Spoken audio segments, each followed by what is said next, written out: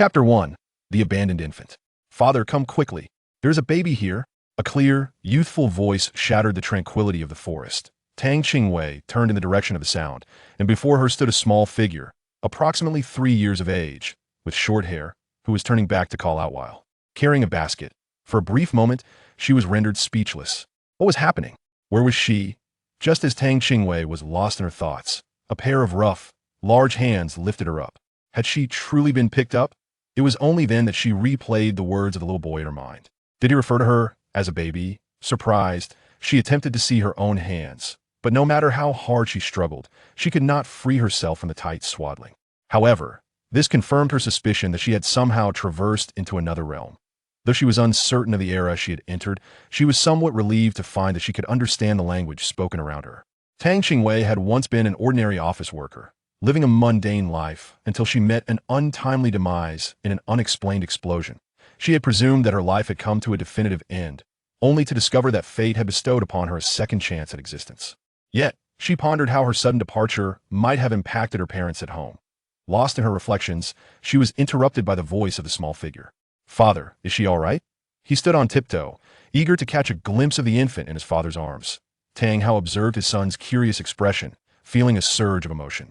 His son had always been mature and composed for his age, resembling a little adult, devoid of the typical mischief associated with childhood, yet now, he displayed a hint of childishness. Without uttering a word, he lowered the infant to allow his son a clearer view. "Father, let's take this sister home. Though we don't know how long she has been here, she must be hungry," the little boy astutely remarked, immediately recognizing that the infant swaddled in pink was a girl. Indeed, Tang Hao, a man of few words, acknowledged his son's suggestion with this simple affirmation. The father and son walked in silence until they reached the village entrance. There, they happened upon the village elder, who was regaling the local children with tales of yore, saying, "Our Shanghun village had a soul saint born a century ago." As soon as they approached, the elder noticed them and, seeing the baby in Tang Hao's arms, inquired with a puzzled expression, "Tang Hao, where did this baby come from?" "Grandfather, village elder, we found her on the grass outside the village and are taking her home to feed her. When we found her, this little sister was silent," the little boy explained, understanding that his father was not one for many words. Upon hearing this, the elder cast a surprised glance at Tang Hao, seemingly seeking confirmation. Only when Tang Hao nodded did the elder take the infant into his arms. At first glance, even the well-traveled elder was taken aback. He had never encountered such an adorable baby before, but a head of jet-black short hair, likely dampened by dew now, softly clung to the little one's forehead. The round, glistening eyes, starkly defined in black and white, resembled a cherubic figure carved from jade, exuding an irresistible charm. This delicate, fair-skinned child could hardly be the offspring of an ordinary family. Yet here she was, forsaken. The circumstances surrounding her plight were undoubtedly complex.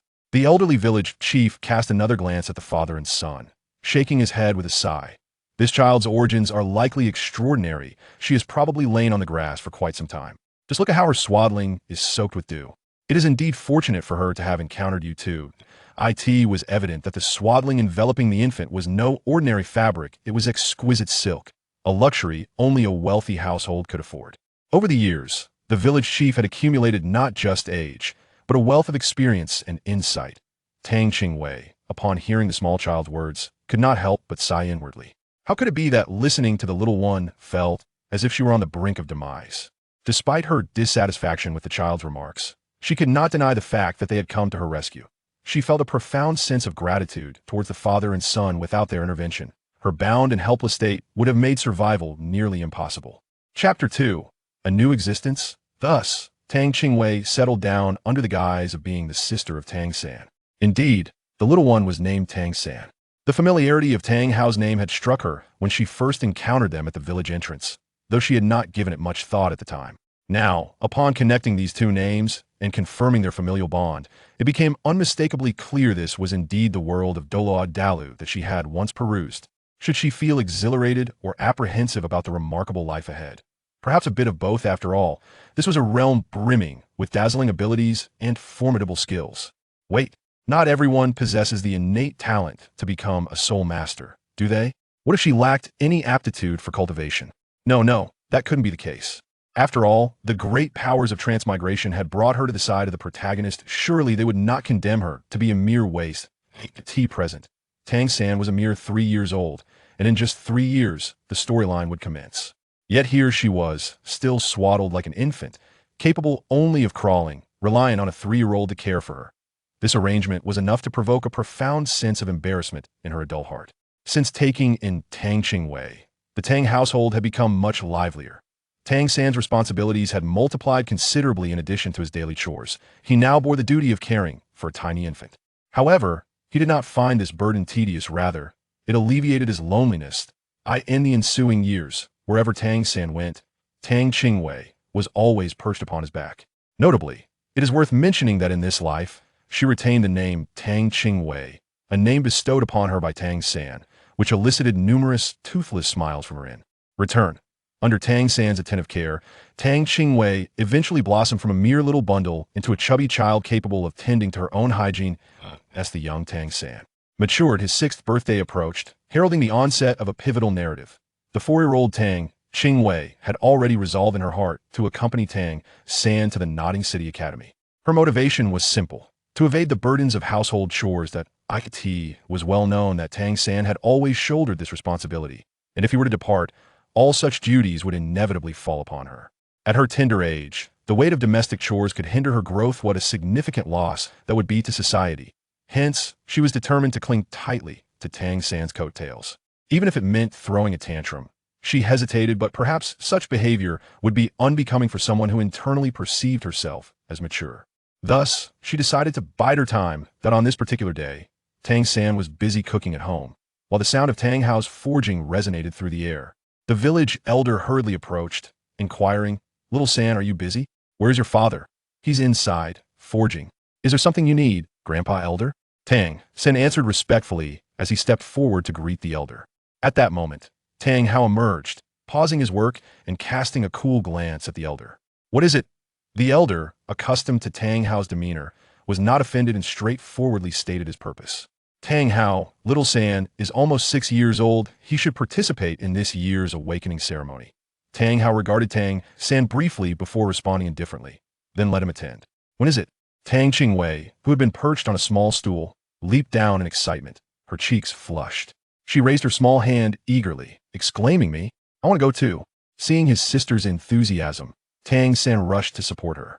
Tang Hao glanced at Tang Qingwei, contemplated for a moment, and then nodded in agreement. "Very well, you may go." "Absurd. Little Wei is only 4. How can she possibly attend?" The village elder admonished sternly. Tang Hao, showing no semblance of a responsible elder, allowed the child's whimsy to go unchecked. "It's fine, let her go. She may not even become a soul master," Tang Hao replied nonchalantly. After a moment's reflection, the village elder conceded that this was indeed the case and ceased his objections. "Very well. In 3 days, I shall come to collect them," he said, realizing that he could not expect Tang Hao to escort the 2 children himself. Chapter 3. Awakening. Tang Hao nodded, dismissing the village elder from his thoughts. Curiosity piqued, Tang San inquired, "Grandpa Elder, what is the awakening ceremony?" The elder then solemnly elucidated the matters concerning martial souls. However, Tang Qingwei no longer listened to their conversation. Instead, she covertly observed Tang Hao out of the corner of her eye. She pondered why he had taken a moment to respond earlier. Could it be that, like herself, he sought to evade responsibility by entrusting her care to his son? What audacity! It was one thing for him to wish for his son to care for him, but to cast her into the mix as well was utterly excessive. At this moment, Tang Qingwei had entirely forgotten that. She had long decided to follow Tang San instead. She was here, indignantly expressing her feelings. The little girl believed her gaze was discreet, yet it was already thoroughly understood. Tang Hao found it amusing this little one was likely critiquing him in her mind once again. Indeed, Tang Hao had heard that little one mumbling her grievances about him several times, always wearing that same expression. It wasn't entirely fair to blame Tang Qingwei for her naivety. After all, she was still operating under the habitual thought patterns from her previous life. The small gesture she believed to be inconspicuous would have gone unnoticed in her former existence. But now, things were different. In this humble abode, aside from her and the old village chief, no one was an ordinary person. 3 days later, Xiao San, Xiao Wei, Grandpa has come to fetch you. The village chief arrived punctually at the blacksmith shop. "We're coming." The most enthusiastic was undoubtedly Tang Qingwei, who had been so excited the night before that she couldn't sleep until late. Today, she finally had the chance to witness the incredibly dazzling special effects skills from that anime. and she had set up her own little stool early in the morning, waiting by the door. Upon hearing the chief's call, she quickly responded, "Tang San." "Hurry up," Tang San, with an expression of helplessness, corrected her. "How many times must I say it? You should call me brother." However, Tang Qingwei disregarded his words and changed the subject. "Grandpa is waiting at the door, let's go outside." Seeing the little girl diverting the topic again, Tang San could only shake his head in resignation. This girl only called him brother when she needed something from him. At the spirit hall, 9 children stood in a row, with Tang Qingwei standing out most prominently, for she was the shortest among them, but if one were not careful, they would easily overlook her entirely. The young man furrowed his brow. Was there truly no one else? Why were such small children sent here? However, he said nothing further. After assessing each of them, he began his self-introduction. "My name is Su Yuntao, a level 26 Great Soul Master, and I will be your guide. Now, I will conduct your soul awakening one by one. Remember, do not be afraid. No matter what happens, it's happening." The thrilling moment of revelation had finally arrived. For Tang Qingwei, the soul awakening was akin to a scratch-off lottery ticket from her previous life. The numbers were certainly there. The question was whether they were of any value. As he spoke, Su Yuntao opened the package he had brought and took out 2 items, 6 black round stones and a shiny blue crystal ball. Su Yuntao arranged the 6 black stones on the ground in a hexagon and then signaled for the first child on the right to stand inside it. "Don't be afraid. Close your eyes and feel carefully." As he spoke, Su Yuntao's eyes suddenly brightened. Amidst the astonished gazes of the children, he shouted, "Lone wolf, possess." Chapter 4. Wildflowers? A faint green light first emerged from his brow, flowing upwards along the center of his forehead and entering his hairband. Su Yuntao's hair, which was originally black, instantly turned gray upon the infusion of the green light and began to grow rapidly, with the same colored hair appearing on his exposed arms. At the same time, his body seemed to have expanded significantly, filled with a muscular presence. Tang Qingwei's slightly excited hands clenched unconsciously, desperately suppressing the exclamations that were about to escape her lips. Beside her, Tang San saw his sister's shoulders trembling and thought she was scared, so he quietly took her hand. Just as Tang Qingwei, who was filled with excitement, suddenly felt someone grab her, she turned to look, and it was indeed Tang San. He was worried about her. Sigh, he just cared too much. To prevent Tang San from worrying, Tang Qingwei obediently did not pull her hand away, letting him hold it. The first boy who stepped into the light circle was startled by the suddenly appearing lone wolf martial spirit and sat down on the ground in shock. Oh, one has been scared to tears. Most of these children awakened martial spirits that were farming tools or the like. What about her? Would she also be a farming tool? That would be too hard to explain. Beautiful people are usually ethereal, either a pagoda or a cat. If she ended up with a hoe among them, oh my, just thinking about that scene feels too embarrassing. Just as she was lost in her thoughts, Tang San's awakening ceremony had already begun. She quickly threw aside those chaotic thoughts and focused on watching Tang San's awakening ceremony. The mighty and imposing Haotian Hammer she imagined did not appear, but she could understand. Hiding one's strength, she got it. Su Yuntao sighed helplessly. Another useless martial spirit. It seems that this time, the Holy Soul Village has wasted its time again. Tang Qingwei timidly raised her little hand and said, "Respected Lord Battle Soul, can you help me awaken as well?" Su Yuntao then noticed this little girl. If she hadn't spoken, he would have almost forgotten about her. "All right, come stand over here." As Su Yuntao infused his 6 paths of soul power, a faint golden light shone brightly once again. Warmth was Tang Qingwei's first feeling. It was as if she were enveloped in a warm world, indescribably comfortable.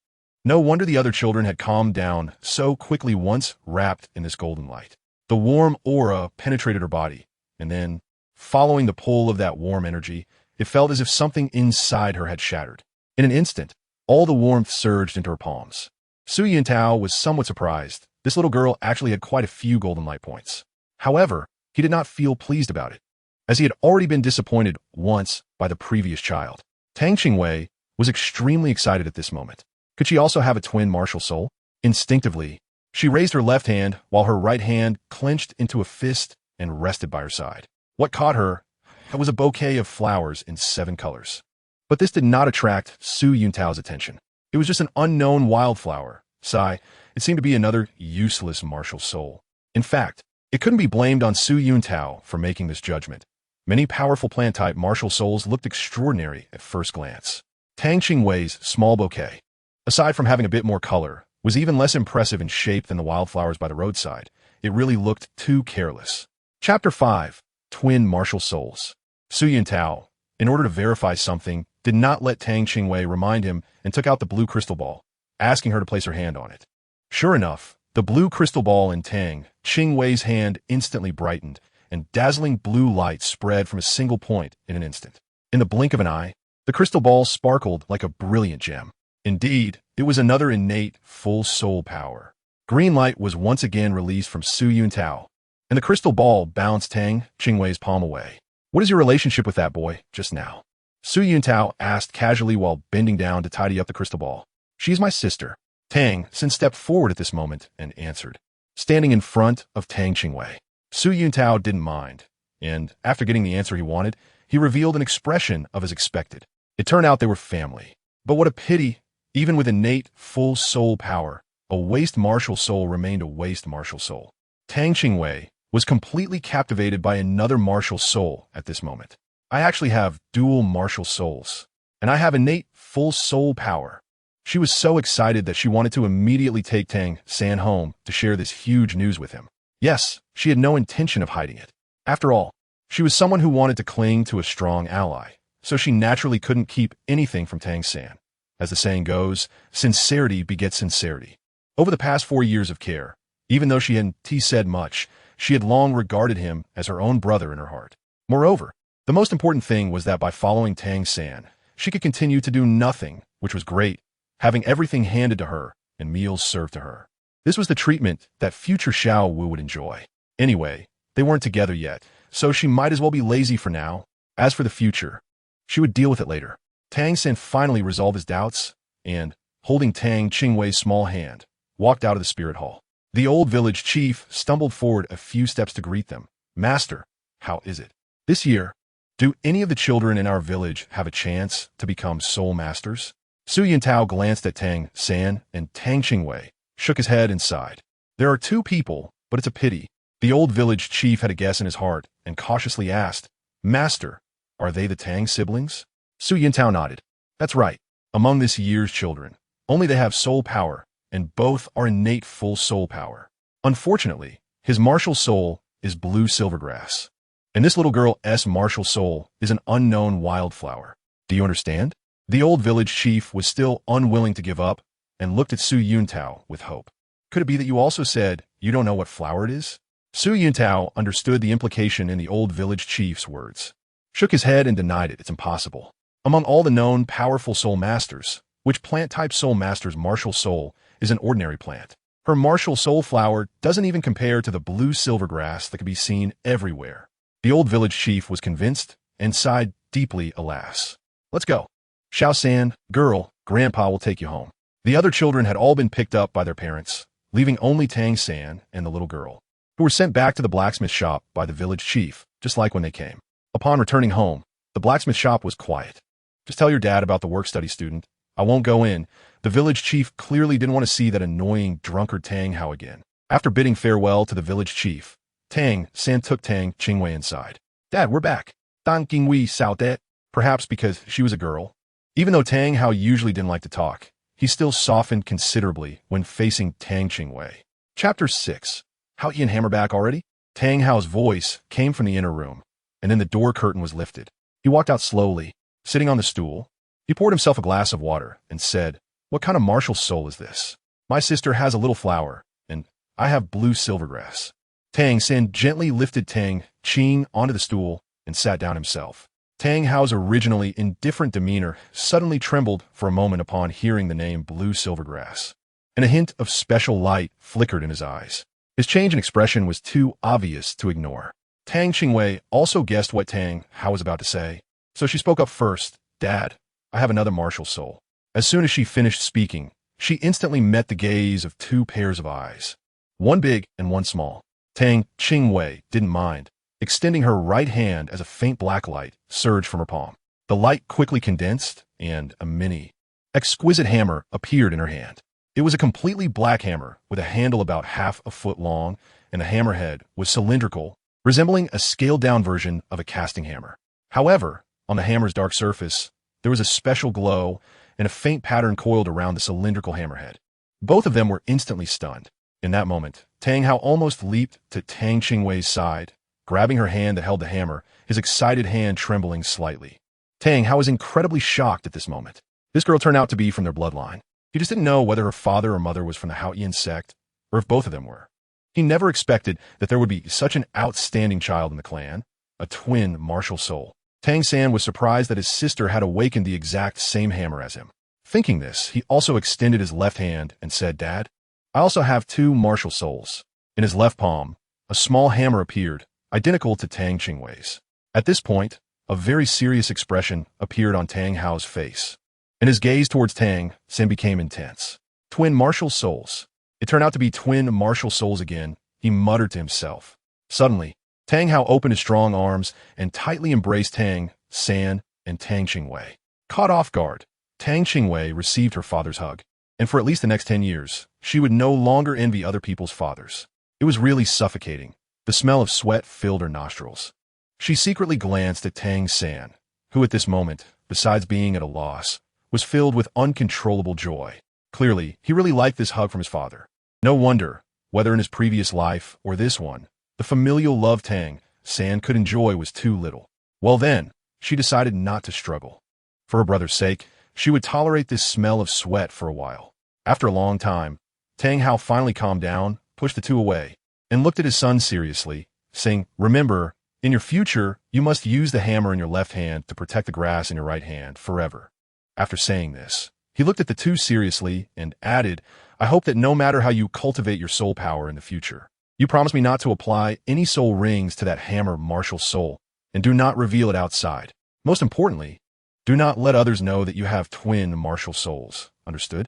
Although Tang San did not understand what his father meant, he knew that he would definitely not harm him, so he nodded in agreement. Tang Hao saw his son nodding and staring intently at Tang Qingwei. When he saw her agree as well, he got up and returned to the inner room with a serious expression, leaving Tang San and Tang Qingwei in a daze. Once Tang Hao had left, Tang Qingwei poked her index finger on Tang San's stunned cheek, snapping him back to reality. "I'm hungry, go cook." Tang San rubbed his sister's hair affectionately and said with a smile, "Got it. I'll do it right away." After Tang San left, she raised the 7-colored flower in her left hand and examined it carefully. This flower really looked like the illustration of the 7-colored flower in her elementary school textbook. She was so captivated that a bold guess emerged in her mind. She sneaked outside, and after checking that no one was around, cautiously plucked a red petal from the 7-colored flower and whispered her wish. "I want to become a god." Suddenly, a childish voice echoed in her mind. "I think you want to eat poop." Chapter 7. Nimbus Cloud? Who's talking? Tang Qing was startled and looked around. After a long time, she tentatively asked, "Is anyone there? Are you still here?" The childish voice spoke again. "If you don't make a wish, the petal will disappear." It was indeed not her illusion. Someone was really speaking. However, this time she understood clearly that the priority was to make a wish before the petal disappeared. So she anxiously asked, "What wish can I make?"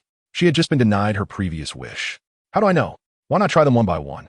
Although she couldn't see the speaker's expression, Tang Qing could still sense that the other party had definitely rolled their eyes at her just now.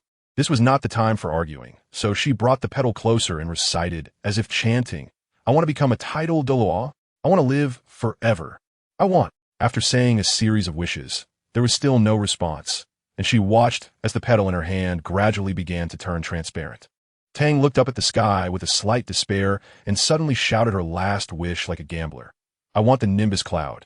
Whoosh! A golden-yellow cloud suddenly flew in front of her. With the appearance of a Nimbus Cloud, the red petals in her hand also vanished into thin air. It really appeared. She saw it floating obediently. The soft cloud was a light golden color, with a small curly tail at the end that resembled a tail. Tang Qingwei tentatively reached out with her little hand. It didn't pass through. "I can sit?" She was excited. Without thinking, she climbed up using both hands and feet. "This is so cool. Does this mean I don't have to walk anymore?" Just thinking about it made her feel so great. The somersault cloud. I actually sat on it. This is so comfortable. Tang Qingwei enjoyed herself, touching this and rubbing that on the somersault cloud, occasionally rolling around on it. This somersault cloud really is like in the myths, traveling tens of thousands of miles with a flip. Tang Qingwei could only marvel at it. But little did she know that as soon as she finished speaking, the somersault cloud whooshed and flew away. Startled, Tang Qingwei screamed repeatedly, lying flat on the cloud. Too scared to move. She forgot that she has a fear of heights. Quick, stop. It's too high. Too fast. I want to go home. Wow. Tang Qingwei's voice was so excited that it became hoarse. The Tang father and son rushed out to check upon hearing Tang Qingwei's faint scream. What they saw would be etched in their memories forever. The little girl, with snot running down her face, was lying on a creature that resembled a cloud. Her little braids, already disheveled and blown into a nest-like shape by the wild wind. What? What is this? Tang San finally regained his voice and pointed at the nimbus cloud, asking in a daze. Tang Hao cautiously approached the nimbus cloud and picked up the limp Tang Qingwei. Finally on solid ground, Tang Qingwei didn't mind the smell of sweat anymore and threw herself into Tang Hao's arms, crying loudly. She was really scared. The speed was too fast, and there were no seatbelts. Plus, they were flying so high. Tang Hao felt at a loss for where to put his hands and feet. He really wasn't used to such a soft little bundle, which is why he had always let his son take care of him. Seeing this, Tang San took over and gently comforted Tang Qing. Once the fear subsided, she felt a bit embarrassed. Such a big person was actually scared to the point of crying. She awkwardly wriggled her small body, wanting to get down. Tang San understood her meaning and said nothing, letting her down. The nimbus cloud had been waiting anxiously nearby, and only after Tang Qing's emotions calmed down did it cautiously fly over and nuzzle her cheek, seemingly to apologize. Tang Qingwei was not angry. In fact, it was partly her own fault for not making it clear. When Jindian met her for the first time, it was eager to show off, not knowing that she had a fear of heights. After realizing this, she gently patted Jindian's soft body to comfort it, cleared her throat, and introduced, "This is Jindian. You can ride it to fly." Jindian seemed to understand that it was being introduced, shaking its soft body as if to greet. Tang San looked astonished. Is this a living being, or is it a device? Chapter 8. Riding. Tang Hao had lived for so many years, and it was the first time he had seen something so magical. "Can I touch it?" Tang San asked eagerly. "Yes, you can also try riding it," came the reply as he beckoned to the nimbus to take Tang San aboard. At that moment, Tang San completely lost his usual maturity and steadiness, displaying the liveliness that a child should have. The nimbus quickly soared through the sky with Tang San, eliciting continuous laughter from him. After flying for quite a while, Tang San reluctantly jumped off the nimbus. Tang Hao was already envious when his son was riding. As a man, how could he not have a dream of flying? Finally, after waiting for his son to have enough fun, he thought to himself, now it should be his turn, right? But after waiting for a long time, the little girl still hadn't invited him. He glanced at Tang Qingwei, who was happily chatting with her brother, having completely forgotten about him. Tang Hao coughed lightly by his lips, trying to attract Tang Qing's attention, but the little girl seemed to be completely oblivious, speaking even more enthusiastically. He increased the intensity, coughing a few times more forcefully, and this time the two finally noticed him. Tang San walked up to Tang Hao with a concerned expression and asked, "Dad, are you feeling unwell?" Tang Qingwei looked at him with piercing eyes. This made Tang Hao's old face flush red, feeling a bit embarrassed to speak. However, the desire to soar was even stronger, so he pretended to be indifferent and asked, "How did it feel to ride the cloud just now?" As soon as this was mentioned, Tang San became even more excited, talking more and gesturing animatedly about his feelings and experiences. "Who wants to hear you talk about this?" Tang Hao was speechless, which made him even more curious. What was wrong with this little girl? Why hadn't she invited him yet? As long as she invited him, he would definitely give her face and would reluctantly give it a try. He secretly glanced at the girl, only to find that she had actually gone off to play. Tang Hao thought to himself that he couldn't go on like this. He had to take the initiative. What was it called? The somersault cloud? How much weight can it carry? Can it support a heavy adult like me? This time my hints should be obvious enough, right? Tang Hao stared intently at the nimbus cloud, thinking to himself. Tang Qingwei turned her head in surprise to take a glance at Tang Hao after hearing this. Could he also want to sit on this? Then she shook her head vigorously. It was impossible. Tang Hao could already stand in midair. So how could he be interested in such a trivial thing? He must just be curious about its carrying capacity. So, she commanded the nimbus to lift the huge stone beside her, which definitely weighed as much as 2 Tang Haos. Tang Qingwei, after finishing all this, cast a triumphant glance at Tang Hao. Tang Hao felt hopeless about this girl's way of thinking. Can someone as dull as her really be a descendant of my Haotian sect? It's so obvious what I've said, yet she still doesn't understand? Does he really have to spell out and say he wants to sit? Impossible. Absolutely impossible. Doesn't he care about his own pride? Tang Hao was so angry that he wanted to hit someone. This girl was really too stupid. At the critical moment, it was still Tang San who understood his father's intention. As expected, they were indeed father and son. Wei, let Dad give it a try too. Tang Qingwei subconsciously prepared to refute, but this time Tang Hao spoke ahead of her, saying, "Well, we can give it a try." Tang Qingwei was slightly taken aback. Huh? Could it be that her earlier guess was right? He really did want to ride the flying Nimbus. Only then did she recall Tang Hao's various behaviors just now, and couldn't help but find it amusing. Chapter 9.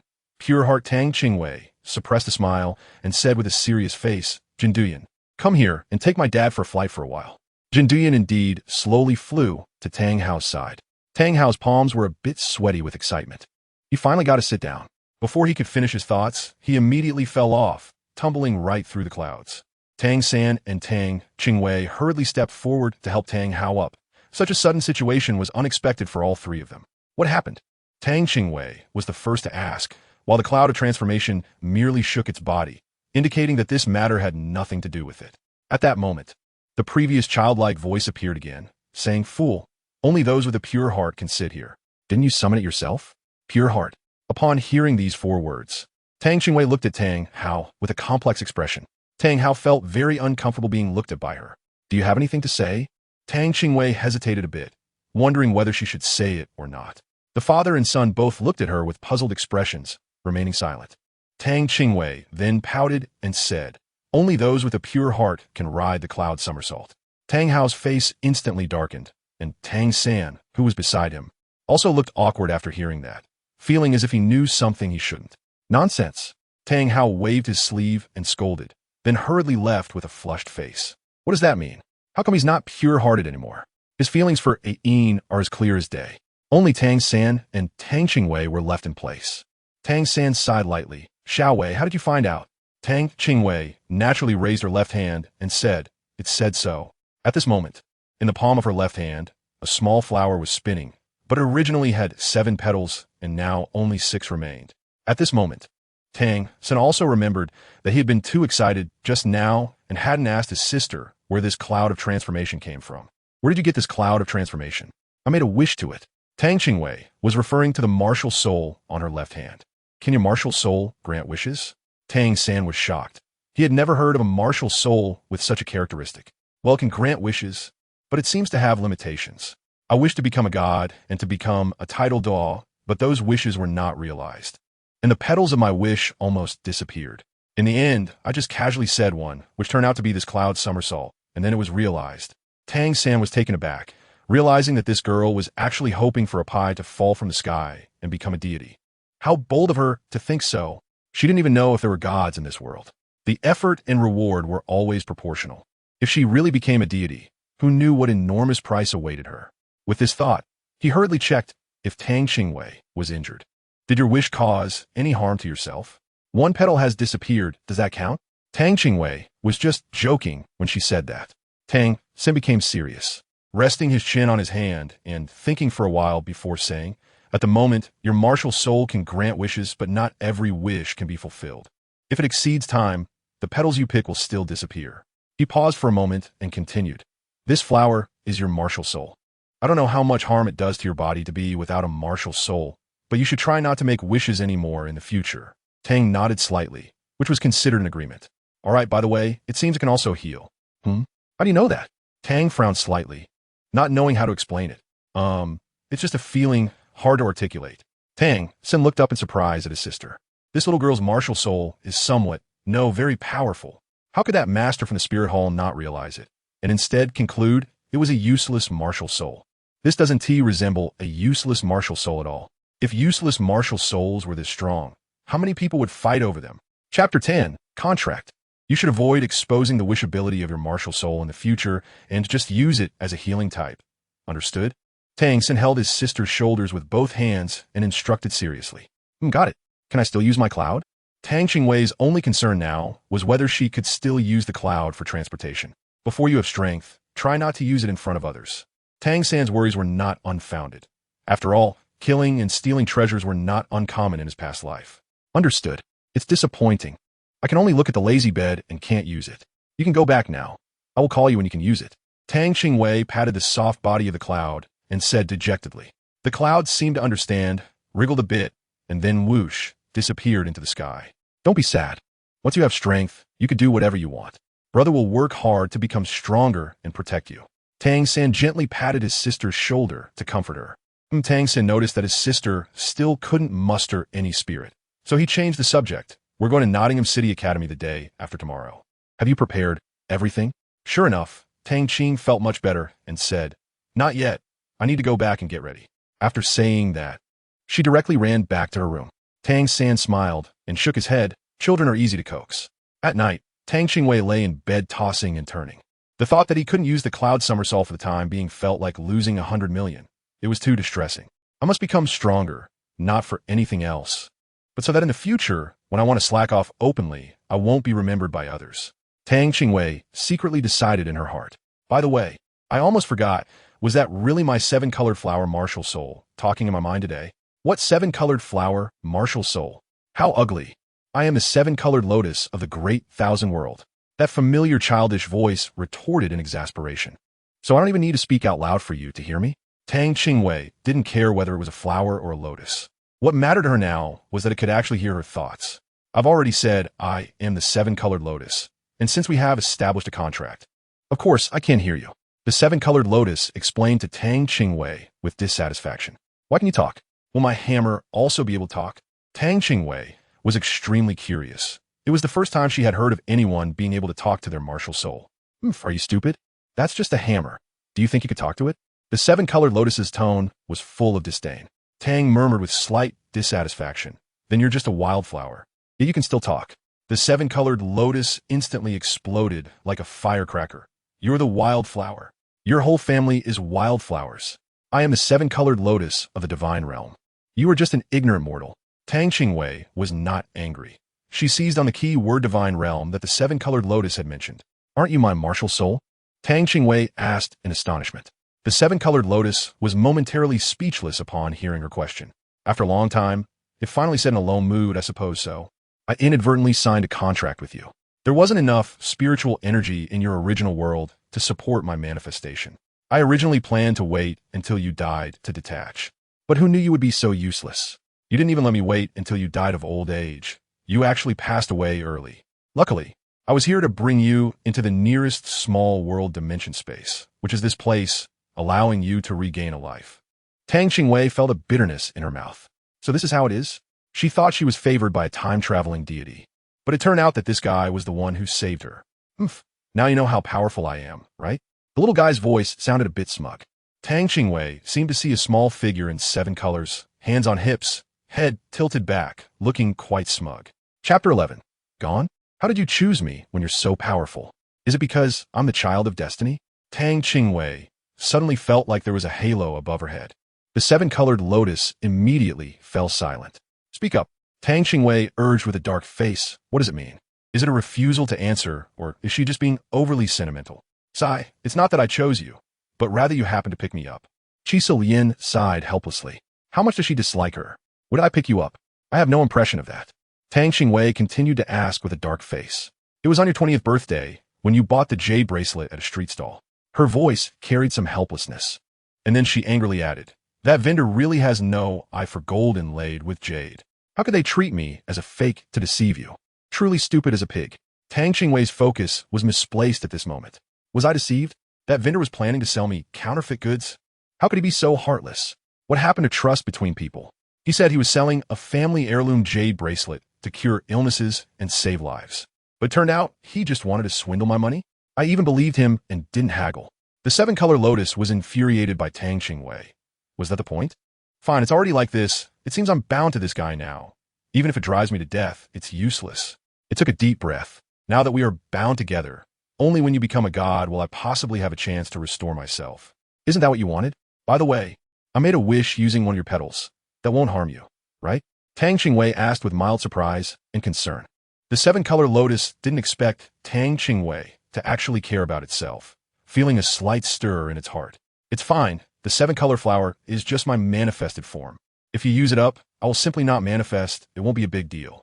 But remember, the last petal of the seven-color flower cannot be used. Once used, the seven-color flower will disappear, which means everything that relies on the seven-color flower for wishes will also vanish.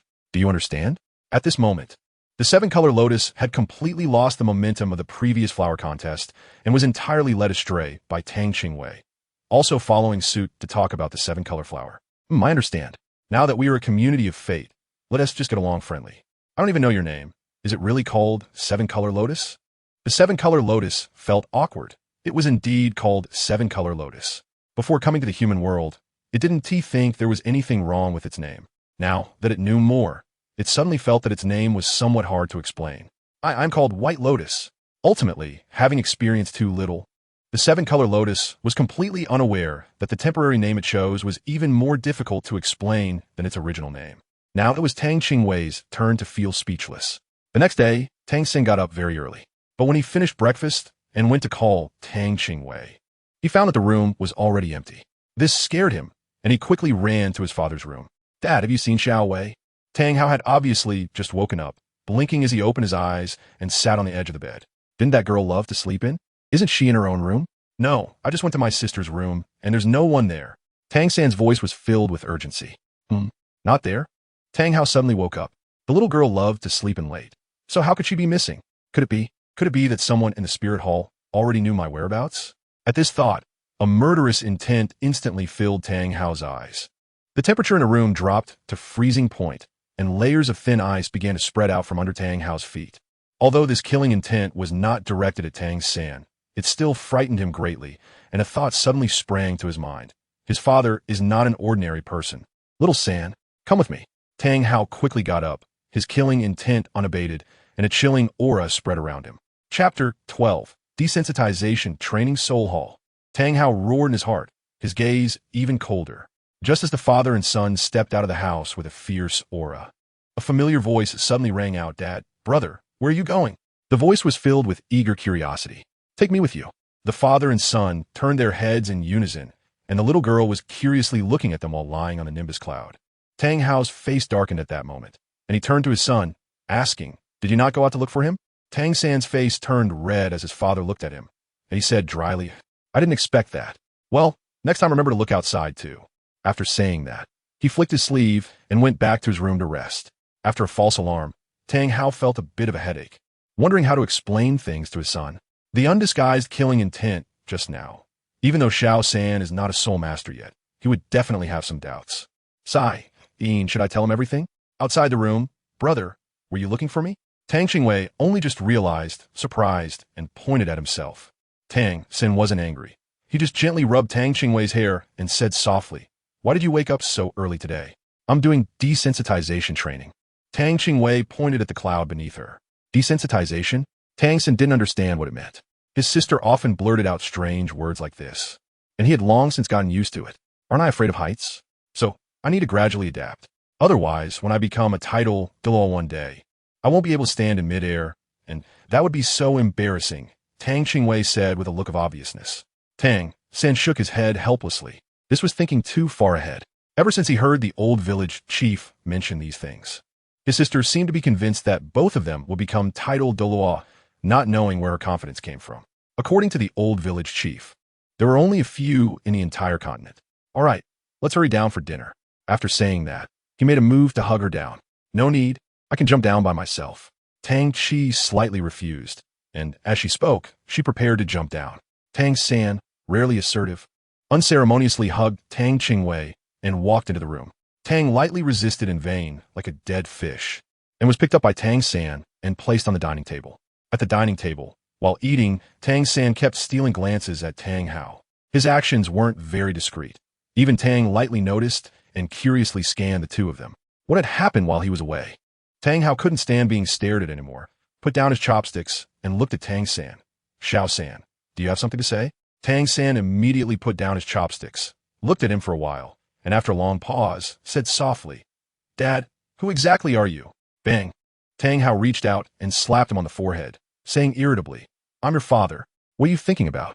Tang San rubbed his head in pain, knowing that his father clearly understood he didn't mean it that way. You know that's not what I meant. What was that aura this morning? Tang San continued to press for answers.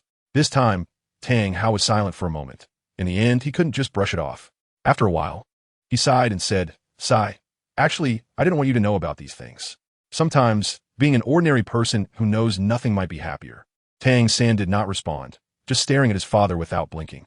Tang Hao sighed and shook his head, helplessly saying, forget it, forget it. For you all now. It's difficult to be ordinary people. Rather than hearing it from others in the future, I might as well tell you everything today.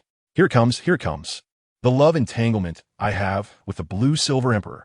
Tang felt a slight excitement and silently shouted in his heart. Chapter 13, Love Brain. As soon as Tang Hao finished speaking, Tang San immediately changed his expression, focusing intently on his father, waiting for his next words. You're already so grown up. I've never told you about your mother. Tang Hao's expression slightly changed as he spoke halfway. Tang Qingwei doesn't know that she was adopted. If she finds out that she is not his biological child, will she be sad? Tang Hao looked at Tang Qingwei's changing expression, and Tang San suddenly had an epiphany, feeling a jolt in his heart as he also turned to look at his sister. Tang Qingwei felt inexplicably watched by the two of them and couldn't wait to know what would happen next, urging, go on. The father and son exchanged glances and, with a mutual understanding, stood up. Tang Hao turned to go back into the house, but was caught by Tang Qingwei, who grabbed the hem of his clothes. Tang Hao didn't dare to pull away forcefully, afraid of toppling the little girl over, so he could only stand stiffly in place. Tang San wanted to step forward to help, but Tang Qingwei spoke first. Are you afraid that if I know I was picked up, I would feel sad and upset? As soon as Tang Qingwei finished speaking, the entire room fell silent. After a moment of silence, Tang Hao finally sat back in his original position and asked, who told you? Tang San stood to the side, his hands clenched into fists. When did this happen? While he was unaware? Which bastard ran to Xiao Wei and gossiped about him? He had to make sure to kill that guy. Tang San had no idea that his sister, like him, had crossed over and had a much better memory, so she naturally knew her origins. She had just heard it from someone while passing by. Just because I'm not your biological daughter, you won't treat me as your daughter? Or is it that you don't want to be my brother anymore? Tang Qingwei said, pretending to be angry with her hands on her hips. How could that be? I've always regarded you as my real sister. Look, our martial souls are the same. No one would believe we're not biological siblings. Tang San explained anxiously, revealing his Haotian hammer as he spoke. Tang Hao silently raised the Haotian hammer in his hand, and the meaning was obvious. Since you all don't mind, then go ahead and continue speaking. I am listening. With that, he directly leaned on the table, looking at Tang Hao with an attentive expression. Tang Hao was instantly speechless, and after a while, he helplessly said, you carefree little girl. After saying this, he sat back down, remained silent for a while, and then continued, Xiao San's mother is not a human. This statement surprised Tang Qing, and although she knew what was going on, the way it was said so breathlessly was indeed hard to command. One might think he was cursing. Although she wanted to complain in her heart, she didn't interrupt and continued listening to Tang Hao. Your mother is a soul beast, a 100,000-year-old blue silver emperor. Your other martial soul is inherited from your mother. At this point, there seemed to be a hint of nostalgia in Tang Hao's eyes. Back then, the current pope of the Spirit Hall issued an edict, denouncing the Haotian sect and demanding that they hand over me and your mother. At that time, your grandfather was already gravely ill.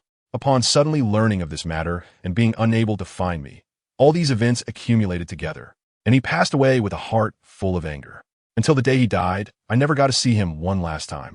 As he spoke, Tang Hao's body couldn't help but tremble, and deep regret was reflected in his eyes. Tang Qingwei sighed inwardly. To say something rebellious, her dad was really a love-struck fool. In his heart, his wife was more important than his son.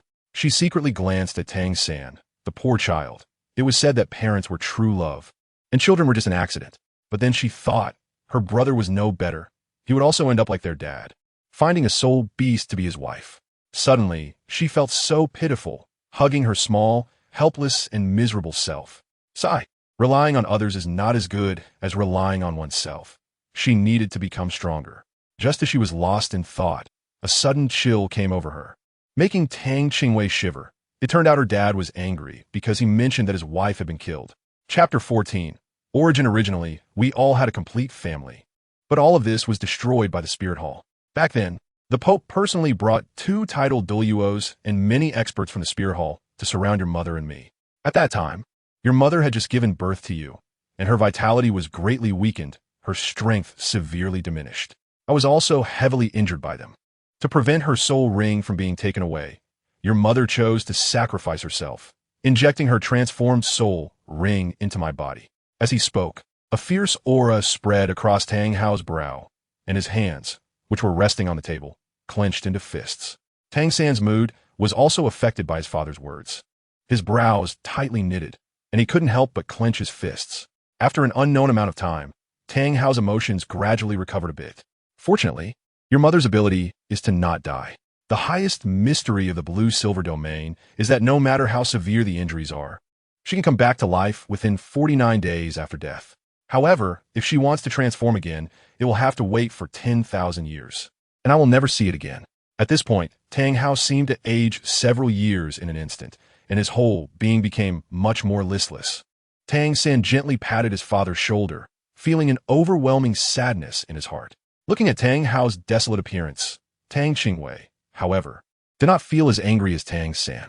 Perhaps it was because she never lacked parental love. In her previous life, Tang Qingwei was the only daughter in her family. Although her parents could not shower her with unconditional love, they cared for her deeply. Thinking of this, Tang Qingwei couldn't help but feel a sense of melancholy. She had left so suddenly, and didn't he know how they were doing? Was she unfilial, making them endure the pain of burying their child?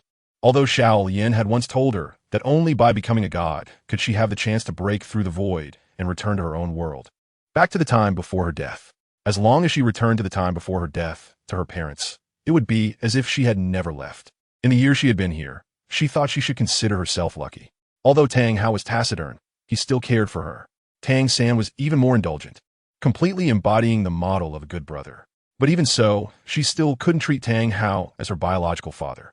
In her mind, if she accepted Tang Hao as a father, then her father from her previous life would truly become a thing of the past.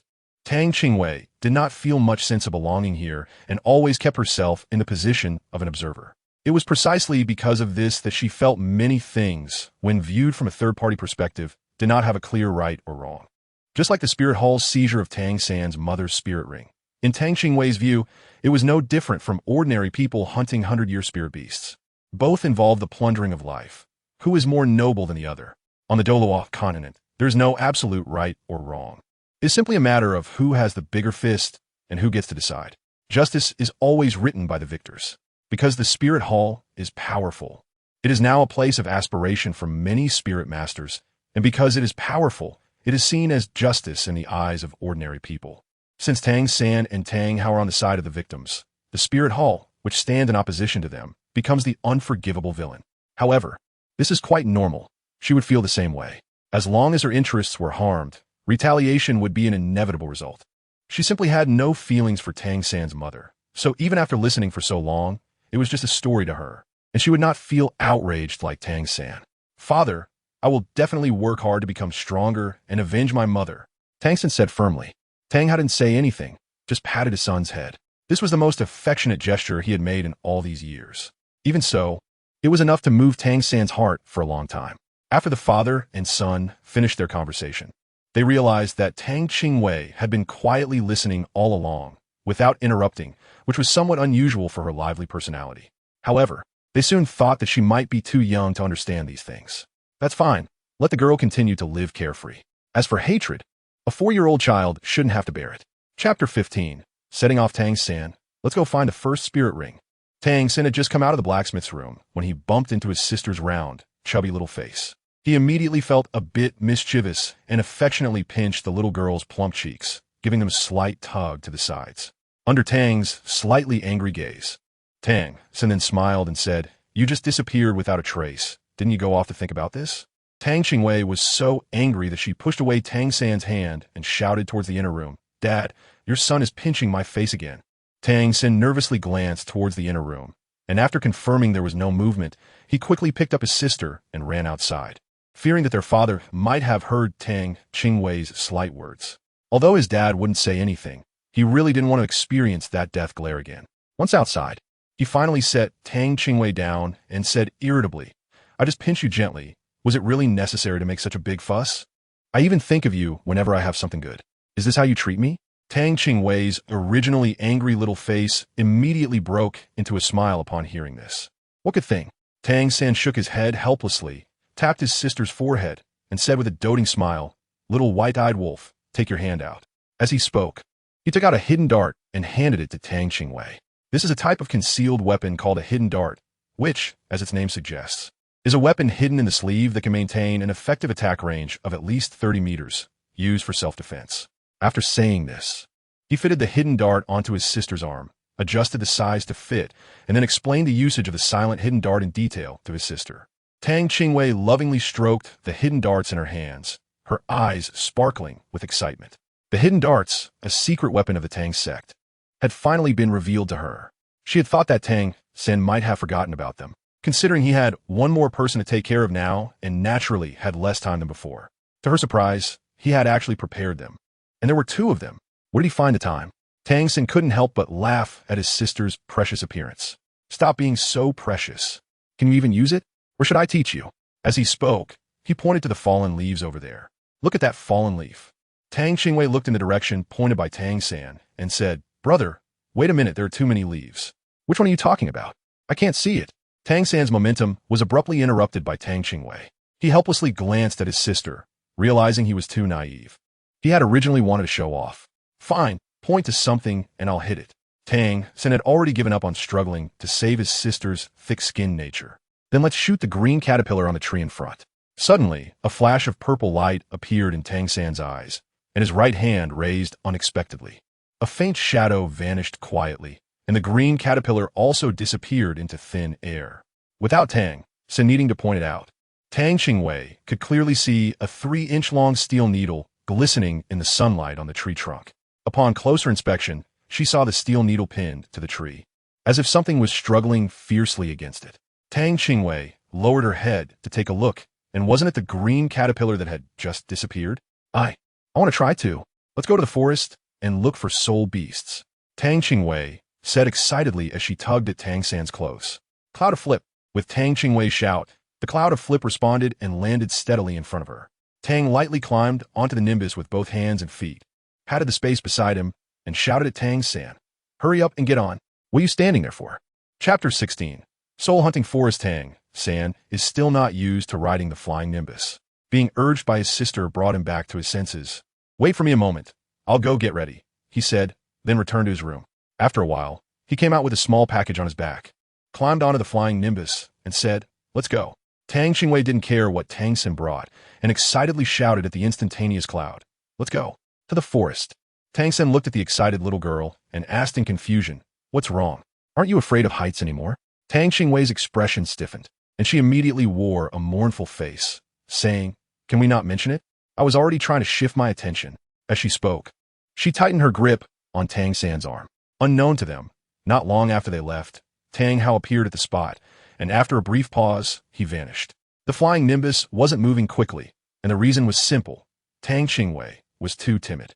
Otherwise, even if Tang Hao was a titled Douluo, he might not be able to catch up with the fully powered flying nimbus. The soul hunting forest. These two little ones actually went to the soul hunting forest? Tang Hao murmured while standing in midair. Although there weren't any powerful soul beasts inside, it still posed a certain danger for the two who were not yet soul masters. Really bold. I should go take a look. After saying that, he disappeared from the spot. Arrived. The two jumped off the flying nimbus. Tang San looked up and saw nothing but tree trunks. The canopies were lush with leaves, blocking out the sky and sunlight. Tang Qingwei left Shenghun village for the first time and found everything around her very novel. She looked around curiously, and whenever she saw a larger leaf, she couldn't help but want to take a closer look. The two of them walked through the dense forest, unaware of how long they had been walking.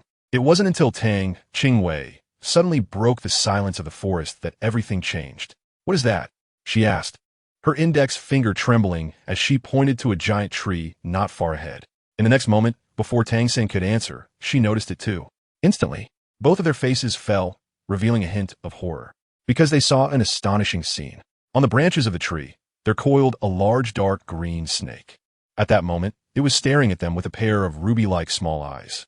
Tang San, is it a triangular head? It's a venomous snake.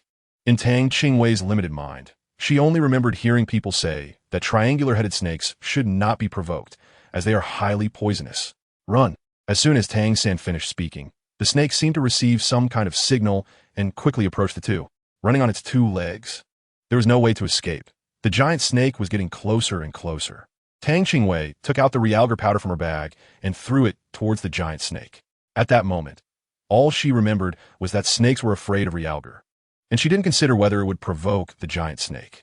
It must be said that sometimes luck is also a form of strength. Although the realgar powder she threw did not harm the giant snake, it did stall it for a moment, buying them some time to escape. The giant snake was seen twisting its whip-like body, constantly striking the ground.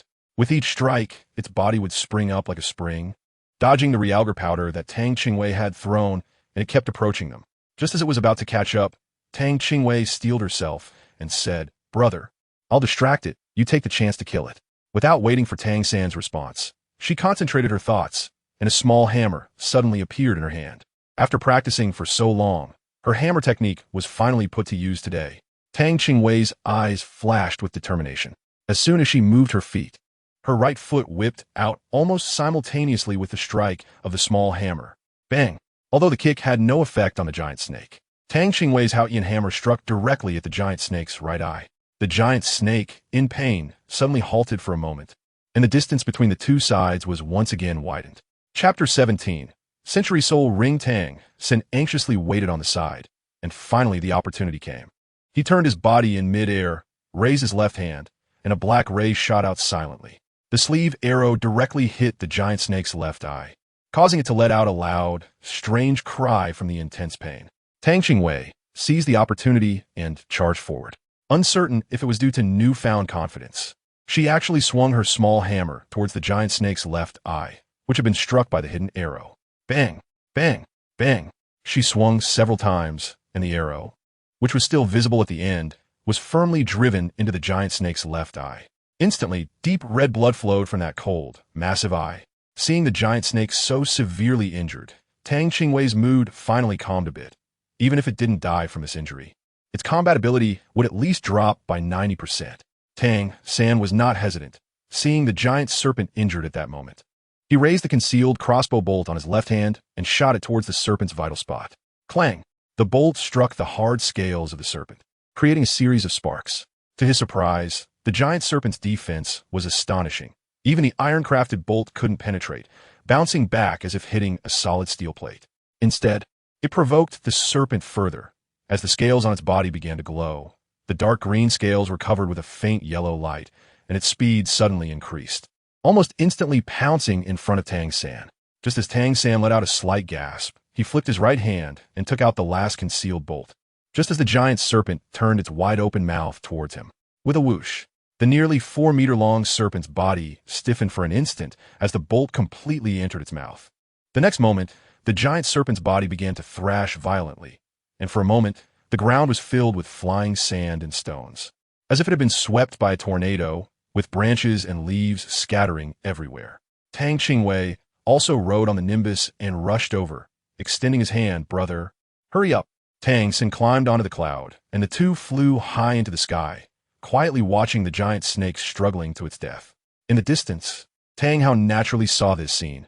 After spinning the Haotian hammer in his palm, it disappeared. This girl, Tang Qingwei, seems to have been diligent in her training. As for Xiao San, well, not bad. He actually managed to kill the century-old soul beast, the mantis snake. If Tang San had acted a moment later, Tang Hao would have already smashed that mantis snake flat with a single blow. Tang Qingwei saw that the giant snake was no longer moving and wanted to approach it, but suddenly remembered that after a spirit beast dies, a spirit ring will appear. The fact that the giant snake's spirit ring had not yet appeared meant that it might not be completely dead, right? Just as this thought crossed his mind, he noticed a faint yellow light that beginning to gather above the giant snake's body. Tang San's face immediately showed joy. It was a century-old soul ring. However, he then felt regret in his heart, thinking it should have been left for his sister to deliver the final blow.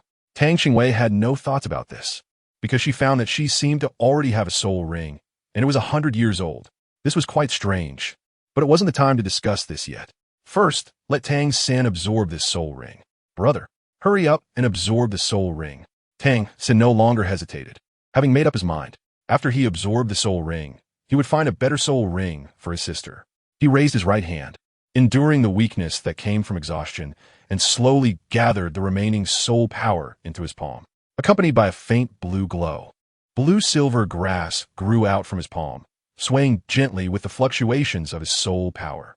Under the guidance of that pale blue light, the century-old giant serpent soul ring slowly flew towards Tang San. Chapter 18. Healing at the same time, Tang Qingwei also sat cross-legged on the ground. She closed her eyes to feel the century-old soul ring that had suddenly appeared. As the soul ring fused with her, her entire body was filled with power, and her bodily functions were greatly enhanced by the effect of the century-old soul ring. How could a century-old soul ring appear so suddenly? Could it be the soul ring of that giant serpent? But Tang San had already absorbed it. So what was this for herself? Tang Qingwei was filled with confusion. But at this moment, she couldn't find any answers. She might have to wait until she obtained her second spirit ring to guess the reason. When she opened her eyes, Tang San was still absorbing the spirit ring. Tang Qingwei took another look at the medicinal powder that had been sprinkled earlier, confirmed that it didn't need further replenishment, and then sat back down beside Tang San. The medicinal powder was specially formulated by Tang San, so its efficacy was guaranteed. After sitting in silence for a while, Tang Qingwei suddenly remembered to summon the seven-colored lotus. With a flip of her left hand, 6 colorful flowers appeared in her palm. Do you know that I suddenly have an additional 100-year soul ring? Oh, do you know what happened? I don't know. Then do you know what effect it has? You can see for yourself. Tang Qingwei was so enraged that she almost choked. If the 7-colored lotus were in front of her, she would definitely grab that guy and give it but a good beating. It's so infuriating to talk like that. Forget it. It seems she can't rely on it anymore. It's better to explore on her own. Tang slightly raised her left hand, and a faint white light appeared on the surface of her skin. Immediately, a 6-colored flower appeared in her hand. The yellow halo rising beneath her feet was clearly visible, swirling around her body up and down, which was characteristic of a first-ring soul master. Tang Qingwei thought for a moment, then moved slightly farther away and looked around. In the grass, he found a small, colorful cat with a white soul ring, but it was only a 10-year soul beast. At that moment, the silent sleeve arrow played its role. Tang Qingwei raised his right hand, and a black light shot out silently, directly hitting the colorful cat's abdomen. The colorful cat immediately began to bleed profusely and collapsed in the grass. Tang Qingwei raised her hand again, driving the 6-colored flowers closer to the calico cat. A beam of white light covered the injured abdomen of the calico cat, illuminating its gruesome wound. The wound visibly twitched for a moment, then quickly began to heal, with the light spreading over the wound. In just a few seconds, the entire calico cat was enveloped in the light. A weak meow escaped from the calico cat's mouth. Its wounds had been completely healed by Tang Qingwei, and its depleted vitality was slowly recovering. Tang Qingwei was slightly excited. This soul skill was truly powerful, as long as the soul ring level of her healing target did not exceed her own soul ring level. She could heal them even if they were severely injured. Previously, she only knew that the 7-colored lotus had healing abilities, but she couldn't use it because she wasn't a soul master. Now, having become a 1-ring soul master, she could finally use it. She just didn't know what the soul skill of the first soul ring was. Just as she was thinking about this, Tang San finally opened his eyes, looking as if he had finished merging. At this moment, Tang San had a joyful expression on his face. Besides becoming a 1-ring soul master, he had also finally broken through the stagnant Xiantian skill today. Tang San, you're awake? How do you feel? At this moment, Tang Qingwei, unable to ponder the soul skill any longer, hurriedly approached, looking at Tang San with a worried expression. Chapter 19. First soul skill. Tang San only smiled without speaking, raised his right hand, and a faint white light appeared on the surface of his skin. Immediately, deep blue silver grass surged out from his palm. The yellow halo of a century-old soul ring rose from beneath his feet, swirling up and down around his body, which is characteristic of a 1-ring soul master. At this moment, the leaves were no longer the light blue they used to be, but had begun to turn deep blue, with some black patterns on them that were exactly the same as the patterns on the giant snake before. Why does this color and characteristic of blue-silver grass look so familiar? Tang lightly walked over to the giant snake that had just died, squatting down to take a closer look. Could this be the mandala snake that was nearly 400 years old? At this moment, the giant snake lay on the ground, silent. Observing its features, it was entirely dark green, with a triangular head and a pair of small eyes like rubies, its length close to 4 meters. Everything matched up. Unexpectedly, they had entered the soul-hunting forest much earlier than in the original story and had encountered this mandala snake. It was fate. What's wrong, Xiaowei? Tang San asked, seeing his sister squatting seriously beside the giant snake, thinking she had discovered something. Tang Qingwei finally came to her senses, shook her head, and didn't mention her discovery. She changed the topic and said, "Brother, I also have soul ring now, look." As she spoke, she raised her hand to summon the 7-colored lotus, and a circle of yellow soul rings slowly rose beneath her feet. 100-year soul ring, Tang San exclaimed. When did my sister go hunt a soul beast? Was it when I was absorbing my soul ring? Are you okay? The thought of his sister possibly facing a 100-year soul beast alone sent a chill down Tang San's spine. Tang Hao, who was hiding in the shadows, felt a surge of fear when he saw Tang Qingwei healing the pattern cat. He had watched everything from the beginning. When did this girl go hunt soul beasts? How did she suddenly acquire a 100-year soul ring? Now, he could no longer contain his doubts and appeared in front of the two with a flash. Girl, what exactly is going on with your soul ring? Both of them were startled by Tang Hao's sudden appearance and stepped back several paces, looking defensive. It wasn't until they recognized him that they relaxed. Dad, what are you doing here? Tang San stepped forward to voice his confusion. Tang Hao ignored his son and fixed his gaze on Tang Qingwei. I don't know, but I have a guess that can only be confirmed after testing, he said. Although Tang Qingwei was startled by Tang Hao's sudden appearance, she did not hesitate and answered her speculation seriously. She had some doubts that her soul ring might also be from Mandala Snake. Tang Qingwei took a few steps back to create distance between them, took a deep breath, and flipped her wrist, causing the 7-colored lotus to reappear in her hand. This time, as the first soul ring emerged, a black aura slowly circled around the 7-colored lotus. The 7-colored lotus was no longer as ordinary as before.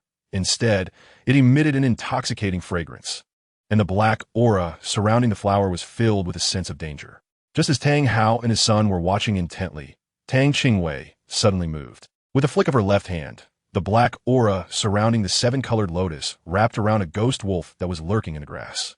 In the blink of an eye, the ghost wolf was pierced by a strand of black silk, and a shrill scream echoed through the sky as it collapsed to the ground, its body still emitting a black aura. The plants it touched instantly wilted. What a powerful poison! Tang San exclaimed in his heart. This poison seemed to be the same as the one used by the giant snake. Chapter 20. Rare soul skills. How could this be? Tang San murmured in disbelief. He had clearly absorbed the giant snake's soul ring completely. Where did his sister's soul ring come from? Tang Hao was focused on the girl's healing ability, which didn't seem like a soul skill attached to the mandala soul ring. Could it be a skill inherent to her martial soul? But such a powerful healing skill was unheard of among the martial souls he had encountered. Girl, what's up with your healing soul skill? Tang Hao was eager to know about her skill, which surprisingly could restore the vitality of injured soul beasts. Tang Qingwei didn't understand why Tang Hao was so nervous. It seemed that he cared more about his healing ability than the first soul skill he had just used. So she answered truthfully, I'm not really sure. It seems to come with the 7-colored flower. Naturally, she wouldn't mention in front of others that her martial soul was the 7-colored lotus. After all, a little flower with only 7 petals really didn't look much like a lotus. Oh right, now there were only 6 little petals left, and this shape resembled the little flowers in children's simple drawings from the past. Tang Hao's eyes sparkled with extreme excitement after hearing this. He controlled his enthusiasm and asked, does your martial soul have any limitations in healing? Indeed, as expected of a powerful being with the title of Douluo, he immediately hit the nail on the head. Tang was slightly surprised and looked at Tang Hao, not knowing how he found out that her healing had limitations. If Tang Hao knew her current thoughts, he would definitely take the time to explain to her that, so far, none of the discovered healing soul skills can restore another person's vitality. It's like a person who is terminally ill. Even if healing magic cures their pain, it cannot bring back the vitality that has already been lost. However, Tang's healing ability can. If this were to be known, Tang would definitely be placed under house arrest, becoming a soul master dedicated to healing others. Just imagine, if such healing abilities had no restrictions, Tang would essentially possess semi-divine powers. Aside from not being able to create life, she would be like a pill that could infinitely restore life. It's important to note that even a Douluo can have injuries that are difficult to heal. Who wouldn't want to possess such an ability? There are indeed some limitations. I can only heal beings with soul ring levels lower than mine. For example, if I have a 400-year soul ring, then I can heal all beings with soul ring levels below 400 years. I cannot heal those with higher soul ring levels. She was not wrong in saying this. Living beings, including humans and soul beasts, all possess vitality. After hearing this, Tang Hao became even more excited, his hands trembling uncontrollably. His thoughts were confirmed, and he felt a sense of unreality. With mixed emotions, he wondered if the girl's healing ability could cure Esteemed, and if that meant he might have a chance to see her again in this lifetime. Tang San was unaware of his father's thoughts. He only saw that Tang Hao's expression was a mix of joy and sorrow, with his eyes slightly reddened. He had never seen such a father before, and for a moment, he felt at a loss, not knowing what was wrong with his father. What was going on with his sister's healing ability? Was there a problem? In an instant, various thoughts flashed through Tang San's mind. After all, it was his first time stepping into the world of soul masters, and he didn't understand how powerful and rare his sister's healing ability was. In his view, his sister's healing ability might not be as formidable as her first soul skill's poison. Chapter 21, The Coveted Ability. After Tang Haoping calmed down, he placed his hands on Tang Qingwei's shoulders and seriously reminded her, "Girl, remember, until you have powerful martial strength, do not use your healing abilities in front of a titled Douluo. Do you understand? The girl's healing abilities can only be detected by a titled Douluo. Ordinary Douluos would treat it as just an ordinary healing skill. They might be surprised, but they won't have the desire to seize it." "I understand, Dad." Although Tang Qingwei didn't fully understand, she nodded in agreement, knowing it was for her own good. Tang San had long been curious.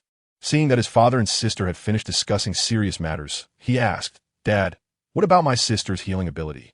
At this moment, Tang Hao was in a very good mood and was willing to explain more to his son. With a gentle expression, he said, "Your sister's healing ability is not an ordinary one. You just heard that her healing can treat all living beings under her spirit ring. That's just one aspect. The second, and most important, is that her healing can restore the vitality of the target." At this point, Tang Hao suddenly reminded Tang San with a serious expression, "You must remember to keep this a secret for your sister. That SA power, even the title Douluo covets." "I understand, Dad. I will definitely keep it a secret and protect my sister." Tang San nodded seriously in assurance. He didn't expect that his sister's martial spirit was so powerful. Tang Qingwei had no thoughts on this. In her heart, although the healing technique was powerful, she still needed to rely on her first soul skill for self-protection. After all, the healing technique was completely useless against enemies. No matter how strong it was, it had no offensive capability. She couldn't possibly heal her enemies, could she? Without self-defense capabilities, no matter how powerful the healing technique was, it was merely a means to make clothes for others. After answering her son's questions, Tang Hao turned to look at Tang Qingwei. After a moment of silence, he said, "If you obtain a 100,000-year soul ring, you must tell me right away." In fact, when he said this, Tang Hao felt uncertain. Was a 100,000-year soul ring really so easy to obtain? Back then, the Spirit Hall had pursued A'in with great effort and ultimately failed. After thinking for a moment, Tang Hao felt it was inappropriate and decided it was better for her to focus on improving her strength first. As for the 100,000-year soul ring, he would find a way. As long as the girl obtained the 100,000-year soul ring, he would be able to see A'in again. Although the hope was slim, it was still better than the days when there was no hope at all, giving him something to look forward to. "All right, it's time to go back. It's getting late. And tomorrow you both have to go to the Primary Soul Master Academy in Nodding City with the village chief. There, you can at least learn a lot about the Soul Master world, so you two fools won't be clueless and mess things up." Tang Hao looked at the sky. The sun had already set. He turned to face the two, affectionately ruffled their hair, and said with a smile, "Dad won't see you off tomorrow. Remember, practice the hammer technique I taught you diligently, and take care of each other at school." Tang San felt his father's intention to bid farewell, as if it were not himself and his sister who were about to embark on a journey, but rather his father. However, these thoughts were cast aside the moment his father gently stroked his hair with a smile. Growing up, this was the first time he had seen his father smile, and to tenderly caress his head like this. Chapter 22. Departure. Tang Qingwei knew Tang Hao's intention when he mentioned that she should obtain a 100,000-year soul ring. He wanted her to save the Blue Silver Emperor. She hadn't thought of this point. As long as she possessed a 100,000-year soul ring, it seemed possible. However, to absorb a 100,000-year soul ring, she needed to raise her level. Otherwise, even with the soul ring, she wouldn't be able to use it. "All right, you two go back first. I have some matters to attend to today, so I won't be returning." After saying this, she didn't wait for the two younger ones to respond and disappeared in a flash. Tang San's farewell gesture was still stiff in the air, but Tang Hao's figure had already disappeared. "Let's go. Hurry up. We're going home, and we still need to pack up some things." Tang Qingwei drove the flying Nimbus and arrived in front of Tang San, waving her little hand in front of his eyes. "Okay, let's go back." Tang San did not hold onto his sister's hand, but instead climbed onto the Nimbus himself, fearing he might accidentally pull her down. He thought much about it during the battle with the giant snake. He just grabbed his sister's little hand when she reached out. Now, reflecting on it, he felt a lingering fear. If his sister lost her balance and he pulled her down, they would both become the giant snake's meal. That night, Tang Hao indeed did not return home. The next day, the village chief came to call people, and it was then that Tang Qingwei woke up. There was nothing much to prepare. Tang San had already packed everything for her. She just needed to get up, wash up a bit, and she could set off. Village chief, please wait a moment. Let me see if my sister is up. Tang San's voice came from outside, probably having just finished practicing the Xiantian skill. The old village chief responded and continued speaking to Tang San. In my opinion, your sister is so young. She shouldn't go to the academy. Alas, but who let you have such a father, leaving a 4-year-old girl at home, still not knowing who will take care of whom? Not hearing Tang San's voice, it was likely that he just smiled and said nothing. Tang Qingwei nodded while brushing her teeth, thinking that the village chief was absolutely right. If she stayed, she might have to take care of Tang Hao. She had grown up thanks to Tang San. Otherwise, it was uncertain whether she could have survived safely. She really didn't know how Tang San managed to survive under the care of such a drunkard. Until it was time to leave, Tang Hao still hadn't shown up. The old village chief shook his head and sighed again, wondering where Tang Hao had gone off to drink this time. He didn't even know to see his son and daughter off on such an important day. This father was truly not qualified at all. Tang Qingwei, out of the old village chief's sight, made faces at Tang San, cleared his throat, and said in a childish manner, "Brother, just leave a message saying we've set off. Once he sees it, he'll know we're already gone." In fact, it didn't matter whether they left a message or not, since they had already left, and it was uncertain if he would even see it. But the old village chief was still there, so they had to put on a show. After all, he didn't know that Tang had already gone far away. The siblings also found it inappropriate to discuss family matters with outsiders. Tang San could only helplessly glance at his sister, shook his head, and did not refute. After silently writing a message on the ground, the three of them got into the carriage and set off. Along the way, Tang Qingsu found everything fresh and curious. Although she had been to the beast-hunting forest in Nodding City before, that was after all by riding the cloud and had always been flying in the sky. Therefore, the bustling scene in Nodding City was still something she was seeing for the first time. Tang San was also curious, but he remembered his father's words and found a blacksmith shop, earning living expenses while also practicing his hammering skills. Chapter 23, Country Bumpkin. Brother, do you see that magnificent building ahead? Isn't it the Nodding City Junior Soul Master Academy? Tang Qingwei saw the grand and magnificent building at the end of the road early in the morning. As they got closer, she became even more excited, shaking Tang San's clothes and saying, "Look." The old village chief was originally going to ask for directions, but now his attention was drawn to Tang Qingwei's words, and he looked in the direction she was pointing.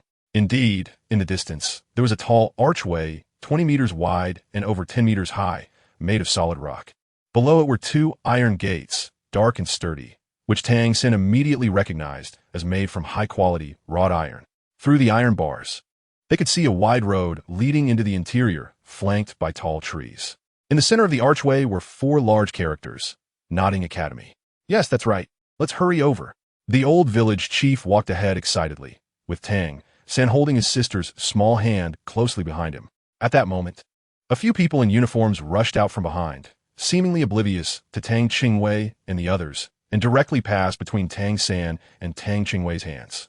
Tang Qingwei was caught off guard and knocked to the ground by the force of that person. Xiaowei. Tang San hurried over to help his sister up, anxiously checking her for any injuries. Tang Qingwei was completely stunned. She wasn't unaware that someone was behind her, but she didn't expect the person to be someone with a squint. With 2 such large individuals here, they didn't even bother to avoid each other and directly knocked her down. As a result, she was still in a daze. However, Tang San didn't know this. He thought his sister had been seriously hurt and angrily blocked the student who had knocked her down. "What do you mean? Can't you see we were walking? You bumped into my sister and you don't even want to apologize?" The person seemed to have just noticed him, looking up and down at Tang San and the others with a disdainful sneer. "Huh, I haven't even blamed you country bumpkins for dirtying my clothes, and you dare to accuse me?" After saying that, he turned away with a look of disgust, as if Tang San and the others were trash. Tang Qingwei finally understood. This guy wasn't just blind, he was clearly heartbroken. With his little short legs, he quickly rolled over and got up from the ground, one hand on his hip and the other pointing at that person. He shouted to Tang San, "Brother, hurry up and hit him. This heartbroken guy actually bullied me." Tang San had already activated the Xiantian skill in his hands. Even if his sister didn't say anything, he was going to deal with that guy. In a flash, His figure moved so quickly that only an afterimage remained. He raised his left hand and struck straight at the opponent's abdomen. The force so great that it sent the person flying. The man fell to the ground, struggling to stand up, gasping heavily while clutching his chest. "You country bumpkin dare to hit me." As he spoke, a white soul ring lit up beneath his feet, and a layer of white light enveloped his entire body, with a phantom resembling a cheetah slowly emerging behind him. The old village chief exclaimed in surprise, "He's a one-ring soul master." He quickly turned to look at Tang San and his sister. "It's a soul master. Hurry, apologize." He was afraid that the siblings might anger the soul master and end up with a bad outcome. So he hurriedly prepared to apologize to the man. "Grandpa village chief, don't be afraid of him. He's just a one-ring soul master. Nothing to be concerned about." Tang Qingwei finished speaking and raised her left hand. A bouquet of 6 colored flowers slowly rotating in her palm, while a yellow century soul ring lit up beneath her feet. Chapter 24. Medical expenses. Tang San felt relieved when he saw that his sister still had the mood to tease others, indicating that she was not injured. Following that, as if fearing the other party had not been stimulated enough, he also revealed his blue silver grass, and at the same time, a yellow 100-year spirit ring lit up beneath his feet. "A 100-year spirit ring," someone exclaimed in surprise, and the old village chief finally came to his senses, trembling with excitement as he murmured, "Saint Spirit Village finally has spirit masters, and 2 of them have 100-year spirit rings. That's amazing." The student who had bumped into Tang Qingwei finally felt a hint of fear in his heart. A 100-year spirit ring. Which noble child had such a twisted sense of humor to dress like this? It was truly unfortunate for him. He no longer thought of Tang San and Tang Qingwei as country bumpkins. After all, obtaining a 100-year spirit ring was not something an ordinary commoner could achieve. These 2 were definitely children of a great family. What was he thinking of fighting them for? Wasn't that just bullying? You 2 spirit masters with 100-year spirit rings are beating up someone with a 10-year spirit ring. Isn't that just asking for punishment? The person said nothing, silently retracting his martial spirit. After a moment of silence, he finally mumbled, "I'm sorry." His voice was so soft it was almost inaudible. But Tang Qingwei and Tang San heard him clearly. A first-ring spirit master had not only the spirit abilities, but also enhanced physical capabilities. So they understood this quiet apology perfectly. Tang Qingwei was instantly speechless. Was it really that straightforward? Shouldn't they play a few rounds to test it out?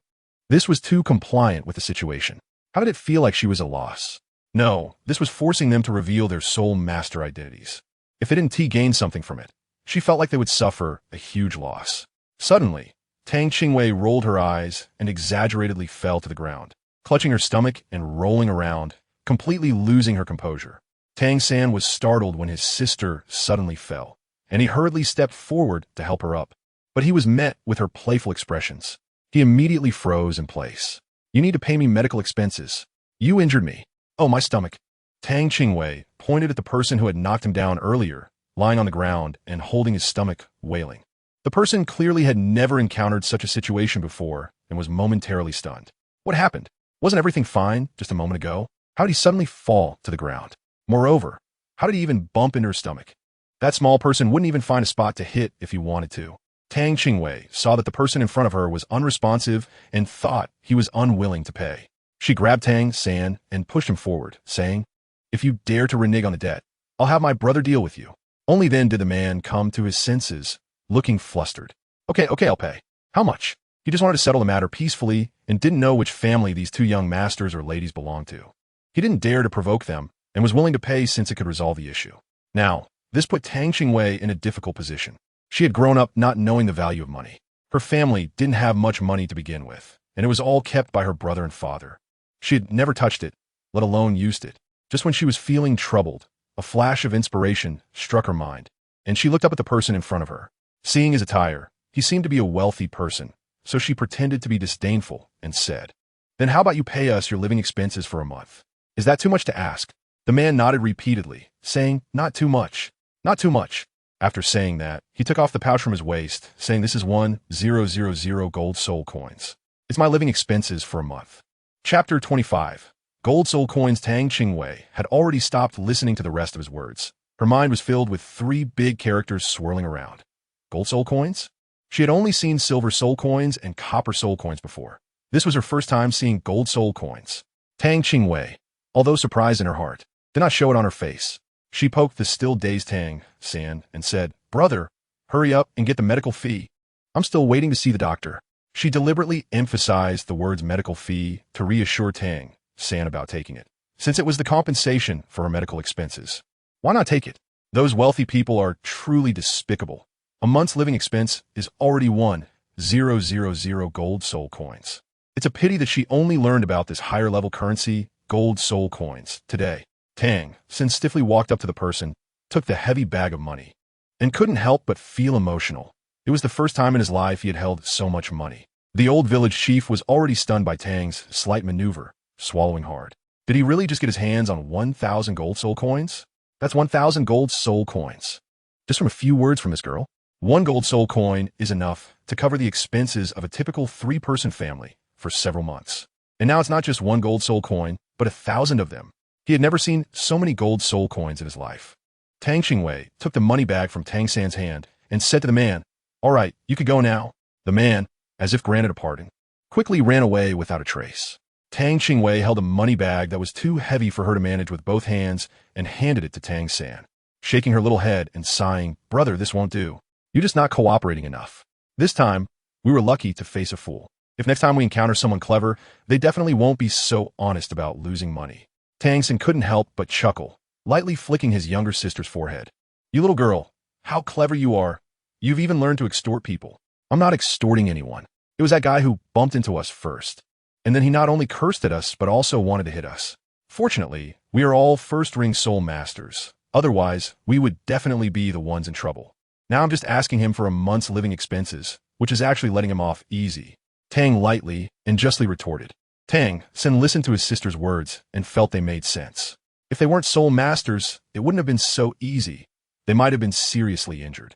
Thinking of this, he stopped hesitating, took the money pouch his sister handed him, and tucked it into his pocket. The others around them were dumbfounded by such a dramatic scene.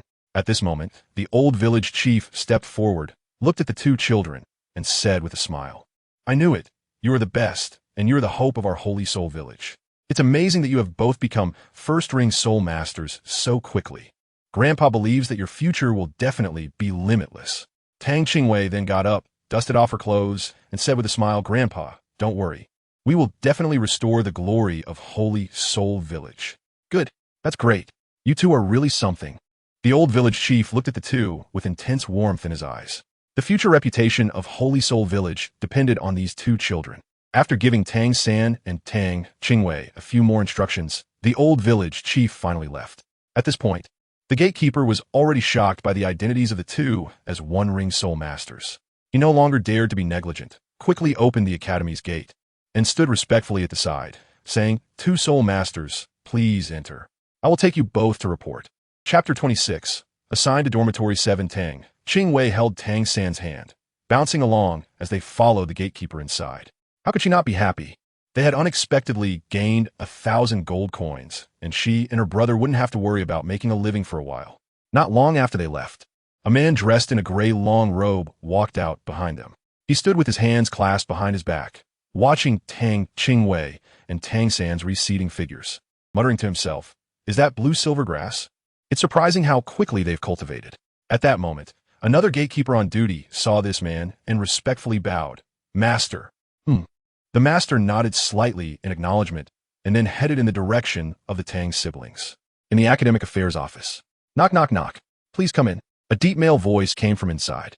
"Hello, Director Su. These are the new work-study students who reported in this year, Tang San and Tang Qingwei.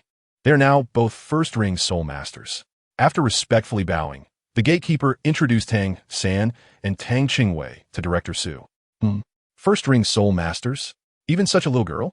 Director Su's voice was filled with incredulity. Isn't she too young? She looks only about 3 or 4 years old. Work-study students usually came from rural areas. How could such people have the conditions and abilities to hunt soul beasts and obtain soul rings? Show me your credentials. He wanted to see what kind of martial souls these 2 little ones had. Tang San nodded and handed over the proofs of the 2. It's actually innate, full soul power. Director Su exclaimed in surprise, drawing the curiosity of those nearby who pulled over the proofs to take a look. "T-Sich, I thought it was something impressive, but it's just the useless martial souls of blue silvergrass and wildflowers. Even if they become soul masters, There's nothing to be surprised about. He said this without any politeness. The other teachers present, upon hearing that the martial souls were blue silver grass and wildflowers, also changed their expressions from surprise to regret. Director Su's initial astonishment and curiosity also vanished, and he simply handed the uniforms and proofs back to Tang San, saying, "All right, that's it.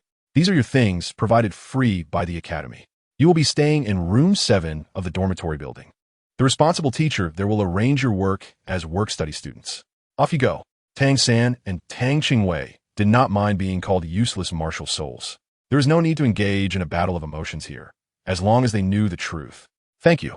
After receiving the items from Director Su, Tang San bowed and took his sister's hand, turning to leave the academic affairs office.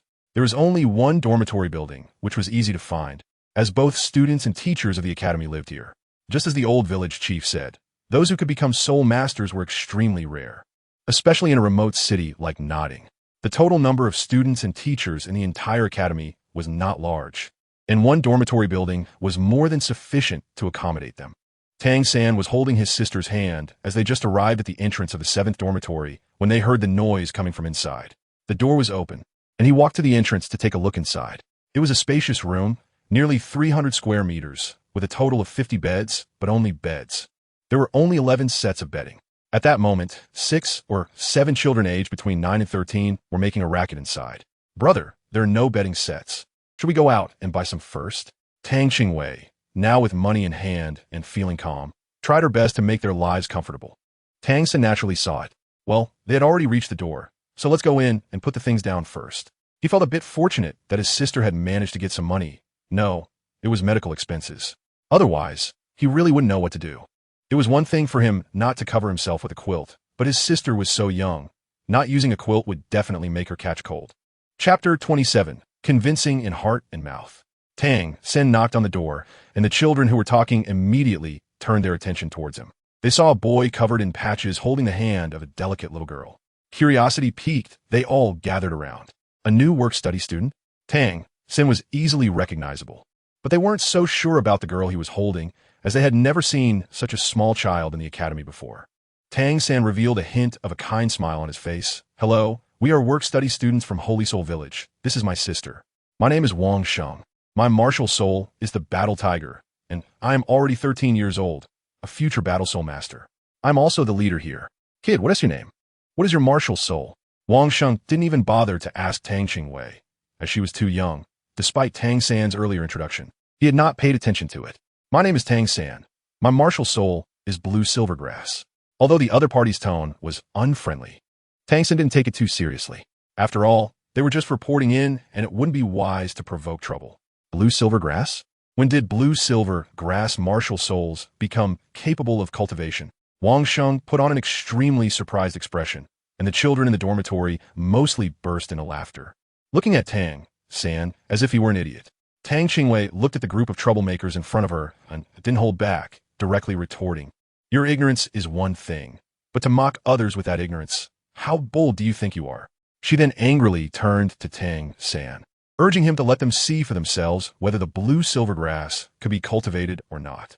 Wang Sheng and the others felt somewhat annoyed by Tang Qingwei's words, but they didn't take any action to bully her. Instead, they silently noted this down, planning to settle the score with her brother later. Tang San shook his head helplessly. This girl really loved to stir up trouble, but he didn't refuse his sister's request. Instantly, a circle of yellow 100-year spirit rings rose beneath his feet. At the same time, the blue silvergrass in his right hand surged out wildly. In just a moment, before the students opposite could react, they were instantly bound. Everyone was tightly tied up, their eyes filled with undisguised shock. 100-year spirit rings. You are a one-ring spirit master. The way they looked at Tang San had changed to one filled with fear. After all, they were just a group of young kids, and facing someone stronger than themselves. Fear outweighed impulse. They immediately resembled quails. Did you see clearly? Can blue silvergrass be cultivated? Tang lightly looked at Wang Sheng, who was the first to stir up trouble. At this moment, he was bound like a dumpling and still wore an indignant expression, continuing to provoke. "I refuse to accept this. This is a sneak attack." Although Wang Sheng was also terrified of Tang San's strength, he could not accept being subdued in one move. He retorted defiantly. In his mind, even if he was not as good as Tang San, he wasn't far off either, among his peers in the academy. He could still rank among the top. Now facing Tang San, he found he had no room for resistance, which he could not accept. Wait until I release my martial soul, and we'll have a proper fight. Besides Wang Sheng, the other children had long lost the desire to compete with Tang San. The gap was simply too great. All right then, let us make you lose with complete understanding. Tang San spoke, and then retracted the blue silver grass, releasing everyone. After being freed, Wang Sheng did not say anything further. His body similarly glowed with soul power and with a roar like a tiger. The shadow of his martial soul appeared behind him. In an instant, he leaped up, and the roar echoed again as he charged straight towards Tang San. As he saw the opponent pounce towards him, Tang San remained motionless, as if the other party didn't exist at all. Chapter 28. The leader of the 7th dormitory. Just as Wang Sheng's fist was about to hit Tang San, suddenly his body flipped again, and with a vigorous movement of his arms, he forcibly changed direction. Arriving behind Tang San, swinging both arms simultaneously to strike at both sides of Tang San's neck. Tang Qingwei raised her eyebrows slightly while watching from the side. This guy is definitely not honest. Luckily, no one saw this. Otherwise, it would definitely make people laugh. Mainly, Tang Qingwei is too young, and seeing her make such a gesture looks quite amusing. As for Wang Sheng's sudden change in tactics, Tang San was not too surprised and remained as steady as a mountain. Combat itself is inherently unpredictable, and he wouldn't be surprised by any kind of moves. When facing an opponent with unknown abilities, the best choice is to remain unchanged in response to myriad changes. The additional soul rings he had were not just for show.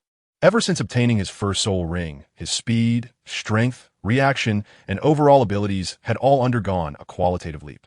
The most aspect of the Tang sect disciples is their sensitivity and various reactions, with speed being one of their advantages. They have never feared anyone in terms of speed. Just then, Wang Sheng changed his form in midair and suddenly appeared behind Tang San. As he was about to strike Tang San's neck with his palms together, Tang San moved, his figure like a ghost, easily evading Wang Sheng's attack. Immediately, Tang San raised his right foot, not even looking at Wang Sheng, and with just one move, struck Wang Sheng in the abdomen. Without a soul ring, Wang Sheng's strength and power could not possibly compare to Tang San's. The outcome was clear. Wang Sheng was directly kicked away. Bang! In the blink of an eye, he was sent crashing several meters away. This was still under the condition that Tang San did not use his internal energy. Otherwise, this kick would have at least caused internal injuries. Tang San didn't intend to create enmity. He merely stopped at the right moment. After the battle ended, he walked over to Wang Sheng and reached out to help him up, saying, "I won." Upon seeing Wang Sheng's miserable state, the crowd unconsciously swallowed their saliva and tactfully took several steps back. They couldn't help but feel relieved that they hadn't shown any defiance. If they had been beaten, they would definitely be laid up for a few days, as they didn't possess Wang Sheng's robust physique. Indeed, Wang Sheng's physique was his source of pride, as no one of the same rank had been able to inflict serious injury on him. This time, Wang Sheng fell heavily and struggled for a long time before finally getting up. The look in his eyes as he gazed at Tang San became complicated. Had he indeed underestimated the gap between himself and a first-ring soul master? He could feel that Tang San had mostly restrained the power of that last kick. And at this moment, he readily admitted defeat. Accepting Tang San's goodwill, he grasped Tang San's outstretched hand and stood up. Young people are naturally drawn to strength. Wang Sheng's eyes now brimmed with admiration as he looked at Tang San. The other students, seeing that their leader Wang Sheng had already conceded and noticing Tang San's lack of hostility, swarmed forward. "You're so amazing. You're already a first-ring soul master, and you're using a century-old soul ring." Wang Sheng scratched his head and said, "Thanks for going easy on me just now. But is your martial soul really blue silver grass?" He still couldn't believe that blue silver grass, a widely known waste martial soul, could be so powerful. Tang San also did not speak, but raised his right hand, from which deep blue silver grass surged forth. He used his actions to show the students in the dormitory that he was not lying. Wang Sheng walked to Tang San's side and said with a serious expression, "As work-study students, we are looked down upon by other students, so we must unite." Then, as if he had relieved himself of a heavy burden, he continued, "The rule of the 7th dormitory is that whoever has the bigger fist is the boss. Tang San, you defeated me, so from now on, you will be the boss of our 7th dormitory." Chapter 29. First Meeting with Xiao Wu. Tang Qingwei saw that the battle was over and showed no intention of joining their conversation. She walked straight to the innermost bed and set down her belongings. Although Tang San was chatting with everyone, his gaze was always fixed on his sister. Now that he saw his sister had chosen her bed, he didn't think much and directly chose the bed close to hers. Only then did everyone notice Tang Qingwei, who was pointing at her with a look of astonishment and said, "Hey, big brother, is your sister also a work-study student?" Tang San looked up in surprise at Wang Sheng. "Didn't I introduce myself when I just came in?" The crowd responded, "Did you introduce yourself?" "Seems like it. But how old is she? Is she really so young that she has awakened her martial soul? Didn't they say that it usually awakens around 6 years old?" "It's not too late to know now. My sister is Tang Qingwei," Tang San said casually. After their initial surprise, everyone quickly accepted it and curiously gathered in front of Tang Qingwei, asking in unison, "Sister, how old are you this year?" "Sister, what is your martial soul?" Tang San hurriedly stood in front of his sister, looking at everyone with a wary expression. "Get away. Who is your sister?" "That's my sister," Wang Sheng said with a smile as he stepped forward. "Big brother, isn't your sister our sister too? We're just showing concern for our sister." Tang Qingwei had no objections to this. The group in the dormitory was a bit arrogant at first, but after being subdued by her brother, they became quite easy to talk to. Just then, a crisp voice came from outside the door. "Is this the 7th dormitory?" Everyone turned to look at the entrance, their eyes widening in surprise. A lovely little girl stood at the door, looking about 6 or 7 years old. Her pretty little face was flushed with a rosy hue, resembling a ripe peach. Although she was dressed very simply, she appeared quite tidy. Her long black hair was styled into a braid that hung down past her waist, and a pair of big, sparkling eyes reflected curiosity. She was also holding a brand new school uniform in her hands. Tang Qingwei followed everyone's gaze and saw the unique scorpion braid, which should be her future sister-in-law, Xiaowu. She really is good looking. Just look at that thick hair. It's enviable. The girl at the door blinked her big eyes, directly bypassing the crowd, and walked towards Tang San at the back, a sweet smile on her face. "Hello. I'm Xiaowu, the dancing. What about you? What is your name?" Tang San didn't understand why this girl specifically spoke to him. Although she was cute, the determination in her eyes made him feel a hint of caution. "Hello, I'm Tang San." After briefly introducing himself, he turned to his sister, Xiaowei. "Let's go out and buy some daily necessities." Xiaowu seemed to just notice Tang Qingwei's presence, looking incredulous as she pointed her fair finger at Tang Qingwei. "Why you? Who are you?" Tang Qingwei didn't say anything, just stared at her with a pair of dark eyes, as if trying to see through her. Something was off. This little dance was very unusual. Why did she bypass everyone and head straight for Tang San? And why did she only introduce herself to Tang San? When she finally saw her, why did she look so incredulous and ask who she was? All of this, was it the behavior of a stranger meeting for the first time? Tang San also sensed that something was off. Did this girl named Xiaowu know him? Why did she have such an incredible expression upon seeing his sister? He stood up and positioned himself in front of Tang Qingwei, adopting a protective stance. "This is my sister, Tang Qingwei." Chapter 30. Xiaowu has a problem. It was only then that Xiaowu realized something was wrong. She immediately reined in her expression, putting on a sweet smile and adopting a gentle tone as she looked down at Tang Qingwei. "Little sister, this is the Martial Soul Academy. Since you've seen your brother off, it's best to head home early. Otherwise, it will get dark and the roads won't be easy to navigate. No need for your concern. This is my sister and also a student of the Nodding City Academy." After saying that, he ignored Xiaowu and took his sister's hand, leading her past her and out of the dormitory. The remaining students looked at each other in confusion. What was going on? Did this girl know Tang San? But from their conversation, it seemed like they weren't familiar with each other. Xiaowu stood frozen in place, her back to the dormitory door, her expression twisted with anger. No longer the sweetness she had shown at first. System, what is going on? Why did that Tang San suddenly have a sister? Xiaowu roared in her heart. "Please remain calm, host. We will conduct another round of checks and provide you with a response shortly." A mechanical voice replied emotionlessly. Tang San led his sister out of the dormitory building at a brisk pace, only slowing down once they were outside. He turned his head to look at his sister, who was still deep in thought, and playfully tapped Tang Qingwei's forehead. "What are you thinking about this time, little girl? You look like an old scholar." Surprisingly, Tang Qingwei didn't get angry this time. Instead, she looked at Tang San with a serious expression. "Brother, what do you think about that girl named Xiaowu we just saw?" Hearing his sister mention the strange girl, Tang San instinctively furrowed his brows. "Why are you bringing her up? Stay away from her in the future. I feel like she's very strange." Tang San warned his sister in advance, worried that her curiosity might lead her to approach the girl named Xiaowu. Tang lightly nodded, which could be seen as agreeing with Tang San's statement. However, In his heart, he was secretly pondering. As soon as Xiao Wu entered the dormitory, she immediately found Tang San among the other students and took the initiative to greet him. This indicated that she might know Tang San. And her surprise and shock at discovering that she was Tang San's sister suggested that she did not acknowledge his existence in her perception. So the question arose, under what circumstances would she know Tang San but believe that he had no sister? Tang Qingwei suddenly thought of herself. Since she could travel to this place, why couldn't others? Was she not Sister Xiao Wu, but a traveler who took her place? Was Sister Xiao Wu's soul still around? After all, she was her future sister-in-law. How should she help her? Tang lightly raised his head to glance at his brother. At this moment, Tang San still had a silly expression on his face as he was being sold bedding. Young man, let me tell you, this bedding is highly praised even by soul masters. It's not made of ordinary cotton, but the auntie selling the bedding rambled on with a bunch of words that the two of them couldn't understand. But that didn't stop Tang San from knowing that this thing was good. He was ready to buy it generously. What others had, his sister should have too. Tang Qingwei hurriedly stepped forward to stop him. How could his brother be so obvious in bragging?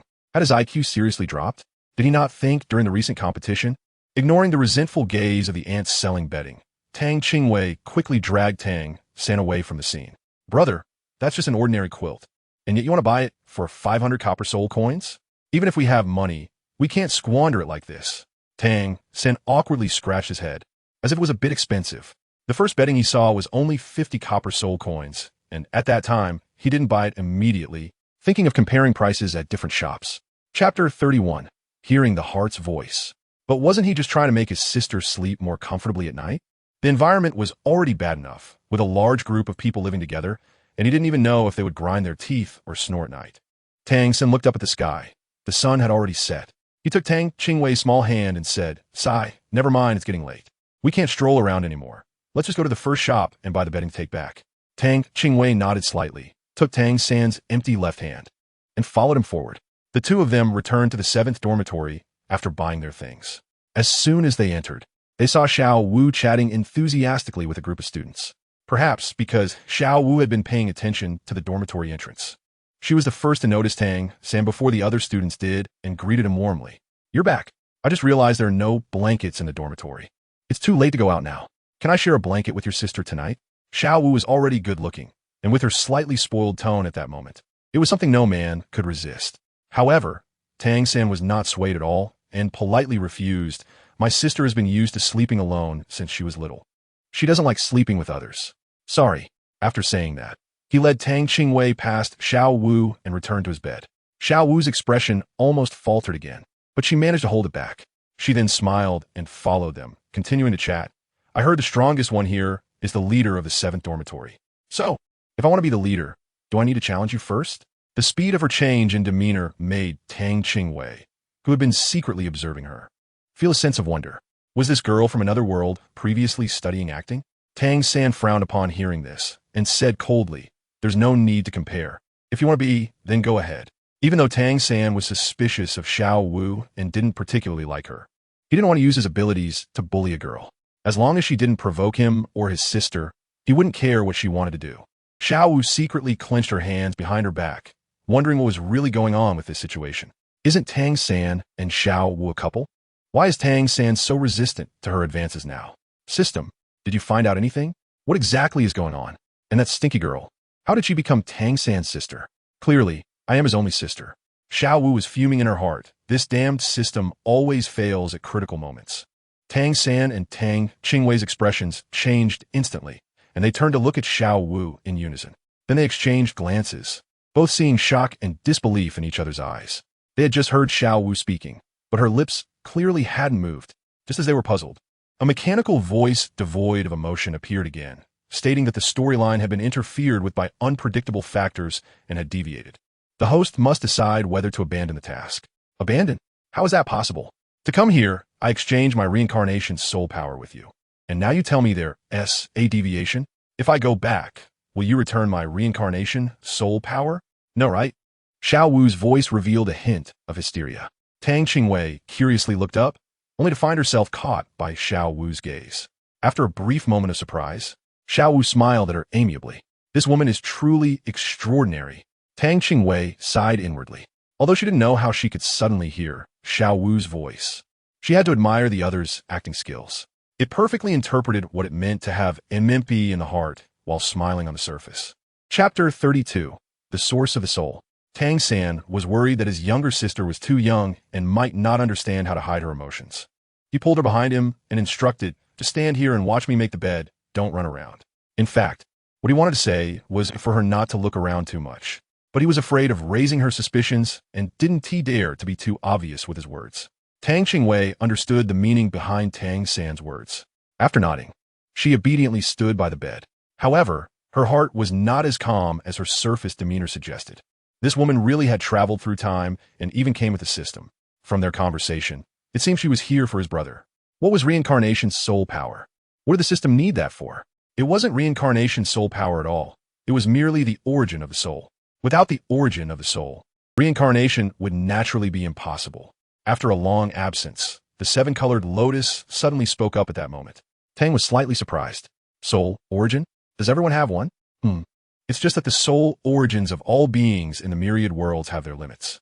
This so-called system's unauthorized collection of undissipated soul origins goes against the natural order. As a member of the divine realm, I should have eradicated this, but unfortunately, in my current state, I simply don't have the ability to handle this matter. The tone of the seven-colored lotus was tinged with unmistakable loneliness. Tang Qingwei originally intended to ask about the consequences of collecting undispersed soul origins. However, seeing the seven-colored lotus so desolate, she refrained from saying much and could only dryly comfort her, saying that it would be fine. Didn't you say that once I become a god, there will be a chance to go back? Then you can also return to the divine realm. That's only a possibility. We still don't know if it's certain. Although the seven-colored lotus complained like this, her mood improved significantly, and she kindly continued to explain to Tang Qingwei. If the undispersed soul origins are taken away, then when a child or creature is born, it will be a soulless shell, what you call an idiot. With her mood lifted, the seven-colored lotus was generous in satisfying Tang Qingwei's curiosity. Tang Qingwei felt a bit worried. With such a powerful system on the other side, would she be in danger? No, that system definitely couldn't take action. Even if it wanted your soul's original source, it would need your agreement for the transaction to be valid. Hearing Qi Se Lian say this, Tang Qingwei felt much more at ease. Xiao Wu should have just chosen to transform. Since she has already transformed, it is irreversible. This means that her original form has changed into a human martial soul, and all her previous abilities will disappear. She will have to gradually regain her soul power from scratch. She probably hasn't reached the level of a 10-level soul master yet, which is not a threat at all to me, since I'm already a 13-level soul master. Tang Qingwei was daydreaming when a sweet voice suddenly came to her ears. Are you Tang Qingwei? I am Xiaovu. How old are you this year? You look so young. Tang San became alert when he saw that strange girl suddenly approaching his little sister, but he didn't show it on his face.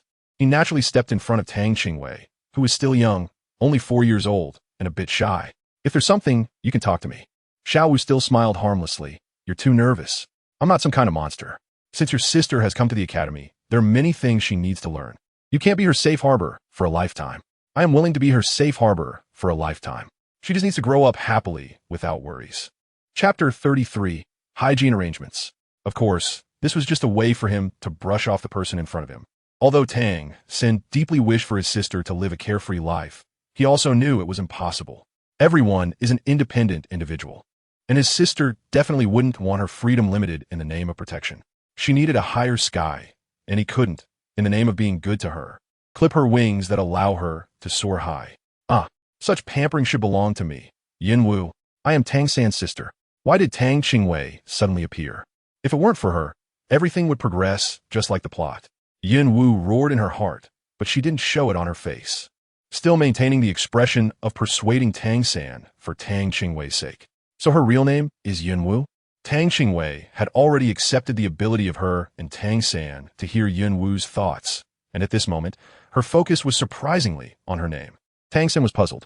What was the plot? Why was his little sister not around? She was his sister after all. It was simply absurd. He wasn't a fool. How could he regard someone who approached him with such a strong purpose as his sister? Yin Wu tried hard to persuade him, even using the title of the leader of the 7th Division just to help Tang Qingwei learn to live independently, claiming it was for her own good. However, all of this was rejected by Tang San with a single statement. My sister is still young, I'll handle it. To be honest, if he hadn't been able to hear her thoughts, Tang Qingwei would have almost believed Yin Wu's nonsense. Huh, for her own good? It was just a way to get her away from Tang San. Yin Wu was infuriated by Tang San's stubborn attitude, seeing that her persuasion was ineffective. She stopped trying and returned to her own bed. At that moment, a teacher in his 30s walked in from outside. New work-study students? Step forward. Tang San, Tang Qingwei, and Xiao Wu all stood up simultaneously, looking towards the dormitory door. The teacher who entered had an ordinary appearance, with only a head of light green hair, which made Tang Qingwei feel quite sympathetic. How unfortunate. This color is actually natural. Is it fate that brings green? Just as Tang Qingwei was lost in thought, the teacher spoke again. My name is Mo Hen. You can call me Teacher Mo.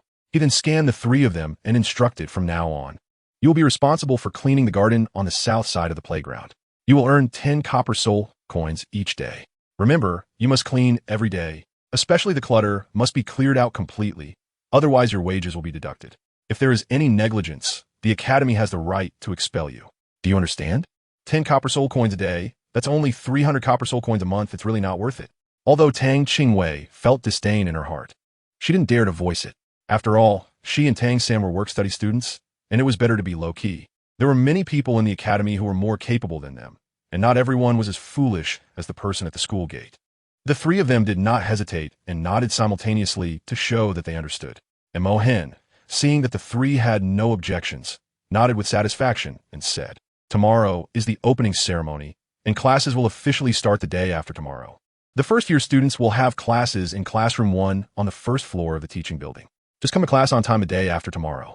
From then on, I will conduct irregular checks on your sanitation results. All right, you can rest for now." Tang Qingwei waited until everyone had left before pulling Tang San into a corner, eyes shining with excitement as he shared his plan. "Bro, I heard that after being evaluated as a soul master at the Spirit Hall, we can receive a subsidy of 1 gold soul coin each month with our badge." Chapter 34, Advancement Evaluation. Shall we go for the evaluation tomorrow? With the two of us, that would mean 2 gold soul coins, which is 20 silver soul coins. We work ourselves to the bone cleaning at school, and we only get 600 copper soul coins, not even enough for 1 silver soul coin. Tang Qingwei's small abacus clicked loudly, but Tang San furrowed his brows in disagreement and lowered his voice. "Xiao Wei, we have enmity with the Spirit Hall. We have enmity with the Spirit Hall. But we have no enmity with the golden soul coins. Why not take what is offered for free?" Tang lightly waved her little hand and said nonchalantly, "Besides, isn't it more enjoyable to spend the money of an enemy?" Tang San was persuaded by his sister and ultimately agreed to her decision. The next morning, while most of the teachers and students at Nodding Academy were still asleep, 2 small figures had already walked out of the school gates. The opening ceremony of Nodding Academy was scheduled for around 10 in the morning, and the Spirit Hall was not far from the school. It would take them only about 10 minutes for a round trip. Therefore, Tang Qingwei decided to first go to assess the Soul Master and get the subsidy before anything else. Tang San had no objections to his sister's decision, and the two quickly arrived at the entrance of the Spirit Hall in Nodding City, which was much more imposing than the one in Holy Soul Village. This Spirit Hall was constructed with a huge domed architecture with a width of over 100 meters and a height of 20 meters, divided into 3 levels. The entire building was brown, and the emblem on the main door featured a long sword. "Stop, little friends, this is the Spirit Hall, and you can't just barge in." As they approached the entrance, they were stopped by the guards. The 2 guards looked to be around 20 years old, but their soul power fluctuations were not obvious, suggesting they had not yet reached the level of soul masters. Just as Tang San was about to speak, he saw a very familiar figure, Master Su Yuntao. Su Yuntao paused and looked towards the voice, immediately recognizing the 2 of them. After all, it was quite impressive that 2 innate, full soul power waste martial souls had emerged from the same village. "You 2 can step aside. I know these kids." The guards nodded and retreated when they realized it was not their business anymore. "What brings you here? Is there something you need?" Su Yuntao then turned to Tang San and Tang Qingwei. Tang San still held a good impression of the one who had guided him through his martial soul awakening. "We came to the Spirit Hall for an advancement assessment and to test our martial soul power values." Su Yuntao was surprised. "You've already obtained your first soul ring? So soon?" Then he remembered that Tang San mentioned we, not I. Turning uncertainly to Tang Qingwei, he asked, "You've also become a 1-ring soul master?" Tang Qingwei was led by Tang San, nodding obediently yes. Sure enough, it was worthy of being the best academy in Nodding City. The teachers were really responsible. He had already noticed the Nodding Academy uniforms on the 2 of them and couldn't help but sigh. Tang slightly lowered his head and secretly rolled his eyes. What does this have to do with school? We had already become one-ring soul masters before enrollment. However, naturally, he couldn't argue against it now. With Nodding Academy as a cover, no one would doubt the source of their century-old soul rings. After all, how could a child from a poor family hunt a century-old soul beast? This really makes one ponder. Let's go, I'll take you inside. With that, he turned around and led the way. Tang San and Tang Qingwei hurriedly followed. Chapter 35, Master Matthew. The moment the big door opened, Tang Qingwei was somewhat shocked. The entire dome of the hall was covered with murals. In each small square, various types of martial soul patterns were painted, with a bright golden background that gave a feeling of both splendor and ancient simplicity.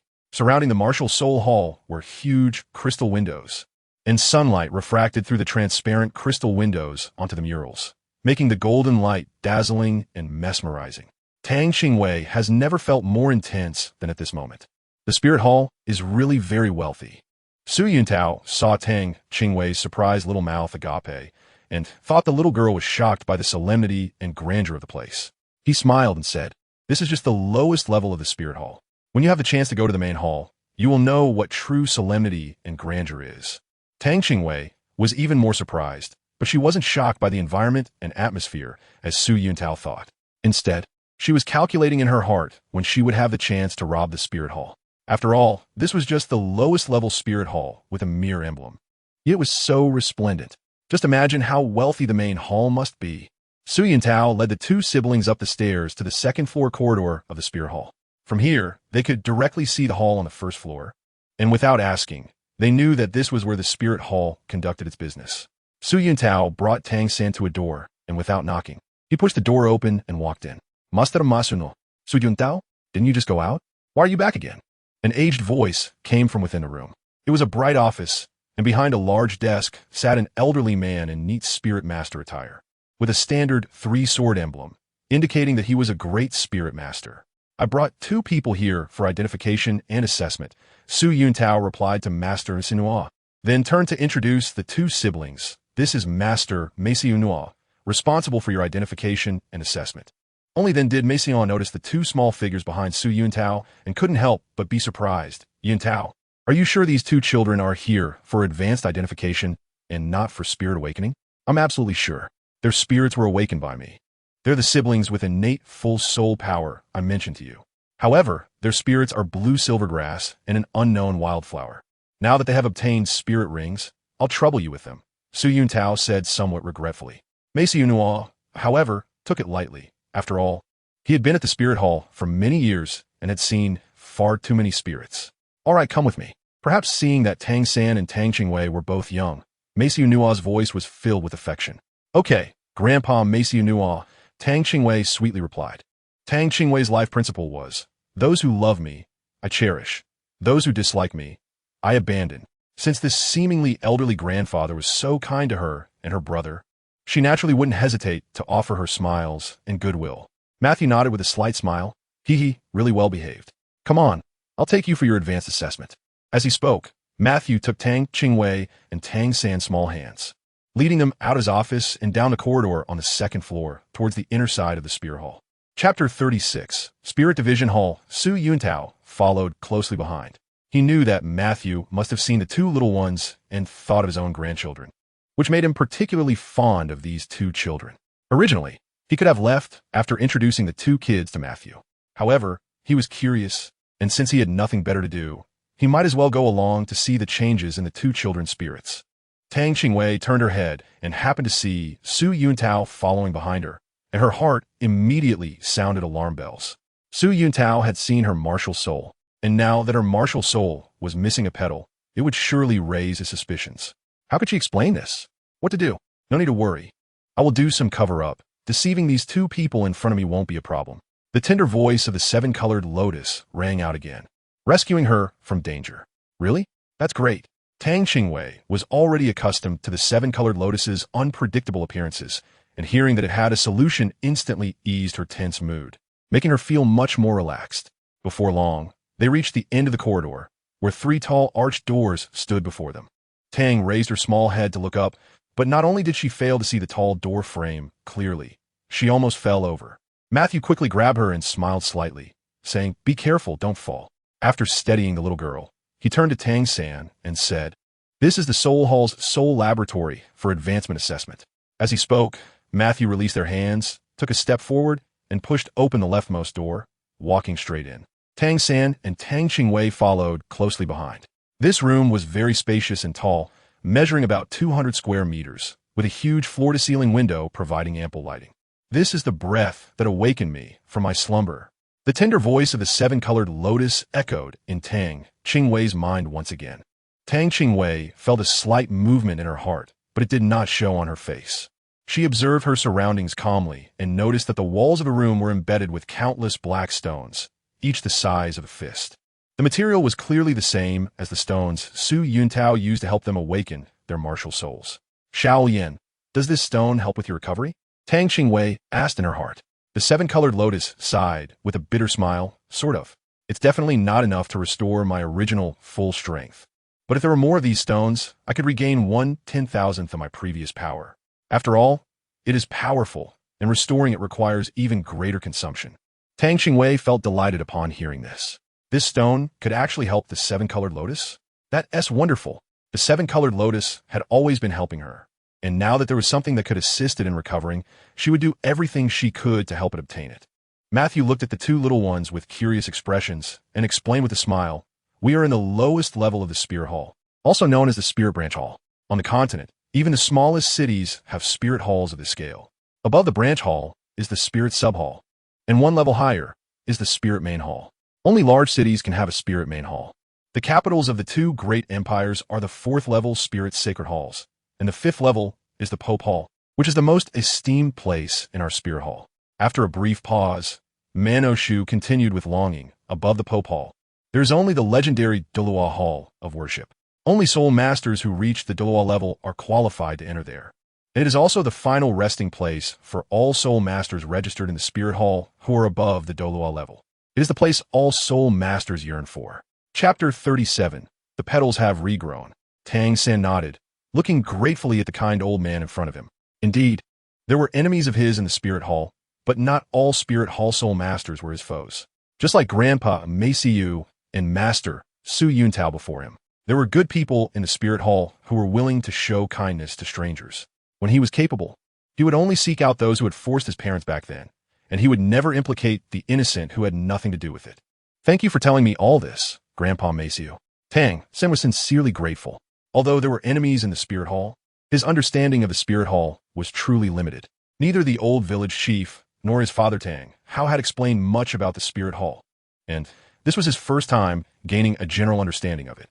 Grandpa Maciu nodded in satisfaction, noting that young people nowadays were often restless and unwilling to listen to him. This child in front of him, however, was able to remain composed. Grandpa Maciu looked at the two children in front of him and asked, "Shall we start now? Who will go first?" Tang San raised his hand to signal, "I'll go first." At this moment, Su Yuntao was standing beside Matthew with his hands behind his back.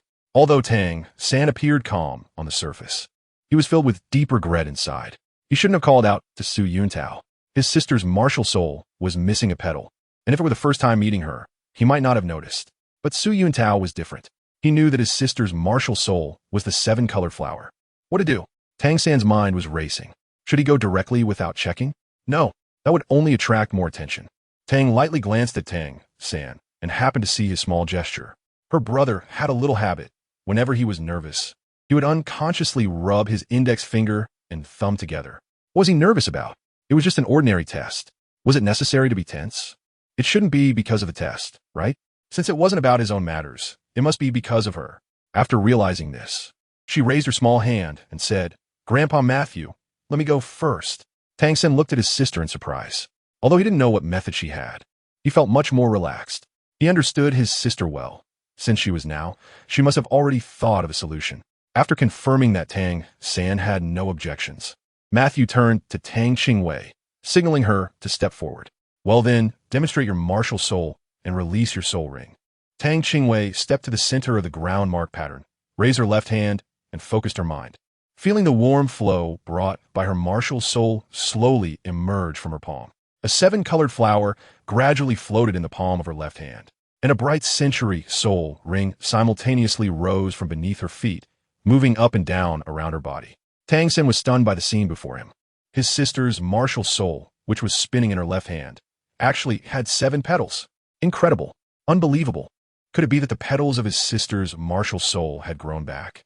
If that were the case, then his sister's martial soul would definitely be a terrifying existence. A power that could grant wishes an infinite number of times was simply shocking. No, he shouldn't be overthinking it. He had seen his sister's martial soul just yesterday, and at that time, it only had 6 petals. If his sister really had the ability to restore her martial soul, she would have done so long ago, not waiting until now. Chapter 38. The Theory of Martial Soul Mimicry. When Su Yuntao saw Tang Qingwei's 100-year spirit ring, his face showed a moment of daze. He knew that this little girl and her brother were both one-ring spirit masters, but he did not expect that her first spirit ring would actually be a 100-year spirit ring. Are the teachers of the Nodding City Academy now this powerful and responsible? Matthew Nuaw's originally gentle smile suddenly froze, and his expression turned to one of astonishment. What kind of martial soul is this? Su Yuntao defective. This is what I told you about, the wildflower waste martial soul. Matthew Nuaw deeply looked at Su Yuntao for a moment, then did not continue, instead shifting his attention to the yellow spirit ring on Tang Qingwei. Child, I still don't know your name. Grandpa Matthew Nuaw. My name is Tang Qingwei. Tang Qingwei zipli obedini. What a lovely name, and your martial soul is very beautiful, Matthew Nuaw said, patting Tang Qingwei's head with a smile. Tang Qingwei didn't know whether Matthew knew something or was simply comforting her. She just smiled and nodded like a good child without saying a word. Matthew's affection for her deepened as he walked over to a nearby table, picked up a yellow crystal ball, and handed it to Tang Qingwei. Child, infuse your soul power into this, and let me see what level you have reached. Theoretically, you should be at level 11. Before Matthew could finish his sentence, the crystal ball in Tang Qingwei's hand had already lit up with a layer of yellowish light. The glow wasn't particularly strong, but it was very clear.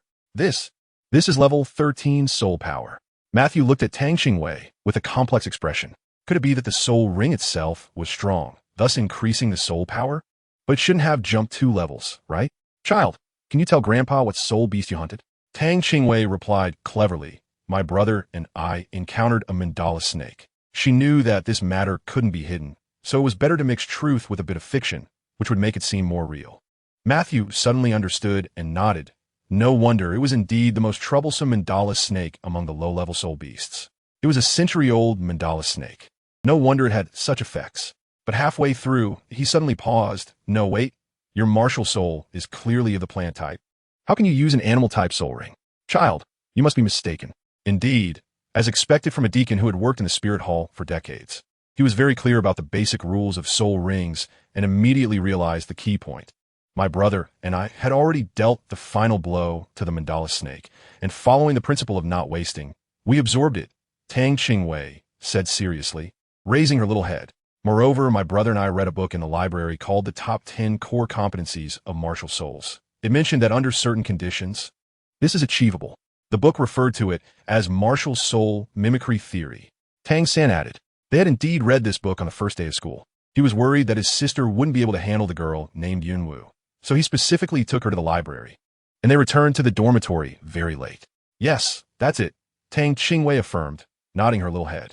Upon hearing this, Matthew's expression changed drastically, and he turned to Tang San, saying urgently, Child, quickly release your martial soul. Let me see. Chapter 39.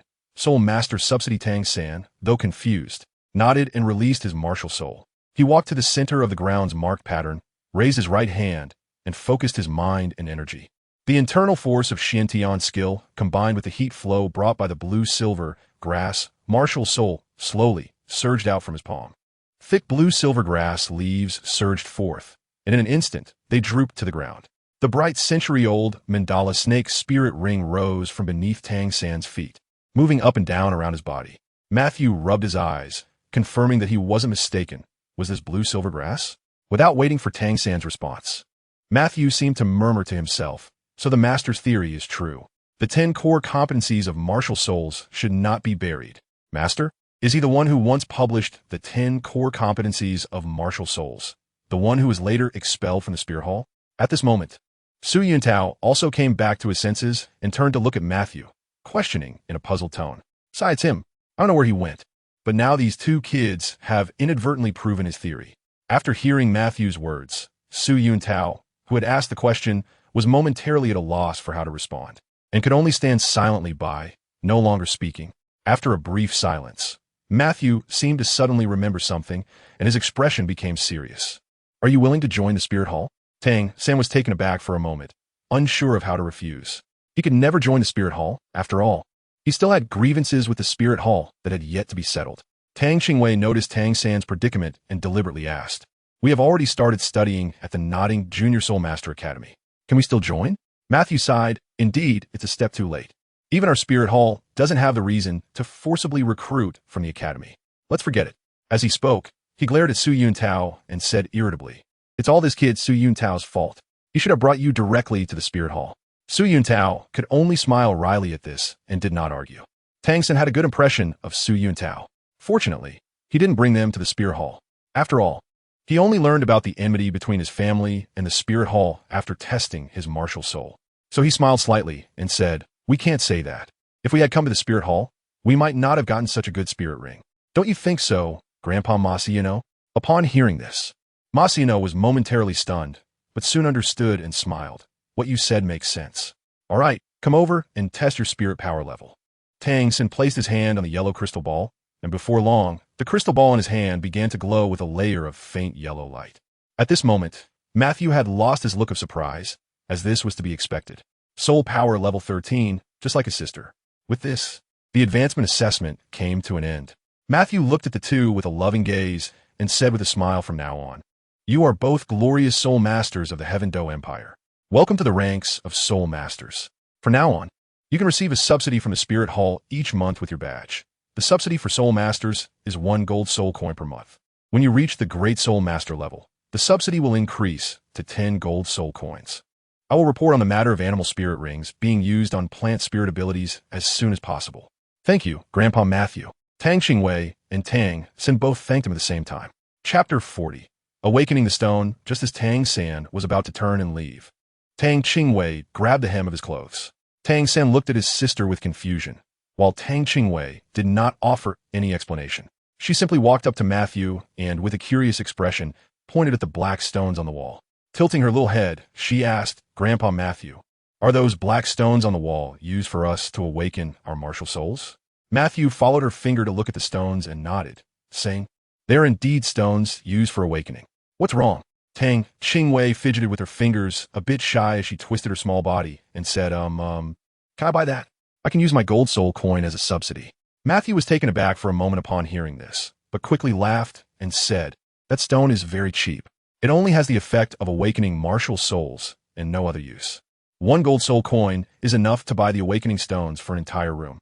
If you want, I'll give you a few to play with." At this moment, Tang Qingwei was already overwhelmed with immense surprise. She never expected that her guess was actually true. Previously, she had a vague suspicion, but she never dared to confirm it. She was astonished to find it was indeed real.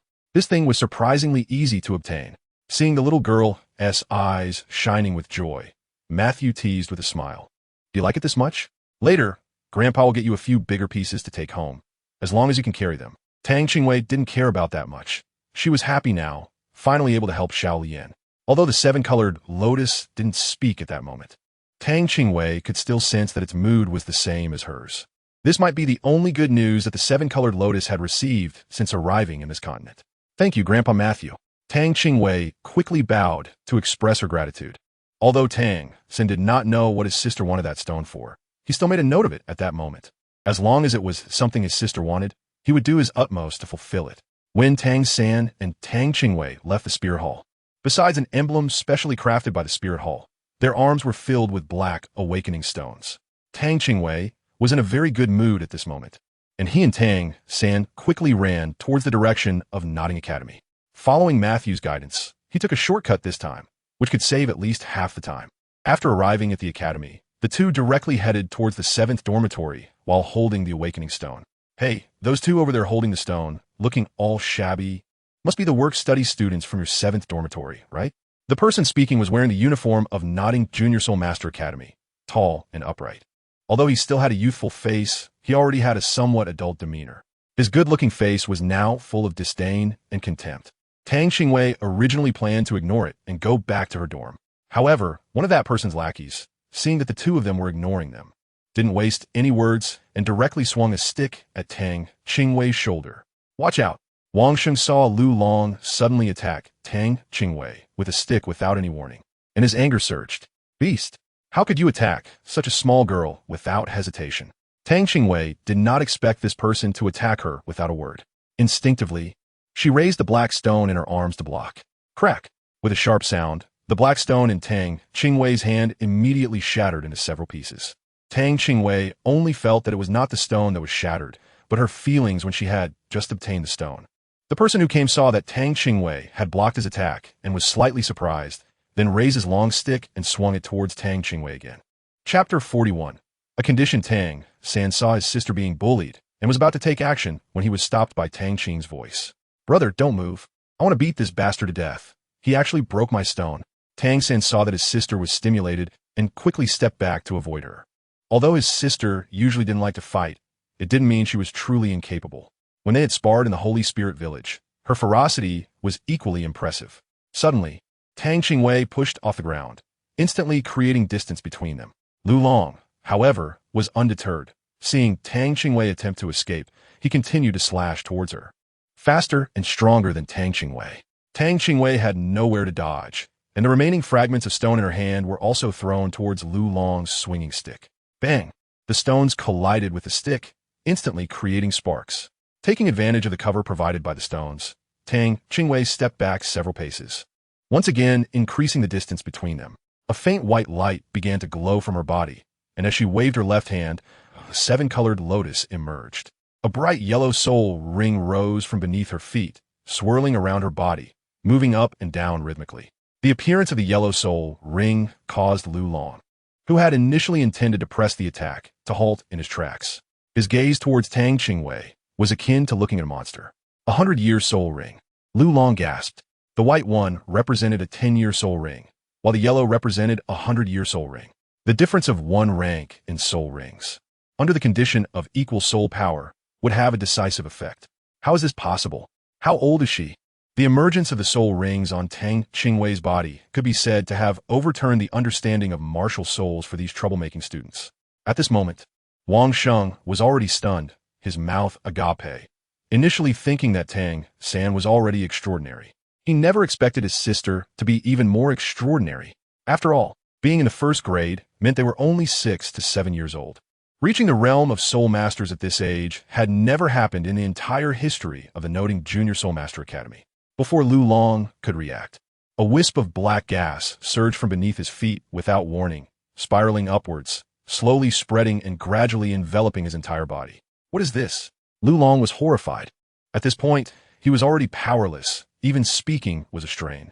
In the end, he could only silently open his mouth, his eyes fixed tightly on Tang Qingwei. Tang Qingwei stepped closer to Lu Long, saying, "My first soul ring is the mandala snake, so I also have the toxicity of the mandala snake. This affects the martial soul, and it's fortunate for you that your martial soul is a tool. If it were another type of martial soul, who knows if you could even speak to me properly?" The atmosphere of fear instantly dissipated, and the senior students looking for trouble almost instinctively stepped back quickly. Even if they hadn't seen the mandala snake, they had definitely heard of it. Who would want to deal with such a terrifying snake venom? I concede. You hurry and detoxify him. The leading student became frightened. After all, he was the one who instigated this. If a life were lost, he would certainly bear an irrefutable responsibility. After all, he was only 12 years old and would also feel the fear of a child. In an instant, he was completely flustered. Tang Qingwei is not foolish. She and Tang San still have to attend school here, so she definitely won't cause any fatalities. Therefore, she didn't use all of the poison, only a small portion that renders the opponent immobile. I could provide an antidote, but you must agree to one condition. Tang Qingwei hadn't finished speaking when the other party quickly interjected. Are you trying to make Xiao Wu from the 7th dormitory the leader? Sure, I agree. Chapter 42. Are we familiar? Huh, I won. Why should I make her the leader? I just want you all to help me and my brother clean up. As she spoke, she pointed her little finger at Tang San, saying, "Look, that's my brother." The leader of the group couldn't care less at that moment and nodded repeatedly. Xiao Wei, we are all from the 7th dormitory, so let me join in too and have them help me clean up as well. Yin Wu chimed in with a smile. Tang Qingwei looked at her strangely and asked, "Are we that familiar?" If you want them to clean, why not just fight them yourself? If you win, you can say whatever you want. After speaking, he no longer looked at her and summoned the seven-colored lotus again. The black energy on Lu Long's body instantly condensed into a black thread, and before long, it merged with the blackness surrounding the seven-colored lotus, ultimately becoming one. By the way, you broke my awakening stone. I worked hard to bring it back from outside. You owe me a gold soul coin. Is that too much to ask? Tang Qingwei walked halfway when she suddenly thought of her broken stone, quickly turned around, and ran back with her little short legs. The awakening stone is not worth it. The one who spoke was the recently recovered Lu Long, but before he could finish his sentence, he was startled into silence by Tang Qingwei's raised left hand. All right, here. The leader, with a pained expression, took out a gold soul coin and handed it to Tang Qingwei. Tang Qingwei had an expression that seemed to be asking for protection money as he weighed the gold soul coin in his hand and said, "All right, you can go now." Tang San looked at his sister's greedy little appearance and couldn't help but laugh out loud. Just as he was about to step forward, a sweet voice rang out again. "Xiao Wei, it's not good to act like this. Although we work-study students are poor, our aspirations shouldn't be poor. How can we extort others?" Yin Wu's words were righteous, but they lacked someone to echo them beside her. Wang Sheng and the others initially had a very good impression of Yin Wu. After all, people's views often follow their looks. Which boy wouldn't be moved by a pretty girl? However, when they saw that Yin Wu was clearly infatuated with Tang San, the little bit of infatuation in their hearts had long since faded away. Tang San retreated without a fight and gave up the position of the leader of the 7th dormitory. Although he was unhappy about it, he did not stop it since he couldn't defeat Yin Wu. Thus, Yin Wu became the leader of the 7th dormitory. This confrontation was actually instigated by Yin Wu. This made Wang Sheng's impression of Yin Wu plummet. Although the work-study students were already at odds with Xiao Laoda and his group, it had not reached the point where they wanted to fight. After all, Xiao Laoda and his group were advanced students who had already become first-ring soul masters, while they were just beginner students who had not yet obtained a soul ring. How could they compare? That would be looking for a beating. But Yin Wu, for some unknown reason, insisted on betting against Xiao Laoda and even unilaterally decided that if they lost, all work-study students would become Xiao Laoda's pets. Wang Sheng and the others were in despair. Fortunately, this time Tang San's sister stepped in and defeated the opponent, preventing them from becoming pets. Now, this Yin Wu was still restless, wanting to stir up trouble again, but they would no longer play along. The few of them had already made plans in their hearts to ask the Tang siblings after returning if they were willing to be the leaders of the 7th dormitory. If they were unwilling, they would disregard Yin Wu and not listen to her anymore. Yin Wu was unaware of Wang Sheng and the others' decision. Her big, watery eyes were fixed on Tang San, seemingly waiting for his approval. Chapter 43. Occupied body. Tang San pretended not to see and was about to leave when suddenly a frantic, delicate voice rang out. "I am so angry. This woman has occupied my body, and that's bad enough. Now she's even bullying such a small human child. This is too much." Tang San paused for a moment, glancing towards the direction of the voice, which surprisingly came from Yin Wu. Startled, he thought, has her body been occupied? Then, he quickly considered his own situation. Since he was able to be reborn in another world, it wouldn't be strange for Xiao Wu to have her body occupied by an outsider. Immediately, he felt a surge of sympathy for Xiao Wu, who could only be heard. So the owner of this voice is the real Xiao Wu? The one called Yin Wu must be the outsider. With this realization, all the previous doubts were explained today. No wonder that strange girl, who clearly introduced herself as Yin Wu, called herself Xiao Wu. She even brought along a peculiar thing called a system. Tang San's mind flashed with various thoughts, but his feet kept moving, still heading in the direction of his sister. At this moment, Tang Qingwei seemed to hear nothing, excitedly holding up the gold soul coin in her hand. "Brother, let's quickly return the awakening stones. We made a big profit this time, trading a few awakening stones for a gold soul coin." Hee. Tang Qingwei said this as she prepared to take the awakening stone from Tang San's hands. Her own had been completely destroyed during her battle with Lu Long, leaving not a trace behind. Tang San nodded.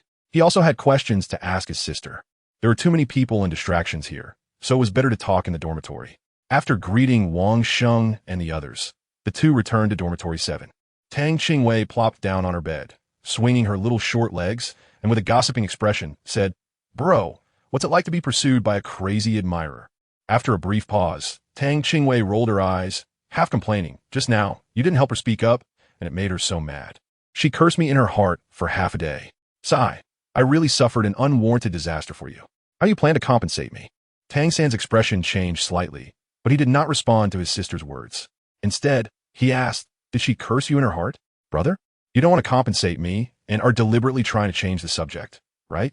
We can all hear her thoughts. Don't tell me you didn't hear them."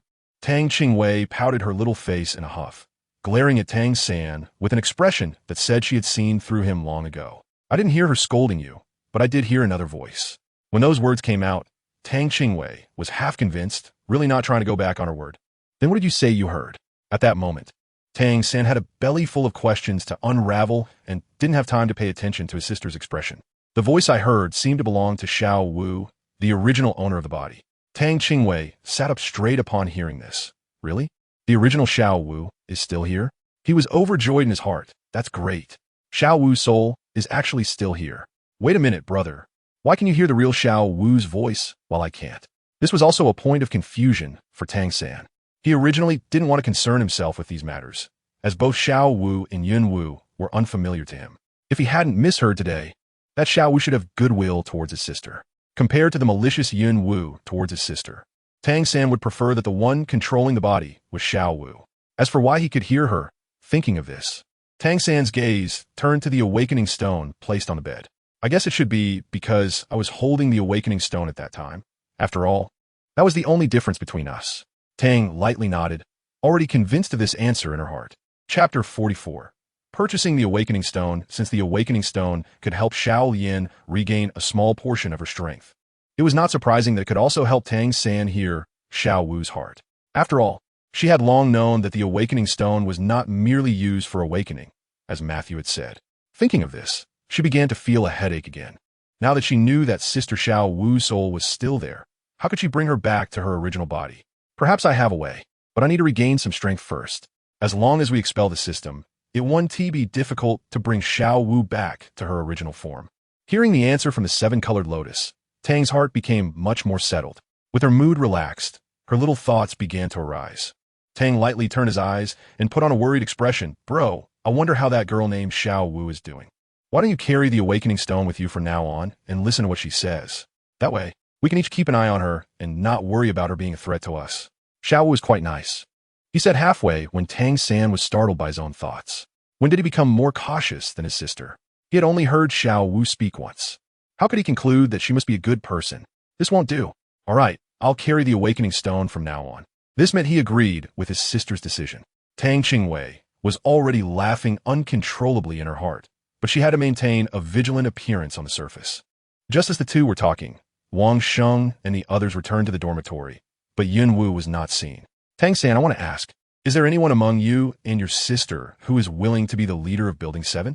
Wang Sheng said seriously as he approached Tang San. Tang San looked up at him in confusion.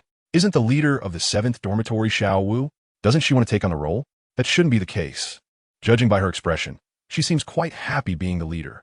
Wang Sheng, on the other hand, wore a bitter smile. "We can no longer withstand the antics of that lady. Fortunately, Tang Qingwei helped this time. Otherwise, we would have lost not only our freedom, but also nearly our dignity." Tang San didn't know the specifics of the situation, but he could roughly guess from Wang Sheng's words. Although he felt sympathy for their plight, Tang San still shook his head and refused, saying, "Xiao Wei, and I just want to focus on our cultivation, sorry." Upon hearing Tang San's refusal, Wang Sheng was not surprised. He simply shook his head and sighed as he left.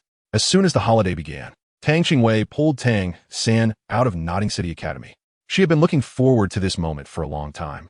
She could finally go out and buy awakening stones. Tang San laughed as he followed behind his sister. "Boss, give me a gold soul coins awakening stone." Tang Qingwei casually tossed a gold soul coin onto the counter. The owner, who had been reviewing the accounts, instantly brightened at the sight of the gold soul coin and displayed a flattering smile.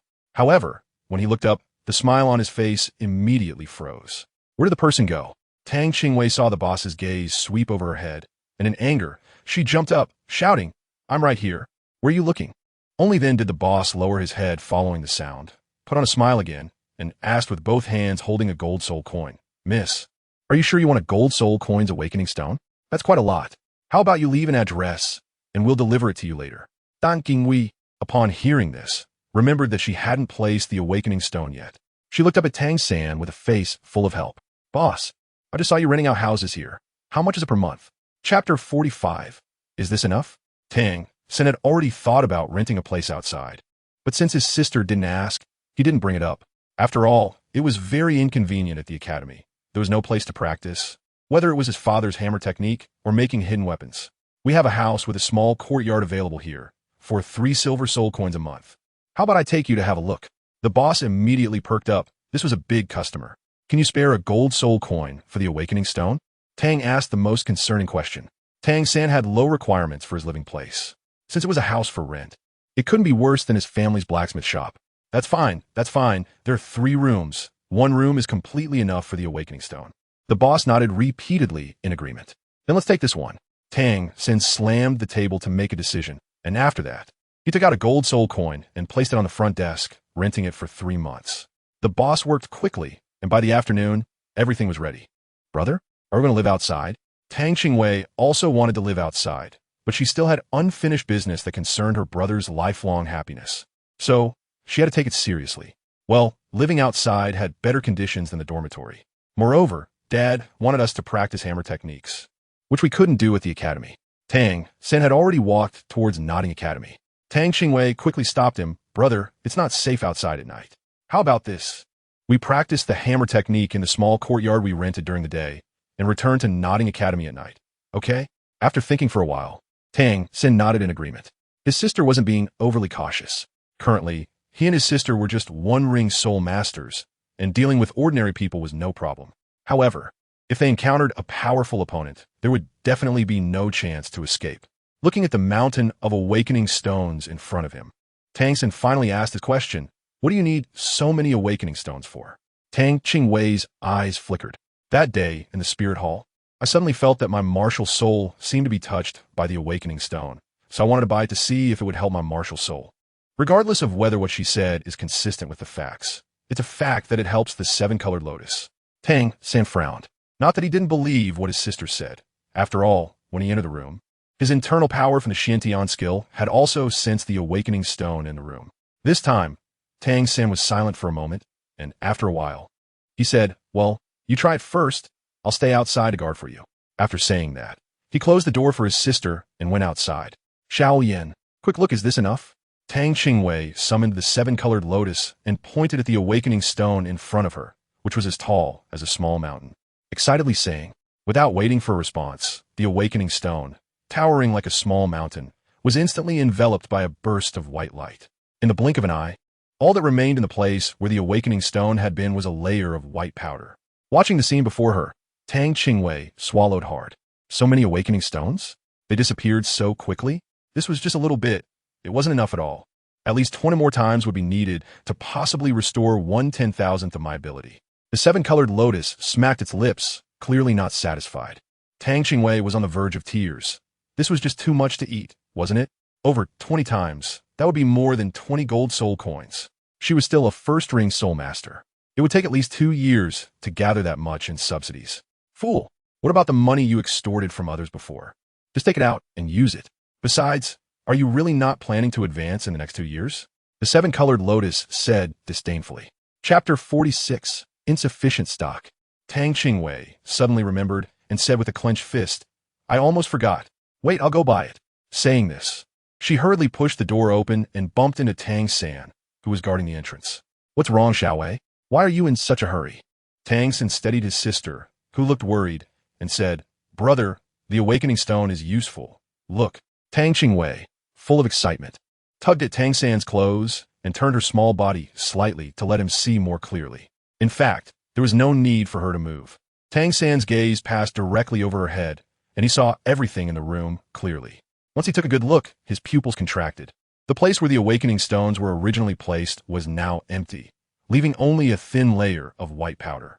At this point, even without his sister saying anything, he could tell that the pile of awakening stones, which had looked like a small mountain, had been absorbed. Are you okay? Tang San nervously looked up and down at his sister. It was truly hard to imagine that such a small body had absorbed all the awakening stones in an entire room. I'm fine, brother. Let's quickly go buy some more. It's not enough. Tang Qingwei urgently wanted to pull Tang San to go to the store again. Tang San couldn't help but smile. Does this girl need to be in such a hurry? The shop is right there, and it won't run away. Well, all right, let's go. Tang San held his sister's small hand and headed towards the shop. He didn't ask his sister about the changes after absorbing the awakening stone, since she didn't mention it. He wouldn't ask, "Boss, do you have any awakening stones left?" This time, the boss had more experience and immediately lowered his head with a flattering expression to look for Tang Qingwei, who was only showing the top of her head. Yes, yes. Do you still want an awakening stone for 1 gold soul coin? The boss rubbed his hands together and asked with a flattering smile. However, the next words from Tang Qingwei shocked him so much that he couldn't maintain his signature expression. No, give me 30 awakening stones for gold soul coins. Tang lightly waved her little hand, looking like a wealthy person throwing money around, and said, "This is not an insult, just pointing out that I'm generous. 30 gold soul coins may not be common in big cities, but here in Notting City, that would be considered a large sum." The shopkeeper hesitantly asked, "The awakening stones for 30 gold soul coins, you?" He was about to ask what Tang intended to use them for, but ultimately held back. Prying into the buyer's personal matters is a serious taboo. Fortunately, he didn't say it out loud. After organizing his thoughts, the shopkeeper put on a smiling face again and said, "Dear miss, although awakening stones are not expensive, their use is also limited. They can only be used to awaken martial souls, so we generally don't keep a large stock when we restock. However, if you want the awakening stones for 30 gold soul coins, we can send someone to procure them, but it may take about 7 days." Tang lowered his head and pondered for a moment, then said, "How much do you have left here? I'll take it all. For the rest, you can procure more." The boss immediately realized that the deal was done and quickly grabbed the inventory list to check. "Please wait a moment. I'll check the stock now." There are approximately 3 golden soul coins worth of inventory left. Tang Qingwei did consider buying from other shops, but Nottingham is not very big, and the other shops are not as large as the current one.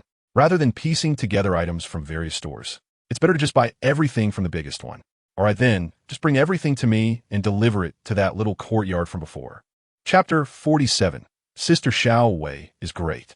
Tang San acted as a tool for paying the bills the whole time, quietly following behind his sister. After finishing all of this, it was already evening, and the two hurried back to the academy. In the academy cafeteria, as soon as Tang Qingwei entered the cafeteria, she was startled and took a step back by a group of synchronized Wei sisters. Fortunately, Tang San was behind her, secretly supporting her, or she would have embarrassed herself greatly. Tang slightly raised her head and saw a row of students who were bowing and greeting at that moment. Tang San frowned slightly and found a familiar figure among a group of students. "Wang Sheng, come here for a moment." Tang Qingwei noticed that everyone was still bowing their heads and greeting, feeling a bit awkward. She wondered to herself, "Do I really have to say all my dear ministers? Please rise." But that was just a fleeting thought. After all, it wasn't the feudal era anymore, and she wasn't an emperor. After racking her brain, she finally came up with a way to handle it. Tang Qingwei raised her left hand, smiled, and nodded in response, striking a pose as if she were a leader inspecting her subordinates. Only then did everyone disperse, each attending to their own tasks. Wang Sheng jogged up to Tang San and said with a smile, "Third brother, were you looking for me?" Tang San's expression froze for a moment. Then he calmly asked in a low voice, "What are you all doing? Why did you suddenly shout for us?" Wang Sheng innocently scratched the back of his head and said, "Isn't this Sister Wei? She defeated Boss Xiao and the others, right? They called you Sister Wei according to the agreement. So since they're calling your sister, it naturally follows that they would call you third brother." Tang Qingwei looked confused. "I didn't agree to this with them, did I? Didn't she just extort and make the other party pay a gold soul coin? All right. And also help them clean up. Naturally, it wasn't agreed upon with you. It was suggested by Xiao Wu earlier. You're one of us from the 7th dormitory. And since you won, they naturally have to keep their promise," Wang Sheng said with a face full of certainty. Tang Qingwei secretly glanced at Yun Wu, who was eating. At that moment, she didn't notice Tang Qingwei's presence and was angrily stabbing her food with a spoon. Tang Qingwei didn't even need to eavesdrop on Yun Wu's thoughts to know that she must be cursing her in her heart again. Tang San followed his sister's gaze and naturally saw Yun Wu. But a voice filled with schadenfreude that was extremely inconsistent with Yun Wu's current expression suddenly appeared his ears. "Ha! Reaping what you sow serves you right. Ah, that human cub just now looked so cute when scared. I want to hug him." He found this quite optimistic and lively. Tang San secretly muttered in his heart, and a smile unconsciously appeared on his lips. At that moment, a man in a gray robe walked into the cafeteria, and Yun Wu's previously angry expression instantly vanished upon seeing him. She quickly got up to greet him. "Teacher, I've long admired your name. I have carefully read your 10 core competencies of martial souls. I wonder if I could have the honor of becoming your disciple." Although Tang San did not know the man in front of him, he felt alert and quietly took out the awakening stone from his pocket. As long as I acknowledge the master as my teacher, there's a chance I could be directly recommended to Shrek Academy. The principal there is an old friend of the master, so he will definitely take good care of me. Although Tang San is my best choice. It is really too difficult to pursue him right now. I might as well reserve Oscar at Shrek Academy in advance. Tang San once again heard Yin Wu's inner voice and confirmed that this Yin Wu must know something, and the master in front of him was definitely a key figure. Chapter 48. Accepting a disciple, the master looked at the girl in front of him with surprise, not expecting that she had read the books he had written. I'm not a teacher of the academy. You have called me wrong, he said lightly. I want to take you as my teacher, so naturally, I will address you as my teacher. Can you teach me how to cultivate my martial soul? Yin Wu tilted her head and smiled sweetly. The master was moved. This little girl was indeed a good seedling, but he couldn't deceive her just because she didn't understand. You have great talent and deserve a better teacher to teach you, the master said, looking down at Yin Wu with a stiff smile on his face. Seeing that the master had softened, Yin Wu pressed on. I am willing to take you as my master. I believe you are the best teacher. The master looked at the pair of eyes that were staring blankly at him, and the stiff smile reappeared. He raised his hand and ruffled Yin Wu's hair, as if he had made up his mind. You are a good child. Since you insist, I will indulge myself this time and accept you as my disciple. Tang Qingwei was completely stunned. What is this operation? Isn't she a die-hard fan of Tang San? Has she really given up? She actually wants to get in touch with Oscar ahead of time? Is she trying to nurture him? Absolutely cannot let her succeed. Otherwise, how will Sister Xiao Wu face this awkward situation when she returns? His brother will be even more a loss. My wife is my brother's ex-girlfriend? Who can accept that? Can't think about it. Too terrifying. At this moment, for the sake of his brother's happiness, he can only sell his brother for glory. He believes his brother will definitely thank him in the future. Wait, master, my brother also wants to be your disciple. Tang Qingwei hurriedly pushed Tang San forward. The push Tang San looked confused, but quickly composed himself. Combining what he just heard from Yin Wu's thoughts, he realized that the master in front of him was definitely a key figure. After all, he didn't have a teacher. Recognizing the master as his teacher would not only allow him to get a closer look at Yin Wu, but also learn a lot of theoretical knowledge. He still remembers that back in the spirit hall, Matt Yu had mentioned this master, and his theories had now been verified by himself. Perhaps he is very suitable to be his teacher. Master, I have already practiced the spirit mimicry theory from your top 10 core competencies for my first soul ring. A plant-type spirit can use an animal-type soul ring under certain conditions. Tang San no longer remained silent and self-recommended.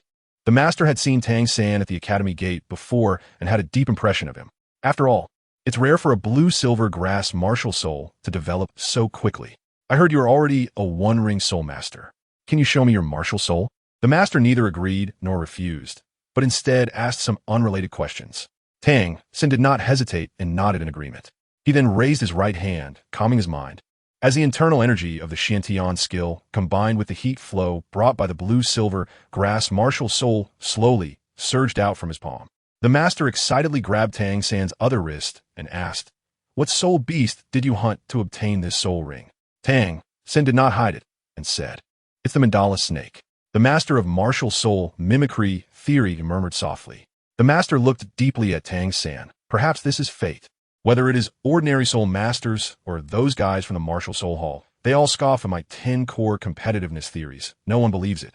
Unexpectedly, by chance, it has been confirmed through you. Chapter 49. Wishing again at this moment. The master's gaze towards Tang San was filled with brilliance. Because of the mutation of his martial soul, the master would never be able to become a powerful soul master his lifetime. Yet he remained so dedicated, investing all his life's energy into the study of martial souls. Now that Tang San has preliminarily confirmed his theory, how could he not be excited? Well, from today on, you are my disciple. The master raised his hand and ruffled Tang San's hair. He did not reveal Tang San's dual martial souls, as there were still others present. You will come out with me for a while later. I have something to discuss with you. After giving this instruction, the master said goodbye to Yin Wu and went straight upstairs. Seeing that her brother had successfully become a disciple, Tang Qingwei let out a long sigh of relief in her heart. She still had to speed up. Tang Qingwei returned to the 7th dormitory alone after finishing dinner, while Tang San went to see the master. When he came back, Tang San had an additional soul guide on him, which made Tang Qingwei swallow hard. All right, don't be envious. I'll find something better for you in the future. This one was given to me by the teacher, so I can't pass it on to you. Anyway, you usually use my stuff, so this soul guide is just as much yours as it is mine. Tang San jokingly pushed his sister's head away from the 24 bridges on a bright moonlit night. Tang Qingwei wiped away the non-existent saliva, rolled her eyes, and said, I don't even know when you'll find it for me. I might as well. Oh right, I can make a wish. I almost forgot. Huh? Can I wish for Sister Xiaowu to return her own body directly? Just as she was saying this, Tang Qingwei suddenly remembered that her martial soul could grant wishes, something she rarely used, and she almost forgot about it. Tang lightly flipped his left hand and summoned the 7-colored lotus, plucking off an orange petal. He hoped that Tang San's mother would transform. Tang San was taken aback upon hearing this. Didn't he just mention wanting a soul-guiding device? How did this wish come up so suddenly? After realizing it, he felt touched. As it turned out, his sister had always been thinking about this matter. Tang slightly furrowed his brow. The petals had not disappeared. This proved that the wish was not valid. He hoped that the real Xiaowu could return her own body. When he voiced this wish, Tang San was only surprised and did not oppose it. The brief contact over just a few days had given him a feeling for the Xiaowu, whose voice he had only heard, that he couldn't quite explain even to himself. Every time he heard her voice, her image in his mind became clearer. And now her image had completely overshadowed all his initial aversion to Yunwu. Now, when he saw Yunwu again, he had already reflexively begun to view the two of them separately. The orange petals still had not disappeared, but they had become somewhat transparent. Tang Qingwei immediately became flustered and thought, what should I do? I'm about to disappear. I need to make a wish quickly. This was the first time Tang San saw his sister use her martial soul to make a wish, and he didn't know what was happening at that moment. I want a 10,000-year soul ring. I want a storage ring. Tang Qingwei only had time to express these two wishes before the petals completely vanished. In her palm lay an ancient ring, quietly resting. Humph, greedy and insatiable. There might not be such good luck next time. The 7-colored lotus snorted coldly, dropped a remark, and disappeared once again. Tang Qingwei was not paying attention to what the 7-colored lotus was saying at this moment. All her focus was already on the storage ring in her hand. Ignoring Tang San's strange expression at this time, she steeled her resolve and bit down hard on her chubby little pinky. A scream echoed throughout the entire dormitory. Chapter 50, Storage Ring. Fortunately, there were no other people in the dormitory. Otherwise, who knows how they would have been scared. Tang San was no longer dazed at this moment. He pulled his sister's small hand and exhaled for a while. Fortunately, there was no broken skin. Why did you bite yourself? Are you silly? I just read in a book that a storage ring requires blood to recognize its master, right? Tang Qingwei wrinkled her small nose and said with a face full of grievance. Tang San shook his head helplessly and sighed. You really should watch less of those strange things in the future. This gentle reprimand was nothing more than a tickle to Tang Qingwei, who still maintained her attitude of you say your piece, whether I listen or not is my business. When the pain in her index finger finally eased, Tang Qingwei extended her other hand and presented it to Tang San. What is wrong? Does this hand hurt too?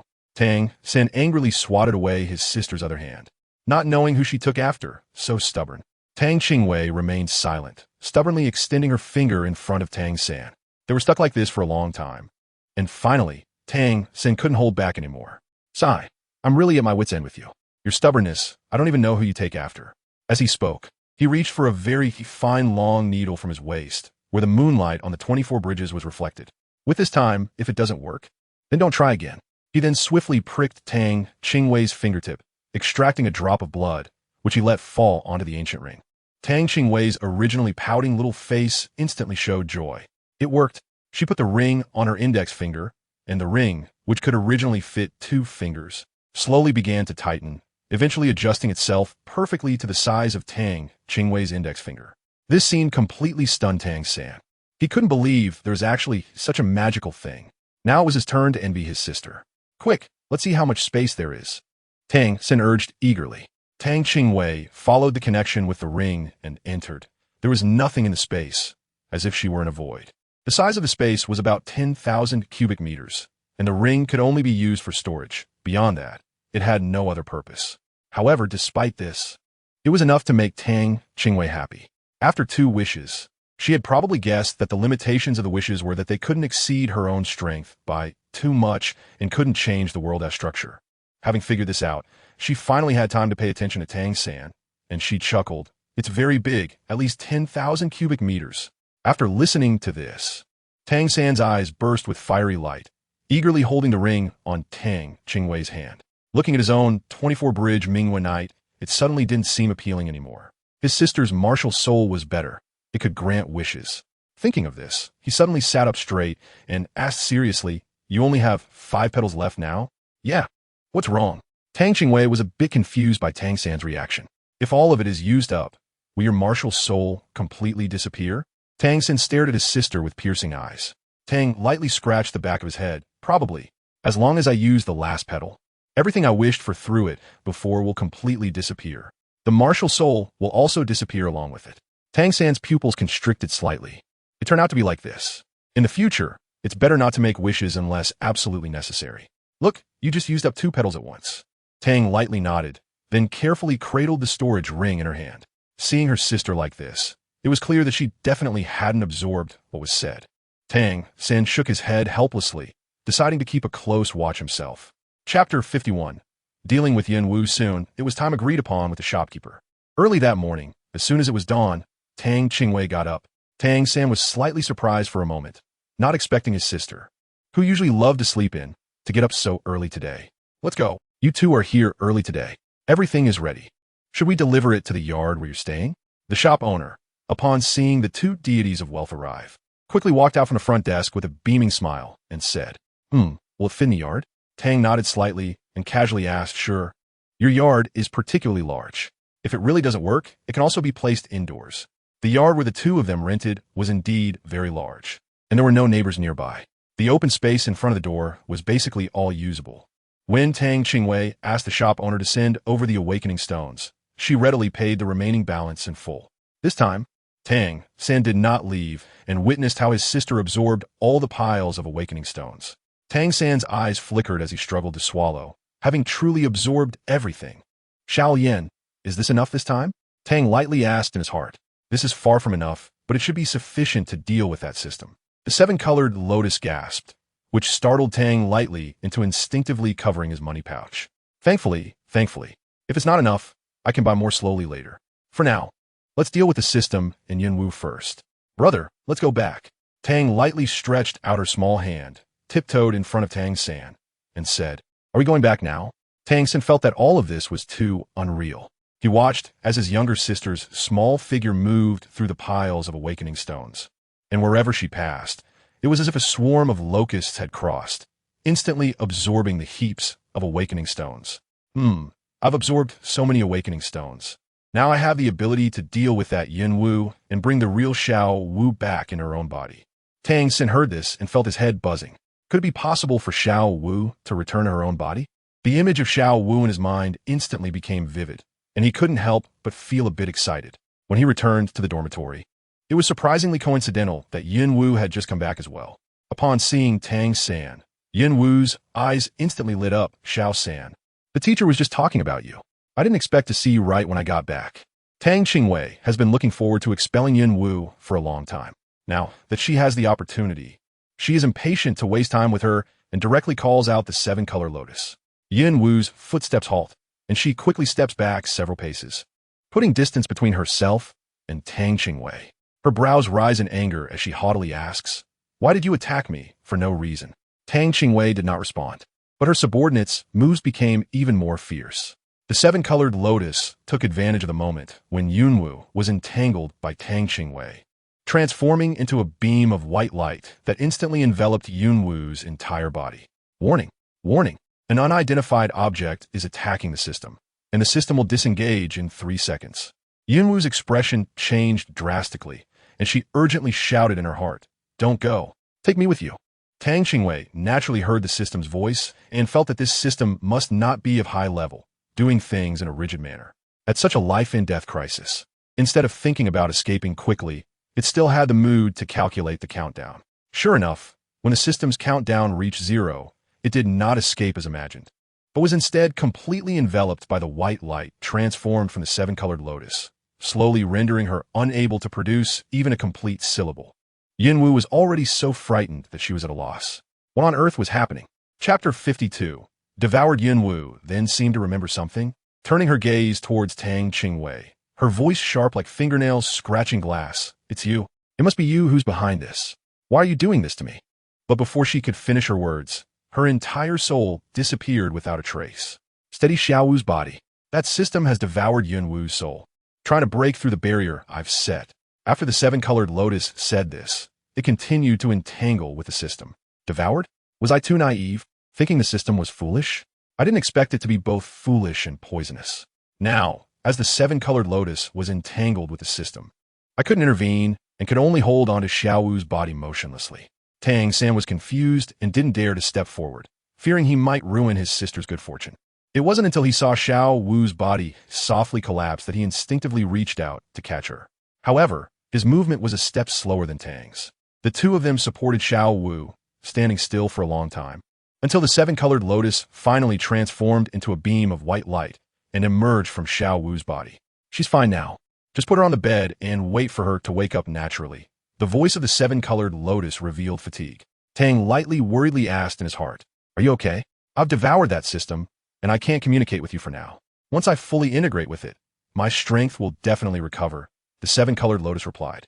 "Also, while I'm not here, don't do anything foolish. The things from the divine realm are limited here, and you can't cultivate.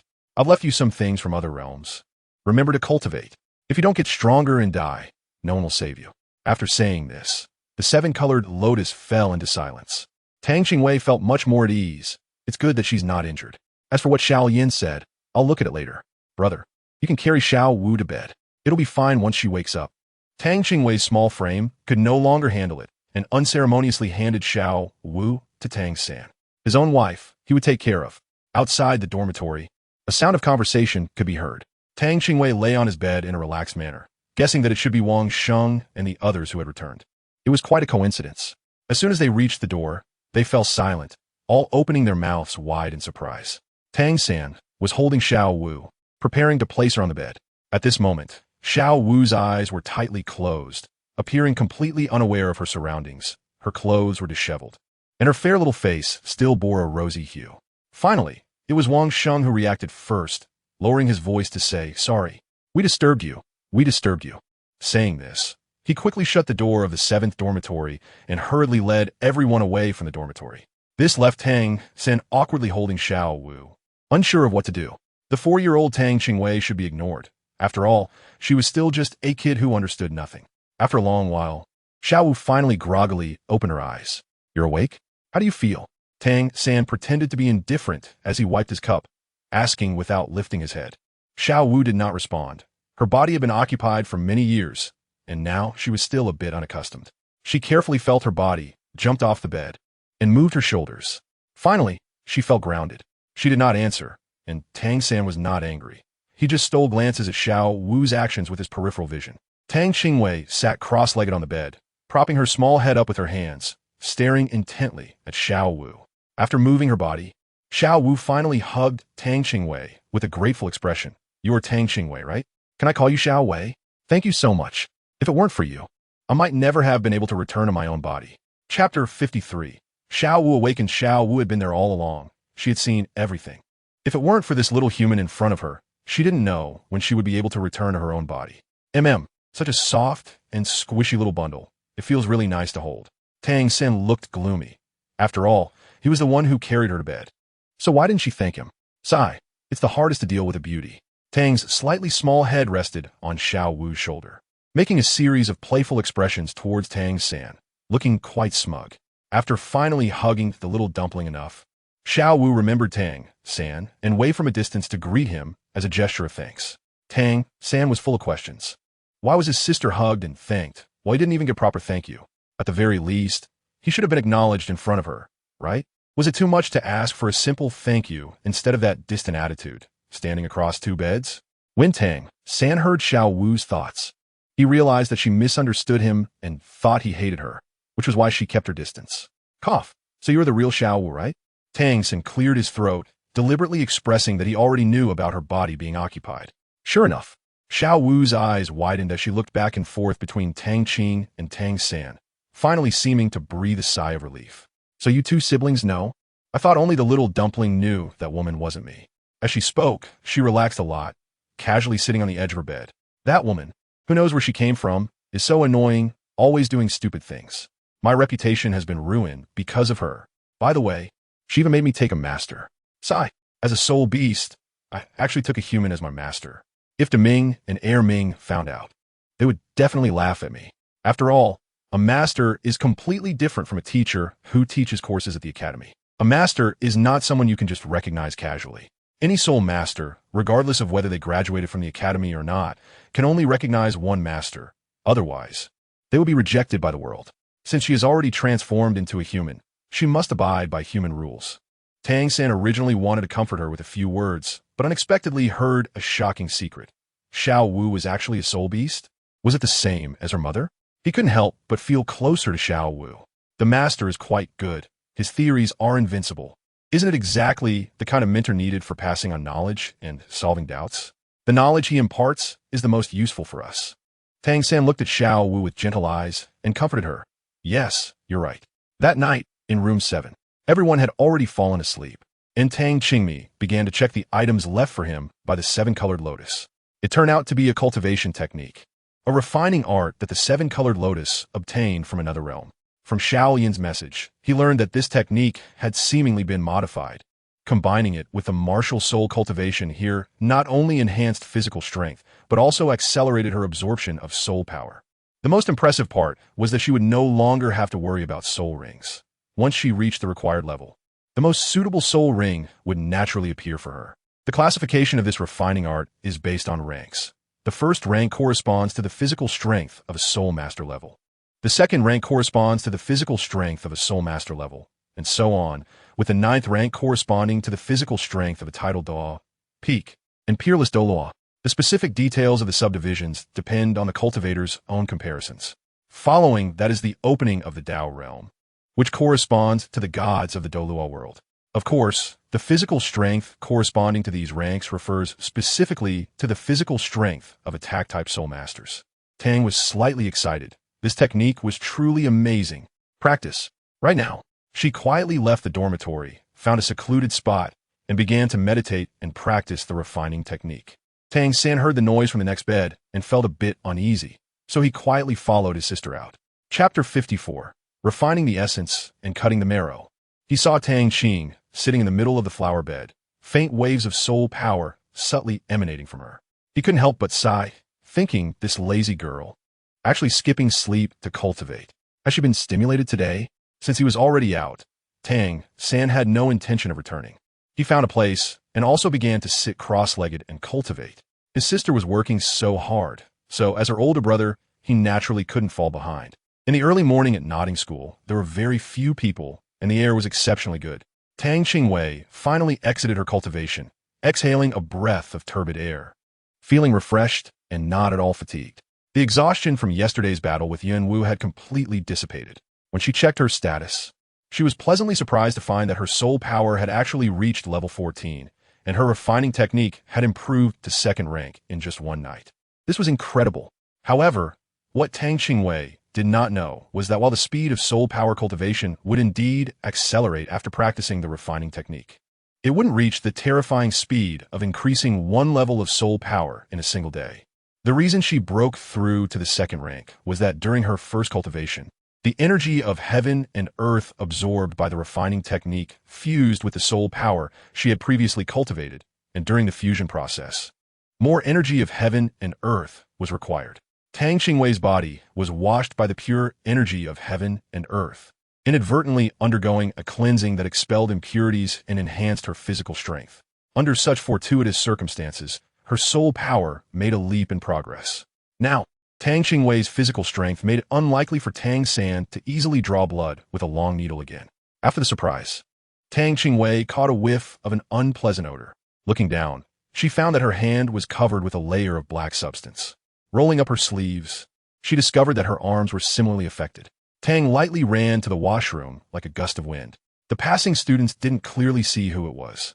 They only caught a glimpse of a small dark figure rushing by.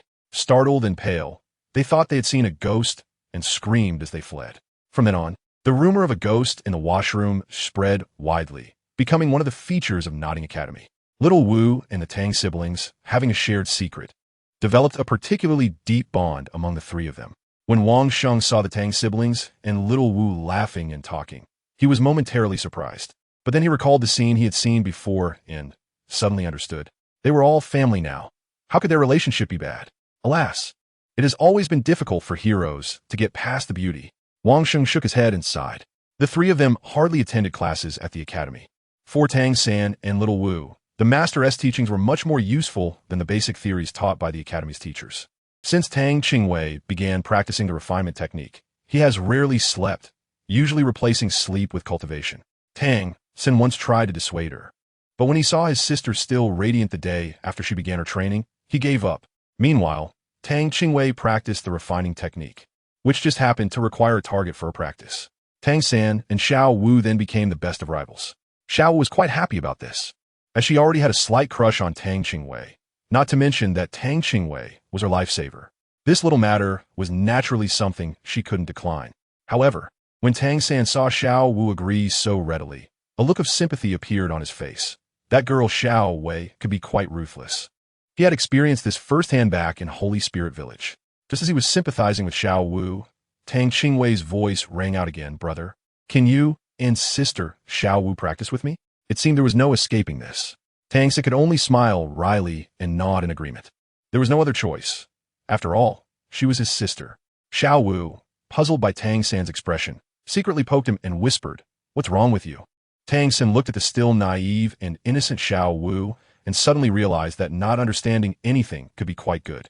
With a mysterious smile, he said, "It's okay, as long as I'm happy and can improve myself." Xiao Wu nodded, not finding anything strange about his words. Enhancing practical abilities wasn't a bad thing. However, after some time, Xiao Wu regretted her hasty decision. Although initially, Xiao Wei indeed couldn't defeat her and had even been thrown around by her waist, nothing could stop her determination to cultivate.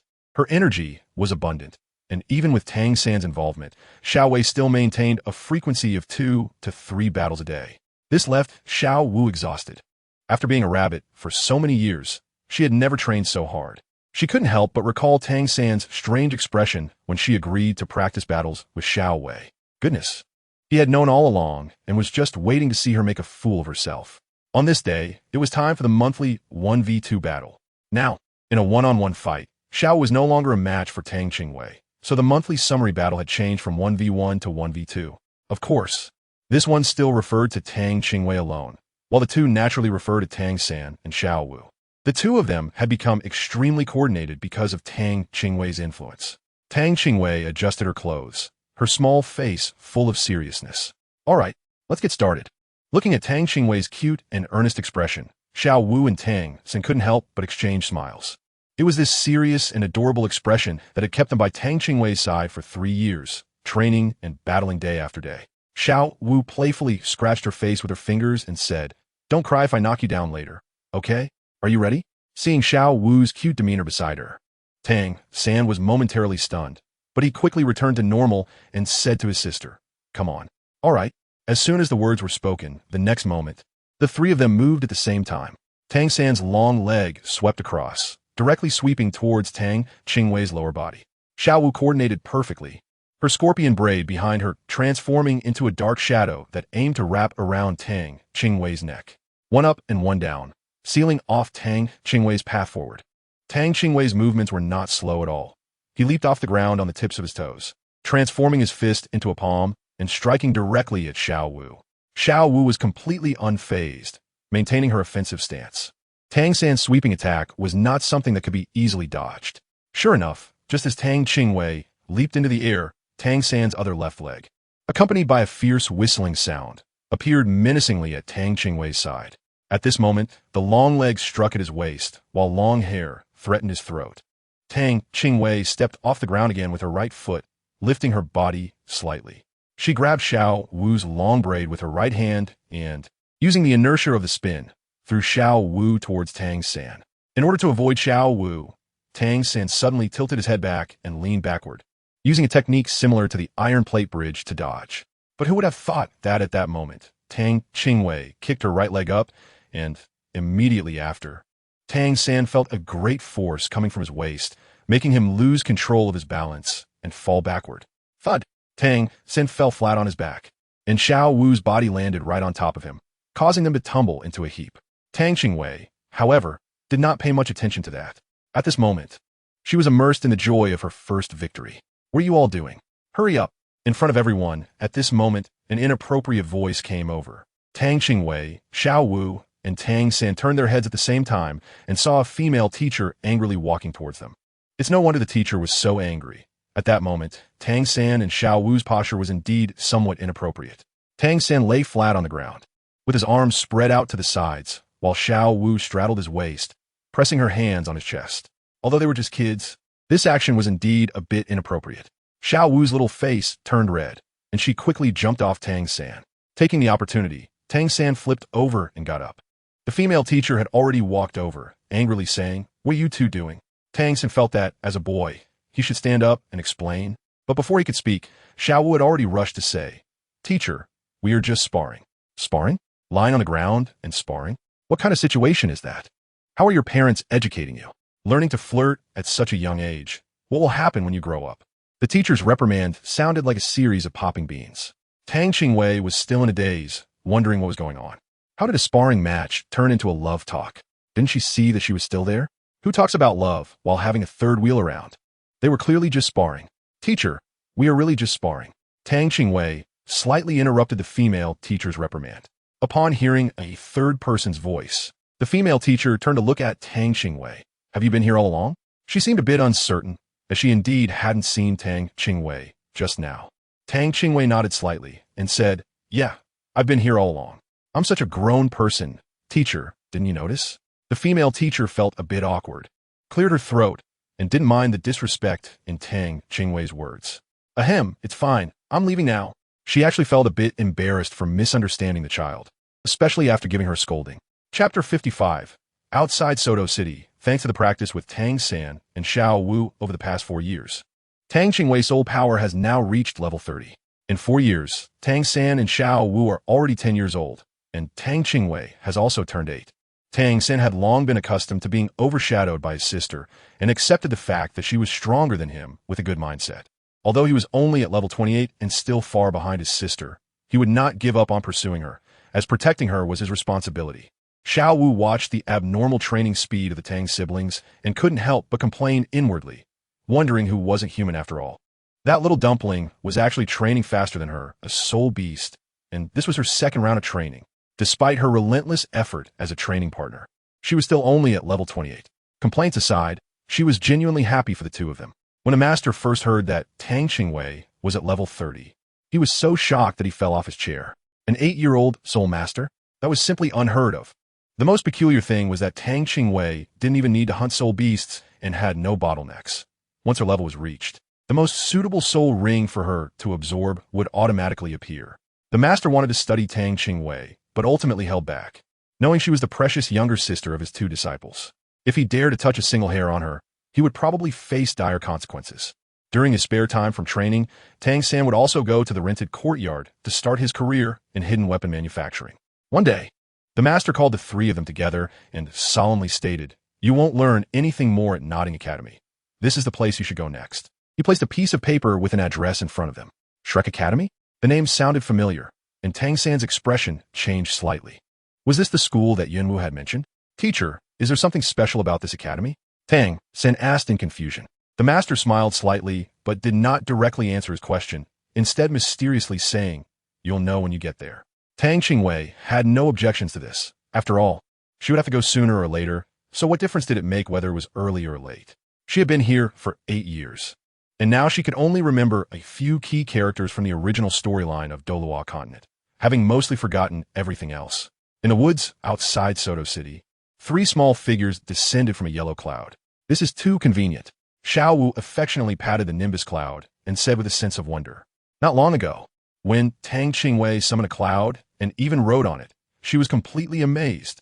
Having lived for 10,000 years, she had never heard of such a convenient mode of transportation that could be summoned at will, easy and practical.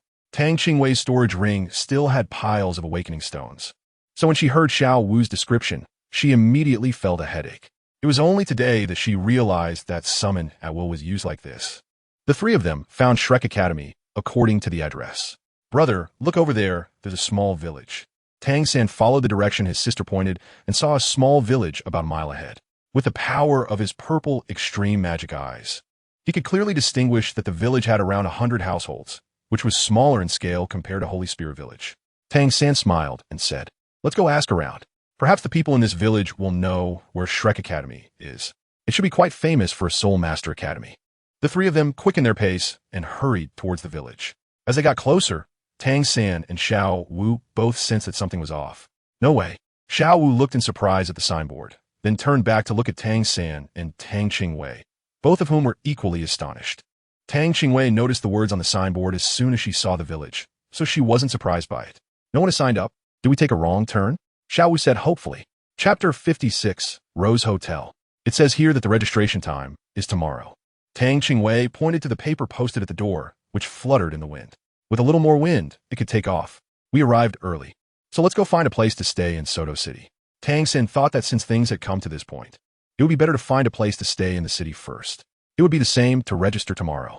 Tang Qingwei and Xiao Wu had no objections, and it was just right to experience the prosperity of Soto City. The three of them chatted casually as they entered the city. Soto City was much larger than Notting City, and naturally, it was much more bustling. Soldiers patrolled the streets, and a constant flow of people moved through the crowd. The three planned to grab a quick bite to eat before looking for a place to stay temporarily. On the busy street, a uniquely shaped hotel caught Xiao Wu's attention. The hotel had 3 stories, and while it didn't seem too large, its exterior was entirely decorated in rose red, resembling a giant rose flower in architectural style, which easily gave a refreshing impression. Rose Hotel? Tang Qingwei had a strange expression on her face as she turned to look at Tang San and Xiao Wu, who surprisingly showed no reaction at all. Everything seemed normal. Upon seeing Tang Qingwei's odd expression, they both looked concerned and asked, Xiao Wei, are you okay? Not feeling well? Well, it was her impure thoughts. Her guilty eyes viewed the world inappropriately. She shouldn't have thought of such suggestive names. Assuming it was a couple's hotel from her past life. Maybe she was just hungry. At her level, it was really hard to get sick. So she casually made up an excuse. Now it was their turn to look at her with strange expressions. Tang San hesitantly spoke. Xiao Wei, didn't we just eat? Overeating is not good. All right then. She was being foolish again. She withdrew into herself and didn't want to talk anymore. She lifted her foot and headed into the hotel. As soon as she entered the Rose Hotel, she was greeted by a strong scent of roses.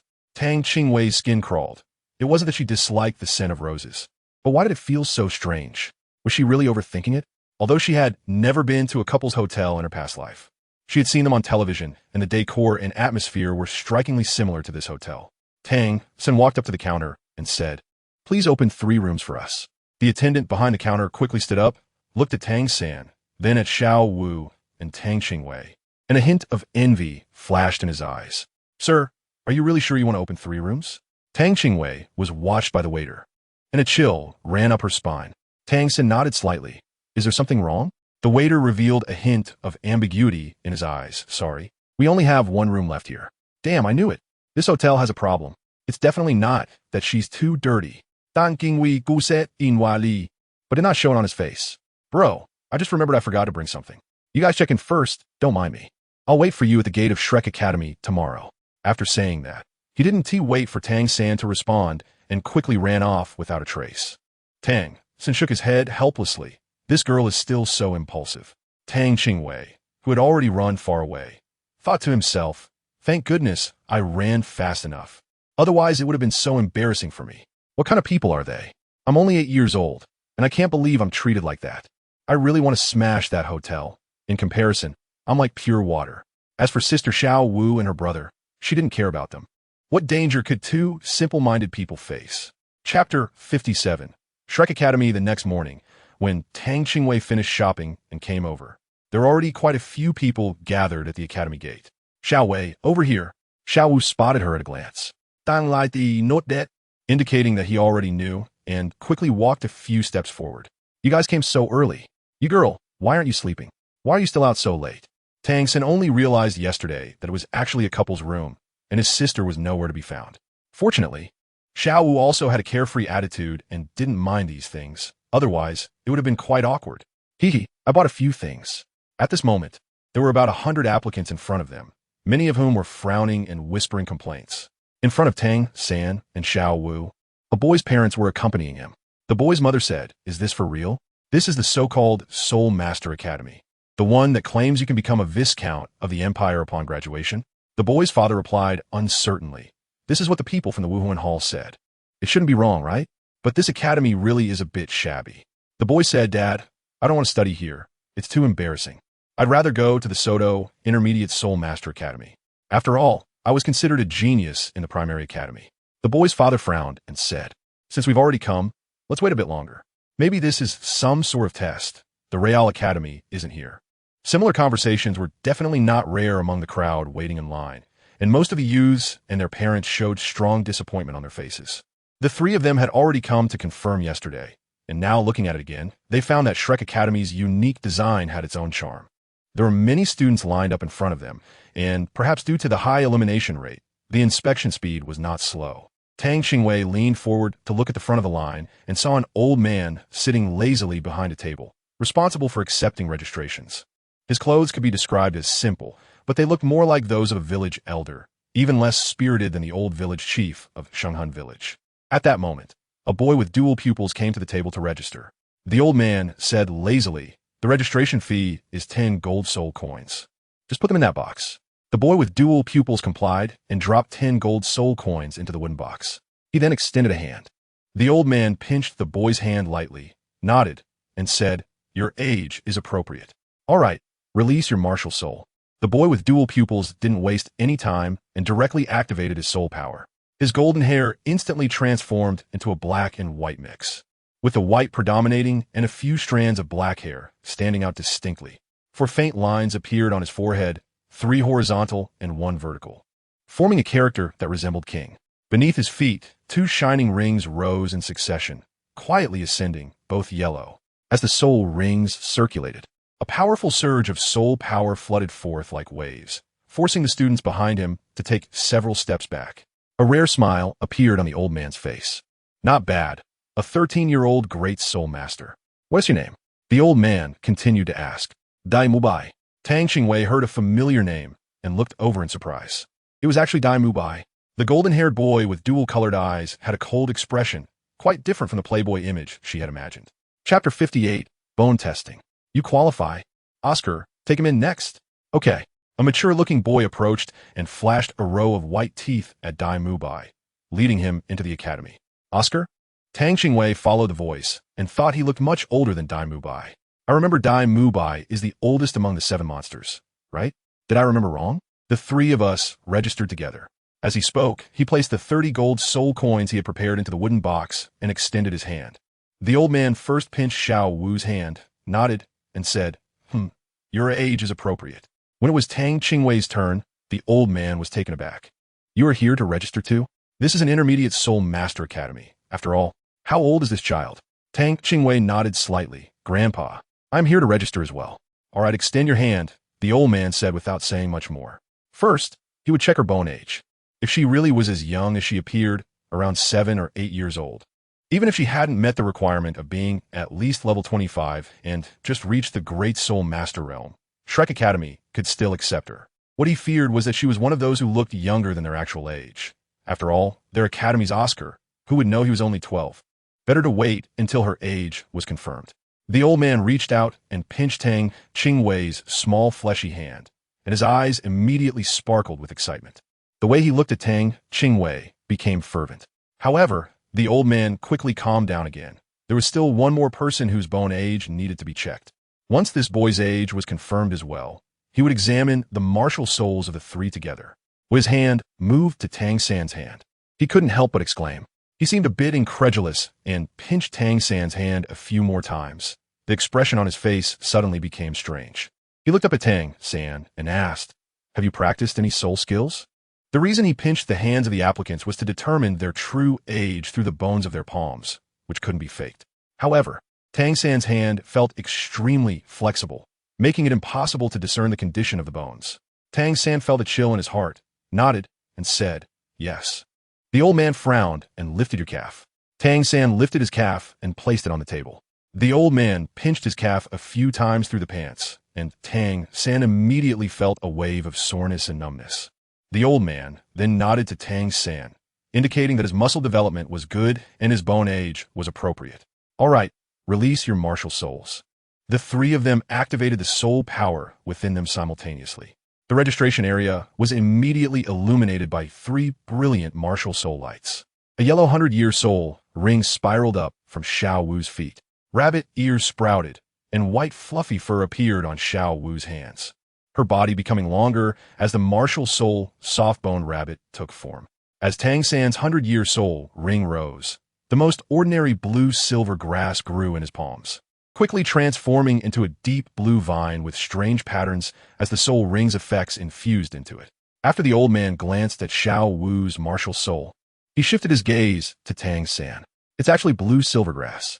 Can blue silvergrass be cultivated this quickly? Just as the old man was surprised, 3 shining rings rose quietly beneath Tang Qing's feet, 2 yellow and 1 purple. As the soul rings revolved, a surging pressure of soul power rushed towards them like waves. Tang Qingwei actually intended to be a bit late, as if she went ahead, she would surely overshadow Tang San and Xiao Wu. It was only after Tang San and Xiao Wu had showcased their martial souls that she began to channel her soul power. Chapter 59. 8-year-old Soul Master, a Soul Master? The surprise on the old man's face was evident. Before him stood a mere 8-year-old girl, yet she already possessed 3 soul rings and had reached the Soul Master realm. This was something he had never heard of, especially considering those 3 soul rings were the highest configuration of 2 yellow and 1 purple. Truly formidable for someone so young. You all qualify. Ha ha ha. The old man was very pleased. It seemed there were particularly many little prodigies this year. Dai Mubai and Oscar, who had not walked far, were stunned by this scene. That little girl had already become a level 30 soul master. Comparing people really could be infuriating. They needed to step up their training. Being surpassed by such a young child would be quite embarrassing. This display of martial souls had scared away at least 1/3 of those waiting to register.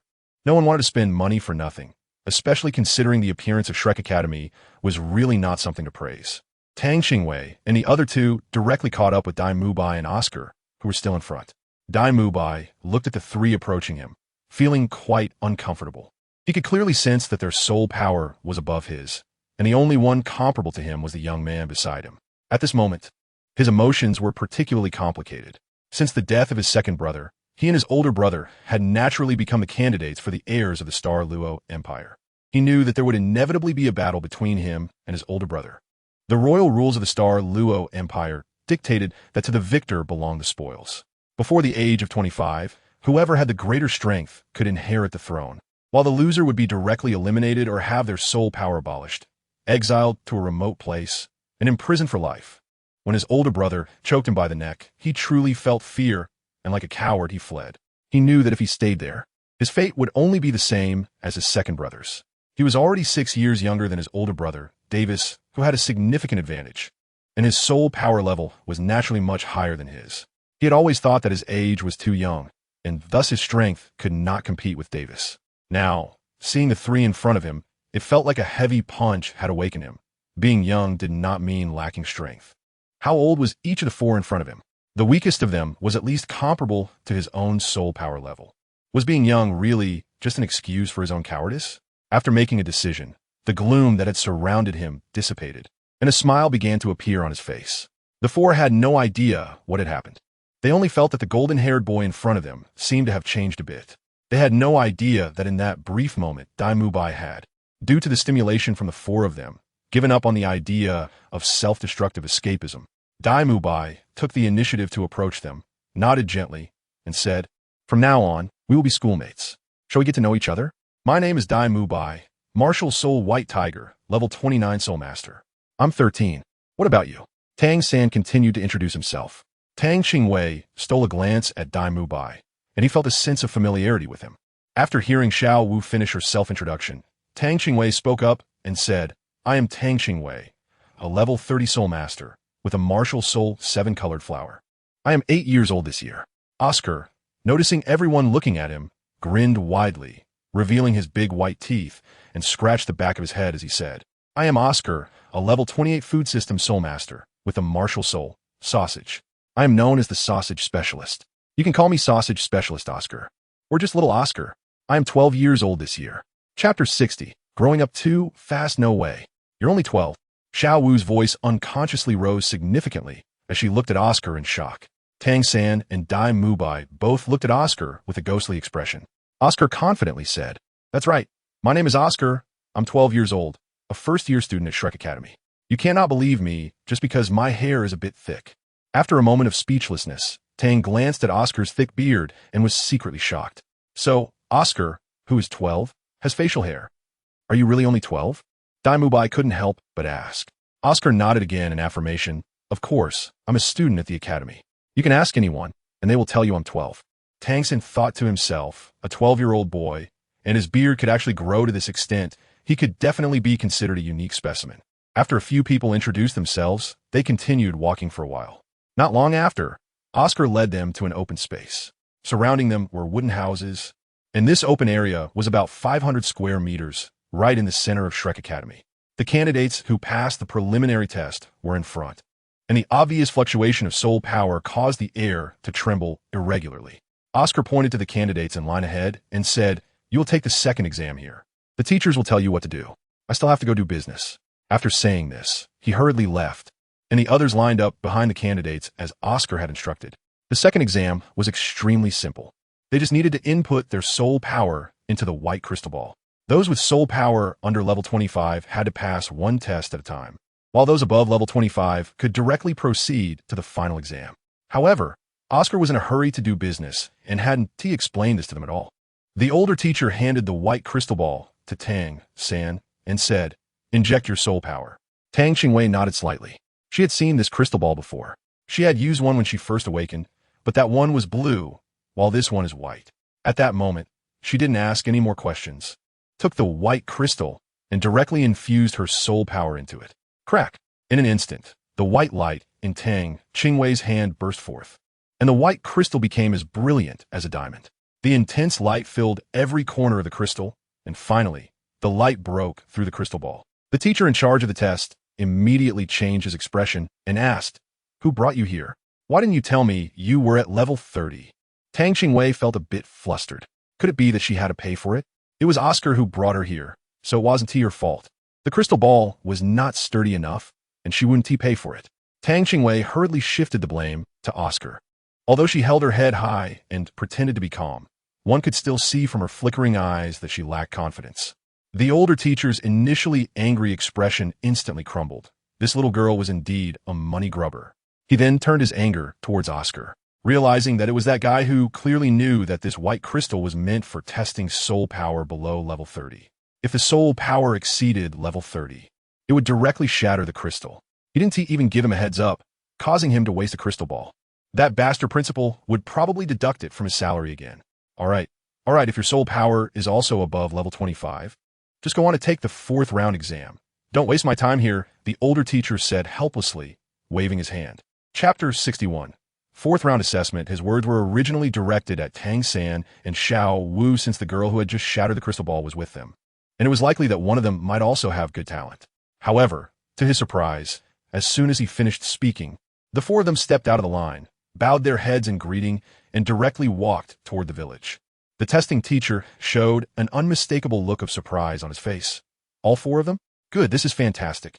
It seems I might have a chance for a raise this year. No one needed to lead the way. There were signposts in the village. Following the signs, they arrived at another open space. This area was much smaller than the previous 2nd round, only about 200 square meters. There sat a middle-aged man, seemingly in his 50s, dozing off in a chair. Their footsteps must have disturbed him. There are candidates for the 4th round this year? And there are 4 of them. The man opened his hazy eyes and looked at the 4 young boys and girls in surprise, as if he had encountered something incredible. Yes, the teacher from the 2nd round told us to come directly here. Daimubai, the oldest among them, took the initiative to speak. Upon hearing this, the man's eyes brightened, and he suddenly stood up from his chair. Originally, no one noticed anything unusual while he was sitting. But when they approached and stood opposite Tang San, they realized that this middle-aged man was actually about the same height as 10-year-old Tang San. His not tall stature did not appear weak at all. Broad shoulders like city walls could not be concealed by his coat, and his body was muscular as if forged from steel. Although his expression was friendly, his well-developed physique inherently gave a strong sense of pressure. All 4 of you have exceeded level 25? Not bad, not bad. It seems there are quite a few little monsters this year. The man seemed quite pleased with the 4 of them, speaking with a smile. This is the final round. If you pass my test, you will officially become members of Shrek Academy. However, my test is not so easy to pass. Practical experience is a strength that every soul master must possess. What I will assess is your abilities in this regard. After a brief pause, he continued to look at the four of them. My name is Zhao Wujie, a level 74 soul sage. Since all four of you have passed the second and third rounds without testing, I will personally accompany you for a bit of fun. Now, I will give you a stick of incense to get to know each other and discuss. After the incense burns out, the test will start. The content of the test is for you four to work together to withstand my attacks for the duration of the incense. As long as one person can hold out until the end, you will pass. I hope you understand not to try any tricks. No one can escape this range with speed. At the same time, I can remind you that it is impossible to withstand my attacks relying solely on one's own strength. Coordinating and cooperating with each other is your only chance of success. After finishing this sentence, he somehow produced a stick of incense, pinched its tip, and directly lit it. In the blink of an eye, the incense was already inserted into the ground without any tremors. After doing all this, Zhao Wujie sat back down in his chair, closed his eyes, and continued to sleep. The pupils of the four almost simultaneously contracted. Level 74? In their impression, not to mention themselves who were not even 30. Even facing an army of 10,000, a soul sage could move freely. Xiao Wu said in disbelief, "He is level 74? But he looks much younger than that teacher at the entrance." Chapter 62. Third soul skill. Dai Mubai glanced at Tang Qingwei and said with deep feeling, "Age has never represented anything." Tang Qingwei looked innocent and said, "What are you looking at me for? Let's discuss our strategy first." The others stopped chatting and their expressions turned serious. Facing a level 74 soul saint level powerhouse was no joke. Right now, they only knew that the opponent was a soul saint level strongman, and they had no other information. However, judging by the opponent's muscular build, they could roughly guess that he was likely a strength-type soul master. If they wanted to last for the duration of an incense stick, they absolutely could not confront him head-on. Tang San furrowed his brows and thought for a moment before saying, "Teacher, Zhao should be a strength-type soul master.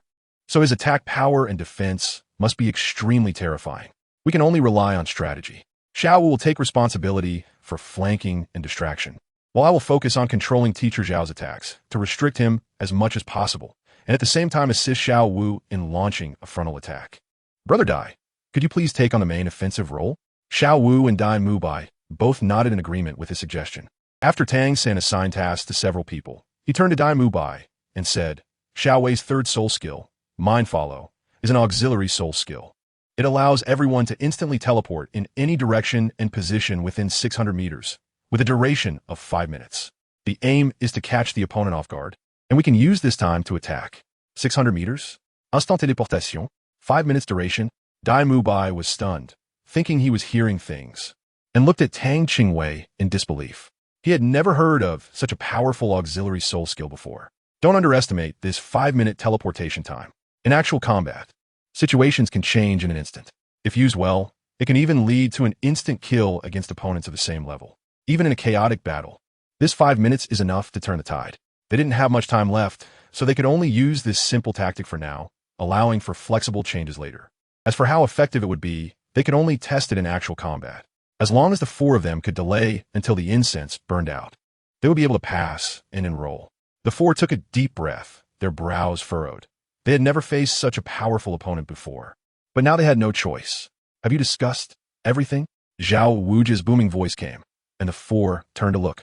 The incense on the ground had already burned down to the end. "Teacher, we can start now." Tang San nodded to Zhao Wujie. Zhao Wujie stood up again, clasped his hands together, and moved his wrists, producing a series of painful cracking sound from his bones, which increased the invisible pressure. Suddenly, he conjured a stick of incense from nowhere. Before he could light it, Tang lightly moved first. Third soul skill, Heart's Desire. As he raised his hand, his martial soul was summoned, and 3 soul rings, 2 yellow and 1 purple, appeared beneath his feet. For beams of white light were simultaneously released, enveloping the 3 of them and himself.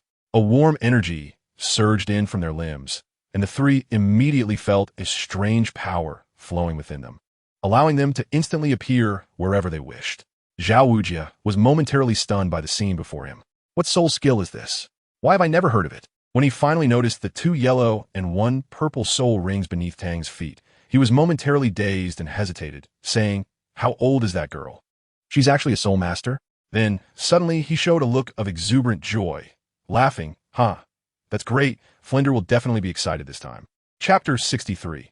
Getting serious. Just then, Zhao Wujia moved, not rushing towards Tang San and the others, but squatting down slightly with his legs and smashing both fists toward the ground. Not good. Tang San let out a low gasp. The moment Zhao Wujin launched his attack, he already understood what his opponent intended to do. Just as Tang San wanted to remind his sister, he turned around but couldn't find her figure. When he saw her again, his sister had already approached Zhao Wujin, swiftly striking with her right leg, creating a buzzing sound as the air was displaced. Zhao Wujin's expression remained unchanged as he raised his left arm to block. With his right fist clenched, he advanced instead of retreating, stepping forward to directly target Tang Qingwei's throat. However, just as he was about to reach her, he suddenly changed his stance, transforming his right fist into a palm aimed at Tang Qingwei's shoulder. Bang!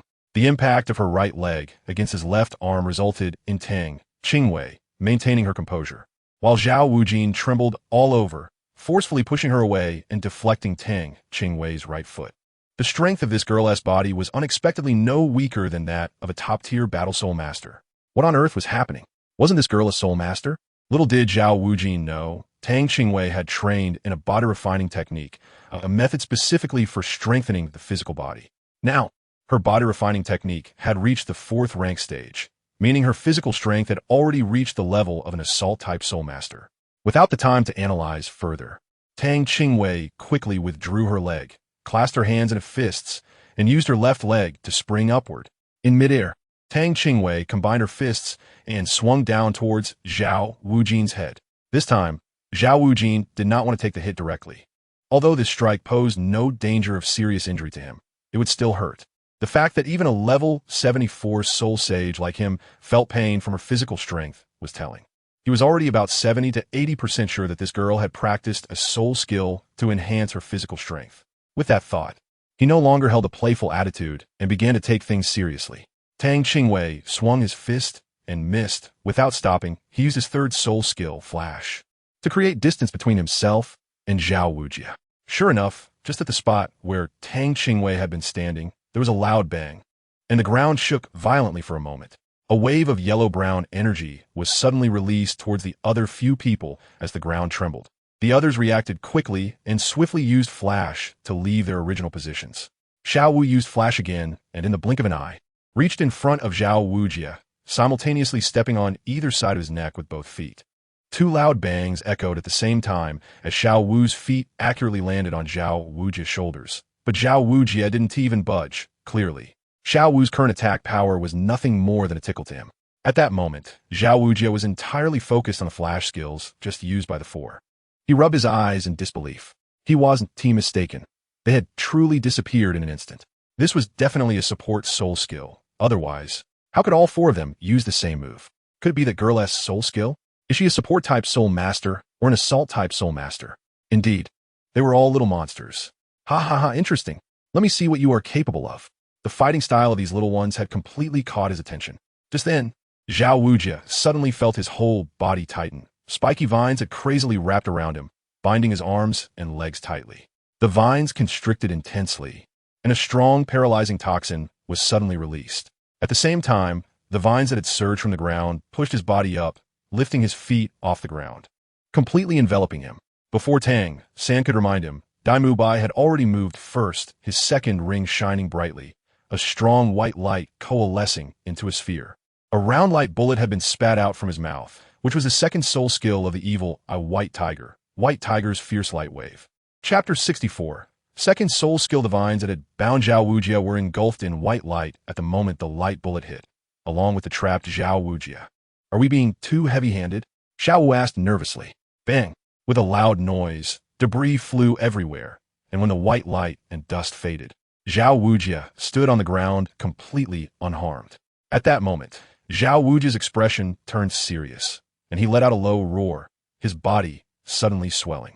His already terrifying muscles nearly doubled in size, and his height increased by a meter in an instant, making him extremely imposing. 7 dazzling soul rings rose simultaneously, 2 yellow, 2 purple, and 3 black. 7 terrifying soul rings encircling him. His body was covered in a thick layer of brown fur, standing over 2.5 meters tall. his muscles bulging, with brown-yellow eyes exuding a domineering aura. While the 7 soul rings rhythmically moved around his body, the surrounding pressure suddenly multiplied. Children, come on. Let us continue. Zhao Wujie stepped forward, striding towards the 4. Tang Qingwei's flash time has now ended. Xiao Wu, Meteor Hammer. Tang San shouted. Seeing this, Tang Qingwei simultaneously activated his second soul skill, Dazzling Enchantment, which can lock onto any target within 50 meters, ignoring levels, preventing the target from moving for 3 seconds. The most powerful aspect of this skill is its ability to ignore levels. Although the 3 seconds of dizziness is short, if one has a lethal move, it is still possible to kill someone of a higher level. However, the higher the level of the strong, the more powerful their physical strength. So if the level difference is too great, being unarmed for 3 seconds may not even provide enough time to escape.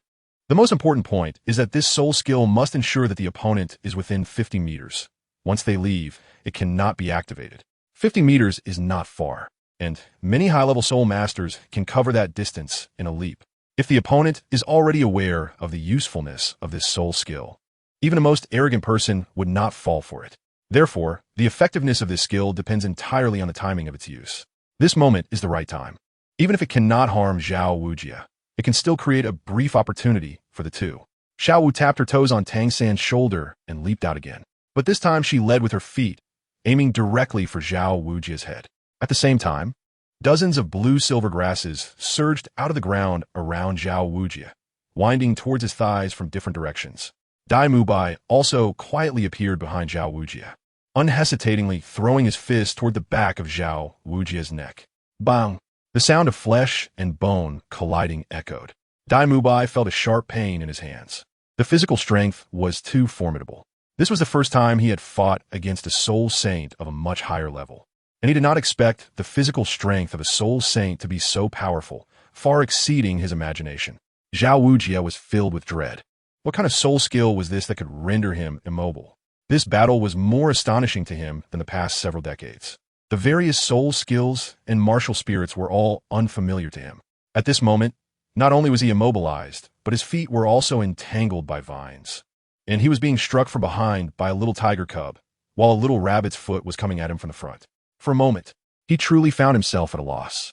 Fortunately, the immobilization effect lasted only 3 seconds, and once he broke free from the restraints, Zhao Wujie's attack would commence. Chapter 65. Auxiliary Soul Master in that intense golden light. Xiao Wu and Dai Mubai were directly blasted away, and Tang San's blue-silver grass, whether close or not, was all repelled back if it was within 3 meters of Zhao Wujie's body. Those that were close were all shattered.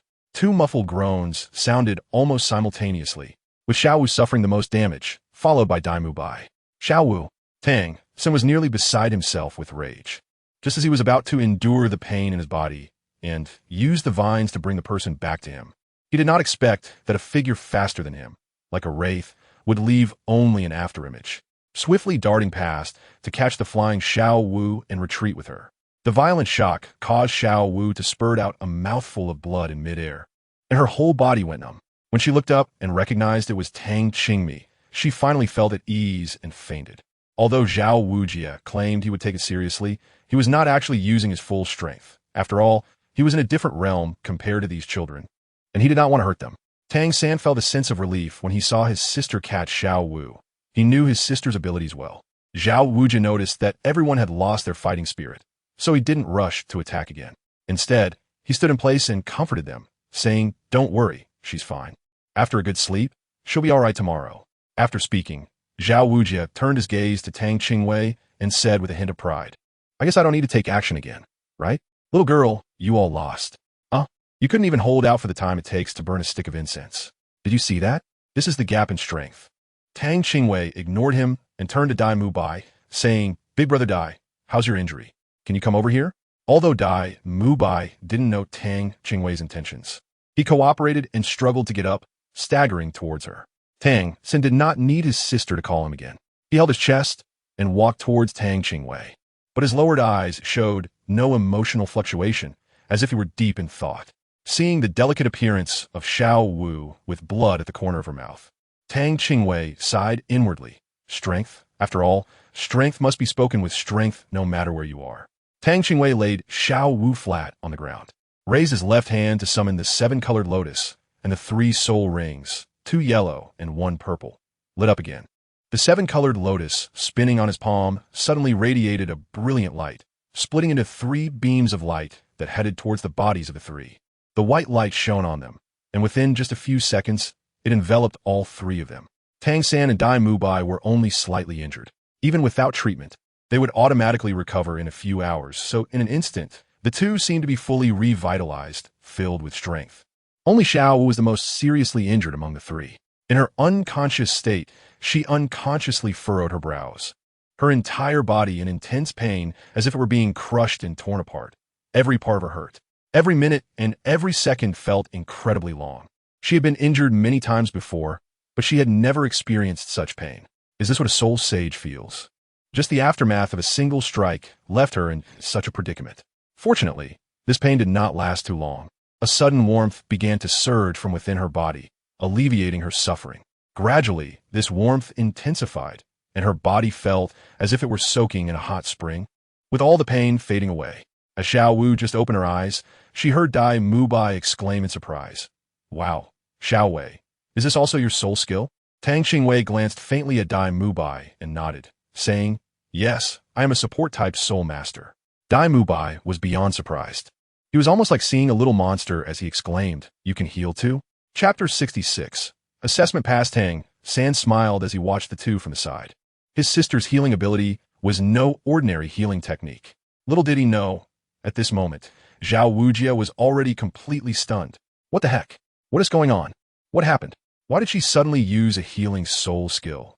Aren't you a strong attack-type soul master?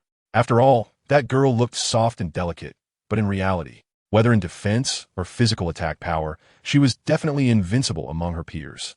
So what is going on now? Could she be an all-round soul master? Impossible. He was just overthinking it. The 4 of them took up an attacking and defensive stance again. "Teacher, let's continue." Zhao Wujia glanced at the incense that was almost burnt out and waved his hand irritably. "What are you still fighting for? The incense is about to burn out. Consider yourselves past. Damn it, what are you still fighting for?" He couldn't really fight them for real. But if he didn't fight seriously, these little monsters were as slippery as loaches, hard to catch, and it was really difficult to win against them within 1 incense stick without seriously injuring a few.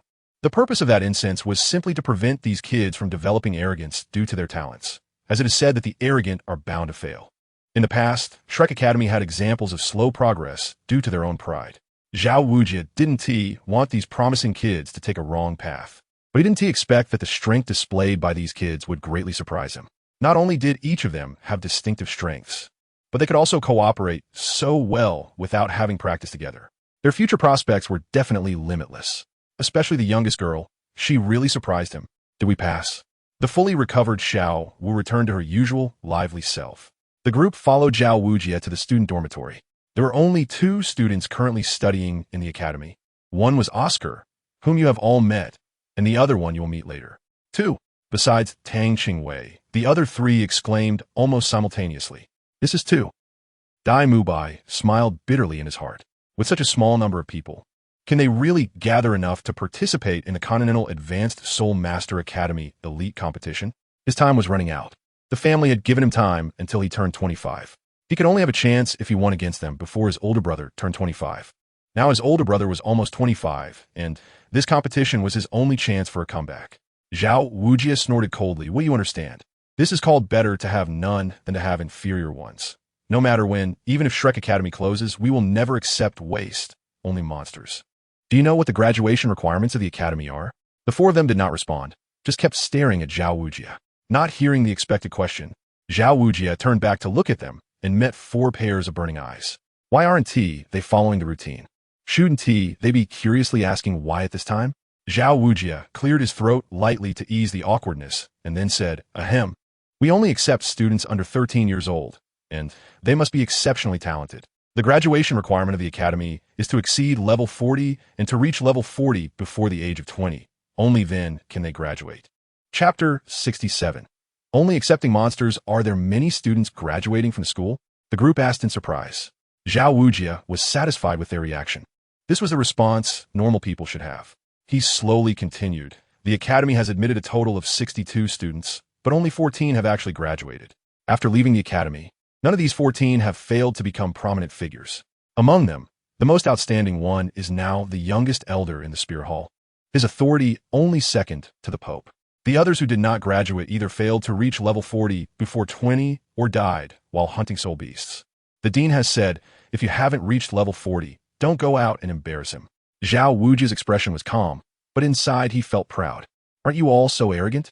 Are you still arrogant now? Now you understand what genius means, right? Just as he was thinking this, Tang Qingwei raised her hand with a serious expression and said, Teacher Zhao, are there enough rooms? I want a dormitory for each person. Xiao Wu was not surprised by this. After all, when they were at the Nodding City Academy, Xiao Wei had already not lived in room 7 with them. Time flies. That little bundle of joy had grown so big now. Wait, what was this maternal instinct she had? She was only 10 years old. Okay? Zhao Wujia, I'm telling you about the glorious history of Shrek Academy, and you're asking me if there are enough rooms? Have you floated away, little girl? It seemed he should have suppressed her earlier to keep her grounded. Clearly, he hadn't succeeded in suppressing her. Look how she was floating. There should be enough rooms. Didn't you hear Teacher Zhao say that 62 students were admitted? Tang San analyzed, turning to look at Zhao Wujia with a questioning expression. Zhao Wujia, is there enough room? He wasn't sure either. Usually, he wasn't responsible for logistics. Today was just coincidentally when he was delivering it. After all, their academy really didn't have much money. The entire academy was just a simple construction occupying a third of this village. But with just 2 girls, it should be fine. The village wasn't big, and they reached the dormitory building after a short walk. Tang Qingwei happily fulfilled her wish to have a dormitory to herself. As for Dai Mubai and Tang San, they shared a room with 2 other students, which was also to foster better relationships among the students. After the 4 of them settled their luggage, it was already noon, and they prepared to go out in search of food. Being newcomers, none of them had any acquaintances to guide them, and they were completely unfamiliar with Shrek Academy. In their helplessness, they could only look for rising smoke to try to find a place with food. The village wasn't large, and as they walked, they unknowingly ventured beyond the boundaries of Shrek Academy. It was quiet on the academy side, but the villagers on the other side had already become busy. The habit of rising with the sun was typical for ordinary farmers, as they needed to farm to support their families. With no idea where the academy's breakfast was, they decided to buy some food in the village to fill their stomachs first. Suddenly, a chubby boy approached them. He had short hair, small eyes, and his plump face had a somewhat cute appearance. However, the shifty little eyes immediately revealed that he was not friendly. What a beautiful girl. How about it? Interested in being my girlfriend? This was clearly directed at Xiao Wu. As compared to Xiao Wu's well-proportioned figure, Tang Qingwei was just a flat little body. Chapter 68, Phoenix Possession. What did you say? Tang Qingwei was furious. There were only her and Xiao Wu as girls here, and it was obvious who those frivolous words were directed at. The chubby boy glanced at Tang Qingwei and waved his hand, saying, little girl, you are indeed cute. But if you want to be my girlfriend, you should wait a few more years. As for now, TSK, you're still too young. He shook his head, looking regretful. Nonsense. Xiao Wu was enraged and kicked at the chubby boy in front of her, fuming, you little rascal, not learning well at such a young age? Although Xiao Wu was very angry, she controlled her strength. At most, she could just make an ordinary person tumble. But little did she know, the chubby boy was not simple. As soon as he saw Xiao Wu's kick coming, he didn't hesitate to meet it head-on, crossing his fists in front of him to block Xiao Wu's foot. A faint purple light shimmered from his body, clearly indicating a soul power fluctuation. Oh, so you're also a soul master? That's even better. Doesn't that make us more compatible? The chubby boy was taken aback for a moment, then turned ecstatic.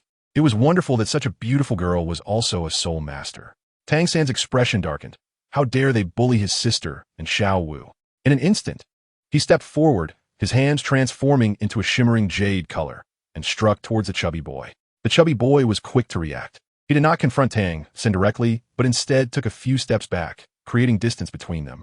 It seems you all should be soul masters. Well then, let me show you what real strength is. As he spoke, the chubby boy shouted, Phoenix, possess me.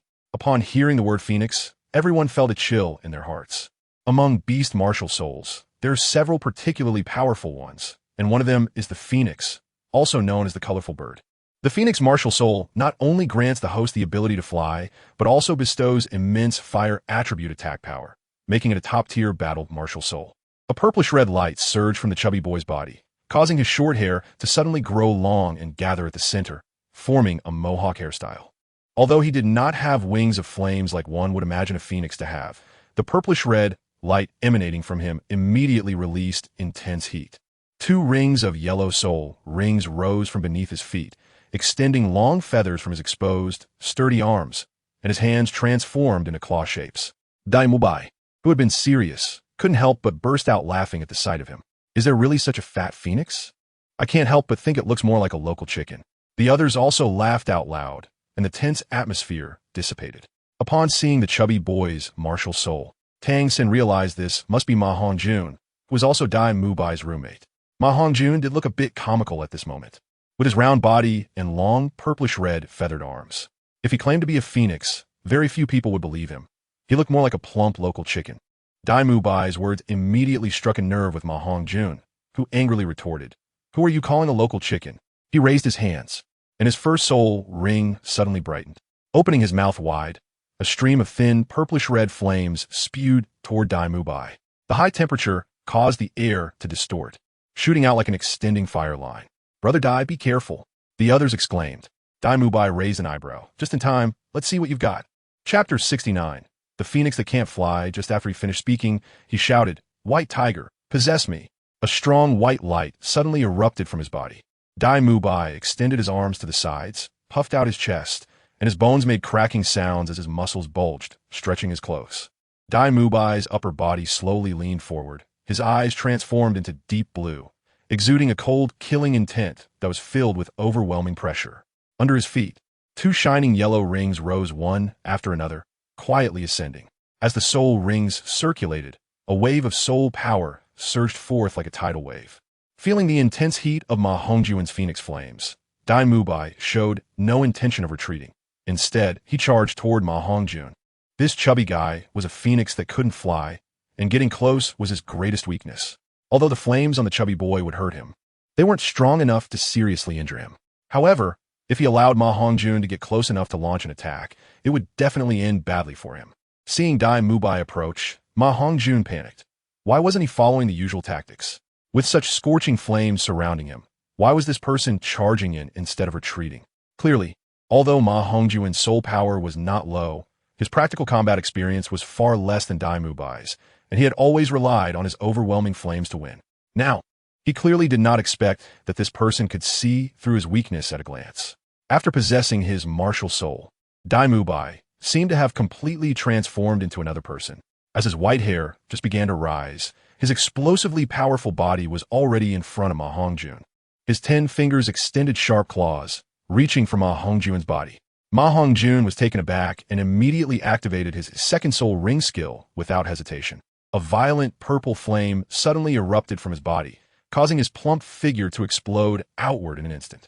Although Ma Hongjun's second soul ring skill, the Bathing Fire Phoenix, provided all-round defense and included an attack feature, it could not withstand the effects of Dai Mubai's first soul ring, the White Tiger Guardian Shield, which enhanced his attack and defense by 50%, coupled with the close-range use of his second soul skill, the White Tiger Fierce Light Wave. The outcome was decided in an instant.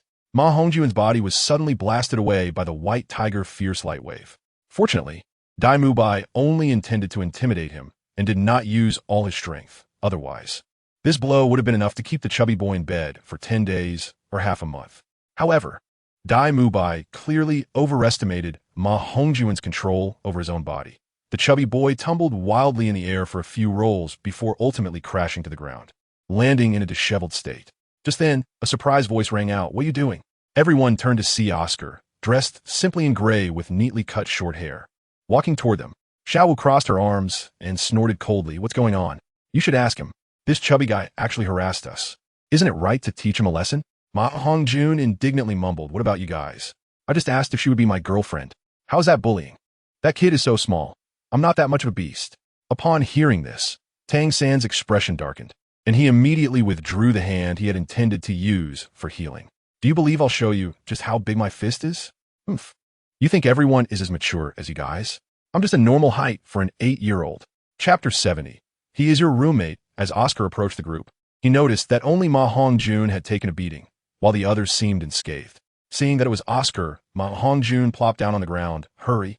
Give me a sausage. I'm being ganged up on by so many people. Oomph. Who told you to be so glib? You deserve to be beaten. Saying this, he turned to the others and explained, do you remember when I told you there are only 2 students in the academy, including me? The others immediately understood. You mean, he is. Ha ha ha. So it was a misunderstanding. Dai Mubai said as he stepped forward to pull Ma Hongjun up, smiling. But next time, don't be so glib. Otherwise, if you get beaten up, it will just be your bad luck. As he said this, although Dai Mubai had a smile on his face, his eyes were filled with coldness. Ma Hongjun shivered. This smiling tiger was terrifying. Oscar didn't notice Dai Mubai's expression and thought the group had reconciled. He shouted to Ma Hongjun, 5 copper soul coins for 1 sausage. Don't forget to pay me later. How about a big sausage? When Tang San heard Oscar say, I have a big sausage, he froze for a moment. This phrase was really ambiguous. Dai Mubai was also drawn in by this strange incantation and turned to look. Suddenly, a burst of yellow light condensed in his palm, and 2 yellow rings rose from under Oscar's feet. Then, with a flash of light in his hand, a delicious sausage appeared. Xiao Wu's pretty face immediately turned bright red, and she covered her flushed cheeks, complaining, how can there be such a strange martial soul? As for Tang Qingwei, he had already covered his ears thanks to Tang San. Tang Qingwei really wanted to roll her eyes. Do you think your palm is soundproof, Cotton? She is already at the soul master level, with keen hearing and sharp eyesight. This little obstruction is completely useless. However, she is only 8 years old now, and is still just a child, so she did not refuse Tang San's concern and pretended not to hear with her innocent big eyes. Ma Hongjun calmly ate the sausage that Oscar handed over and disdainfully said, this is Monster Academy, so of course the martial souls are all kinds of strange. Although Oscar's martial soul has no attacking power, it is considered top-notch among food-type martial souls. After all, he provides meat. Saying this, as if to validate what he just said, he quickly got up as if nothing had happened. Oscar's sausage has healing properties, and for someone like Ma Hongjun with minor injuries, 1 sausage is enough for full recovery. Oh, by the way, did you know that Dai Mubai is your new roommate? Oscar casually reminded as he took the 5 copper soul coins handed over by Ma Hongjun. As soon as these words came out, Ma Hongjun's body stiffened. Are you kidding me? Damn it, I just had a fight with him, and I completely lost. Now, he's my roommate, and it's with this smiling tiger. Are you unhappy about us being roommates?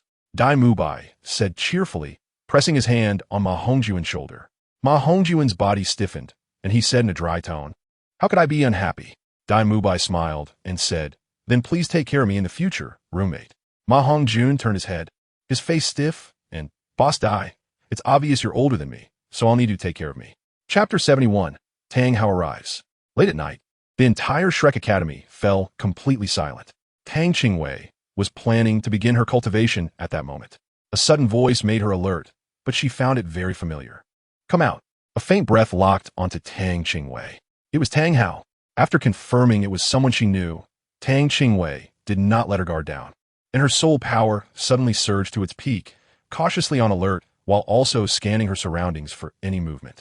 After confirming there was no one nearby, she pushed off the ground with force and quickly chased in the direction of the breath. In no time, she had left the boundaries of Shrek Academy and entered a forest outside, where the breath had also disappeared. What do you want with me? As soon as the words left her mouth, a dark figure slowly emerged from behind a large tree. The person was completely cloaked in black, even wearing a black hood, and from the appearance, it was only possible to tell that he was a tall man. Despite being wrapped up tightly, he still couldn't hide the familiar smell of sweat from Tang Qingwei's nose.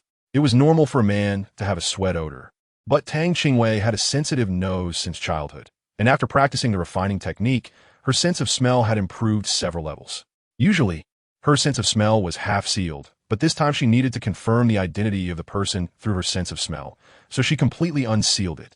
Although the method was rather crude, it was effective. Tang Hao took off his hat, still looking the same, with a weathered face marked by the passage of time. His murky eyes seemed to have reached the end of their days, which was completely at odds with his appearance of just around 50. I really worry for him. Will his wife dislike him when she sees him like this? Sigh, it's truly concerning. Forget it, forget it. Anyway, once she has her 100,000 years of soul rings, they can heal together. Seeing Tang Qing's somewhat familiar gaze, Tang Hao's stiff lips curled slightly, amused in his heart. Does this girl really dislike him this much? With that expression, she is probably bad-mouthing him in her mind again. Tang Hao said no more, raised his hand, and a dark black token flew towards Tang Qingwei. She caught it effortlessly, the token of the spirit hall. At this moment, the token lay quietly in her palm. engraved with 6 vivid patterns, the colors not particularly eye-catching. You can use it when needed. Tang Hao's voice remained low. After saying this, he put his hood back on, seemingly intending to leave. Aren't you going to take a look at Tang San? Tang Qingwei's tone was slightly dry. Over the years, she and Tang Hao had spent very few moments alone together. Although she knew that Tang Hao treated her well, he just didn't know how to express it. In her heart, she had always placed Tang Hao in the position of a very kind uncle. Therefore, she didn't actively ask for anything from Tang Hao, but kept his kindness in mind, planning to repay him when she had the chance. Their relationship didn't resemble that of a father and daughter. It felt more like a distant creditor-debtor relationship. Perhaps it was due to not having seen each other for a long time. Or maybe it was the late hour that made her sentimental. But at this moment, Tang Qingwei felt a bit moved. You little girl, that's your brother. How could you be so disrespectful? Tang Hao jokingly scolded. Then he added, I won't go there. Just tell him. Tang Qingwei knew that Tang Hao had gone to see Tang San and learned that he was in the same dormitory as the other students, which is why he came to find her. Chapter 72, Shrek Students. Tang Hao finished speaking and turned to leave, as his tall figure gradually faded into the darkness. Tang Qingwei suddenly felt a pang in her heart. A wave of parting sorrow surged within her. Dad, don't die out there, or Tang San will cry blind. The silhouette, hearing Tang Qingwei's words, paused for a moment, did not turn back, but simply waved his hand. Go back. In the morning, Shrek Academy. Xiaowei, you just arrived yesterday. How's your stay? If you're scared, you can come find me to sleep together. As Tang Qingwei stepped out of her dorm, she was pulled by Xiao Wu. Sister Xiao Wu, you forgot again. I don't need to sleep anymore. Tang Qingwei turned her head and whispered in Xiao Wu's ear. Right, I forgot again. Sigh. It's been so long, I'm really not used to it. You're too diligent. It's almost to the point of forgetting to eat and sleep. No wonder you can progress so quickly. Xiao Wu also whispered back. Tang Qingwei just smiled and didn't continue the topic, because someone from the boys' side had already come over. Xiao Wu also saw it, and now all the students from Shrek Academy had gathered. A loud growl from his stomach instantly attracted everyone's attention. Tang Qingwei held her stomach, not feeling embarrassed at all, and looked at Tang San with a pout. Brother, I'm hungry. She didn't rush to tell Tang San about Tang Hao's visit yesterday.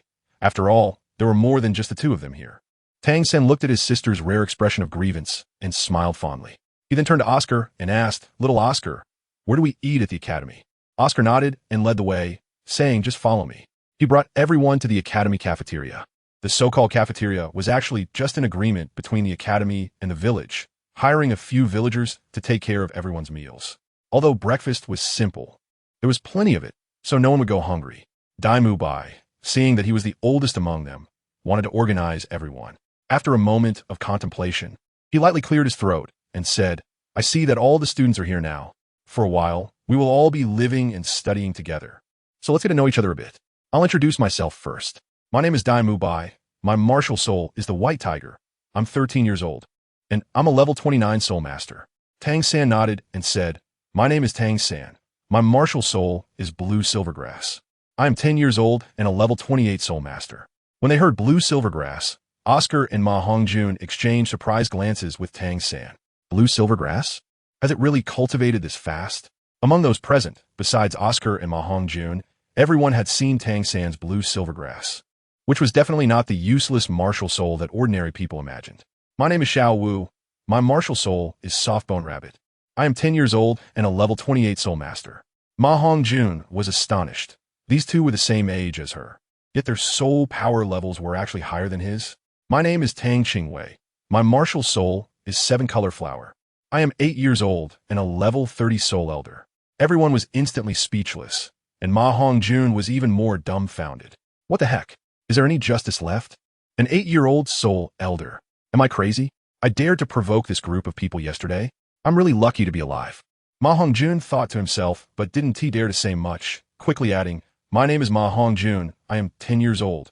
My martial soul is Phoenix, and I am a level 25 soul master.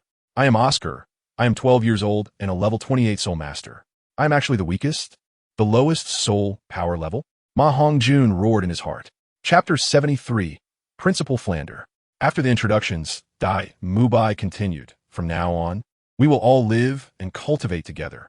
I don't think there's any need to be too formal with the titles. What do you think? Everyone nodded. It was indeed the case. Seeing that everyone agreed with his opinion, Dai Mubai continued. There are only 6 people in the academy, and I am the oldest, a bit older than all of you, so you can call me Mubai, or, like Fatty, you can call me Dai Lao Da as well. Tang San. How about I call you Xiao San from now on? Tang San nodded, indicating that he had no objections. Although he had not yet had much contact with Shrek Academy, he already felt a sense of belonging. Dai Mubai, Oscar, and Ma Hongjun each had their own characteristics, but he found none of them off-putting. Before Dai Mubai could introduce himself, Tang lightly smiled and said, "Just call me Xiao Wei, like my brother."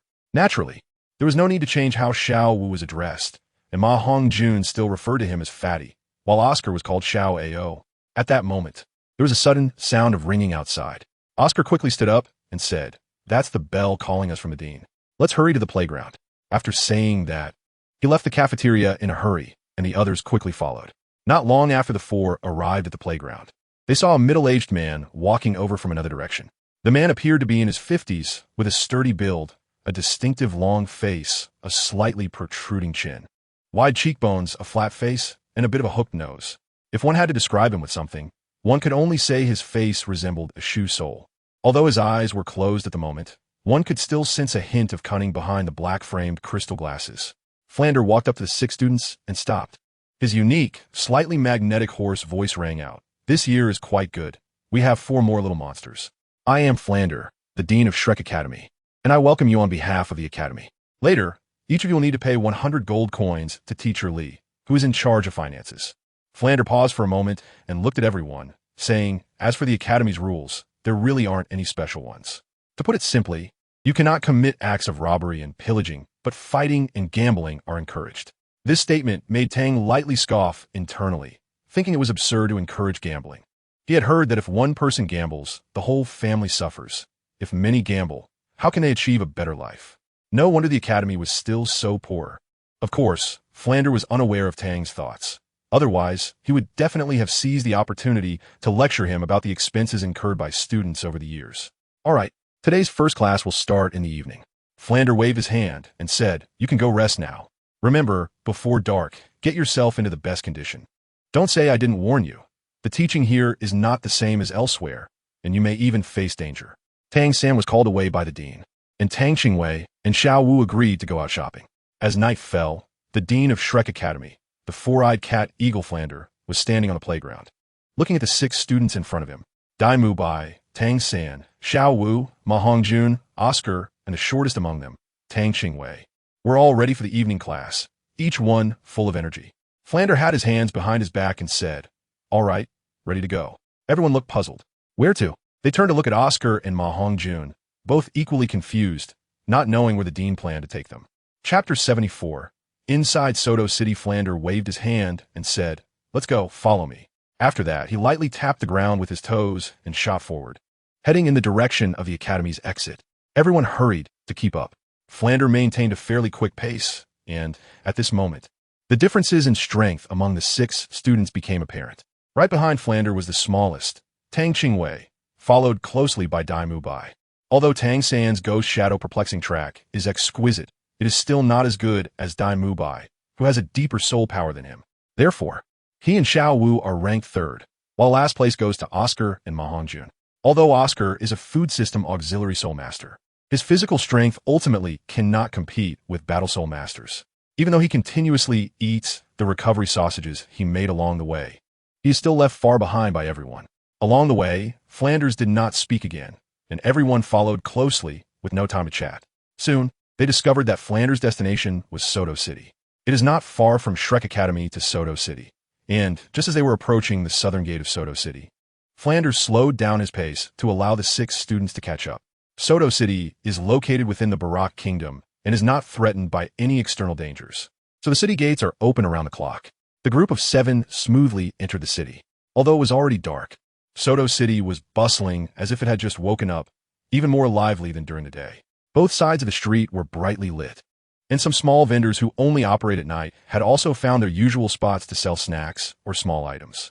Once they reached the bustling street, Xiao Wu pulled Tang San to look around, filled with curiosity about everything, while Tang San closely followed the two, constantly reminding them not to stray too far from the dean.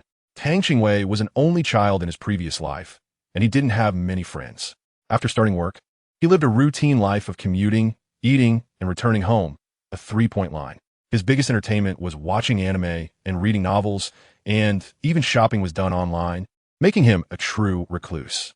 Now, being affectionately linked by Xiao Wu while shopping felt quite novel to him. Dai Mubai, being the most striking among the group, attracted many beautiful women who cast flirtatious glances his way, but it was like throwing winks at a blind person. Throughout it all, Dai Mubai maintained a serious expression, as if everything happening outside had nothing to do with him, his gaze fixed solely on Dean Flander in front of him, unaffected by the events around him. Tang Qingwei's gaze swept over Dai Mubai, surprised that this playboy had turned into a decent person. Little did she know that Dai Mubai's transformation stemmed from the three of them, upon learning their ages and strengths. He had awakened and no longer wished to indulge in self-destruction. Now, he only wanted to quickly strengthen himself. Ma Hongjun, seeing Dai Mubai like this, secretly curled his lips in disdain, cursing inwardly, wouldn't block. What a waste of good looks. How great it would be if you were more like that. Watching the beautiful women on the street, Ma Hongjun's eyes were almost not enough, his small eyes darting around, all focused on the good-looking women on the street. When he spotted a woman with a fuller figure, he would occasionally swallow hard. Fortunately, he was at the back of the group, and the others hadn't noticed his current state. At that moment, Flanders suddenly stopped, looked at the sky, and muttered to himself, "There's still some time. Follow me." Chapter 75, The Great Soul Arena. With that, Flander led the six into an inconspicuous shop by the street, and the seven of them sat around a round table, ordering 7 cups of the cheapest tea. Tang Qingwei frowned at the tea in front of her, which was full of tea foam. "Dean, can I order something else? I'm still young and don't want to stop growing." Flander looked at Tang Qingwei's disgusted expression and, in a bad mood, took away the teacup in front of her and drank it all in one go. "If you don't like it, order something else and pay for it yourself." Tang San felt a little heartbroken for his sister, gently stroking Tang Qing's hair. "Brother will go buy you something else. What do you want to drink?" He then turned to Xiao Wu, his eyes asking for a preference. "Orange juice is fine." Both of them ordered the same juice. Tang Qingwei happily finished ordering his drink and looked at the black-faced Flander with a smug expression. Just as Tang San was about to call the waiter, he was suddenly surrounded by 3 burning gazes, and when he looked up, he saw the other 3 staring at him with eager faces. Tang San's expression darkened as he glanced at a few people and said irritably, "If you want a drink, go buy it yourself." These people weren't short on money, so why did they have to ask him to treat them? The 3 of them looked at Tang San with resentful expressions, but he pretended not to see. Flander looked at the little girl showing off to him, feeling a headache, thinking having a brother is impressive. However, he didn't say anything further and pointed outside, saying, "Over there is where you will have your classes later." Everyone followed his finger and saw a large, tall building not far from the shop. From their angle, they could only see that the building was nearly 100 meters tall, immense, and appearing very profound in the night. From that gigantic building, faint glimmers of light could be seen. Dai Mubai's expression changed. He naturally knew this place, the Great Soul Arena. The so-called Great Soul Arena is the place for soul battles, where soul masters fight against each other. Both the Heaven Do Empire and the Star Luo Empire have this saying. The Soul Arena determines the rise and fall of a country. Curious, the others, led by Ma Hongjun, asked, "Dean, what is this place? Why have you never brought us here before? So many beautiful big sisters." As Ma Hongjun spoke, his little eyes were mischievously darting around. Flander gave him a disdainful look, not answering Ma Hongjun, but instead explained to himself, "Your martial souls are all different, and each has its own cultivation method. What the Academy can teach you, aside from various knowledge about martial souls and the situation of soul masters on the continent, is how to better utilize your own martial souls and obtain better soul rings. All of this is to gain more practical combat experience and develop your potential as much as possible. Therefore, the most important thing you need to learn is practical combat experience. And here, this is your first lesson. Combat. That place is your classroom." Upon hearing this, everyone probably understood that there would definitely be battles waiting for them later. No wonder the dean wanted them to maintain their best condition before dark. Seeing the determined expressions on their faces, Flander was satisfied. The building in front of you is called the Great Soul Arena, which can only be found in cities at the level of a main city. Its scale can be said to be a symbol of whether a city or even a country is prosperous or not. And it is named after the city it is located in. Therefore, here is also called the Soto Great Soul Arena. Chapter 76. Silver Soul Badge. Is the Great Soul Arena really a place for soul battles? Xiao Wu asked in confusion, and although Tang was aware, he also showed a puzzled expression. In his mind, he was calculating his little treasure, wondering if he should take the opportunity to make some money later. Flander nodded. Yes. The Great Soul Arena is a relatively fair place. Here, martial souls compete, even if you kill a descendant of a big family. You don't have to worry about revenge. Here, crises and opportunities coexist, making it the best venue for practical training. As he said this, Flander's gaze swept over the 6 people in front of him one by one. Your task is to obtain at least a silver soul badge before graduation. Do you understand? As soon as Flander said this, only Dai Mu Bai, who knew the inside story, showed a flicker in his eyes. The silver soul badge from the Great Soul Arena was not so easy to obtain. However, after a moment, he smiled, thinking that challenges made things more interesting, didn't they? Tang Qingwei momentarily lost focus when she heard about the silver soul badge. Is there such a thing in the original work? It's been too long, and I really don't remember many details. Tang Qingwei was lost in thought when Flander spoke up. It's about time. Let's head over. I'll explain the rest of the situation once we get there. After settling the bill, the group of 7 left the shop and headed towards the Soto Great Spirit Arena. As they got closer, the shock brought by the Great Spirit Arena was even greater. When Tang Qingwei and the others first arrived in Soto City, they had not visited this part of the city, and they were surprised to find such a magnificent building within it. The Soto Great Spirit Arena is oval in shape, reaching a height of 120 meters and is divided into one main arena and 24 sub-arenas. It can accommodate up to 60,000 spectators, including 100 VIP boxes. This place is not only for soul masters to spar and exchange techniques, but also for various forces to showcase their strength. While walking towards the Soto Great Spirit Arena, Flander briefly informed the others about the remaining details of the arena. At the front desk of the Great Spirit Arena, he said, "Hello, could you please help us? We would like to register." Tang Qingsu was too short, and the front desk was too high, so she could only rest her entire head on the counter to ask questions. Unexpectedly, she was caught right in the act by the front desk lady, who looked up and was startled, her face turning pale in an instant. It was only her good professional demeanor that kept her from running away as she nervously inquired, "Hello, how can I help you?" Tang Qingwei still didn't know what was happening and was about to respond. At that moment, a shadow blocked the view between the two of them, and the front desk girl raised her head to look. The newcomer picked up Tang Qingwei and placed her on a high stool. The front desk girl's face instantly darkened, and she cursed inwardly, realizing it was just a little kid who couldn't be looked after properly, running around everywhere and scaring people. Knowing the other party was just a child, her tone became cold and indifferent. Was it a game of wits, a life-and-death struggle, or a bet? Tang San didn't mind the other person's bad tone. After all, his sister's actions had just scared the other party quite a bit. He politely asked, "Could you explain these rules to us?" The receptionist became even more impatient, finding it particularly annoying when clueless kids came over. Her tone grew colder as she impatiently pointed to the left side, saying, "Over there, go take a look yourself." Tang San nodded, asked no more questions, and then led Tang Qingwei away. Chapter 77.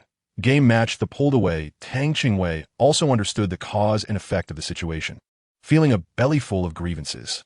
Was it her fault for being short? Why did they make the front desk so high for no reason? Hadn't they considered people like her who were short?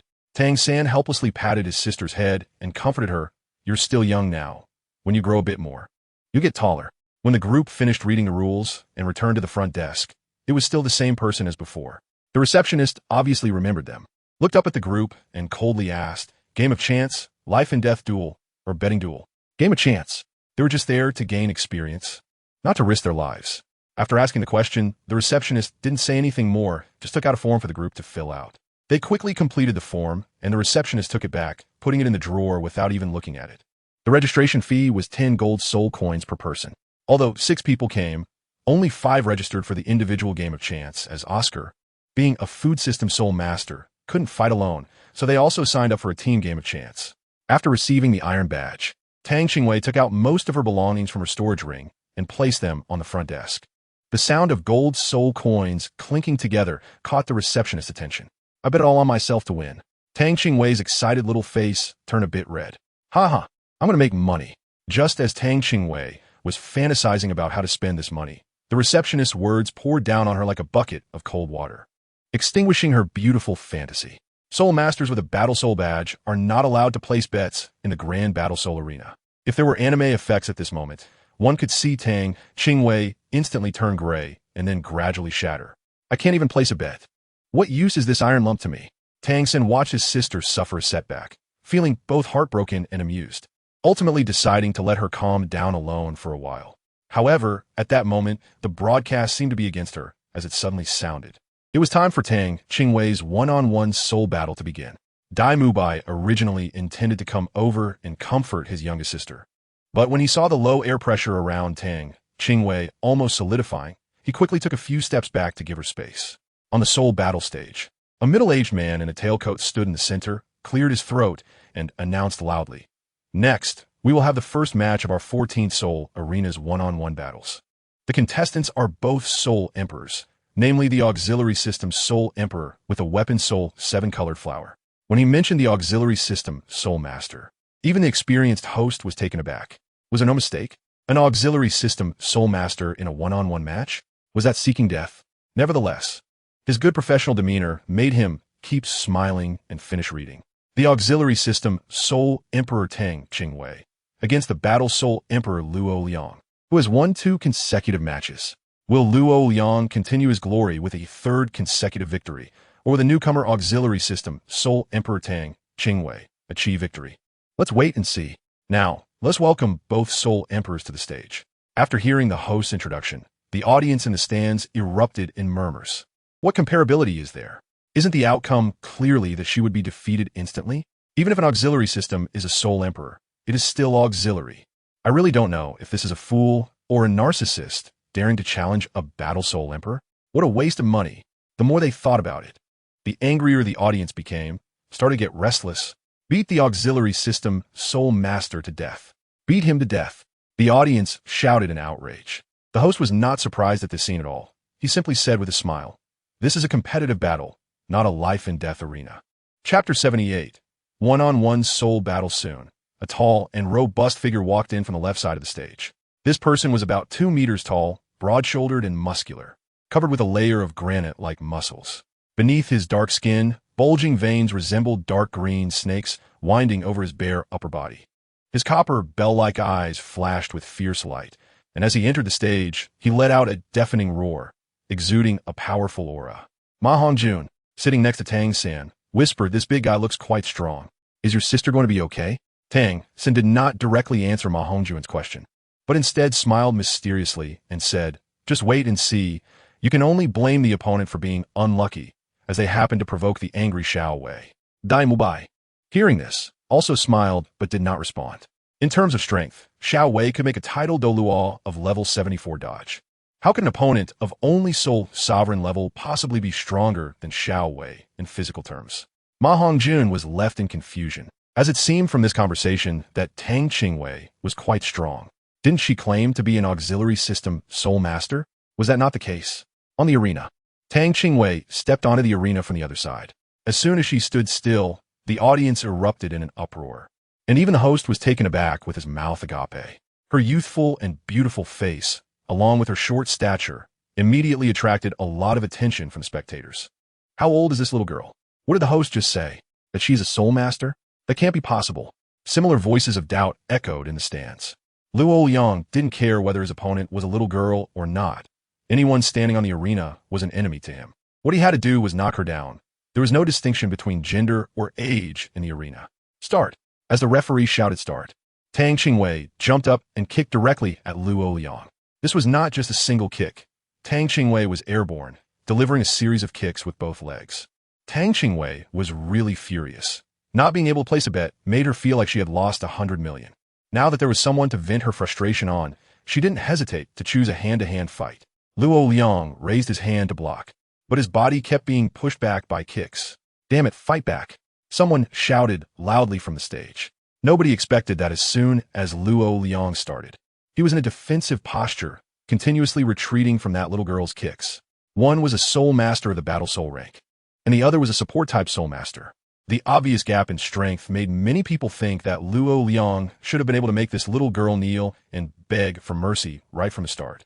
But things did not develop in the direction everyone expected. Wait a minute. Wasn't that girl a support-type Soul Master? Could she possibly be a strength-type Soul Master? Is this cheating? Not really.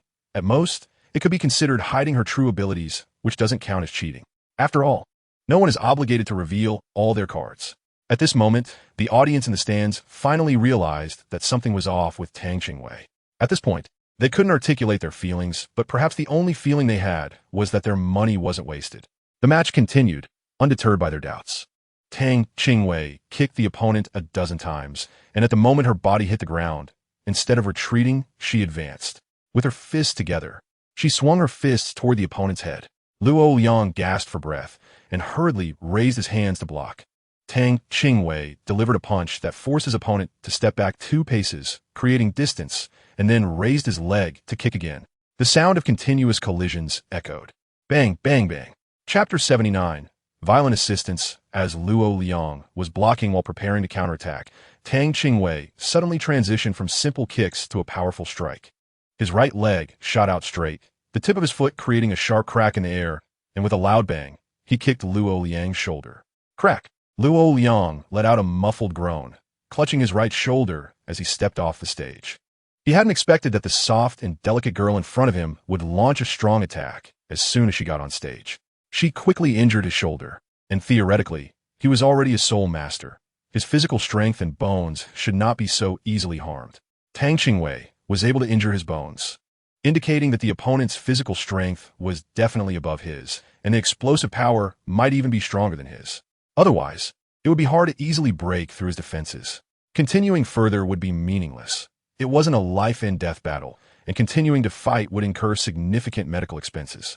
The entire arena for the one-on-one soul battle had fallen into silence, not to mention the audience. Even the host from earlier had his mouth agape. No one expected such a soul battle to end so quickly, and the winner turned out to be the little girl who looked only 7 or 8 years old. The whole process was a complete crushing defeat, and the opponent didn't even have time to use their martial soul before the battle was over. Suddenly, the sound of applause erupted. A beautiful little girl who was so powerful instantly captured everyone's attention. The crowd had long forgotten their initial indignation. In an instant, thunderous applause filled the air. Tang Qingwei finally felt a bit relieved. The host also reacted at this moment, quickly walking up to the battle platform and announcing loudly, Tang Qingwei wins. Record: 1 win, 0 losses. Luo Liang's record: 12 wins, 6 losses. Tang Qingwei, as a soul master of the battle soul, please go off stage to register your points. Although Tang Qingwei claimed to be a support-type soul master, after watching the recent match, no one believed she was truly a support-type soul master. They thought the young girl was just making a random statement to catch them off guard. Tang Qingwei was unhappy to hear such a title and pouted her little face, correcting, I am an auxiliary system spirit master. At this moment, the host was only thinking of cursing under his breath. You've already broken the opponent's battle spirit bones, and you're telling me you're an auxiliary system spirit master? Whose auxiliary system is so powerful? Still wearing a professional smile, he said, then please, Tang Qingwei, after you come off stage, proceed to register your points. He stubbornly omitted the words auxiliary system. Tang Qingwei slightly pursed her lips and stopped talking, angrily walking down the stage. She was originally an auxiliary soul master, so why did no one believe her? On the stands, Ma Hongjun swallowed hard and only regained his voice after Tang Qingwei left the stage. Is she really an auxiliary type? Tang San felt helpless. His sister was convinced that she was a support type, and there was nothing he could do about it. Now that Ma Hongjun was asking, he could only seriously explain that according to Xiao Wei's statement, she indeed was a support type. How do you say that? Ma Hongjun looked up at him in confusion. Tang San sighed and explained, if we're talking about which type of soul skills there are the most, my sister indeed has the most auxiliary type soul skills. At this moment, not only was Ma Hongjun stunned, but even Oscar was wide-eyed in shock. How many soul skills does your sister have? The scene fell silent once again. Dai Mubai nudged Oscar with his elbow, and Oscar finally realized that directly asking someone about their soul skills seemed a bit inappropriate. He quickly apologized. I'm sorry. I just blurted it out. You don't have to answer if you don't want to. Chapter 80. Rabbit vs. Phoenix. Tang San was not angry about this. After all, besides the uniqueness of his sister's healing abilities, there was nothing else that couldn't be shared with his companions. They would eventually find out when they teamed up in the future. He just didn't know how to explain it to them, especially since his sister had quite a few soul skills. After thinking for a moment, Tang San carefully said, I'm not angry, I just don't know how to respond. Why don't you ask Xiao Wei yourself? Or once we team up, you'll understand gradually. Just then, Dai Mubai's voice suddenly came through. Xiao Wu, your one-on-one soul battle is about to start. Hurry up and come over. Tang Qingwei just returned and curiously asked, who is Sister Xiao Wu fighting with? The chubby guy. with a face, said dejectedly, with me. Tang Qingwei's face showed a look of glee, holding back a laugh as she said, good luck, go for it. The chubby guy was even more disheartened. The sensitivity attack system was his nemesis, a phoenix that couldn't fly. But regardless of the outcome, they had to step onto the stage. The pace of the competition proceeded quickly, perhaps because Tang Qingwei and Luo Yang's previous match had showcased some brief excitement, drawing the audience's interest. Now, seeing two newcomers, one of whom was a pretty girl who was not inferior in looks to Tang Qingwei. The audience began to cheer even before the battle had started. The host announced loudly, next up, we have two newcomers, great soul masters. They are the battle soul master Xiao Wu, who possesses the beast martial soul soft-boned rabbit, and the battle soul master Ma Hongjun, who has the beast martial soul phoenix. Both were newcomers. Let's wait and see. Now, let's welcome the two great soul masters to the stage. Applause erupted from the audience. Today we can actually see a phoenix. What a great deal. After all, the phoenix is one of the rarest and most powerful existences among beast martial souls. The two didn't waste any time and directly summoned their martial souls. Ma Hongjun shouted, and the phoenix descended. A purplish-red light surged from his body, his short hair suddenly lengthening and gathering toward the center into a mohawk style. Wings did not appear, but the purplish-red light emitted an intense heat as it escaped his body. Two yellow soul rings rose from his feet, extending long feathers from his exposed, strong arms. His hands transformed into claw shapes. The audience erupted in chatter. Is this a phoenix? Looks more like a dirt chicken to me. A phoenix? Due to their earlier surprise at seeing Ma Hongjun's martial soul, the audience fell silent, with only a few scattered voices that Ma Hongjun caught. His face turned red, like a lit firecracker, as he shouted at the audience, if you have the guts, come up here. Let me see if I don't smash your dog mouth. The host hurriedly intervened, warning, this is a reminder, do not insult the audience. All right, let's get on with the match. Ma Hongjun stopped talking, raised his hands, and his first soul ring suddenly lit up. He opened his mouth wide, and a stream of fine, purplish-red flames shot toward Xiao Wu. The high temperature distorted the air, and the purple flames, though not fierce, shot out like an extending line of fire. Xiao Wu had already anticipated this move, dodging it with a quick leap. But Ma Hongjun clearly had no intention of letting her off easily. The flame he breathed out maintained a 5-meter burning length and kept chasing after Xiao Wu's body, like a 5-meter-long flaming weapon. At this moment, Ma Hongjun was not afraid of being injured, as he had heard that Tang Qingwei could heal. As long as she was there, he just needed to keep breathing. Chapter 81. The Battle Soul, and seeing the flames approaching her, Xiao Wu was not in a hurry, quickly retreating to evade. She already knew Ma Hongjun's weakness. His attack range was only 5 meters. As long as she restricted his movement, dealing with him wouldn't be difficult. Seeing that his first soul skill was ineffective, Ma Hongjun unhesitatingly activated his second soul ring skill. Suddenly, a violent purple flame erupted from his body, and his stout figure exploded outward in an instant. At this moment, Xiao Wu also used her soul skill. Her fluffy rabbit ears trembled slightly as she moved rapidly, her whole body glowing red, and her soul power fully released. Although Ma Hongjun's second soul ring skill, Blazing Phoenix, offered all-around defense and included an attack, Xiao Wu had already released her soul power, so she could resist it without any problem for a short time. Sure enough, Xiao Wu didn't give Ma Hongjun any chance to react. With a turn of her body, she was already behind him, supporting herself with her hands on the ground. Her legs kicked up and clamped around Ma Hongjun's neck, activating her first soul skill, Waist Bow. Xiao Wu's entire body bent like a large arc-shaped bow, and the light of her first soul ring instantly covered her body. Then, her body released a sudden force, flinging Ma Hongjun away. The effect of the Waist Bow soul skill instantly increases waist strength by 100%, enhancing body resilience by 50%. After level 10 of soul power, each additional level increases the effect by 1% when using the Waist Bow. This meant that after Xiao Wu activated the Waist Bow, she could increase her waist strength by 119%. The explosive elasticity was enough to throw any non-strength type opponent below level 50 of soul power. Of course, while the Waist Bow was powerful, it required close proximity to the enemy to be effective. Otherwise, mere waist strength would be useless. The audience was once again amazed, finding it hard to imagine that the little girl, whose waist was not even as thick as the chubby guy's thigh, could produce such tremendous force. Ma Hongjun was flung away, bouncing off the protective ropes at the edge of the battle platform and falling directly to the ground with a thud. The audience was somewhat numb, After two little girls had won their matches so easily, they began to doubt if they were watching a fair fight. Although they had laughed at the chubby guy when he revealed his martial soul, they knew in their hearts that even if it wasn't a true phoenix, it was still decent. They never expected him to lose so quickly. They wanted to curse. Is he even a man? Can't even beat a little girl? When Xiao Wu exited the Soul Master channel, Tang San was waiting for her.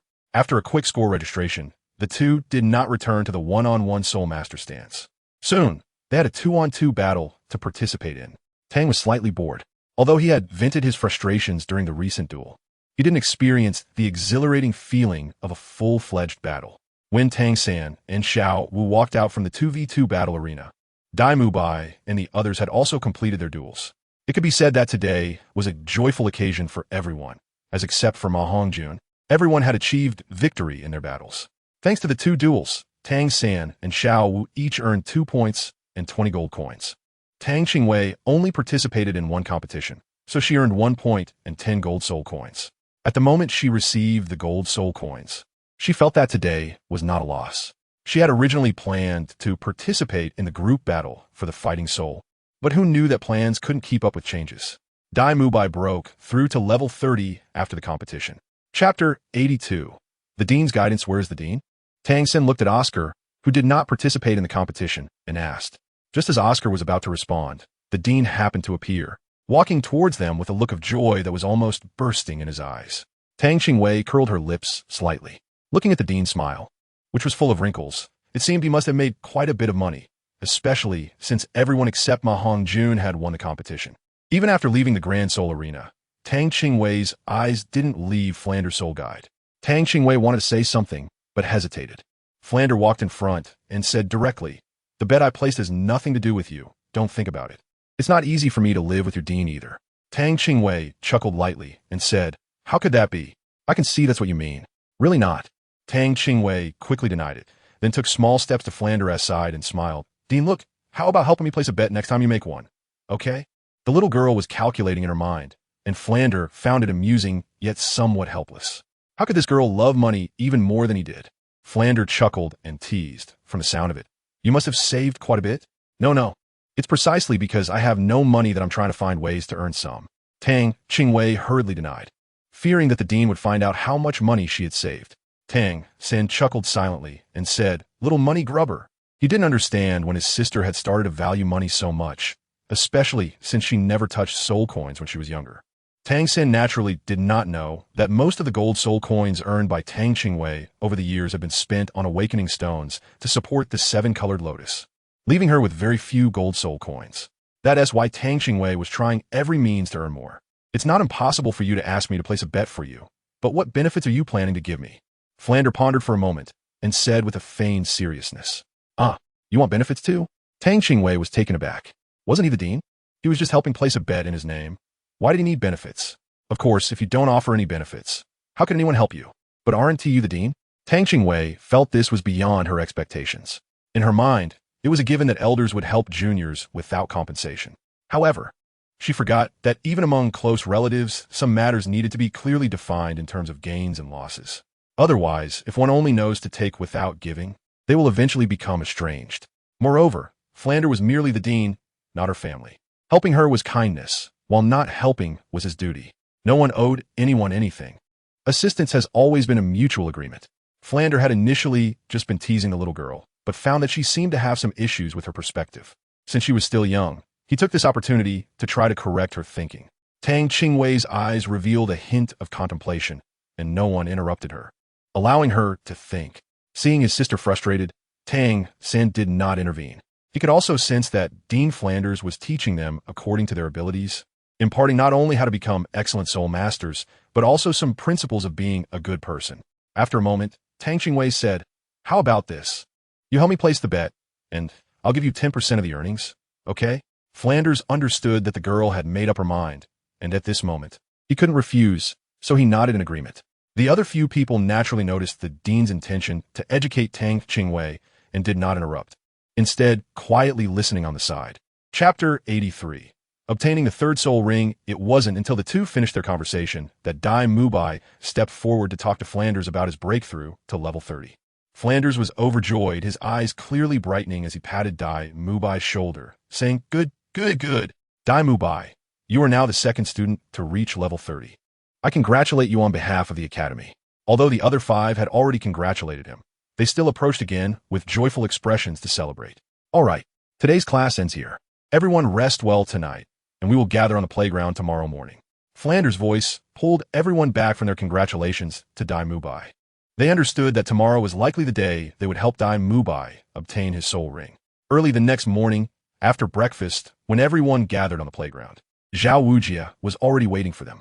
Once everyone was present, Zhao Wujia did not waste any words and directly said, "Although this time it is Dai Mubai who is obtaining the third soul ring, it is also a training experience for all of you. I will not intervene easily before you encounter the 1,000-year soul beast. Everything depends on you. All right, let's set off." At this moment, Zhao Wujia stood with his hands behind his back on the large playground. Although he was still only slightly taller than Tang Qingwei, his entire demeanor was extremely serious. And everyone knew that this training experience carried a certain degree of danger. After all, they were heading to the Douluo forest, where powerful soul beasts were numerous, and their aggressiveness towards humans was particularly strong. A slight mistake could lead to a catastrophic disaster for them. Tang Qingwei was eager to summon the cloud of transformation, but was stopped by Tang San. Since the 6 of them were now a team, they couldn't abandon their companions. This moment was also crucial for developing team spirit. He didn't want his sister to feel out of place with them in the future. As soon as the 7 left the academy, they began to run forward. Dai Mubai led the way at the front, with Xiao Wu and the fatty flanking him for protection, while Tang Qingwei and Oscar, both support-type soul masters, ran in the middle. Tang San, the control-type soul master, followed at the back. No one opposed this arrangement, as being at the front was the most likely to disturb and confront soul beasts, making Dai Mubai the most suitable for close combat. With Tang San at the rear, he would have time to control the situation in case of any emergencies. As they continued on their journey, except for Tang Qingwei, who showed no signs of fatigue, even Dai Mubai and Tang San were gradually exhausting their stamina. Thankfully, Oscar's sausages provided sustenance, allowing everyone to maintain their energy. The Douluo forest was located in the southeast of the Barak Kingdom, with a small part bordering it. Soto City was also in the southeast of the Barak Kingdom, not far from the Douluo forest, only less than 500 kilometers away. Thus, it was naturally the best choice for the Shrek Academy students to obtain soul rings. With the help of Oscar's sausages, they were nearing their destination in just 1 day's time. By the time night fell, the group from Shrek Academy had already traveled over 400 kilometers, with less than 100 kilometers remaining to the Douluo forest. Among the 6, only Tang Qingwei had never supplemented herself with Oscar sausages, but still appeared as energetic as at the beginning, showing no signs of fatigue. Aside from Xiao Wu and Tang San, the others were astonished. What kind of strength is this? They had seen soul kings who could sustain a burst of energy over 400 kilometers without replenishing their stamina and still be standing. But Tang Qingwei, as a support-type soul master, managed to travel over 400 kilometers without any fatigue, as if nothing had happened. This was truly surprising. This also indirectly reflected that Tang Qingwei's physical fitness likely exceeded that of her peers. Chapter 84. Hunting a 10,000-year-old beast. Little girl, you're quite impressive. Zhao Wujing had a high regard for Tang Qingwei. Although her soul skills were mostly supportive, he had experienced her physical prowess before. Today's journey further confirmed his thoughts. Her physical strength was absolutely on par with that of a top-tier soul master. All right, let us find a place nearby to rest for the night and replenish our supplies. We'll head into the Douluo forest early tomorrow morning, Zhao Wujing said, looking at Tang San and the others. No one had any objections. Zhao Wujing pointed to a seemingly ordinary hotel ahead and said, "Let us stay here. We'll rest for the night and set off tomorrow morning. You'll cover your own accommodation and meal expenses." Shrek Academy was not wealthy, as there were no subsidies for those above Soul Master level. Zhao Wujing, Flender, and the others had already surpassed the Soul Master level and had long since lost their subsidy income. Naturally, they wouldn't cover the minor expenses for the others, as they all had subsidies from the Spirit Hall, which were sufficient for daily expenses. The hotel was a 2-story building, with a simple restaurant on the first floor and accommodations on the second. Zhao Wujing booked a single room for himself and went upstairs. After a brief discussion, Dai Mubai and the others booked a 4-person room for themselves and a 2-person room for Tang Qingwei and Xiao Wu. Although Tang Qingwei had replaced sleep with cultivation, she accepted her companion's kindness and went along with their arrangement. After dinner, They returned to their rooms to rest, while Tang Qingwei leaped onto the roof to meditate. Suddenly, she felt a slight disturbance in the natural energy in the air, making her uneasy, especially since they were not far from the Douluo forest. She sat on the cloud of transformation and headed toward the direction of the energy disturbance. Roar! Before she got close, she heard a deep roar. From a distance, it seemed like a struggle between a group of soul beasts and humans, but the humans' clothing looked somewhat familiar. They were from the spirit hall. Tang Qingwei thought to herself. She saw a battle between a person and a beast, with black soul power swirling around the soul beast. Was it a 10,000-year soul beast? Not far from the 10,000-year soul beast, there was a group of 1,000-year and 100-year soul beasts that were frightened and panicking. On the other side of the soul beast was a group of spirit hall members wielding weapons, all wearing the same clothes. They were hunting the 10,000-year soul beast. Seeing the scene before her, Tang Qingwei understood everything. Bastards, why are you driving the soul beasts toward the town while hunting them? Don't you know there's a town not far from here? Most of the people inside are ordinary folks. Tang Qingwei was not angry about the soul hall hunting soul beasts. She was angry that they could completely disregard whether their actions would affect others for their own selfish interests. Couldn't they lead the soul beasts to another place? So many people from the soul hall were just watching from the sidelines, without even considering driving away those 1,000-year or 100-year soul beasts. Tang Qingwei was now too anxious to care about anything else. She quickly hopped on her nimbus and returned to the tavern, knocking on Tang San's room. Xiaowei, what's wrong? Tang San opened the door and saw his sister with a tense and serious expression. The smile that had been on his face instantly froze, and he had a bad premonition in his heart. Ma Hongjun and Oscar were also awakened by the knocking on the door. Yawning continuously, they walked to the door and teased, "What's wrong? Are you scared sleeping alone and looking for your brother to lull you to sleep?" Chapter 85. 8-Ring Soul de Law. Several soul beasts that were thousands of years old were heading towards the village. You all hurry up and get ready to notify the others. Tang Qingwei had no time to engage in a verbal spar with them. After leaving a sentence, she flew away on her nimbus. The remaining people in the room were unsure whether to be shocked by the nimbus that Tang Qingwei rode or by the news she brought. Only Tang San was the first to take action, hurriedly going out to find Zhao Wujia. Such a significant matter required teacher Zhao to take action. They also needed to quickly make a simple plan to prepare for the upcoming spirit beast horde. At the edge of the Douluo forest, the sound of beast roars filled the air. When Tang Qingwei returned, he did not sit on the nimbus, as that would be too conspicuous. He descended from a distance and moved forward, using the towering tree canopies around him to hide his figure. It wasn't until he reached about a kilometer away from his destination that he could see the group of soul beasts from before, now reduced to just a few 1,000-year soul beasts. Just as Tang Qingwei was filled with confusion, a loud roar erupted, and he saw a fierce battle between a person and a beast. The shockwaves from the battle spread outwards, causing the nearby 100-year soul beasts to perish due to their proximity, while the 1,000-year soul beasts were frightened and fled in all directions. Boom! Another loud explosion sounded, and the once densely wooded mountains suddenly became empty as the surrounding trees were affected by the battle. The once lush forest instantly turned into an open area. Now, Tang Qingwei could see more clearly. The ground was covered in crushed grass, and within a radius of 20 to 30 meters, an empty no-man's land was formed. The soul sage let out a low shout, a golden light flickering across his face, and 7 soul rings rose beneath his feet. With a wave of his hand, an invisible blade appeared, seemingly ready to slice through the void. The 10,000-year soul beast opposite him showed no fear and let out a low growl, followed by a tiger's roar that charged towards the soul sage. "Beast, how dare you!"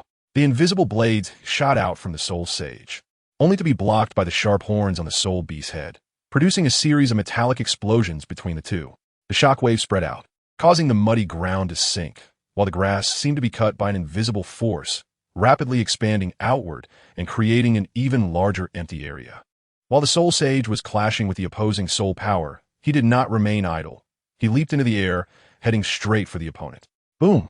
A more explosive roar sounded as both fell to the ground, kicking up a rain of dirt, and a massive deep pit was formed where they had stood.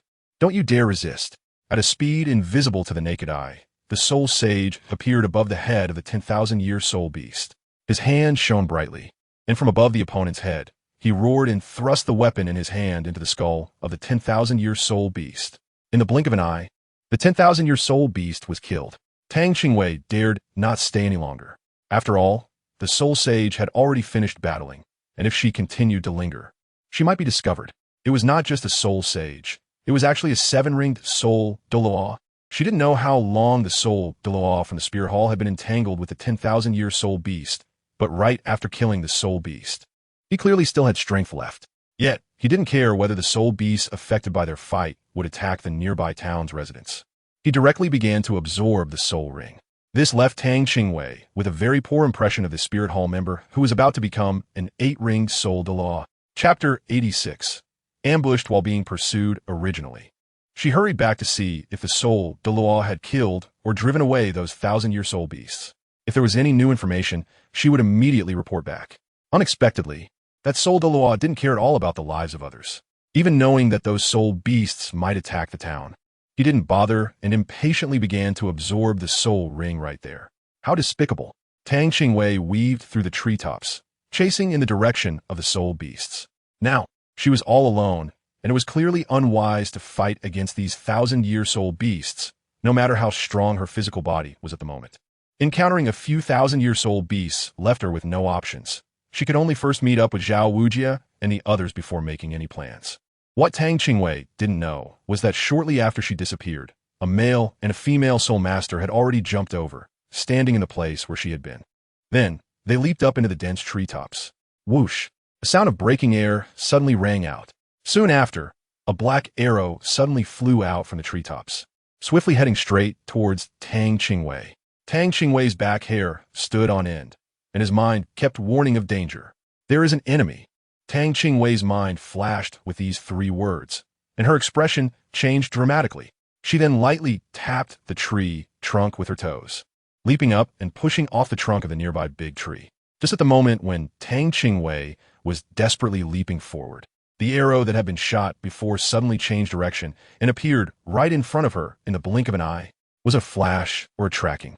Tang Qingwei only had time to flash this thought in her mind. It was too late to evade. She could only stretch out her left arm to block. Her arm was cut deeply, exposing bone, and blood flowed out. Tang Qingwei covered her arm and quickly distanced herself from the 2 people. At the same time, she summoned the 7-colored lotus, and 3 soul rings, 2 yellow and 1 purple, appeared beneath her feet. Without hesitation, Tang Qingwei activated her 3rd skill, Blink. The next moment, a man and a woman appeared on the tree trunk where she had just been standing.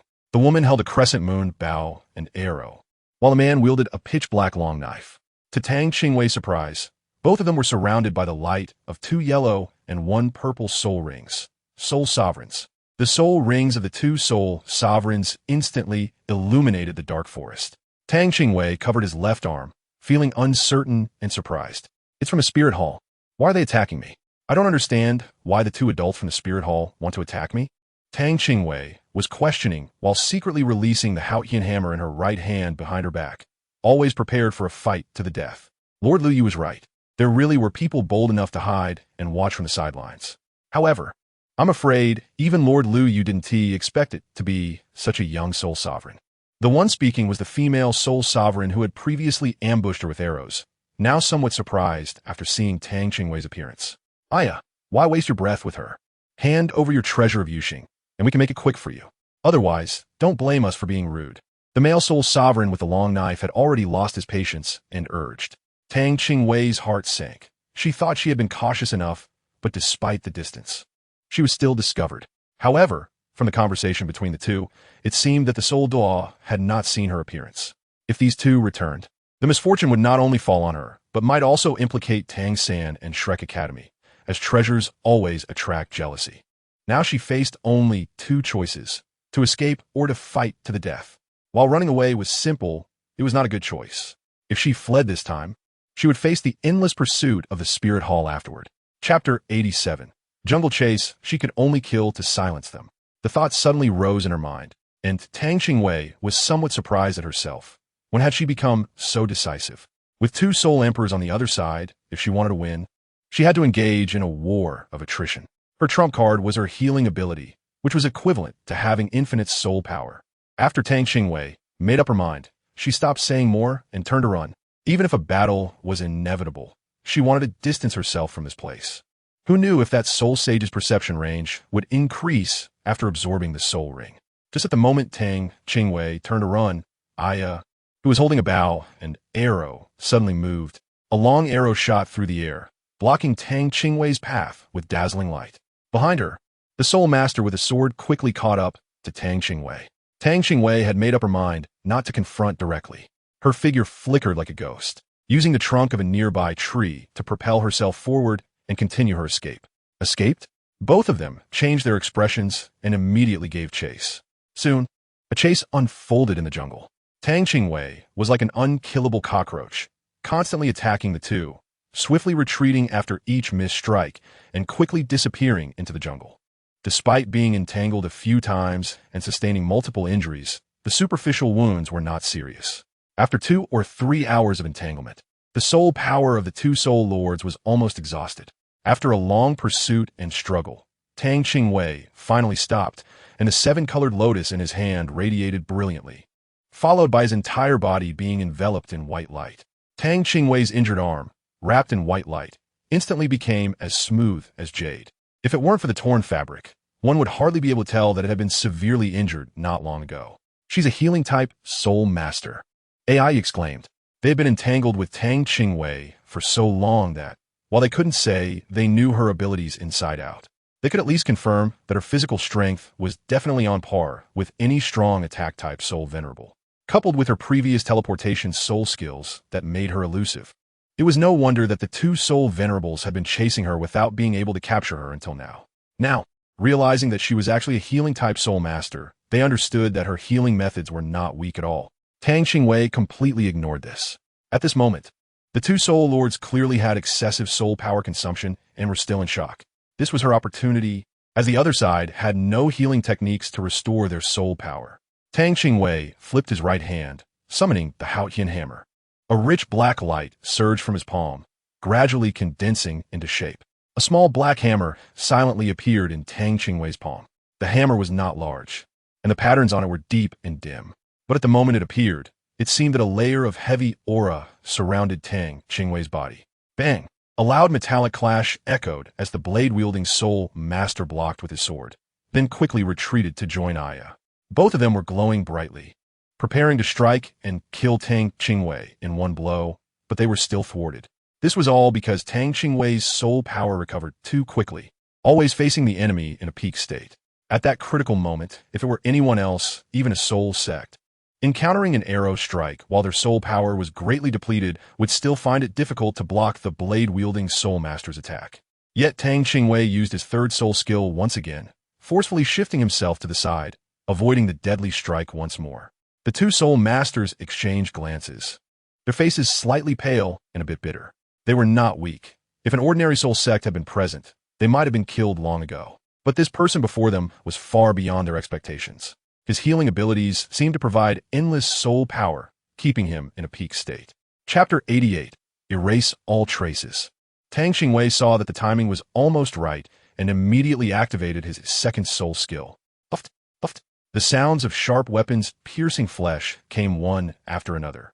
Barely audible, Tang Qingwei immobilized both individuals simultaneously, wielding a dagger made of crystal that directly pierced through the head of a knife-wielding soul master. Immediately after, his figure appeared before Aya like a ghost, and with a swift motion, he struck again, piercing her temple amidst her extreme terror. A hissing sound of liquid spraying followed. The immobilization effect lifted, and only after Aya retreated a few steps did the sound of blood spraying echo. Sorry, I don't want to be hunted down, so it seems you have to die. Tang lightly stepped back a few paces and murmured softly, not making another move. At that moment, Aya opposite him had her eyes wide open, the sparkle in her eyes gradually fading. On her temple, the flesh was mangled, and a noticeable blood hole appeared. The dagger made of crystal that Tang used pierced through her temple, leaving almost no chance of survival. Bang! Aya's body fell straight backward, crashing heavily to the ground. I killed someone. Tang Qingwei murmured to herself. She didn't look at Aya. In this life and the last, this was her first time killing someone. Tang Qingwei never intended to kill anyone. She originally came from a peaceful world. Although she has no parents in this world, she was still raised with love. However, in a world where strength is revered, those with power have a voice and even control over others' lives and deaths. Even though she knows she hasn't done anything wrong, Her mindset is not so easily changed. Tang Qingwei didn't know if these two people would expose her appearance and whereabouts, but she didn't dare to take the risk. So she had the intention to kill them from the very beginning and started a plan.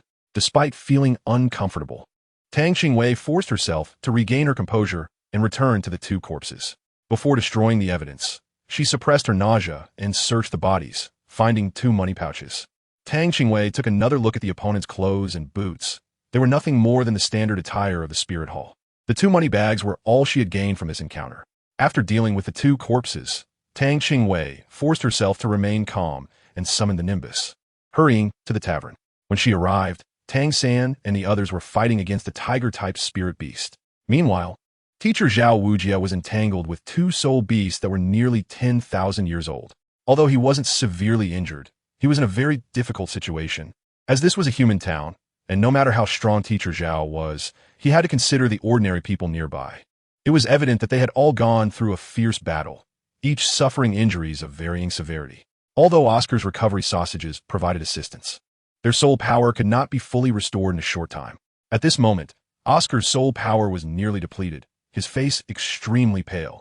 Yet he still persevered in making recovery sausages for the others. Tang Qingwei quickly summoned the 7-colored lotus, adding a layer of white light to each of the 6 people in front of him. Everyone was enveloped in the warm light, and gradually, the feeling of warmth became stronger. The flow of heat brought a sense of comfort to the group, and even the internal pain from the recent battle with the soul beast disappeared. They felt as if their bodies were filled with power, as if they were soaking in a hot spring, and all their injuries faded away. The group, already weary from the prolonged struggle, felt a noticeable lift in their spirits as they were wrapped in the white light, and their soul power was rapidly recovering. Chapter 89. The 1,000-year-old Diamond Tiger. Tang San was the first to react, looking up anxiously. His gaze precisely locked onto Tang Qingwei on the Nimbus cloud, and his heart gradually calmed down. The others, following Tang San's gaze, also saw Tang Qingwei and nodded in acknowledgement. Next, we need to finish this quickly, Tang San shouted loudly to the group. At the same time, a brilliant light burst forth from him, and blue-black, blue-silver grass shot out from around his body, with spiky vines rapidly charging into the air, blocking the soul beast line of sight while wrapping around his limbs and neck. With the activation of Tang San's soul power, which was also the internal energy of his Xiantian skill, the binding skill of his first soul ring had reached its limit. As he launched the attack, a surging purplish-red flame suddenly erupted from Ma Hongjun, followed closely by the simultaneous illumination of his 2 soul rings. A purplish-red flame, as thick as a thigh, spewed out, heading straight for the soul beast entangled in the vines. Taking advantage of the moment, Dai Mubai's entire body suddenly radiated intense white light, and his evil eyes turned white. Then his second soul ring lit up, and a massive white light quickly coalesced, accompanied by a tiger roar from Dai Mubai. A milky white light sphere was expelled from his mouth, directly targeting the 1,000-year soul beast for a final blow. The soul beast was already nearly exhausted from the struggle with the group, having depleted its soul power and relying solely on its physical strength to withstand the attacks. Now, not only had Tang Qingwei fully healed the injuries of Tang San and the others, but their soul power had also been completely restored. In a renewed clash, it was clear that the soul beast was no match for them. Tang Qingwei saw that the timing was right, and a radiant light emanated from her body. She raised her hand to summon her martial soul and activated her 3rd soul skill. Instantly, 3 soul rings, 2 yellow and 1 purple, appeared beneath her feet, and 2 beams of white light were released simultaneously, enveloping Dai Mubai and Zhao Wujing. Dai Mubai took out his sharp long sword, and with a thought, he teleported to the nearly dead soul beast, stabbing the head of the tiger-shaped soul beast directly with his sword. Seeing that the others had already dealt with the 1,000-year-old diamond tiger soul beast, Zhao Wujing's eyes flashed with excitement as he shouted, "Hurry, Mubai! Quickly absorb the soul ring of the 1,000-year-old diamond tiger." Dai Mubai was momentarily stunned, but upon seeing the urgent light in Teacher Zhao's eyes, he immediately understood and sat down cross-legged beside the corpse of the 1,000-year-old diamond tiger to begin absorbing the soul ring. Meanwhile, Zhao Wujing, aided by Tang Qingwei's 3rd soul skill, flickered between the 2,000-year-old soul beasts, striking at their vital points, and in an instant, both 1,000-year-old soul beasts were lifeless. The battle was over, and Tang Qingwei flew to Tang San's side, leaping down. Tang San looked at his sister with concern, gently stroking her hair, saying, It's going to come back. While speaking, he had already taken out Tang Qingwei's coat from the soul guide and draped it over her. Although Tang Qingwei had healed herself with healing magic, the torn clothes and bloodstains were beyond repair. A discerning person could easily tell that Tang Qingwei must have gone through a fierce battle. Tang San felt very guilty for not being by his sister's side when she was injured. His desire for strength grew even stronger. This was the last time, and he would absolutely not let go of anyone who bullied his sister.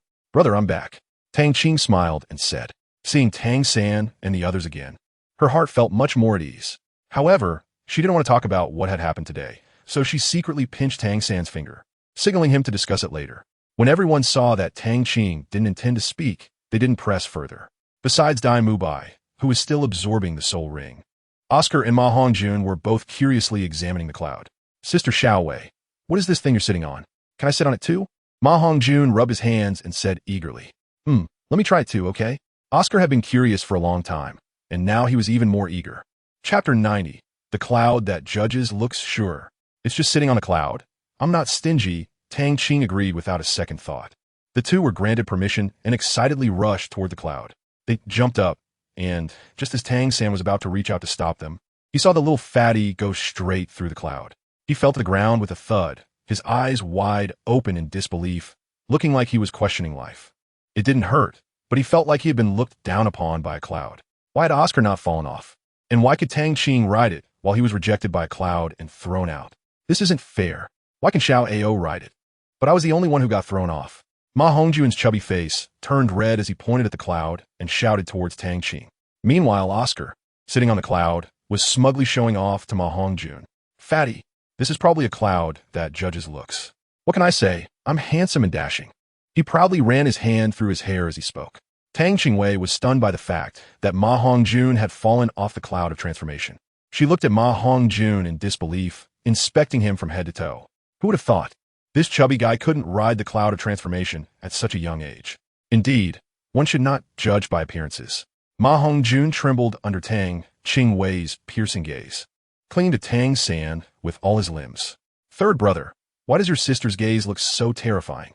Tang San pushed away the chubby face that was close to him. "You should get down first." How could he explain this, saying the chubby kid had no pure heart? How could he say that out loud? Xiao Wu, who couldn't stand it any longer, pulled Ma Hongjun away from Tang San. "This little chubby kid is already going down the wrong path at such a young age. Don't let him corrupt Tang San." But the chubby kid was unwilling to get down, still demanding an explanation. He didn't dare to hug Tang Qingwei. Not to mention her strength, if he got beaten up, he would probably get kicked a couple of times by her brother. He could only cling to Tang San, seeking an explanation. Before Tang Qingwei could respond, Xiao Wu, seeing that she couldn't pull Ma Hongjun down, directly clarified for him. "Only those with a pure heart can ride on the cloud of transformation. If you can't get on, whose fault is that?" As soon as she finished speaking, the scene fell silent for a moment before bursting into laughter. Oscar even exaggeratedly lay on the cloud of transformation, laughing so hard he rolled around. "Ha ha ha, chubby kid, you have no pure heart." Tang San couldn't help but chuckle, and although Zhao Wujia also wanted to laugh as a teacher, he walked over and comforted Ma Hongjun by patting his shoulder. "Actually, you can't blame the fatty. You can only blame his mutated martial soul." Zhao Wujia looked at everyone and continued. "In their village, everyone's martial soul is basically a kind of poultry with no attacking power. I don't know what happened, but when it came to him, the martial soul mutated and inherently had the ability of fire. Fatty didn't enroll himself. He was brought back by Flander after being discovered in their village not long ago. Although a few of them had mocked Ma Hongjun's martial soul, they couldn't deny its strength. It was only today, hearing teacher Zhao mention it, that they learned Ma Hongjun's martial soul was a mutated one. Tang San showed a contemplative expression. The master also had a mutated martial soul, but his mutation was weakened, while the martial soul was clearly different. "Teacher Zhao, what does this have to do with his martial soul?" Xiao Wu, confused by Zhao Wujia's comments, tilted her head and asked. Chapter 91. White Tiger Diamond Transformation. Zhao Wujia was not angry at being interrupted. He smiled and continued, "Due to the mutation of his martial soul, it has gained a strong fire ability.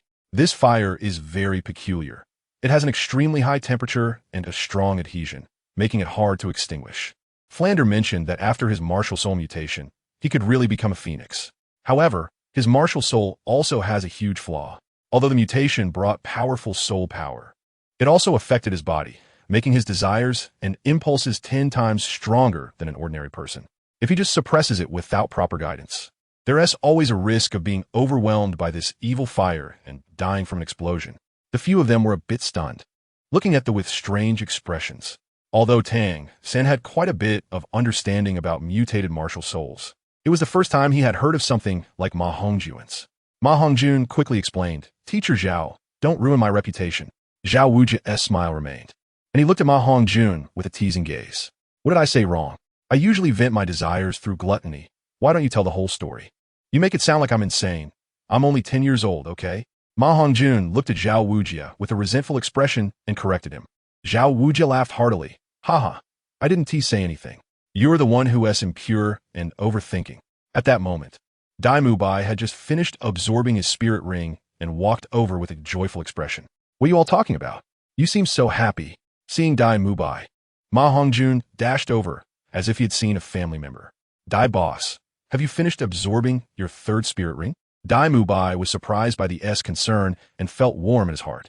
He looked at Ma Hongjun with a softer gaze, realizing he was indeed a good brother. Little did he know, Ma Hongjun's enthusiasm was merely to divert everyone's attention from him. "Yes, what spirit ability is it?" The others' gazes naturally focused on Dai Mubai, as Ma Hongjun had anticipated. When it came to his third spirit ability, Dai Mubai was even more excited. "This spirit beast is just perfect for me. That 1,000-year-old diamond tiger spirit beast not only significantly increased my strength, attack, and defense, but it also granted me the skill White Tiger Diamond Transformation." Everyone present widened their eyes in surprise. Of course, Tang Qingwei was the exception. She had returned late and hadn't seen the 1,000-year-old diamond tiger use its spirit ability, so she couldn't understand what Dai Mubai meant. Noticing Tang Qingwei's puzzled expression, Dai Mubai patiently explained, "My White Tiger Diamond Transformation can maintain a transformation time of half an hour. During this half hour, my resistance to abnormal states, as well as my attack power, defense, and strength will double." Tang Qingwei still couldn't understand, and she didn't think this soul skill was that impressive. For someone like her, whose physical body was already strong, such a soul skill was merely an embellishment. However, for Dai Mubai, who was originally a powerful attack-type soul master, it was like a timely help in the snow. What he needed was precisely this kind of comprehensive enhancement soul skill, which would only make his claws sharper and more powerful. Saying this, he began to demonstrate his third soul skill to everyone. Dai Mubai's muscles swelled exaggeratedly, and his upper body clothes were completely torn apart, revealing a terrifying muscle outline. Strangely, black horizontal stripes appeared on his skin. If not for the absence of fur, it would be indistinguishable from tiger skin. His tiger-like paws grew larger, and the blades that protruded from them turned a bright silver color. Most notably, his entire body was enveloped in a layer of intense golden light. As if he were gilded, his blood-red eyes emitted a bloodthirsty glow, and he exuded the dominance of the king of beasts. Chapter 92, Sparring Match Xiaowei. "Let's have a spar. It's just the right time to test my third soul skill," Dai Mubai proposed enthusiastically. Tang was slightly surprised and pointed at herself. "You want to spar with me? You've fallen, brother Dai. You actually want to challenge a support-type soul master with a strong attack-type's third soul skill?" The others present all had black lines on their foreheads upon hearing Tang's words, and even Tang San had nothing to say at this moment. If it were any other support-type soul master being invited to battle by a strong attack type of the same rank, they would definitely be on the receiving end of a one-sided beating. But if this support-type soul master was his sister, it was really hard to tell who would be the one getting beaten. The scene fell into silence. No one spoke up. After witnessing Tang's combat power, they truly couldn't view her as an ordinary support-type soul master anymore. Zhao Wujia cleared his throat to ease the awkwardness and said, "Ahem, girl, why don't you spar with Mubai? It's a good chance to test out his new soul skill." Although Tang Qingwei still had some objections, seeing that teacher Zhao Wujia had already spoken, she could only respond obediently. "All right then." As soon as the words fell, 3 soul rings beneath her feet suddenly lit up, and Tang Qingwei activated her third soul skill. Slowly raising her right hand toward the poised Dai Mubai, she said, "Big brother Dai, let's begin." Dai Mubai's spirit was lifted. Not just him, but even the others watching were focused intently, eager to see how powerful the soul rings obtained from such intense battles truly were. "You better be careful."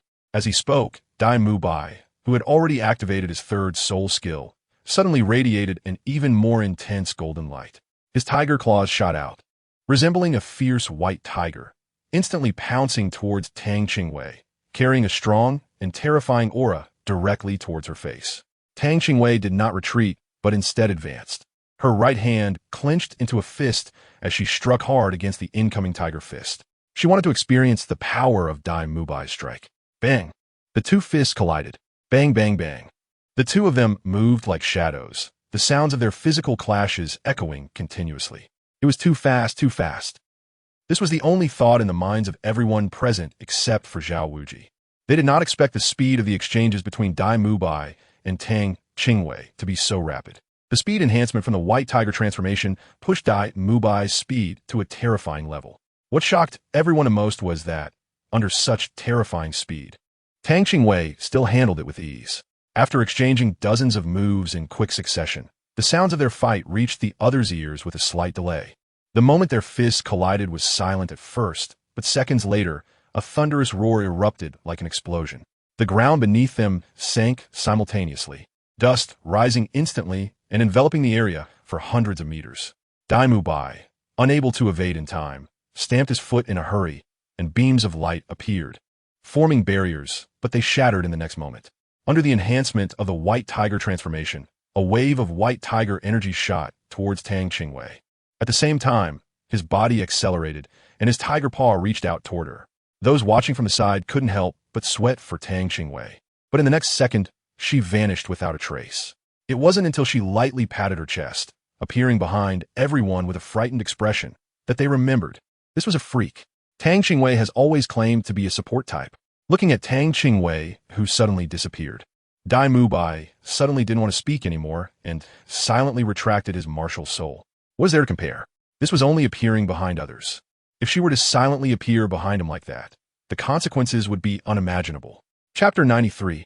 It's time for dinner. Brother Dai, your third soul skill is so powerful, especially when used in conjunction with other soul skills. I almost got taken out. Tang Qingwei patted her small chest and said with lingering fear. At this moment, Dai Mubai didn't want to talk anymore. He glanced at Tang Qingwei with a look of melancholy and then turned to leave. Tang Qingwei felt a bit confused being watched. She turned to Tang San and asked, Brother, what's wrong with Brother Dai? He seems unhappy. Tang San smiled, gently ruffling Tang Qingwei's hair with affection. Big brother, you're feeling down. It's okay, you'll be fine in a bit. Haven't had dinner yet. Are you hungry? The others thought to themselves, how could he not be discouraged? Full of enthusiasm to find someone to duel. In the end, Tang Qingwei only used one move before disappearing without a trace. What good is speed if it can't surpass someone who can teleport? Tang Qingwei slightly heard Tang San say this, and also realized that he seemed to be a bit hungry. Brother, I didn't notice it until you mentioned it. I am indeed hungry. Is the hotel okay? He looked towards the hotel. Fortunately, the recent fighting hadn't caused too much damage, and the hotel still stood intact in its place. At this moment, the hotel was crowded with people, all local residents seeking refuge. When they saw Zhao Wujia and the others approaching, they quickly stepped back to clear a path to the front desk. They all knew that the 3,000-year soul beasts had perished at the hands of these few individuals, and it was because of them that they had been spared from death. At this time, their feelings towards these individuals were filled not only with fear, but also with gratitude and reverence. Zhao Wujia and the others didn't care about what others thought. They had merely done what they believed was right. Hello, is there any food left? Tang San let a few people find their seats, first while he went to the front desk to place an order. Zhao Wuji didn't stay behind and went straight upstairs. The five of them found a table in the corner and sat down. Tang San finished his meal and returned, but he did not see Zhao Wuji. He asked everyone, Where's Teacher Zhao? Isn't he eating with us? I'll go call him. As he was about to get up, Oscar shook his head and stopped Tang San, saying, No need. Even though the teacher comes out with us, he won't pay for any of our expenses, nor will he accept any benefits from us. This is a rule set by Dean Flander.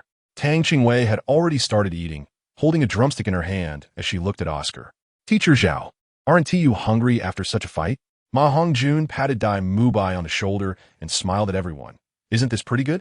Everything is clear. And what I like most about the academy is this unpretentious feeling.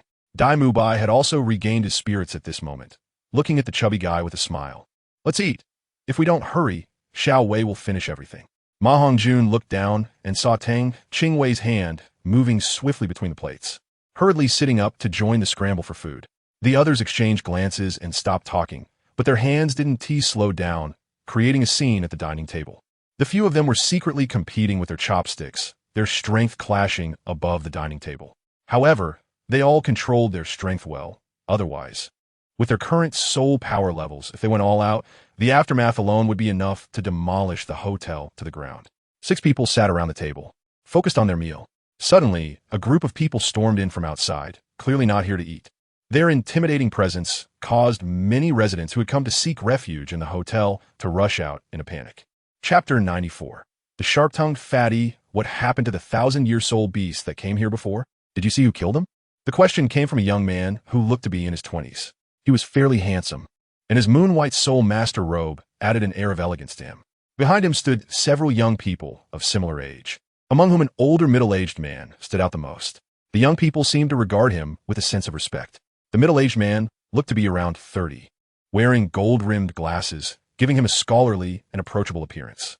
He was dressed in the same moon-white soul master robe, but his hat embroidered silver thread, with floral patterns shimmering as he moved.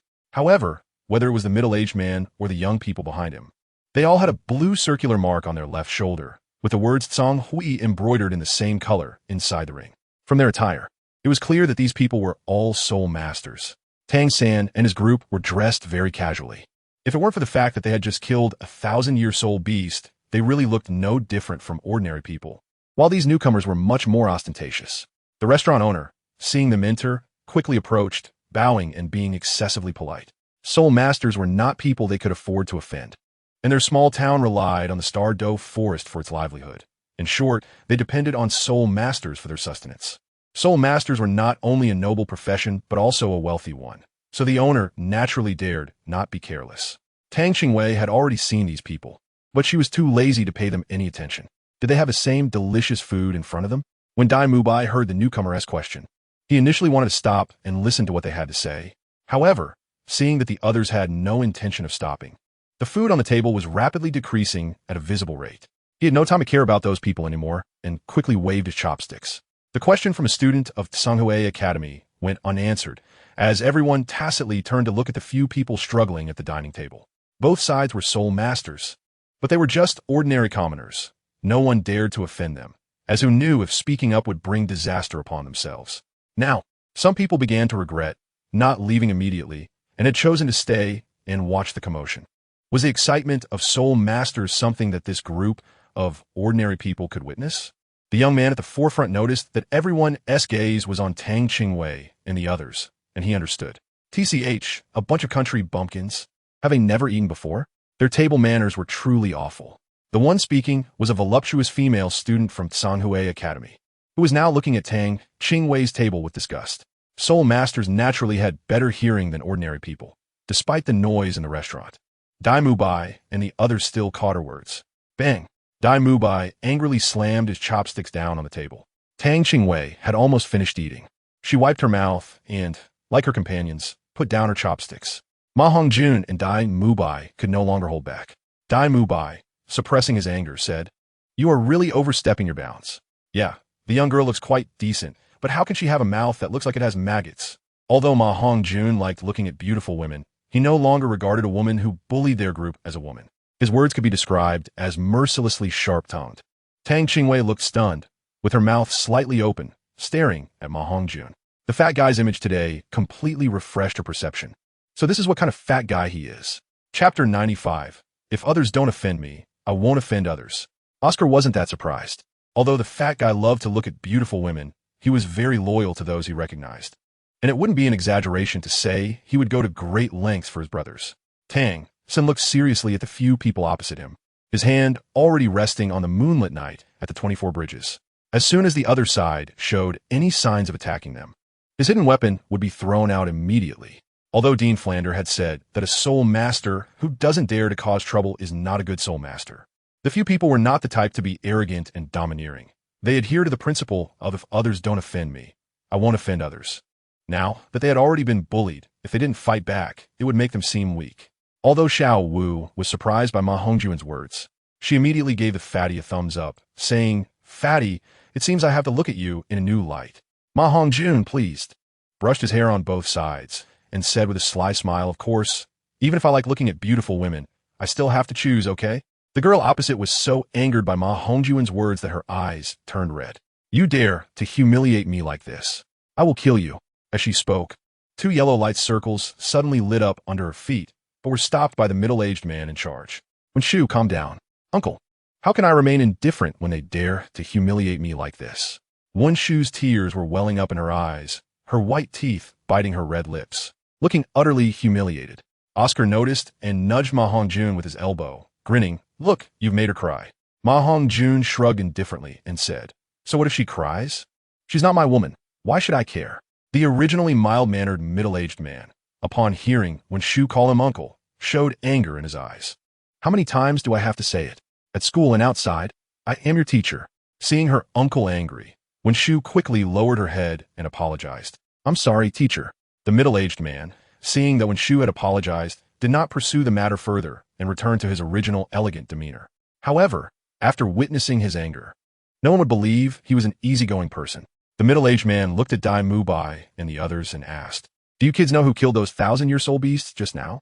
He asked this without considering that the 1,000-year-soul beasts were killed by Dai Mubai and the others, thinking it might have been their teacher who killed them. "I did. What's it to you?" Dai Mubai stood up first, his eyes turning deep blue, exuding a cold, murderous intent filled with overwhelming pressure. 3 bright rings of light rose under his feet, 2 yellow and 1 purple, as the soul rings rotated. A surge of soul power pressed towards them like waves. Every muscle under his clothing became extremely pronounced, and even the air around him seemed to grow agitated. His golden hair instantly transformed into a mix of black and white, with white dominating and a few strands of black hair standing out prominently. 4 faint lines appeared on his forehead, 3 horizontal and 1 vertical, forming the character king. White fur covered his entire palm, and as he flexed his fingers, short, dagger-like claws continuously emerged and retracted from his palm. Each claw was like a blade, about 8 inches long, glinting with a cold, eerie light. The middle-aged man believed at least half of what he saw when he noticed the purple 1,000-year soul ring under Dai Mubai's feet. "A 1,000-year soul ring? Which academy are you from?" The middle-aged man looked serious, surprised that such young children had already become soul emperors. Could they be from a noble academy or a prominent family's offspring? The middle-aged man felt uncertain. Although he was strong, it was always better to be cautious. Dai Mubai's mischievous eyes sparkled as he replied, "You aren't worthy to know our school." The teacher from Tsanhui Academy, struggling to maintain his elegant demeanor, pointed at Dai Mubai and the others, sternly saying, "This is downright bullying. First, you killed our soul beasts, and now you speak so disrespectfully, ignoring your elders. Today, I will act as your teacher and teach you a lesson." As he spoke, his body radiated light, and 5 soul rings rose beneath his feet, 3 yellow, 2 purple. The students behind him also unleashed their martial souls. In an instant, various colors of light erupted, with 4 of the young men's soul rings being the same, 1 white and 1 yellow, representing a 10-year and a 100-year soul ring. Only one person was an exception, the one who had just spoken, Wen Shu, who had 2 yellow soul rings, making her the most talented among them, which explained her slightly arrogant attitude. All 5 were battle soul masters, including 2 weapon soul battle masters and 3 beast soul battle masters. The 2 weapon souls were a long knife and a stick, while the 3 beast souls were a bird, a dog, and a monkey. From the perspective of their martial souls, they weren't particularly strong. Watching the other side unleash their martial souls, the disdain in Dai Mubai's mischievous eyes intensified. Is this what they call the disciples of a high-level soul master academy? And they even have a 10-year soul ring? Brothers, let's show them our soul rings. Tang Qingwei secretly pouted and touched her small chest, thinking, "Who is your brother?" However, she didn't refute his face at that moment and honestly summoned her martial soul. The phoenix possessed. A purple-red light surged from the chubby boy's body. His short hair suddenly grew longer and gathered towards the center, transforming into a mohawk hairstyle. 2 circles of yellow soul rings rose simultaneously from beneath his feet, and long feathers extended from his exposed, strong arms, with his hands morphing into claw shapes.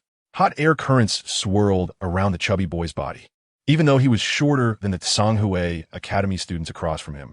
Once the purple flames were released from his body, his entire aura changed completely, combined with Dai Mubai's white tiger martial soul, creating a feeling of suffocation for the opposing team. Only Tang San's martial soul remained relatively calm. with 2 yellow rings rising from his feet, dense blue-silver grass quietly releasing and surrounding his body, slowly spreading out. Xiao Wu and Tang Qingwei were the last to release their martial souls. When the 2 yellow and 1 purple rings lit up beneath the shortest Tang Qingwei, they instantly attracted the attention of all the soul masters on the opposite side. Soul King? Impossible. How old is she? The teachers of Tsanghui Academy watched with fascination, murmuring, the highest configuration of soul rings, but this martial soul seems to be something they've never seen before. It doesn't appear to be a powerful martial soul. However, the kid with the white tiger martial soul is somewhat capable. The middle-aged man turned back to look at his students. Aside from studying, they all looked spirited, while the others had already begun to tremble slightly from the pressure of the martial souls. This teacher, after all, was middle-aged, and seeing Dai Mubai and the others unleash their true strength, he thought of many possibilities in his heart. These kids are not very old. Could they be disciples of some major sect? After all, there are some troubles that shouldn't be provoked. Chapter 97. The Bet and Challenge. I am Shunqi, a teacher from Tsanghui Academy. May I ask which sect you belong to? Xiao Wu had been eager to try, and, after waiting for a long time without seeing any action, impatiently urged, we are from Shrek Academy. If you want to fight, hurry up. If you keep dawdling, it will be dawn. Upon hearing the name of the academy mentioned by Xiao Wu, Shunqi pondered for a moment but could not find any information about it. Although he suspected that the other party might be lying, he thought it was unlikely after a moment's consideration. He felt much more at ease and looked at Xiao Wu, saying, we are not unreasonable people. After all, you are the ones who ambushed the 1,000-year soul beast that we were driving away. This matter is originally on your side. Although Shunqi still had a smile on his lips, his gaze was as venomous as a snake's. He turned his gaze to the shortest Tang Qingwei and proposed, how about this? You can send that girl with the 3-ring soul master to compete with our Wenshu. If she wins, this matter will be settled. If you lose, you will have to compensate us with a 1,000-year soul beast soul ring. Seeing Tang Qingwei not respond, Shunqi assumed the other party was too young and scared. So he advised, no matter how you look at it, you are the ones gaining. After all, that girl on your side is at least a 30-something level 3-ring soul king, while our Wenshu is only a level 32-ring soul master. Tang Qingwei didn't respond but thought in her mind, so it's this group of people who, regardless of others' lives, drove the 1,000-year soul beasts into the town? Although the original direction of the soul beasts was indeed towards the town, their actions were tantamount to being willfully provocative. Tang slightly raised his eyes, anger evident in his gaze as he looked at the few people. Dai Mubai and the others, hearing Shunqi's words, furrowed their brows tightly. Their eyes filled with uncontrollable anger. Beasts! Have you ever thought that the majority in this town are ordinary people? Facing a 1,000-year soul beast, they're like ants, incapable of retaliating. Shunqi, instead of getting angry, smiled and said, this is simply the kindness of a woman, since they chose to live in this place.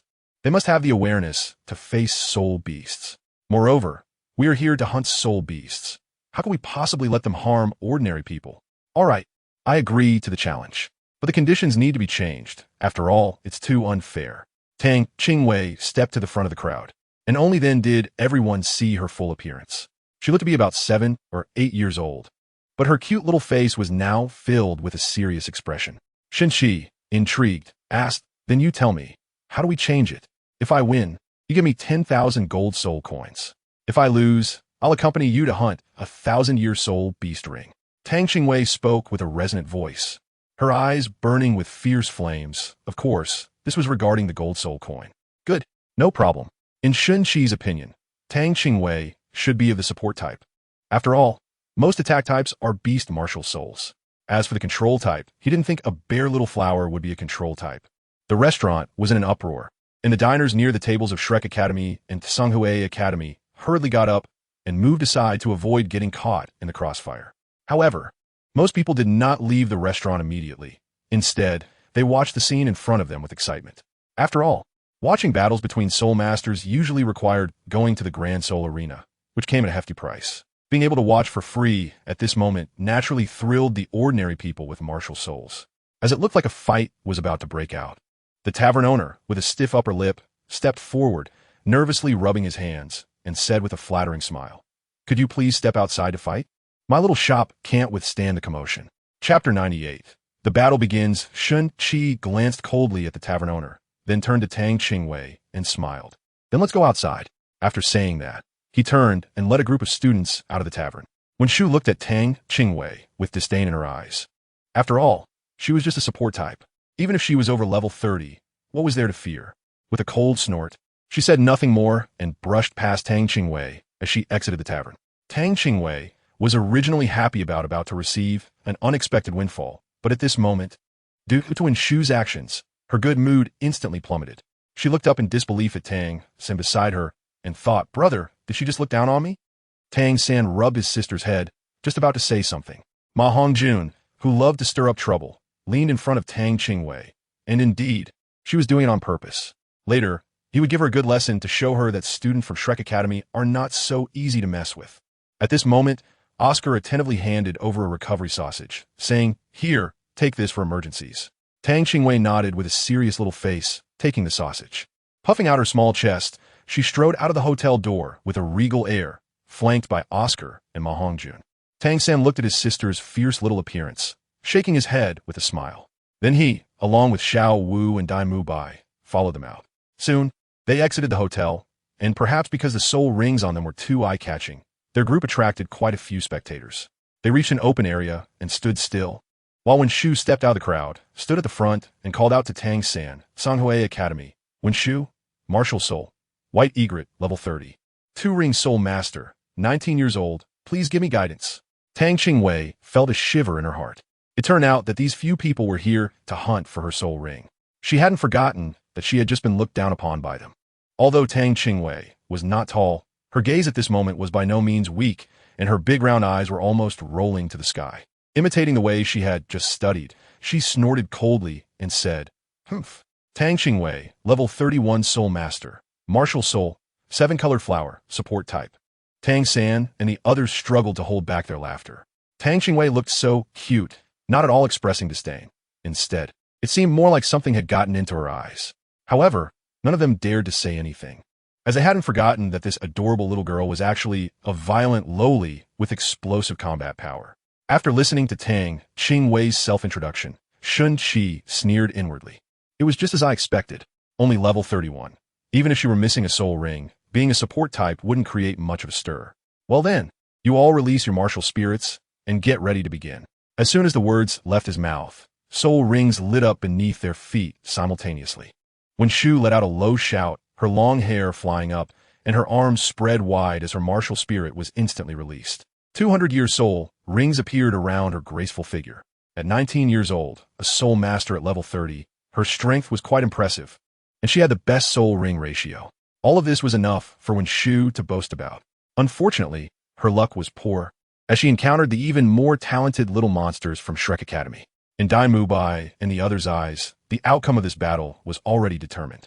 Tang Qingwei did not speak, but with a raise of her hand, a 7-colored flower with only 5 petals spun in her palm. 3 soul rings of 2 yellow and 1 purple lit up beneath her feet, swirling around her body. Chapter 99, Battle Stopped. A few students from Songhui Academy wanted to mock Tang Qingwei for not knowing numbers when they saw the 5 petals of the 7-colored flower in her hand. However, when Tang Qingwei's 3 soul rings suddenly lit up, they fell silent in the face of that level of pressure. Start. The moment Shun Qi shouted start, Wen Shu's body sprang up like lightning, his legs coming together as if they were glued, and his arms spread out like wings. With a quick shake, accompanied by the brightness of his second soul ring, he flew into the air. With a sudden increase in speed, he lunged towards Tang Qingwei. Immediately after, Wen Shu unleashed his first soul skill, forming a beak-like shadow at the position of his head, with its sharp beak charging directly at Tang Qingwei's face. Tang Qingwei felt a chill in her heart and began to take it seriously. The gravitational acceleration. Could it be that it was going to pierce through her? Although she complained in her heart, her actions were not slow. She directly activated her third soul skill, teleporting to the space above her original standing position. As Wen Shu appeared beneath her, Tang Qingwei shot down like a released arrow, pushing off the void with her foot and swinging her small fist directly towards Wen Shu's shoulder. Although Tang Qingwei did not like the disrespectful girl in front of her, she was not a person who would kill innocents indiscriminately, so she did not aim for the opponent's vital points. Wen Shu lost her target and appeared momentarily confused, but then was awakened by the sense of crisis from above. When she looked up, She saw Tang Qingwei's fist coming toward her, her beautiful eyes wide open. When did she appear above me? Although her mind was still in doubt, her body reacted instinctively and she dodged to the side. At the same time, a sound like thunder echoed as the fist broke through the air. Bang! The violent aura wrapped around the fist created ripples in the air. Although Ma Hongjun had already witnessed Tang Qingwei's fighting power before, seeing it again still made him feel apprehensive as he hugged Oscar beside him.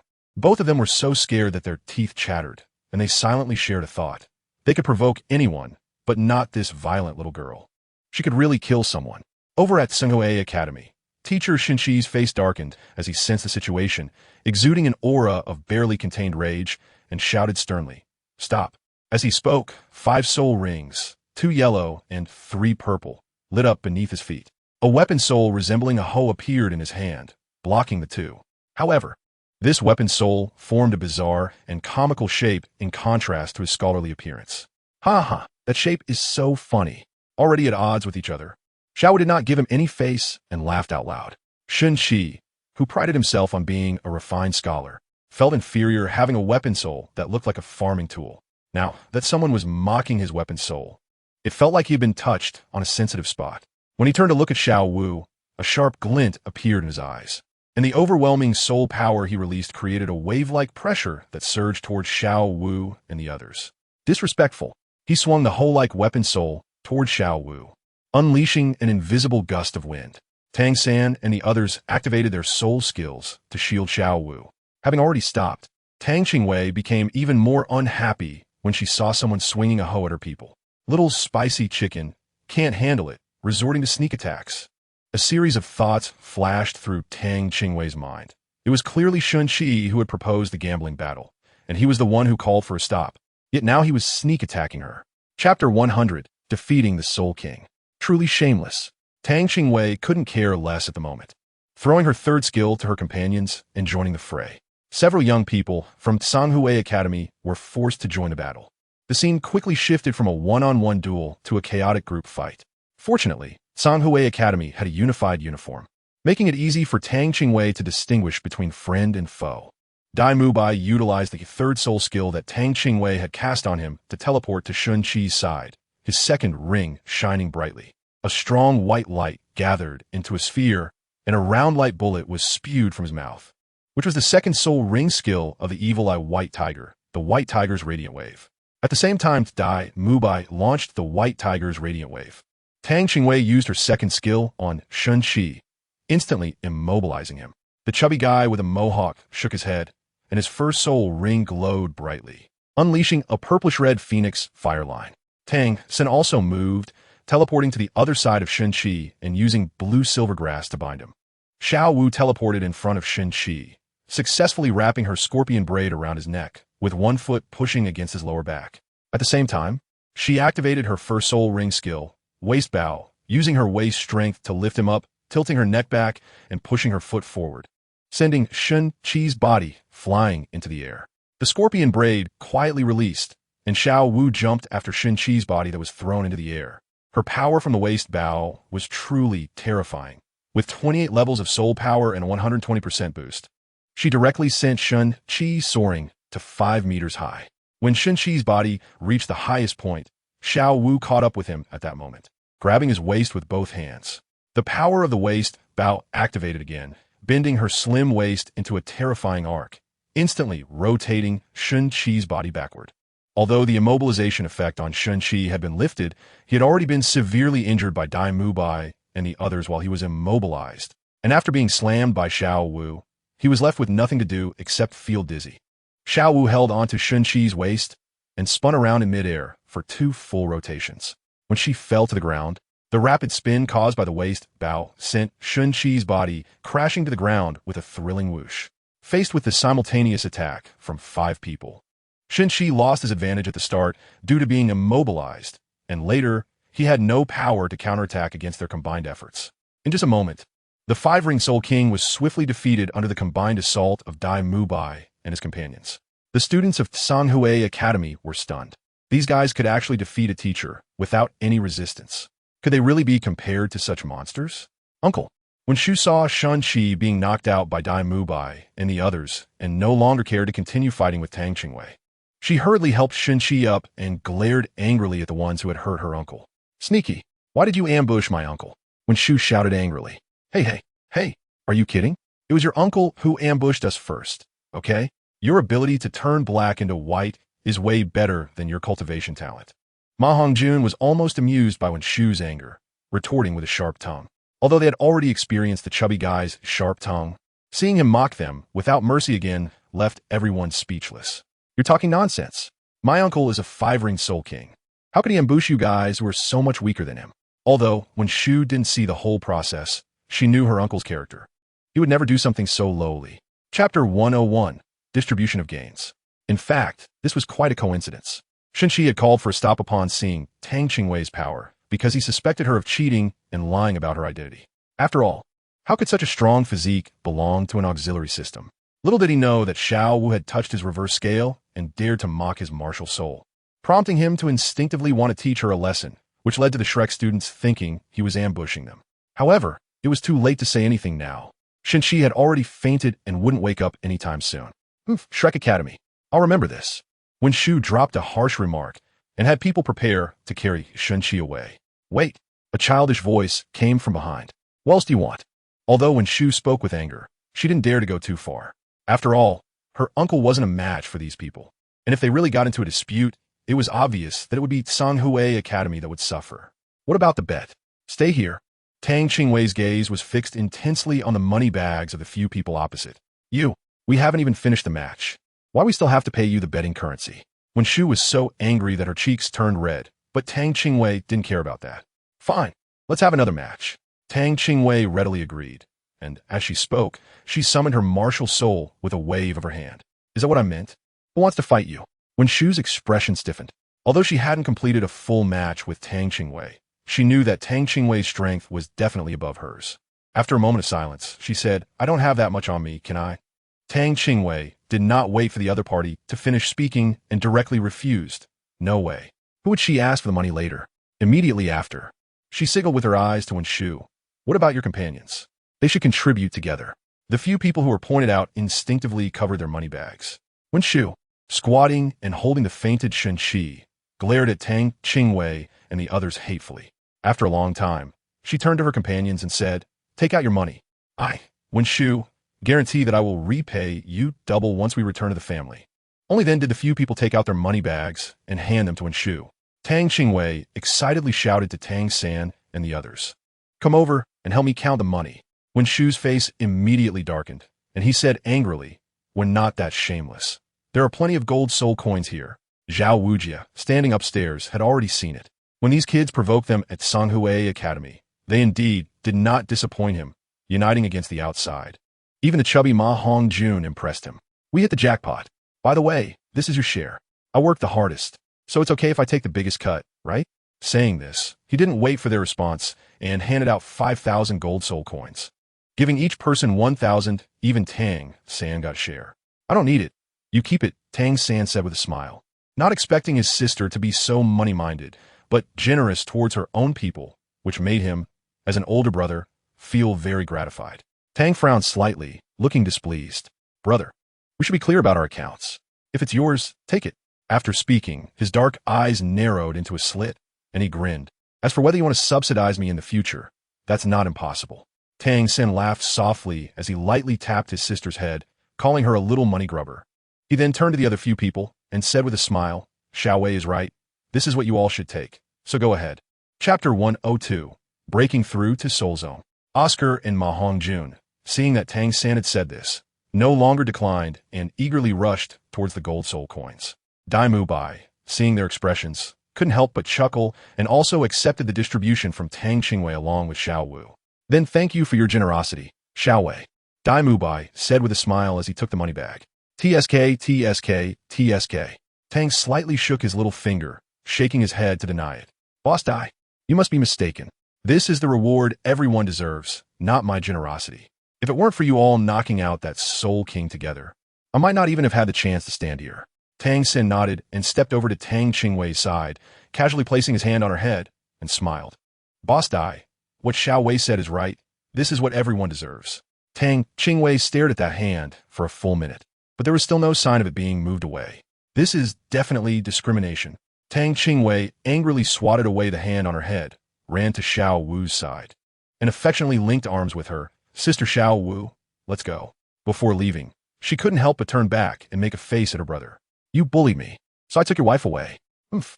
That guy Tang San definitely treated her head like an armrest, casually resting his hand on her head just like that. So what if he's tall? What's so great about it? Sai life is not easy as slight Sai. Really impressive. Tang Qingwei felt a bit tired. Why hasn't she started to grow yet? The days of cultivation always pass quickly, and 2 years have slipped by in the blink of an eye. What made Tang Qingwei feel most gratified was that she finally grew taller. Although she still couldn't compare to Tang San and Xiao Wu, at least she was no longer a small figure that was indistinguishable from boys and girls from a meter away. Now, at least if one looked closely, they could see the rise and fall of her chest. During these 2 years, besides her physical changes, her soul power had also greatly improved. By the end of last year, she had broken through to the soul ancestor rank and was now at level 40. At that time, after her breakthrough, Shrek Academy's dean, Flinder, even planned to gather everyone to go to the Stardew Forest to help her hunt for a soul ring. Who would have thought that without saying a word? Tang Qingwei directly released her martial soul, and 4 soul rings spun around her. The most eye-catching was the outermost black soul ring. A 10,000-year soul ring? Dai Mubai and the others were so shocked their eyes widened, looking at Tang Qingwei in disbelief. Flinder was even more like he was in a dream, rubbing his eyes in disbelief. When did you go hunt soul beasts? That a 10,000-year soul beast? Even if it was just a newly entered 10,000-year soul beast, it would be equivalent to the strength of a 6-ring soul emperor. If it were a soul beast that had been around for several tens of thousands of years, that would be an even more terrifying existence. The little girl was too bold to dare to venture out alone at the level of a soul ancestor. What if something happened? After the shock, Flinder furrowed his brows tightly. This was too dangerous. He then turned to look at Tang San with a reproachful gaze, saying, Your sister is still young and doesn't understand, but why didn't you stop her? That's a 10,000-year soul beast. What if something happens to her? What will we do then? Tang San had on his face, knowing that the dean was worried about his sister. He exchanged a glance with Tang Qingwei for a moment, and only after she nodded did he begin to explain under the reproachful gazes of everyone. My sister's soul ring was not obtained by hunting soul beasts. She is an exception. Even my teacher can't explain why. Her soul power cultivation has no bottleneck. And every 10 levels, a soul ring that matches her best will automatically appear. After a brief pause, Tang San scanned the astonished crowd and added, So this 10,000-year soul ring was not obtained by Xiao Wei hunting soul beasts. Chapter 103. A minor incident in registration. Xiao Wu had long known that Tang Qingwei's cultivation was special and was one of the first to snap out of her surprise. She happily ran over, linked arms with Tang Qingwei, and congratulated her. Xiao Wei, congratulations. Ma Hongjun and Oscar looked at Tang Qingwei as if she were a rare treasure, holding their hands up in admiration. Xiao Wei, you can't even describe this as just a little monster anymore, right? Tang Qingwei was taken aback by what the two said. How should one describe that? Who knew the two exchanged a glance, chuckled, but didn't reveal what it was. Dai Mubai cleared his throat and gave a light slap on Ma Hongjun and Oscar's heads, saying, Don't talk nonsense.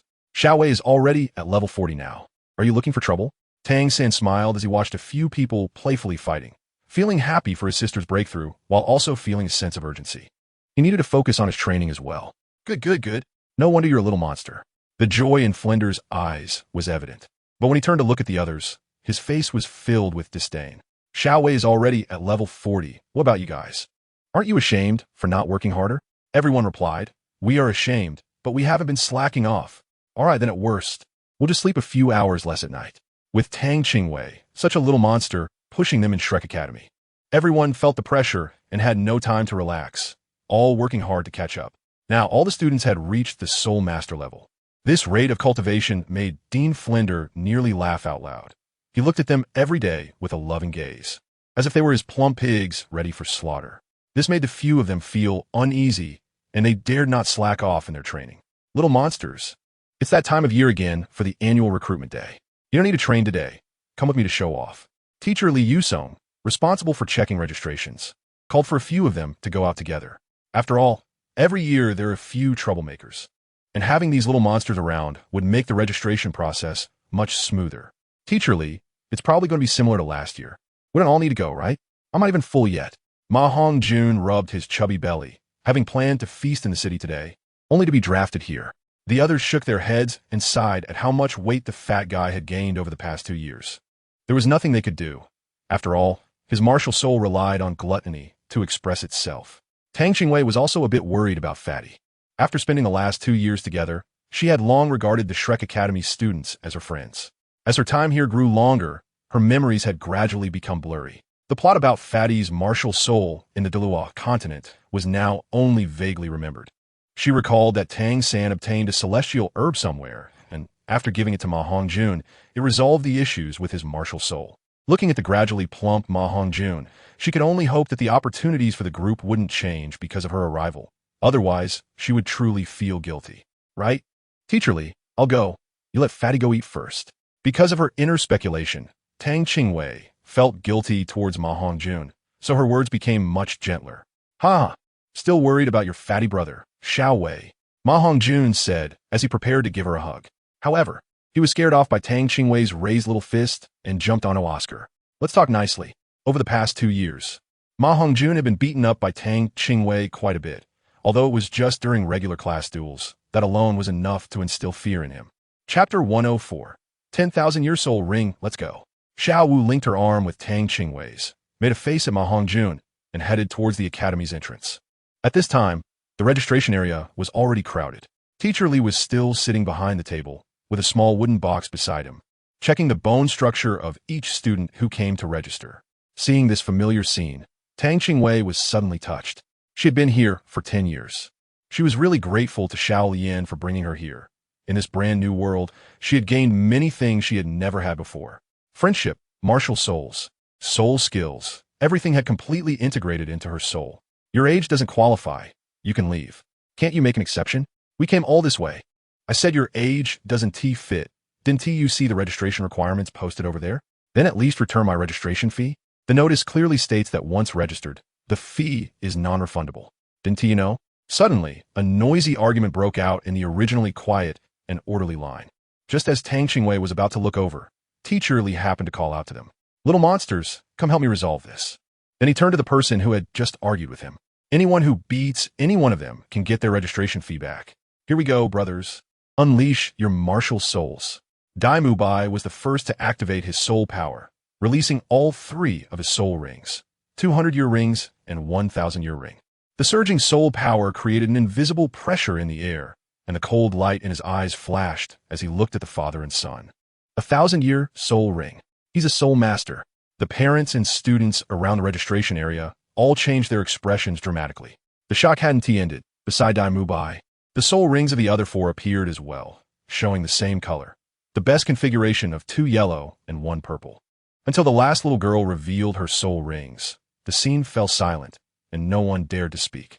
The 4 soul rings surrounding that little girl had the outermost ring being a black 10,000-year soul ring. Everyone present was stunned. Is this what Shrek Academy students are like?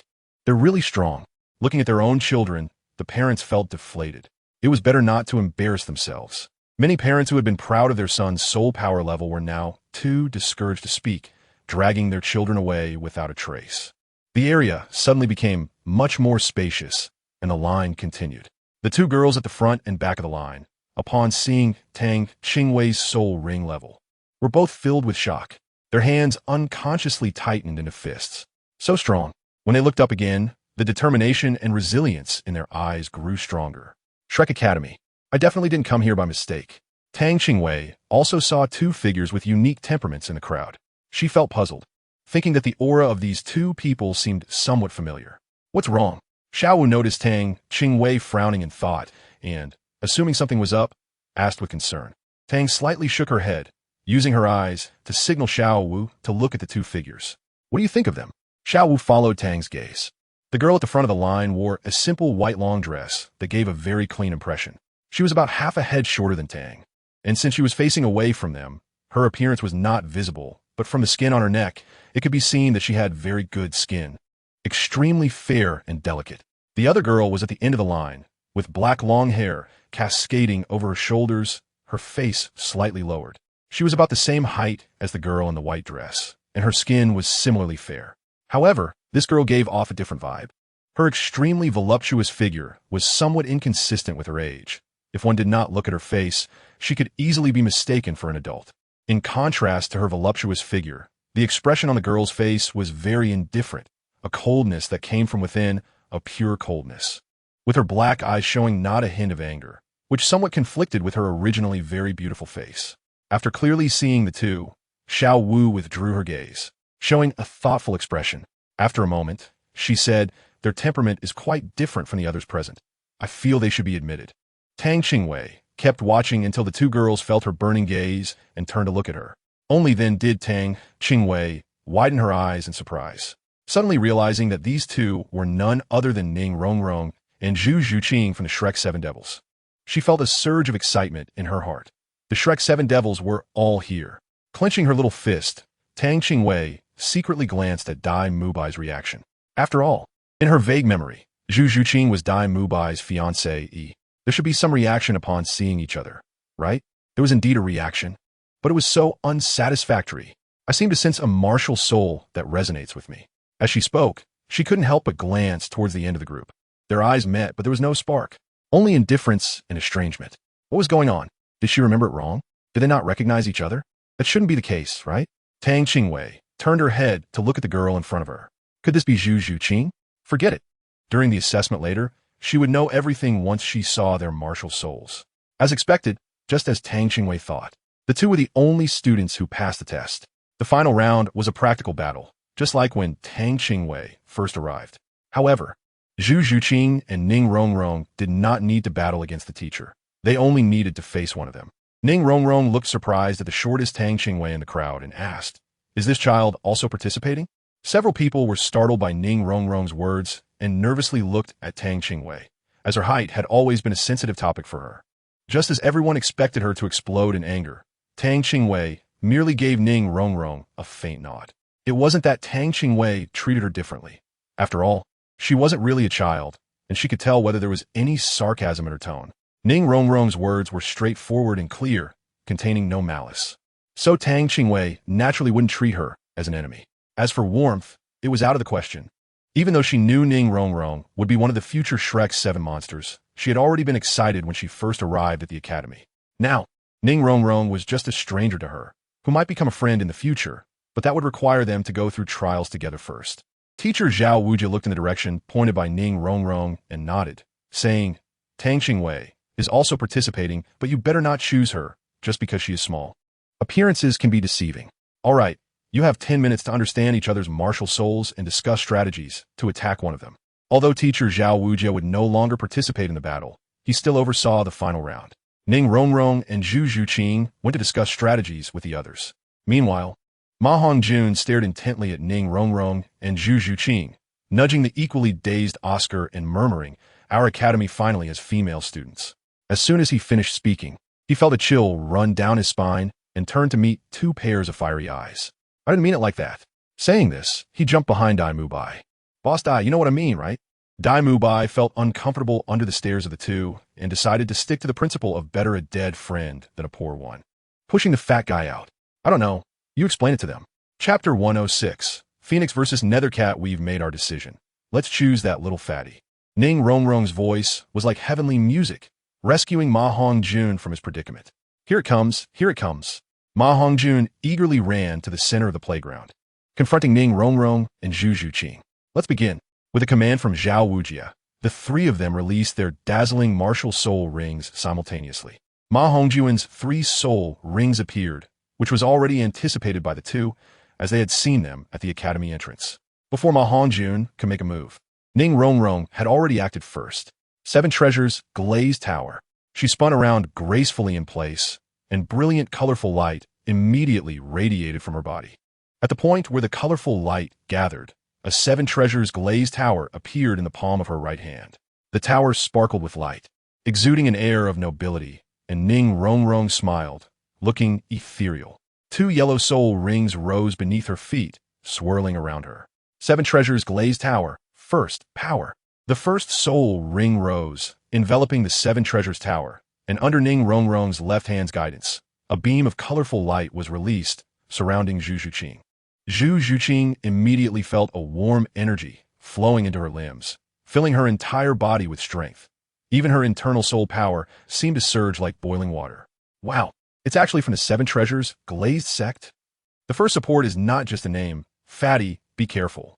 Zhao Wujia reminded with interest, arms crossed. Seven Treasures Glazed Tower, second, speed. Another beam of colorful light floated out, activating Ning Rongrong's second soul ring.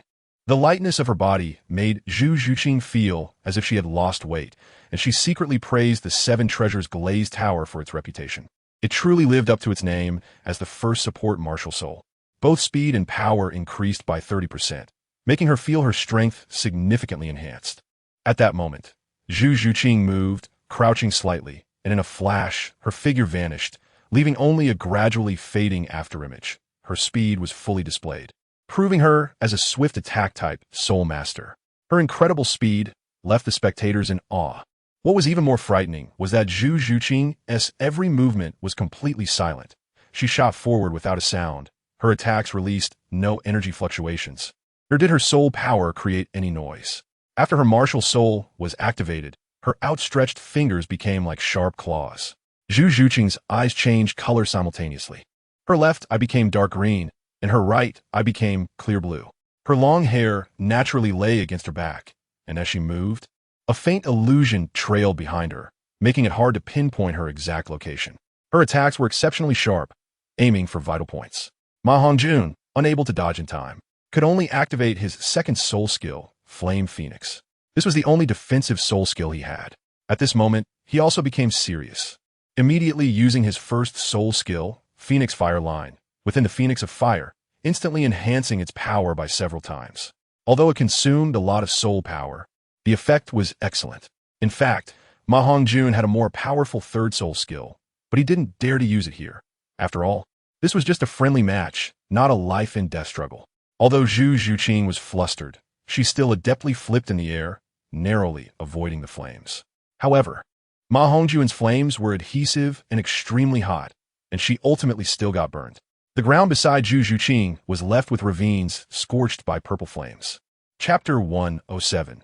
Passing the final assessment, seeing Zhu Zhuqing injured, Dai Mubai unconsciously took a step forward, then seemed to realize something and quickly retreated to his original position like he was burned. What was wrong with him? Why was he so nervous about her? Initially, at the academy entrance, he didn't see that the last one in the line was Zhu Zhuqing due to the crowd, which is why Tang Qingwei saw that scene. It wasn't until Zhu Zhuqing approached that he realized it was the second young lady of the Zhu family, who had been betrothed to him since childhood. Although they had a marriage alliance, they hadn't met often, as he believed there was no hope at that time and intentionally kept a distance between them. Thus, their relationship felt more like that of familiar strangers. The last time they met was when he decided to escape like a coward. She must have looked down on him, he thought, and his gaze darkened at this thought. Zhu Zhuqing, having been grazed by Ma Hongjun's flames, didn't care about her injuries at this moment. Two yellow soul rings lit up beneath her feet, and her blue and green eyes suddenly had vertical pupils. Her body instantly soared into the air, enveloped in soul power, curling up and rapidly spinning toward Ma Hongjun. Within her curled figure, claw shadows flickered, which was her second soul ring skill, Ghostly Claw of 100 Shadows. Relying on her rapid spinning and the sharp penetrating attacks of her cat claws, Zhu Zhuqing launched over 100 attacks at Ma Hongjun in a very short time. With astonishing power, faced with Zhu Zhuqing's fierce assault, Ma Hongjun was unable to evade in time and was directly hit by her attack. He didn't expect Zhu Zhuqing to be so ruthless. She was currently engulfed in blazing phoenix fire, yet she charged forward without any hesitation. After landing a hit, Zhu Zhuqing quickly retreated, swiftly leaving Ma Hongjun's attack range. Having fought against others daily, Ma Hongjun had rich combat experience and would not let Zhu Zhuqing escape. He activated his first and second soul skills again. The simultaneous activation of the two soul skills increased their power. The Phoenix Fire line was spewed from Ma Hongjun's mouth and, under his control, swept toward Zhu Zhuqing like a fiery whip. According to convention, Ma Hongjun should have attacked Ning Rongrong first, but since this was an assessment, he couldn't just test Zhu Zhuqing alone as an auxiliary system. Ning Rongrong was also one of those being assessed. Zhu Zhuqing was directly hit by this fire whip and flew backward, letting out a muffled groan before spitting out a mouthful of blood in midair and fainting. As an auxiliary system, Ning Rongrong had no self-defense ability, and after Zhu Zhuqing's defeat, she was subdued by Ma Hongjun in one move. At this moment, Dai Mubai couldn't care less and leaped up to catch the fainted Zhu Zhuqing in midair. Before he could speak, Tang Qingwei stepped forward, raised her left hand to summon her martial soul, and two white beams of light emerged from the seven-colored flower, instantly enveloping the two. In no time, Zhu Zhuqing opened her eyes, immediately seeing Tang Qingwei, who was treating her, and nodded in thanks. Chapter 108. Checking you two did very well. You've both passed the assessment. Zhao Wujia approached with a smile. Another two little monsters had arrived. How could he not be happy? He then turned to Dai Mubai and said, Mubai, you are responsible for bringing these two newcomers to their accommodations. Okay, Teacher Zhao. After saying goodbye to Zhao Wujia, Dai Mubai led Zhu Zhuqing and Ning Rongrong towards the girls' dormitory. Since there were not many students in the academy, and now with the arrival of two new ones, a few people were also interested in them and followed Dai Mubai to get acquainted with Zhu Zhuqing and Ning Rongrong in advance. As Dai Mubai led the way, he smiled and said, My name is Dai Mubai. I'm the oldest among the students. You can call me Mubai or Brother Dai like they do. Hello, Brother Dai. Ning Rongrong replied cheerfully. My name is Ning Rongrong. You can just call me Rongrong, as that's what my family and friends call me. Ning Rongrong's smile was always on her face, and her simple statement unconsciously brought everyone closer together. Once Ning Rongrong finished introducing herself, everyone turned their attention to Zhu Zhuqing. When Dai Mubai's gaze fell on Zhu Zhuqing, she didn't even look at him, coldly stating, Zhu Zhuqing. After saying that, she didn't speak anymore. Xiao Wu, with a curious expression, linked arms with Tang Qingwei and made gestures for her to look at the awkward atmosphere between Dai Mubai and Zhu Zhuqing. Dai Mubai smiled wryly and said nothing more, just continuing to lead the way. The strange atmosphere between the two made everyone hold their breath. Fortunately, the academy wasn't large, and such a strange atmosphere didn't last long. Before long, they arrived at the girls' dormitory building. Dai Mubai didn't go up. After giving Xiao Wu a few reminders, he turned and left. Tang San and the others saw that Dai Mubai had already left, and they did not linger any longer. After greeting a few girls, they followed him. However, no one dared to ask about the matters between Dai Mubai and Zhu Zhuqing, as it was Dai Mubai's personal affair.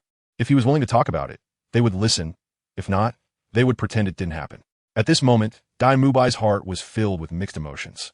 He didn't expect that Zhu Zhuqing had also come to Shrek Academy, having made up his mind to give up his claim to the throne.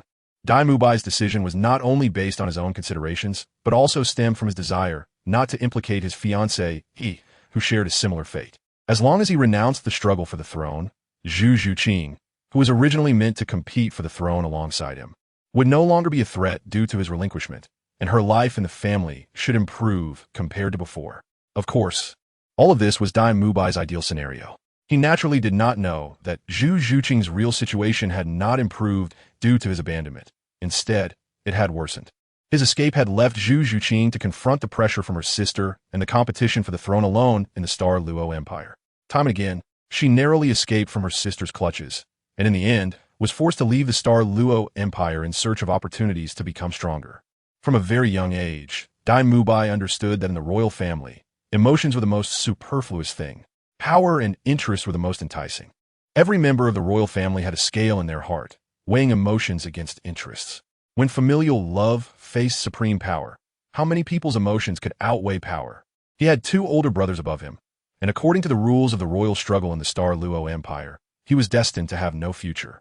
Therefore, he did not wish to have any intersection with Zhu Zhuqing, nor did he want to entangle himself in any emotional issues with her knowing that there was no future. Chapter 109. Breaking through level 40, but now it was different. He had made a group of good brothers at Shrek Academy, and his strength had greatly improved here. This time, he would not evade. Zhuqing, I'm sorry. I will do my best to make it up to you. I will show you my determination. Dai Mubai silently resolved in his heart. On the playground, all the students of Shrek Academy, including the newcomers Ning Rongrong and Zhu Zhuqing, had gathered, except for one person who was still missing. Flender crossed his arms and tapped his fingers restlessly, saying with a low tone, Why is Mubai late today? Is there something going on? A man in a gray robe, with his hands behind his back, appeared calm and unconcerned, saying, What are you anxious about? The kids aren't lazy. Something must have delayed them. Let us wait a little longer. This man was the master, who had been tricked by Flender to come over shortly after Tang San and the others entered Shrek Academy. After so many years without news, how could he let him be alone outside, especially since his precious disciple was still here? Could he not comply obediently? Ma Hongjun raised his hand to explain, but at that moment, he saw Dai Mubai rushing over from the direction of the dormitory. However, he did not appear panicked about being late. Instead, his face was filled with excitement. Mubai, what happened? Flinder asked with concern. Ever since the little monsters Tang Qingwei and the others arrived, they hadn't seen any lazy students. Dai Mubai shook his head, unable to suppress his joy. No, Dean, listen to me. I broke through. I've reached level 40. At this moment, Dai Mubai did not lower his voice, and all the students standing on the playground heard him clearly. What? Not only Flinder, but everyone turned their surprised gaze toward Dai Mubai, including Zhu Zhuqing. They did not expect that Dai Mubai had only been away for 2 years, and his soul power had increased so rapidly. Is Shrek Academy really that impressive? At this moment, while Zhu Zhuqing was surprised, she couldn't help but feel relieved. She had indeed made the right choice in coming. Flinder's eyes lit up as he looked at Dai Mubai. Good.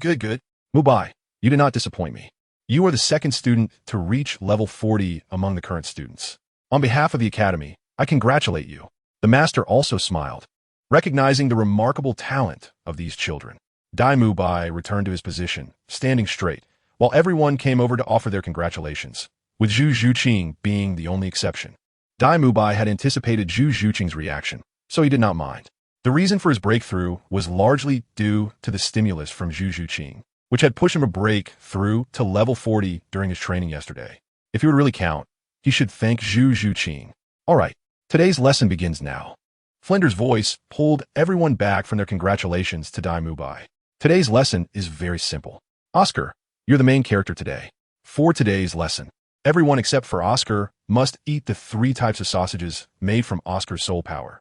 Tang Qingwei secretly rolled her eyes. They had already eaten, okay? Clearly, they just wanted the new arrivals, Zhu Zhuqing and Ning Rongrong, to adapt to Oscar's abilities, insisting on bringing them along. To be honest, aside from the oddity of his soul skills, Oscar's abilities didn't have any major flaws and were even much tastier than the sausages sold outside. Chapter 110. Oscar sausages. Zhu Zhuqing and Ning Rongrong still looked confused, not understanding what Dean Flinder meant, until Oscar, with a mischievous grin, extended his hands and began chanting his soul skills. I have a big sausage. I have a small sausage. Dreamy mushroom sausage. 3 distinctly flavored sausages appeared in Oscar's palms. He raised an eyebrow and smiled at the 2, saying, who wants to try first? Zhu Zhuqing and Ning Rongrong's expressions instantly darkened.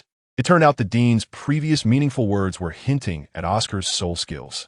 Tang lightly shook her head with a sigh, thinking that she should take the lead since good-looking people have their troubles, and not helping would feel like a betrayal of her conscience. She took a few steps and came before Oscar, directly grabbing 3 sausages and started munching on them. Tang Qingwei's slight action left Ning Rongrong and Zhu Zhuqing stunned. Following Tang Qingwei, Tang San, Dai Mubai, and the others calmly finished Oscar's sausages. Seeing their nonchalant behavior, the 2 even began to doubt whether their thoughts were too impure. At this thought, their faces instantly flushed red. Ning Rongrong no longer hesitated, and, with the determination to face death, picked up the large sausage and took a big bite, quickly devouring all 3 of Oscar's sausages. At first, Ning Rongrong held onto the idea of facing death, but once the sausages truly entered her mouth, she discovered that the food spirit released by Oscar was incredibly delicious. Especially the large sausage. Once it entered her stomach, it immediately transformed into a warm current that spread throughout her body, making her feel full of strength. As a member of the 7-treasure glazed tile school, Ning Rongrong had certainly encountered many food-type spirit beasts. However, none of the food-type spirit beasts she had eaten before could produce effects as quickly as Oscar's large sausage. Even a food-type soul master at level 40 could not achieve this. It was entirely due to talent in the spirit. The effect of Oscar's large sausage was the first soul ring effect, recovery. This recovery was comprehensive. In addition to providing satiety, it also had healing and stamina recovery effects. The recovery effect was proportional to Oscar's soul power. What surprised her the most was the mushroom sausage, which actually had flying capabilities, although it lasted only 1 minute. It was extremely fast, likely covering at least 2,000 meters in that time. She did not know what soul beast Oscar's 3rd soul ring came from, but to gain such a powerful skill, his talent must be exceptionally outstanding. This guy's food-type spirit might even be on par with the 7-treasure glazed tile pagoda in terms of rank. The thought that Oscar might surpass the seven-treasure glazed tile school ignited a fierce fire in Ning Rongrong's eyes. As for support, their seven-treasure glazed tile school could not afford to lose. She had to surpass Oscar and prove that their seven-treasure glazed tile school was the #1 support in the world. Oscar felt a chill run down his spine and turned to meet Ning Rongrong's fierce gaze. Confused, he didn't know how he had offended her. He could only scratch his head and give her a sheepish smile to ease the atmosphere. However, Oscar never expected that his smile would be taken by Ning Rongrong as a provocation, and she glared at him even more coldly. At this moment, among all the students, only Zhu Zhuqing had not completed today's task. Zhu Zhuqing thought about how she had come here to grow stronger and how she could not be defeated by such a minor setback. Taking a deep breath, she took the sausage that Oscar offered and, like Ning Rongrong, quickly finished it in a few bites. Flinder nodded in satisfaction, saying, "Good, all of you have passed today's lesson. But you must remember, from now on, when you are together, Oscar is your logistical support. Forget about those meaningless soul spells. Preserving your life and becoming stronger, unleashing your full potential, and even exceeding your limits is the most important thing." Chapter 111. Hunting for the Fourth Soul Ring. Tang Qingwei pouted. Wasn't she also part of the support system? Why was it only Oscar who was in charge of logistics?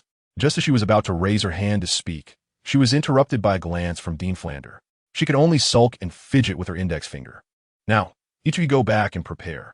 You have a day to adjust and rest. Tomorrow morning, we will all set off. I will lead you to the Stardo Forest to help Dai Mubai obtain his fourth spirit ring." "All right, that's it for now." Dismissed. After Dean Flander finished speaking, he didn't look back at Tang Qingwei and quickly left. He didn't want to stay there and listen to that girl argue. With such strong combat power, using her as a support was a waste, wasn't it? Even if Tang Qingwei claimed to be a support type, Flander didn't agree. In his mind, Tang Qingwei was definitely a powerful attack type, and any rebuttal was futile. The master could only shake his head with a wry smile and followed Flander out. Tang San rubbed his little sister's fluffy head, but didn't offer any words of comfort. Since there were still things to prepare, everyone didn't linger, and a few of them decided to go to Soto City to buy some supplies, conveniently bringing Zhu Zhuqing and Ning Rongrong along to familiarize them with the area. As soon as Xiao Wu heard they were going shopping, she excitedly hooked her arm around Tang San's. However, with only a day to prepare, there wasn't much to get ready. The next morning, after breakfast, when everyone gathered in the playground, Flinder, the master, and Zhao Wuji arrived together. "This time our target is soul beasts around 5,000 years old.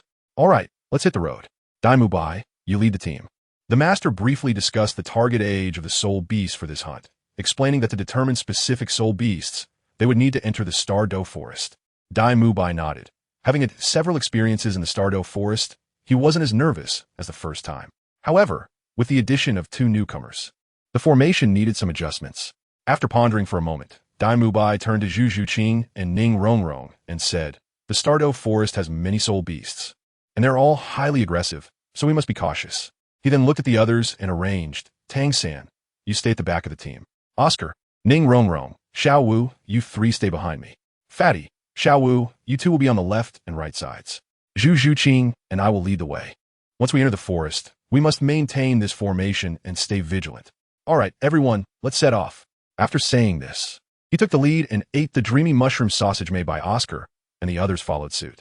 Fortunately, with Oscar's mushroom sausage and Ning Rongrong's soul skills assisting, along with Tang San's healing techniques, the group faced no losses and reached the Stardo Forest in less than half the time it usually took. Standing before the Stardo Forest, the towering trees were at least 20 meters tall, and that was just the outermost layer. The dense forest had no visible paths, and the shadows of the trees obscured the true scenery within. As they approached the forest, the air became even more comfortable, as if the temperature had dropped a few degrees. The refreshing sensation, mixed with the fragrant smell of moist earth, continually stimulated everyone's sense of smell. Once inside the Stardo Forest, the most excited one was Xiao Wu, who seemed completely unconcerned about the danger, bouncing around and feeling indescribably happy. Chapter 112. Are you here for a picnic? Tang Qingwei and Tang San exchanged a glance and smiled. How could Xiao Wu not be happy? This was her hometown. The terrain in the Stardo Forest was very complex, and there were no paths within the forest, so the task of clearing a way naturally fell to Dai Mubai. Using his martial soul, Dai Mubai unleashed the sharp blades from his tiger palms, swinging his hands to cut through the thorns ahead without affecting everyone's speed of progress at all. For the past hour, they had encountered quite a few soul beasts, but most were 10 or 100 years old. After all, soul beasts grew slowly, and when they encountered those with lower ages, Dai Mubai mostly just drove them away without taking their lives. However, occasionally some foolish ones came up to seek death and were directly dealt with by Dai Mubai's tiger palms. All right, everyone, let's take a break for a while. Mubai, clear the thorns around us. The voice of the master made everyone, who had been tense, relax. Dai Mubai nodded in response. Okay. He then cleared the surrounding thorns, creating an open space of nearly 100 square meters. Everyone leaned against the trees and sat down to rest for a moment. Oscar was just about to contribute his sausages when Tang Qingwei moved before him, taking out a pile of food from her storage ring. As if they were on a picnic, leaving everyone in awe. What are you all staring at? Hurry up and eat. Tang Qingwei spread the tablecloth and laid out all the food, telling everyone to take what they wanted.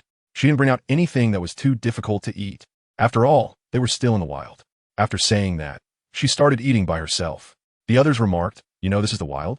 We thought you were out for a picnic with how well prepared you are." Even Ning Rongrong, from the Seven Treasure Glazed Tile School, was surprised and covered her mouth in astonishment at such a generous spread. She had soul tools, but it seemed wasteful to use precious soul tools to carry useless food instead of weapons or equipment. Moreover, soul tools were rare and their storage space was limited. But looking at the pile of food Tang Qingwei brought out, the space must not be small. What kind of background does Tang Qingwei have? Not only is her strength formidable, but she also has such a precious large space soul tool. The chubby Ma Hongjun couldn't hold back any longer. Seeing the pile of food on the ground, he immediately rushed over. "Xiao Wei, you are so thoughtful. I was almost sick from eating Xiao Ao sausages on the way." Oscar quickly discarded his sausage, thinking, with so much delicious food, why torture his stomach? Although the sausages he made were tasty, even he couldn't handle too much of them. Dai Mubai looked enviously at the food, but, being the oldest among the students, he waited for a nod of approval from the three teachers. Once they agreed, he said to everyone, "Let's eat quickly to replenish our energy." With permission granted, everyone eagerly rushed to grab food.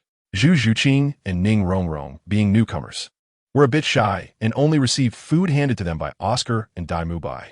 Soon, they finished the mountain of food, all satisfied and burping. After the meal, they began to discuss their plans for the next actions. The master gathered everyone and briefly explained the target soul beast for the next phase. The best 4-soul ring would be one with around 5,000 years of cultivation. He said, "Later, we'll delve deeper into the Stardow Forest to see if there are suitable soul beasts." Chapter 113, Deep in the Stardow Forest. Tang Qingwei looked at the assembled future Shrek 7 monsters, her thoughts drifting a bit. She vaguely remembered that in the plot, there seemed to be an incident where Sister Xiao Wu was taken away by Ming. Thinking of this, she felt a bit worried about Tang San, fearing that he might lose his composure out of anxiety when the time comes. So, she secretly took out a few awakening stones and tucked them into her pocket where no one could see. Once everyone had finished their discussion, Tang Qingwei pulled out the awakening stones and handed them to Tang San. "Oh, I'm so exhausted. Brother, can you help me hold these awakening stones? My soul guide device can't fit them because I need to store food in it." In front of everyone, it was inappropriate to say certain things directly, so Tang Qingwei used this method to hint to Tang San. This was also a precaution. If Xiao Wu really was taken away by Ming, at least Tang San would be able to hear Xiao Wu's thoughts and wouldn't lose his reason due to the uncertainty of the situation. Tang San was filled with doubts, not understanding what his sister meant. Ever since he became familiar with Xiao Wu, the two siblings had not actively sought to hear her thoughts. Now that his sister had taken out the awakening stone, what did it mean? He certainly wouldn't believe Tang Qingwei's excuses. Others might not know how large her storage space was, but didn't he know? There was no way it couldn't fit. Although his mind was swirling with thoughts, Tang San maintained a calm expression and took the awakening stone that Tang Qingwei handed over, casually putting it into his embrace. All right. The others were not too surprised when Tang Qingwei took out the awakening stone. After all, they had been together for so many years. Everyone in Shrek Academy had long known about Tang Qingwei's little hobby. Zhu Zhuqing and Ning Rongrong found it a bit strange but didn't say much. Since no one else reacted, perhaps it was just an ordinary matter. As they were talking, Dean Flinder suddenly spoke up, warning that a soul beast was approaching, urging everyone to get ready. Tang San and Dai Mubai tacitly stood in front of Oscar and Ning Rongrong first, while Xiao Wu, Zhu Zhuqing, and the fatty guarded nearby. Tang Qing stood in the middle, ready to provide treatment or support at any moment. Everyone unleashed their martial souls. The rustling sounds grew from faint to loud, as many soul beasts around 10 years old were scared and fled in all directions. Such a commotion could be clearly felt even by the auxiliary soul masters Oscar and Ning Rongrong. Zhu Zhuqing moved swiftly, climbing to the highest point to gaze towards the source of the largest disturbance. Once she saw clearly, her expression changed immediately. Hurry! That soul beast was brought here by the aftermath of a battle. There must be very powerful soul beasts fighting ahead. Everyone was confused. They hadn't heard any fighting sounds. So how did Zhu Zhuqing come to such a conclusion? However, out of trust for their companions, they didn't question her further. After eating Oscar's fantasy mushroom sausage, everyone suddenly soared into the air. Without needing Zhu Zhuqing to explain, everyone saw the scene deep in the forest, where birds and beasts scattered. Although they still couldn't hear the sounds of battle, how could they not understand upon seeing such a scene? It was highly likely that, as Zhu Zhuqing had guessed, there was a battle deep in the forest. Xiao Wu looked in the direction of the fight, which was near the center of the Star Doe forest. Could it be Deming or Erming? At this moment, Xiao Wu felt extremely uneasy, whether it was Deming or Erming. They were partners she had grown up with, and now they might be in danger. How could she stand by and do nothing? Chapter 114. The Battle of 10,000-Year Soul Beasts. But what excuse should I use to leave? Xiao Wu was anxious in her heart, unsure of what kind of excuse to come up with to leave. Tang Qingwei and Tang San, due to the awakening stone, had already heard clearly what Xiao Wu had just been thinking in her heart. Tang Qingwei's mind turned, and she thought of an excellent reason. Dean, I have a suggestion. Everyone paused when they heard Tang Qingwei speak. Flander adjusted his glasses and looked at Tang Qingwei, asking, what suggestion? I once heard the master say that deep in the forest live 10,000-year spirit beasts. It is very likely that several 10,000-year spirit beasts are currently fighting, and there may even be many injured 1,000-year spirit beasts. Tang paused slightly, looked at Dai Mubai, and then said, we came here to hunt soul rings for Brother Dai. So why not take this opportunity to pick up some leftovers? We can also choose the soul beasts and soul rings. Upon hearing this, Dean Flander's expression changed immediately. No, it's too dangerous. The master, who had been silent, now showed a thoughtful expression. After a long while, he looked up at Dean Flander and said, Xiao Wei is right. As the saying goes, fortune favors the bold. Compared to the danger, this opportunity to obtain suitable soul rings is worth it. That's right. We brought these little monsters here to train them, didn't we? There can't be no danger at all. With the two of us and the auxiliary skills of these kids, if we can't win, we can still escape, right? Zhao Wujia also joined in the persuasion, agreeing with the master. He thought it was wise to at least take a look. If there really was a suitable 1,000-year soul beast for Mubai, wouldn't that be even better? Dean Flander showed a struggle on his face, but seeing everyone eager to try, he compromised. All right, but I want to make it clear first. Everyone must be vigilant. We're talking about battles with soul beasts that are tens of thousands, or even 100,000 years old. We will just take a look from a distance.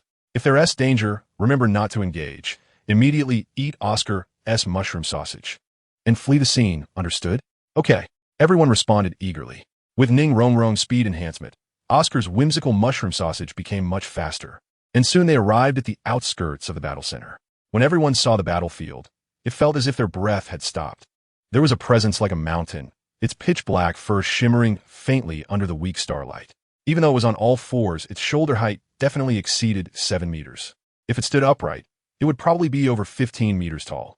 From the outside, it looked like a creature that was part monkey and part gorilla, entirely black except for its pair of lantern-sized eyes that gleamed with a yellow, crystal-like luster. In the night, if it weren't for its battle with other soul beasts, one might not even be able to see its body. This massive creature was incredibly powerful, with a body so robust that it seemed unbelievable. It not only had a gigantic size, but also had muscles more terrifying than granite, bulging like small hills. It was the Forest King, the Titan Great Ape. Even the usually composed Master's voice changed slightly at this moment. At this time, a soul beast was battling it, and a white shadow shot up from the ground. Upon closer inspection, the white shadow was at least 3 zhang tall, a snow-white tiger with some black fur. However, unlike ordinary white tigers, it had a pair of wings on its back, currently spread out, each about a zhang long, looking very large, and its soul power was thick and imposing. Chapter 115. The 10,000-year evil-eyed white tiger. The two beasts clashed, and a deafening roar echoed from below. shaking the void and causing the surrounding air to be filled with a terrifying aura. The fierce pressure intertwined in the area, giving a very frightening feeling. It's the evil-eyed white tiger. At least over 10,000 years of cultivation. The master was shocked at this moment. The forest king had at least 100,000 years of cultivation, so the evil-eyed white tiger that could fight against it probably had a similar level of cultivation. When Xiao Wu saw that the one fighting with Ming was from the evil-eyed white tiger clan, she felt much more at ease. After all, it was just a soul beast with 50,000 years of cultivation, not strong enough to be a match for Ming. Back when she was around, the evil-eyed white tiger clan often came to cause trouble. They thought that since they were of the same kind and cultivation was difficult, they spared them several times and did not kill them. Unexpectedly, this became their alliance, as they would come to provoke them with their clan soul beasts every so often. It was truly despicable. Tang Qingwei faintly heard Xiao Wu's thoughts, and when she looked at the soul beast near the white tiger, she indeed spotted a much smaller white tiger, although it did not have wings. Master, look at that smaller evil-eyed white tiger below. It should be suitable for Brother Dai, right? Upon Tang Qingwei's reminder, everyone followed her and looked over. Not far from them, there was an injured, evil-eyed white tiger resting nearby. Dai Mubai's eyes lit up the moment he saw that soul beast. This soul beast was just perfect for him. He had just been focused on watching the battle between the 10,000-year evil-eyed white tiger and the Titan great ape. Although the white tiger's cultivation was not as strong as the Titan great ape, every soul skill it used was something he wanted to acquire. Seeing such a suitable soul beast now made him eager to absorb it immediately. However, that might not be possible. This evil-eyed white tiger had at least 8,000 years of cultivation, and the maximum absorption limit for a soul master's fourth soul ring is about 5,000 years. If one absorbs a soul ring beyond this limit, it might be life-threatening. The master could see that this white tiger soul beast was suitable for Dai Mubai, but the age was a bit beyond expectations. If Dai Mubai directly absorbed a soul beast with 8,000 years of cultivation, it might be dangerous. Dai Mubai's eyes sparkled with determination as he looked at the master and said, "I want to give it a try. I believe I can do it." The master wanted to persuade him further, but Tang Qingwei interjected, "Master, just let Brother Dai absorb it. With me here, it'd be hard for him to get hurt, even if he wanted to." Tang Qingwei noticed the two people were heavily concerned and reminded them of her presence. Could it be that her sense of presence was too low? How could they not think of her healing skills? With Tang Qingwei's reminder, everyone suddenly remembered that she was also a healing soul master. It wasn't that Tang Qingwei had a low sense of presence. On the contrary, her presence was arguably the highest, mainly because her combat power was so formidable that everyone forgot she was a support-type soul master. Ning Rongrong and Zhu Zhuqing were new and didn't have a clear understanding of Tang Qingwei yet. Hearing such an extremely arrogant statement from her made their pupils contract in shock. They didn't know if there was any exaggeration in her words, but seeing everyone's expressions, it seemed they all highly regarded Tang Qingwei's healing skills, which left them somewhat astonished. Flender noticed the atmosphere was a bit awkward and cleared his throat, suggesting, "Let's choose this one, but how do we take it away after we kill it? We definitely can't absorb it here." This remark left everyone deep in thought. Chapter 116, Fourth Soul Skill. Tang Qingwei raised her small hand and suggested that Brother Dai kill the target, and then I could store it in the soul guide and absorb it safely later. The others exchanged glances, suddenly speechless. Soul guides are already rare, and those with large spaces were even harder to find. Did she think everyone was like her? But just how big is this girl's soul guide? Even a slightly smaller 8,000-year-old soul beast was at least 5 meters tall, not to mention its size. Xiao Wu had no objections to the group wanting to kill the evil-eyed white tiger, as she was already at odds with the evil-eyed white tiger clan, especially the smaller one from 8,000 years ago. During the time when she first transformed, she was in a phase where she needed to recultivate her soul power and was no match for that little white tiger. If her mother hadn't arrived in time, she would have already lost her life. So before the group took action, Xiao Wu used her soul communication to remind Ming not to harm her human friends. "All right, we will provide cover." After Mu Bai succeeds with one strike, Xiao Wei will immediately store the soul beast in the soul guide, and then we can enjoy Oscar's fantasy mushroom sausages, while Ning Rongrong gives us speed boosts. Finally, Flender summarized and briefly planned the battle strategy. After all, what is most common in battle are unexpected situations, so simple arrangements were sufficient, and it would depend on everyone's adaptability in the moment. Good. The group nodded, and Oscar produced a large batch of fantasy mushroom sausages. Taking advantage of the two soul beasts fighting, everyone summoned their martial souls. Under Tang Qingwei's third soul skill, several people instantly appear beside the 8,000-year-old soul beast. After Zhao Wujia activated his martial soul, his entire body was covered with a thick mane, his muscles bulged, and his brown-yellow eyes exuded a domineering aura, with 7 soul rings constantly revolving around his body. Although he was now over 2.5 meters tall, he still appeared somewhat small compared to the 8,000-year-old evil eye white tiger, and the others were even more so. Tang Qingwei didn't care about anything else. Relying on the skill of her third spirit ring and her formidable physical strength, she charged directly at the 8,000-year evil eye white tiger, unleashing a flurry of punches and kicks. Teacher Zhao Wujia and the others were on the other side of the white tiger, launching a fierce attack. In an instant, the roars echoed through the sky, and waves of angry shouts resonated throughout the forest. The 10,000-year evil eye white tiger, entangled with the Titan giant ape, heard the roars of its kin and could no longer pay attention to the Titan giant ape in front of it. With a roar, it turned and headed in their direction. Tang Qingwei was slightly startled, and the 4 soul rings beneath her feet lit up again. She activated her second skill and threw it towards the 2 evil-eyed white tigers, both large and small. All she could do now was buy time. Even if it was just for a second, it would give them a chance to escape. The second soul skill, Dazzling Enchantment, had a 3-second immobilization effect. After doing all this, the black 10,000-year soul ring beneath Tang Qingwei spun upwards, and a beam of white light shot towards the 10,000-year evil-eyed white tiger. That was her 4th soul skill, Lu Ruo Huajiao, which weakened the enemy. It could reduce the enemy's overall attributes by 30%. This skill consumed too much soul power and had a range limitation of 50 meters, which was why she hadn't used it much before. However, she had no choice but to use it now. At worst, she could wait until Brother Dai succeeded and escape before casting a healing spell on herself. Tang Qingwei no longer held back and instantly appeared beside the ancient evil-eyed white tiger that had been immobilized. Chapter 117, It is so strong I am so weak. Tang Qingwei wielded a long knife made of special metal, slashing through the void with all her might, her aura surging forth as she brought the blade down. The sound of the long knife cutting through the air was almost audible. Sizzle. A large amount of crimson blood splattered from the waist of the 10,000-year evil eye white tiger soul beast. Roar. A piercing beast roar drew everyone's attention. Upon realizing it was Tang Qingwei, everyone was taken aback as they saw a deep wound that revealed bone on the powerful body of the 10,000-year soul beast. It should be noted that although the 10,000-year evil eye white tiger had a cultivation gap compared to the Titan giant ape, it had been able to contend with the Titan giant ape entirely due to its own physical strength. This demonstrated the toughness of its body. Unexpectedly, it was severely wounded to the bone by just 1 strike from Tang Qingwei. Even the Titan giant ape nearby was stunned by this scene. Are humans this strong now?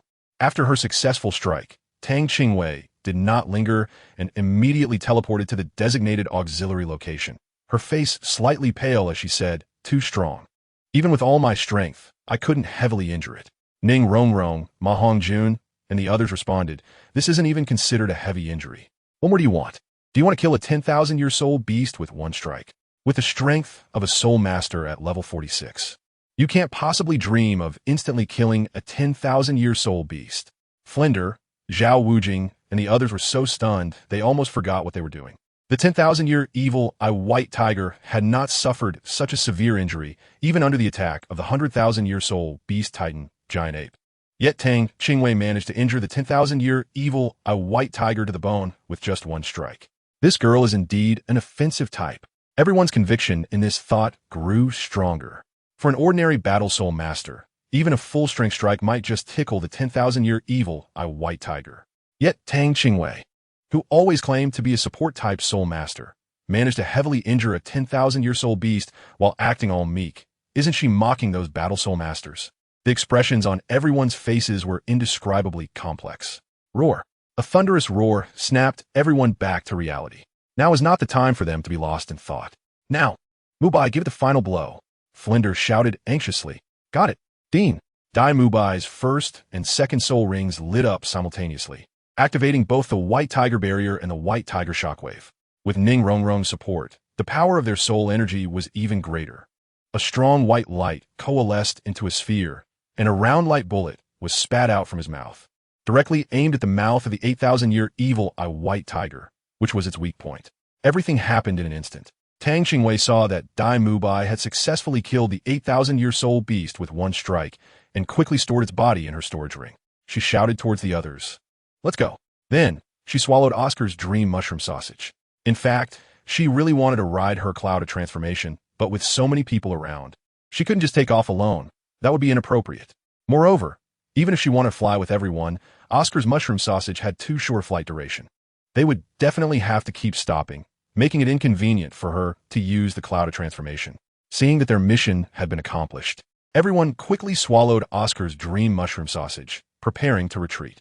However, the 10,000-year evil eye white tiger, enraged by Tang Qingwei's earlier strike, now had its eyes glowing red as it lunged at them. Chapter 118. The Fury of the 10,000-Year Soul Beast, the Titan Giant Ape. Seeing the 10,000-year evil eye white tiger about to attack Sister Xiao Wu, immediately became furious. It pounded its chest with its fists and quickly charged at the 10,000-year evil eye white tiger. Its fists, as hard as steel, had already gathered momentum and struck the body of the 10,000-year evil eye white tiger in an instant.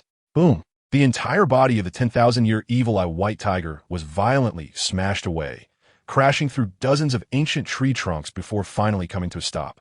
The white tiger that was sent flying let out a piercing howl. The next moment, its body glowed brilliantly and centered around it. Countless fist-sized golden orbs of light instantly fell towards the group like a shower of meteors. Boom! Boom! Boom! The continuous sounds of impacts against the ground were deafening, and numerous large and small craters appeared on the ground instantly. Even the Titan giant ape was bent over under such a fierce attack. And despite having consumed the dream mushroom sausage, Dai Mubai and the others still hadn't flown out of the attack range of the evil eye white tiger. Just as the meteor-like attacks were about to hit them, Tang Qingwei's feet glowed brightly as he used his third soul skill, instant teleportation, once again for himself and the others. Even so, they barely escaped the attack range of the 10,000-year evil eye white tiger, highlighting the terrifying power of its soul skills. Indeed, a 10,000-year soul beast is not easy to deal with. When everyone looked back, they saw that the area where the two 10,000-year soul beasts had just fought had instantly turned into a wasteland. The previously lush area was now riddled with countless deep pits, each tens of meters deep, and not a single blade of grass remained. The Titan giant ape grew even angrier. It couldn't stay calm after its territory was destroyed like this. Roar! Another roar erupted as the Titan giant ape angrily smashed the ground, causing the barriers between the numerous deep pits to collapse with its shockwaves, leaving behind an enormous pit area. Everyone's eyes filled with fear. What immense power! Seeing that the 10,000-year evil eye white tiger still wanted to pursue them, everyone dared not linger and quickly fled. They didn't know how long they flew, until Tang San called for a stop, saying there seemed to be a poison barrier ahead. Tang San raised his hand to signal everyone to stop and indicated to look at the scene before them. Not far away, 100-year soul beast, pressured by the might of a 10,000-year soul beast, collapsed to the ground without any warning the moment its body touched the poisonous mist. Immediately, its body seemed to be engulfed in magma, instantly softening into a pool of blood, until it evaporated into the air. This all happened in just a few seconds. What a tyrannical poison! Zhao Wujia stared wide-eyed, instinctively stepping back a few paces, distancing himself from the poisonous mist in front of him. The others reacted similarly. It was terrifying. They were truly caught in a dilemma, with poisonous mist in front and pursuing beasts behind. The roars from behind grew closer, accompanied by the furious roar of the Titan giant ape. What should they do now? Ma Hongjun anxiously glanced back, knowing that the two 10,000-year soul beasts were about to catch up. Although the others didn't speak, their expressions were grave. The master looked at Tang San and asked, "Xiao San, do you have a way to break this poison formation?" Tang San frowned and shook his head. "No, it's too short of time. Even if there is a way, there isn't enough time to prepare." Seeing the soul beast's roar getting closer, Flander anxiously said, "Then let's hurry and take a detour to fly." With that, he was about to instruct Oscar to create some more fantasizing mushroom sausages. Chapter 119. The Eye of Ice and Fire. Tang Qingwei remained silent, stroking his chin as he examined the poison formation in front of him. Only then did he propose his opinion. "How about I teleport over and take a look at what's going on inside? If there really is any danger, I can also teleport away immediately." As soon as Tang San heard that Tang Qingwei wanted to venture out alone, he spoke up to stop her, saying, "I'll go instead." I know how to make poison, so detoxifying it is naturally not a problem. Knowing that Tang San was concerned for her, Tang Qingwei smiled and said, "Brother, you forgot about my healing ability. This poison won't affect me." With this reminder from Tang Qingwei, everyone suddenly recalled her identity as a healing soul master. But could healing techniques really counter such a powerful poison? This was the first time they had heard of it, and they couldn't help but worry for Tang Qingwei. Dai Mubai felt guilty and was about to speak, but was stopped by Tang Qingwei, raising her hand. "Big brother Dai, you don't need to say anything more. Trust me, I'll be fine." After saying that, she didn't hesitate any longer. The 4-soul rings around her body suddenly brightened, and she used her 3rd soul skill. In the blink of an eye, Tang Qingwei disappeared from her spot. The hands of everyone nearby instinctively clenched, and they silently prayed, hoping that Tang Qingwei would be all right. When Tang Qingwei opened her eyes again, what came into view was a not very large hot spring, but it was divided into 2 sections. In the oval-shaped pools, the colors of the hot spring water were surprisingly milky white and crimson. Even more strangely, although they were in the same pool, they were clearly distinct, never encroaching on each other, and always maintained their own sides. The billowing steam rising was generated by the position of the 2 hot springs, continuously ascending until it slowly dispersed at the mountain pass. Why does this place feel so familiar? Even though it was her first time here, Tang Qingwei felt an overwhelming sense of familiarity. However, this wasn't the time to ponder that. She looked up to check for toxic gas. The priority was to quickly bring the others in. In a flash, she appeared before everyone, saying there's no toxic gas inside. Let us hurry in. Seeing that Tang Qingwei was safe and sound, everyone felt a lot more at ease and was preparing to speak. But Tang Qingwei didn't give them time. As the distant roars of beasts were getting closer, she unleashed her 3rd soul skill towards everyone, and in an instant, they disappeared from their original spot. When they opened their eyes again, it was just like when Tang Qingwei first entered, staring in astonishment at the strange scenery within the toxic mist. This is... Tang San looked at the scene in front of him, his body trembling involuntarily from excitement. "What's wrong, Sango?" Xiao nervously held onto Tang San's arm. Although the others did not ask, they also turned their gazes toward Tang San, their eyes filled with unmistakable concern. After calming his emotions, Tang San finally looked at everyone and said, "It's nothing. I'm just too excited. I didn't expect this place to be the ice and fire yin-yang eye." "Sango, what is the ice and fire yin-yang eye?" Ma Hongjun asked curiously as he prepared to reach out and touch a peculiar flower. The flower was entirely crystalline white, and each leaf seemed to be dripping with water, long and curved, looking just like the neck of a swan. "Don't touch it." Tang San anxiously flicked out his blue-silver grass to wrap around Ma Hongjun, pulling him away from the stunning flower. Ma Hongjun and the others were startled by Tang San's extreme reaction and all turned their gazes towards him. Chapter 120. Successful Absorption. Tang San saw that was fine, and then explained to everyone that this herb called snow-colored swan kiss was originally non-toxic. However, this herb has the property of stimulation. Even if just a little bit touches it, any virus in the contacted area would multiply 100-fold. Ma Hongjun still looked confused. "Third brother, since this herb is not poisonous, why are you so nervous?"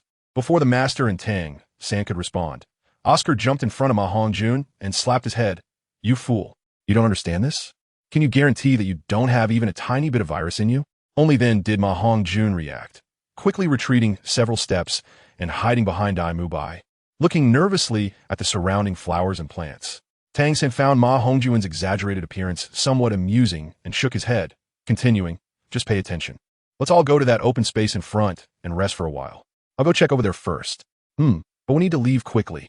This place is surrounded by a poison formation, clearly set up by someone intentionally. Staying here for too long might be dangerous," the master said, sitting cross-legged and reminding Tang San. I understand, teacher." Tang Qingwei threw out the evil spirit white tiger soul beast, which was about 8,000 years old, from the storage ring.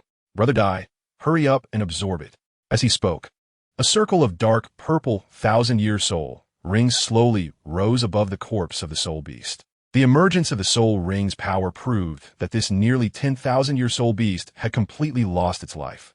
Dai Mubai nodded, and Flinder looked at him seriously and said, "Are you really sure? You should understand what the consequences of such absorption will be."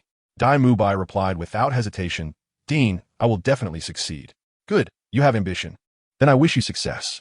From Dai Mubai's eyes, Flinder saw unwavering determination. He knew that at this moment, Saying anything more would be useless. Dai Mubai found a flat place to sit cross-legged and began to absorb his fourth soul ring. The moment the dark purple energy flowed into his body from his right hand, Dai Mubai felt the surroundings darken, as if he had been engulfed by a raging tide. This was no exaggeration. The energy pouring in from the soul ring filled every corner of Dai Mubai's body in an instant.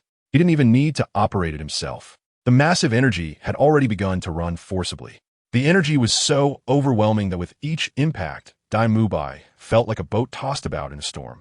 His body seemed to be no longer his own, and that uncontrollable feeling, along with the pain, was unbearable. It was a kind of agony that felt like his entire body was about to explode. On the surface, there was no change in his body, but in his perception, he could clearly feel that his body was like a giant balloon that was constantly expanding, seemingly on the verge of bursting at any moment. Perhaps the incoming energy was too powerful. Every bone felt a tingling sensation, as if thousands of ants were crawling inside his body. Watching Dai Mubai's pained expression, everyone broke out in a cold sweat for him. Time passed second by second, until after an hour, finally, in the face of Dai Mubai's steadfast willpower, all the energy within him began to compromise, initiating a process of mutual absorption and transformation. Success! Ma Ongjun shouted excitedly. Flinder also showed a surprised expression. Good boy. It's done. The most dangerous moment has passed. Now it's the process of soul power transformation. Chapter 121. Level up twice. When Dai Mubai opened his eyes again, there was an uncontrollable joy in his gaze. He seemed to have grown a few inches taller, exuding a more imposing yet steady aura. His breath was restrained. Although the true essence of soul power could not be felt, everyone present knew that Dai Mubai's strength had definitely increased by more than just a little. This absorption of the soul ring has directly raised my soul power by 2 levels, and I have now reached level 42. As he spoke about this, his tone carried an unmistakable joy. Dai Mubai guessed that the reason for such a significant increase was that the 4th soul ring he absorbed was nearly 10,000 years old, which allowed for such a substantial boost in his strength.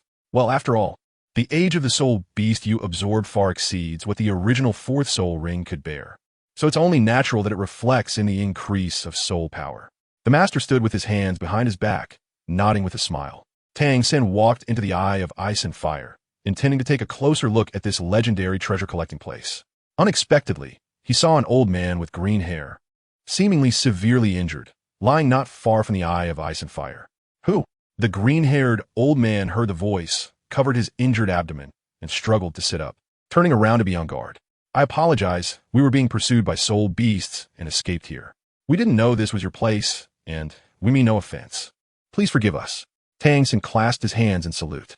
The moment he saw the green-haired old man, he knew that this elder was undoubtedly the discoverer of the ice and fire Yin-Yang Eye. The reason for calling him the discoverer rather than the owner is that the ice and fire Yin-Yang Eye is a natural formation and cannot be artificially constructed. Moreover, the aura emanating from this elder clearly indicated that he was also skilled in poison. Unfortunately, he was not proficient enough, as he showed signs of poisoning himself.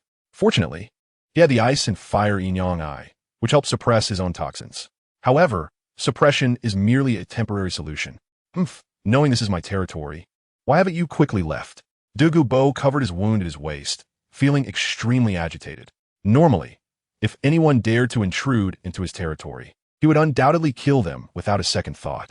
However, the young man just now said we instead of I. Douluo was unsure how many people had come and what their strength was. Currently, he was seriously injured and could not exert his usual power. What troubled Douluo the most was that he had laid out a poison formation in the outer perimeter. Anyone who entered would be contaminated by the deadly poison.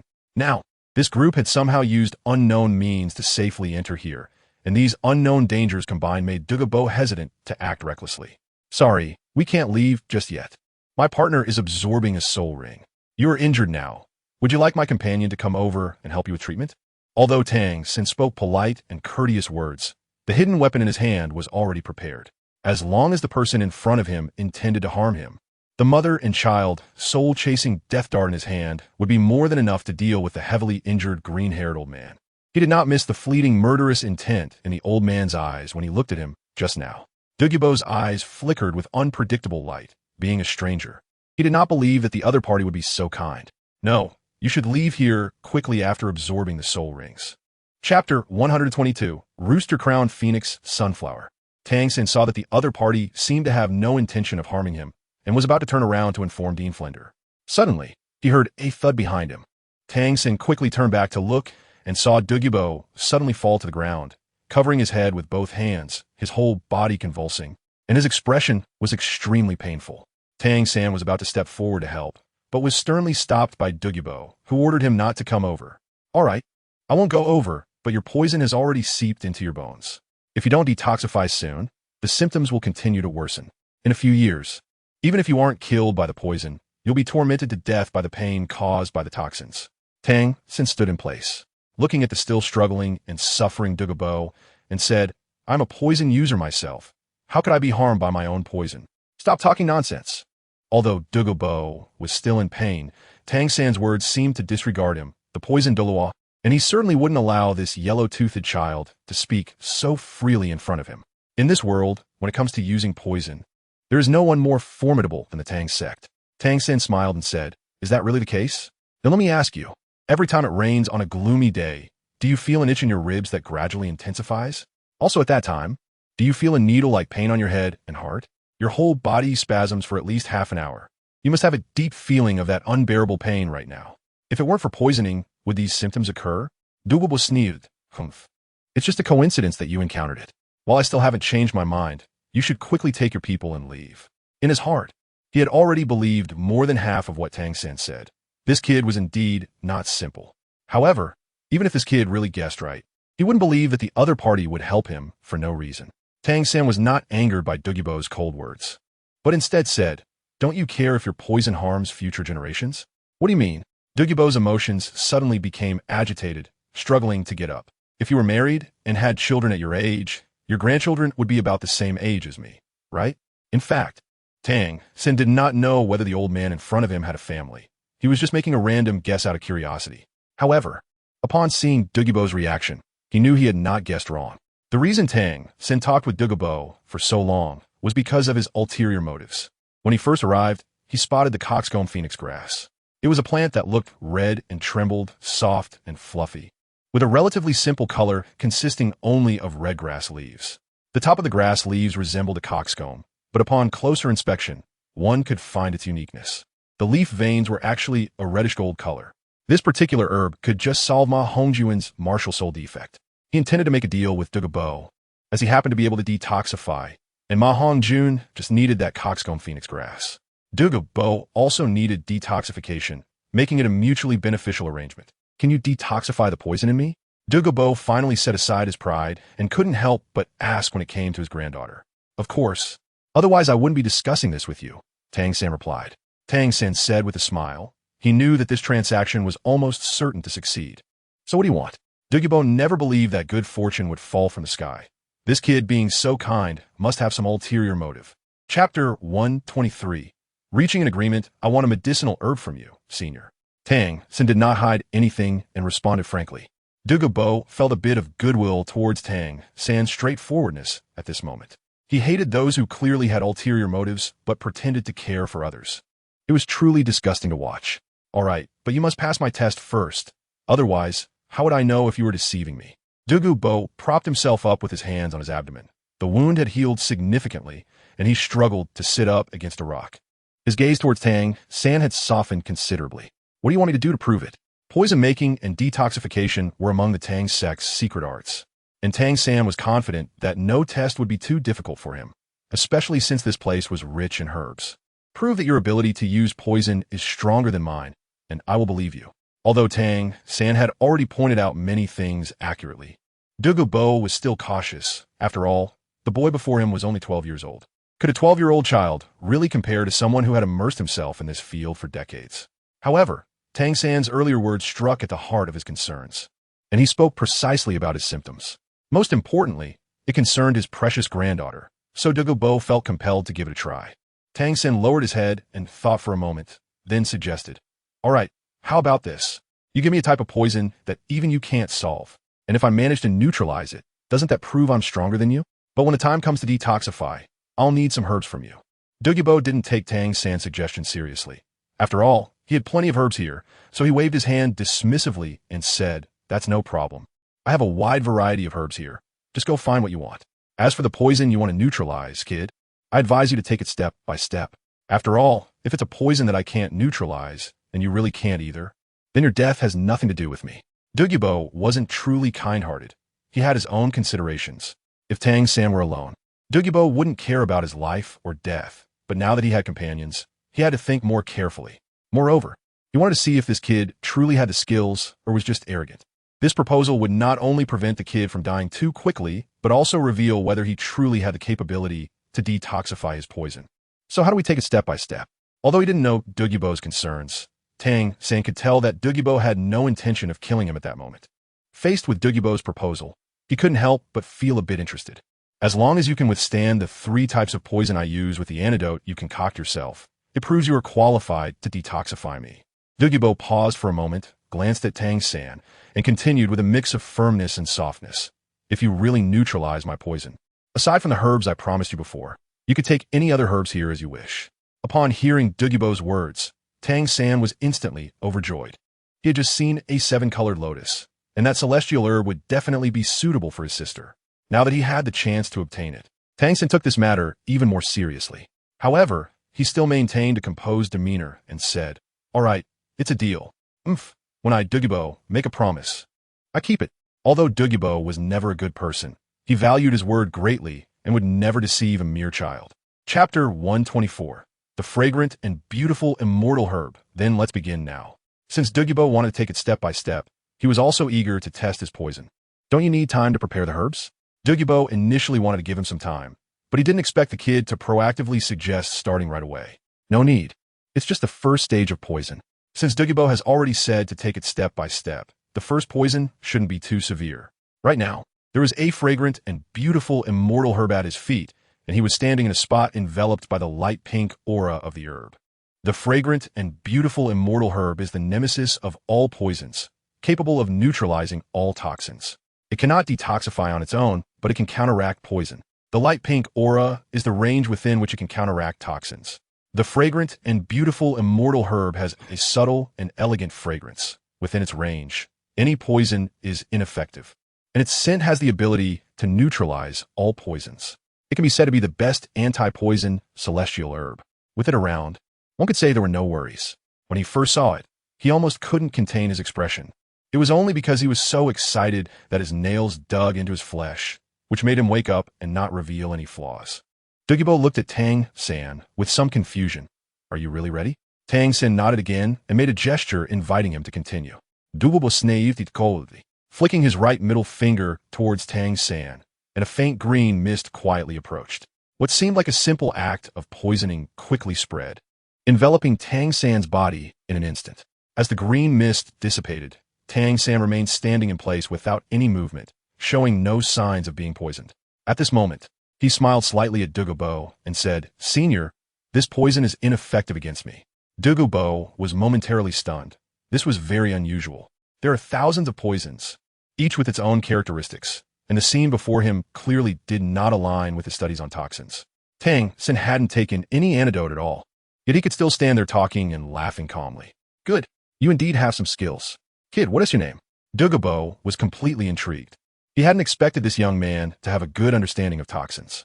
Junior's name is Tang San. Tang San bowed and said, "Tang San, you are quite impressive. I have never seen a junior with such mastery over poison. Remember, my name is Douluo." Douluo continued, "Since you have passed my first test, it is now time to prepare for my second test." As he spoke, he flicked his hand, and a small green snake appeared in his palm. The green eyes shimmered, and he was becoming more and more interested in this boy. If this boy could withstand a bite from the 9-section emerald and remain safe. Even if Tang San failed the third test, he had already made up his mind to take this boy as his personal disciple. At that time, even for the sake of the medicinal herbs, this boy would not refuse him. For the second test, you will let it bite you. As long as you are safe and sound, you will pass. With that, he tossed the small snake toward Tang San. Tang San flipped his wrist, and the green little snake had already landed in the palm of his hand. The snake's body was almost transparent, about 5 inches long, with swirling green light inside, and a pair of bright red little eyes that looked particularly cute. On its green body, there were a total of 9 bamboo-like horizontal stripes, gently swimming in Tang San's palm, and it opened its mouth without hesitation to bite. "Hiss!" The little green snake twisted its body, and despite its attempt to bite, it couldn't penetrate. Although it was a highly venomous creature, Tang San's mystic jade hand specialized in countering various poisons and was incredibly tough, clearly beyond the reach of the snake's fangs. Chapter 125. 9-section Emerald. Tang San pinched the 7 inches of the small green snake with 2 fingers and lifted it up. This was the finest among the bamboo leaf green snakes, the 9-section Emerald. Upon seeing what was in his hand, Tang San couldn't help but be taken aback. He didn't expect that Douluo even had this. Indeed, being poisoned by it would cause one to turn into pus and die within a short time. Although it was small in size, it was one of the most venomous snakes, and its body was tougher than steel, making it difficult for blades to harm it. Douluo nodded in appreciation of Tang San's keen eyesight, but he was secretly astonished that Tang San could easily lift his 9-section Emerald. One should know that the 9-section Emerald was extremely fast and had a very strong offensive capability. Once it fell into the hands of an unfamiliar person, it would be unreasonable for it not to bite. Yet this kid seemed completely unfazed. In reality, Douluo had no idea that the 9-section Emerald was suppressed within the range of the fragrant and beautiful immortal product, and as a poison, it was naturally restricted by the fragrant and beautiful immortal product. Coupled with Tang San's mystic jade hands, it was naturally harmless. Fortunately, Douluo was unaware of the treasure he possessed. Otherwise, it would not have been Tang San who helped him detoxify. It must be said that one really needs to read more. There are treasures in books. Of course, besides reading more, luck is also very important. After all, Tang San's knowledge about poisons was not learned in this world. And even if Douluo was indeed studious and knowledgeable, it wouldn't help. He might still not recognize these immortal herbs. Kid, this is my second test for you. Let it bite you, and it has to draw blood. Are you daring enough? To others, the 9-section Emerald was an insurmountable poison, but for Douluo, it was not a big deal. His martial soul, the phosphorescent snake, had already reached the realm of the phosphorescent snake king, making him the ancestor of all snakes. Resolving the toxicity of the 9-section Emerald was a piece of cake for him. However, this poison would likely not be so simple for Tang San. All right, please wait a moment, senior. I will gather some herbs. After all, the snake venom entered the bloodstream directly, and at this point, even the fragrant and beautiful immortal product wouldn't be of any use. Okay, after saying this, he no longer paid attention to Tang San, closed his eyes, and sat cross-legged to begin cultivating and healing. Tang San didn't waste any time and used the Ghost Shadow Misty Steps to search for the herbs he needed among the medicinal plants. In a short while, he quickly prepared the antidote. All right, senior, we can begin now. Tang San not only prepared the 9-section jade poison this time, but while searching for the antidote herbs, he guessed that the last poison was probably the poison within himself, which was also the source of his poisoning.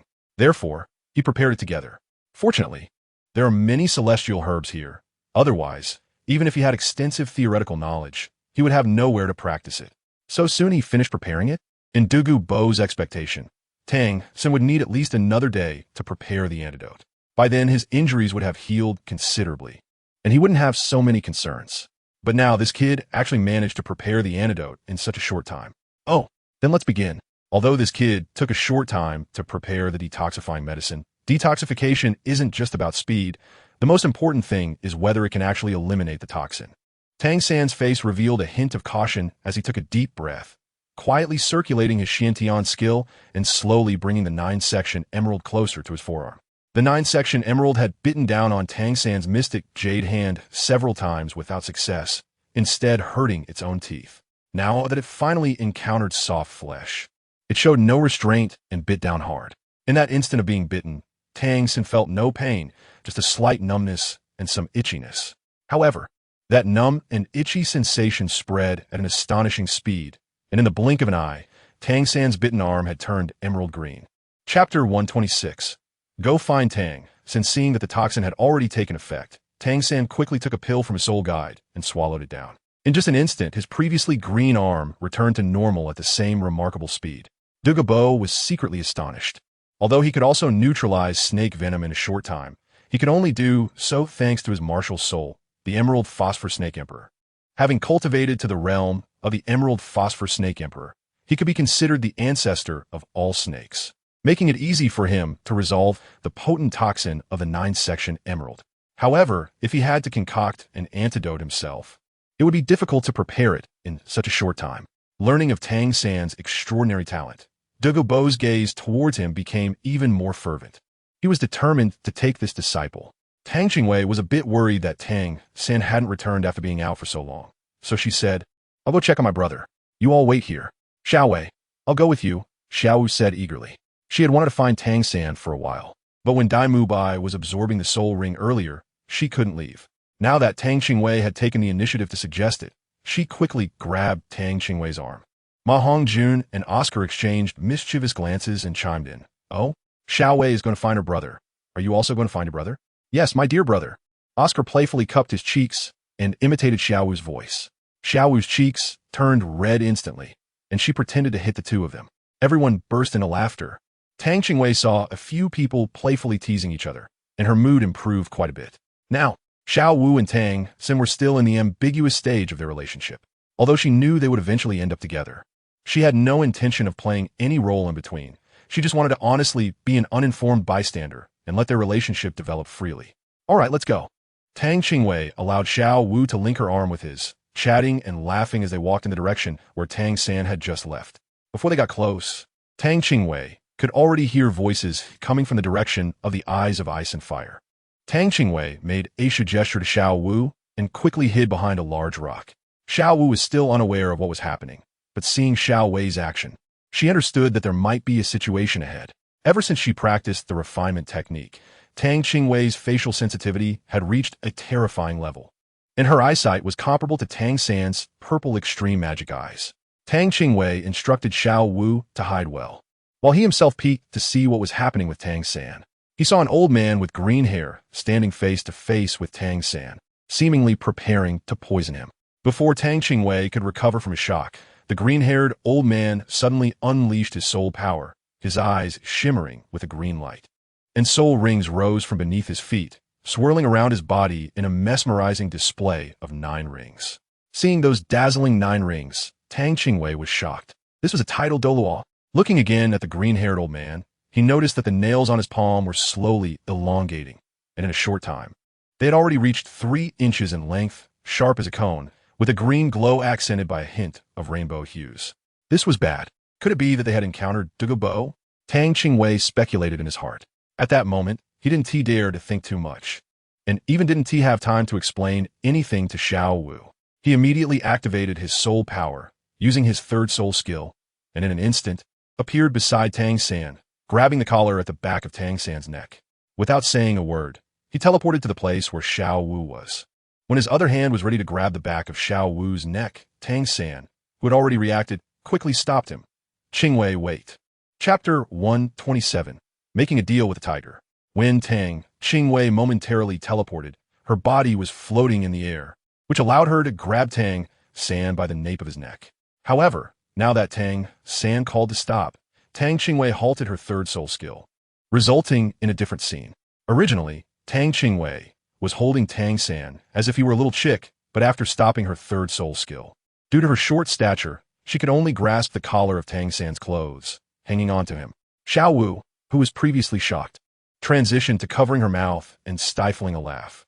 Although Tang Qingwei was in this situation to save herself, Tang San still chuckled unkindly. He gently lifted his sister, who was still hanging on his back, down and ruffled Tang Qingwei's hair, explaining with a smile, "Just now, brother was betting with that senior. If I win, I can freely pick the herbs here. Moreover, I just saw that there is a celestial herb here that can resolve Ma Hongjun's martial soul defect. An A7-colored lotus that is particularly suitable for you. So I must win this bet." Tang Qingwei knows the importance of this herb, but is anything more important than life? She can still vaguely remember that Douluo is not a good person, and he's also a titled Douluo. Taking their lives is simply a matter of minutes. "Brother, you're trying to bargain with a tiger."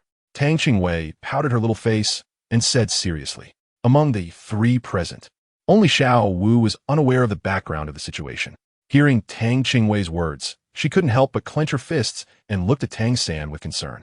Tang San playfully pinched Tang Qingwei's cheek and chuckled. "Ha, this little girl still speaks so formally. It's all right, that senior was indeed a bit hard to approach at first, but after getting to know him, he's actually quite nice." Tang San's words are not entirely false. In the beginning, Douluo indeed had murderous intent towards him. However, as Douluo witnessed more of Tang San's knowledge of poison, His initial wariness transformed into friendliness, and there was even an implicit tendency toward a friendship across generations. After all, there are very few people who can engage in conversation with Douluo, and Tang San's temperament is just to his liking. Although they may not reach the level of intimacy that friends share, their relationship has improved significantly compared to the confrontational attitude at the start. Really? Although Tang San can indeed become friends with Douluo in the future, is it really possible for them to be so friendly so soon? Why is she so skeptical? Really, please take me back. I just need to pass one last test to succeed. Tang San nodded vigorously, trying to persuade his younger sister. Tang Qingwei stared at Tang San's expression seriously for a while, confirming that he was not lying, and then said, "You wait here for a moment. I'll take Sister Xiao Wu back and inform the dean and the others by the way, then I'll take you over. You stay here and wait for me." Although Xiao Wu didn't know the specific situation, she understood the general idea from their conversation and had no objections to Tang Qingwei's arrangement. After all, if something really happened, having her around might actually be a burden. Tang Qingwei quickly appeared in front of everyone with Xiao Wu. This was the place of title Douluo, and he was here. Right now, Tang San was betting with him. If he won, he would obtain the herbs to solve Ma Hongjuan's martial soul defect. When Ma Hongjun first saw Tang Qingwei suddenly appear, he thought it was an enemy attack and was ready to strike, but fortunately, he realized in time and stopped. Now hearing Tang Qingwei mention him and say that Tang San was betting with the title Douluo for him, even without knowing the background, he could roughly understand the situation. Feeling moved, Ma Hongjun thought, Tang San actually confronted the title Douluo for me. Xiao Wei. I also raised my head, ready to say that I wanted to go over. But unexpectedly, Tang Qingwei had already vanished. Turning to look at everyone, they all had serious expressions, so he could only awkwardly close his mouth. Chapter 128. Coming and going freely that Douluo is a title de law. Isn't it too dangerous for Xiao San to do this? Let's hurry and save him, Flinder said, preparing to unleash his martial soul, but was stopped by the master. Calm down first. I believe Xiao San knows what he is doing. Since he hasn't returned with Xiao Wei, he must have confidence. We just need to wait patiently. Although the master said this, his hands, which were resting behind him, unconsciously tightened into fists. Zhao Wujie comforted a few people, saying, "Don't worry, with that girl around, she is more capable than us old folks." This statement indeed had a comforting effect, and everyone was suddenly reminded of the scene where Tang Qingwei heavily injured the 10,000-year soul beast. They instinctively covered their waists.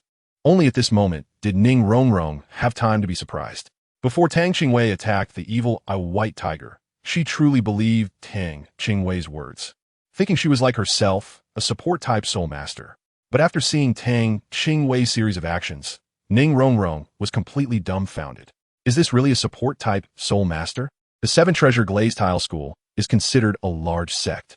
Although she's not very old, she is confident that her experience is definitely hard to surpass by anyone present. Yet even so, she had never heard of any support-type soul master who could match a 10,000-year soul beast in physical strength alone. This completely refreshed her understanding. It was only then that Ning Rongrong remembered what teacher Zhao had implied during the final assessment when they entered Shrek Academy.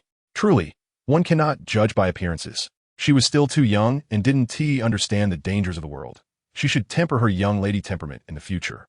After all, she does not have the physical strength of a 10,000-year soul beast. If Tang Qingwei knew about the excessive assumptions of the little princess of the Seven Treasure Glazed Tile School, he would definitely shout that it was unfair. Is she someone who hits women? Besides, she is a support type after all, where is the deception? Douluo was originally about to unleash his green phosphor Serpent Emperor's poison on Tang San. But unexpectedly, this kid was suddenly snatched away right in front of him. Although he was seriously injured now, he was still a title Douluo. How could someone take someone away from him without him noticing? Douluo was almost doubting his life. At this moment, Tang Qingwei grabbed the back of Tang San's neck and reappeared in the same spot. Tang San awkwardly pulled his collar away from his younger sister's hand. He couldn't help it. Xiao Wei was still angry about his unilateral decision. Although he was the older brother, he felt diminished in front of Xiao Wei when he was in the wrong. Douluo said, "Do you guys even regard me, the title Douluo, at all? Do you think this is a place where you can come and go as you please?" Just as he was about to explode, Tang San bowed and apologized, saying, "I'm sorry, this is my sister Tang Qingwei. She only acted this way out of concern for me, so please understand. Let's continue." "All right, I won't hold it against you this time," Douluo said, seeing that Tang San had already apologized and not wanting to pursue the matter further. Tang Qingwei stood expressionless by the side like a gatekeeper, but his height was too short. Otherwise, he could have served as a bodyguard. The two resumed the state they were in when Tang San first met them. Tang San, you need to think carefully. The poison I will unleash next is something even I cannot control. If you regret it now, it's not too late. Seeing Douluo's hand, Tang San's expression also became serious. He knew that what Douluo was about to unleash was his life-threatening poison, belonging to the Emerald Phosphor Snake Emperor. Given his current state, it would indeed be very difficult for him to withstand such a potent toxin. Chapter 129. Do you wish to be my disciple, however? Douluo's words also ignited Tang San's pride. Being from the Tang sect, could he really back down in the face of his opponent's poison threat? No. As a disciple of the Tang sect, if he couldn't even surpass poison, he wouldn't deserve to bear the surname Tang. With that thought in mind, Tang San raised his left arm and shouted at Douluo, "Come on." Douluo furrowed his brows slightly. Have you really thought this through? Tang San nodded firmly. In Douluo's eyes, a cold light flickered as he thought to himself. If the tiger doesn't show its power, do you really think I'm a sick cat? Have I cultivated such potent poison for so many years and still can't deal with a junior like you? With a flick of his finger, the tip had already pierced into Tang San's arm. In an instant, a wave of black energy rapidly spread from the point of entry, and one could see the black line rising upwards. Tang Qingwei nervously approached Tang San, ready to perform a healing technique, but was stopped when Tang San grabbed her wrist. He had promised his father that he would never expose his sister's healing abilities in front of a titled Douluo, without having the ability to protect himself. Taking advantage of his ability to move, he quickly pulled Tang Qingwei back a few steps. They returned to the protective range of Yoxiang Chuoxianpin, and he sat cross-legged, closed his eyes, and silently operated the Xiantian skill. By running the Xiantian skill, he forced the toxins out. His level of Xiantian skill had significantly improved. However, it was still not enough to completely expel the toxins, so he immediately took a detoxification pill he had prepared in advance.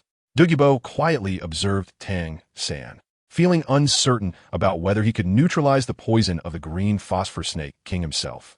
Seeing Tang San sitting there with a face full of black energy, he couldn't help but feel a bit regretful. He had been famous for many years. What was he doing competing with a child? If he died, it would be a huge loss for him. It was rare to encounter such a promising junior. It would be a pity if he died. Side girl, will your brother be okay? The only one Douluo could ask now was Tang Qingwei, who stood like a guardian deity. Tang Qingwei was puzzled. Could it be that Tang San's charm was so high? He had quickly conquered Douluo. It's fine. It should be fine in a while. Although she was confused, Tang Qingwei did not show it on her face and simply answered Douluo's questions truthfully. Now that she knew Douluo no longer harbored malice towards Tang San, she felt much more at ease. As for the poisoning issue, she wasn't worried at all. In her view, Tang San would definitely be able to resolve it. Just as she was thinking this, Tang San finished detoxifying and spoke up, "I've successfully detoxified. Shouldn't you fulfill your promise now?" Although the two had not known each other for long, sometimes the energy between people is a strange thing. Even though they had just met, their energies strangely resonated well. If it weren't for the bet between them, they probably would have bonded over the poison long ago. "Good lad, would you be willing to take me as your master? As long as you do, you can use the herbs here freely." Douluo looked at Tang San with a warmer gaze. "I'd rather not. I already have a master. Besides, what can your poison teach me? To say something you might not want to hear, my poison techniques are far superior to yours." Douluo replied, "Don't I have any pride? I'm back." Tang San walked towards everyone with a joyful expression, saying, "I brought each of you some celestial herbs. They are very useful for enhancing soul power." "Oh." The master looked at Tang San with some surprise. "Are the good things here? Could it be some kind of medicinal herb?" All along, it had been necessary for soul masters to rely on their own strength and continuous effort to improve. Even the master, who was so familiar with martial souls, had not found a shortcut. Chapter 130, Taking Celestial Herbs. At this moment, how could Tang San's words not pique his interest? But then he thought of some things and said with some concern, "Using drugs to enhance strength, could there be side effects?"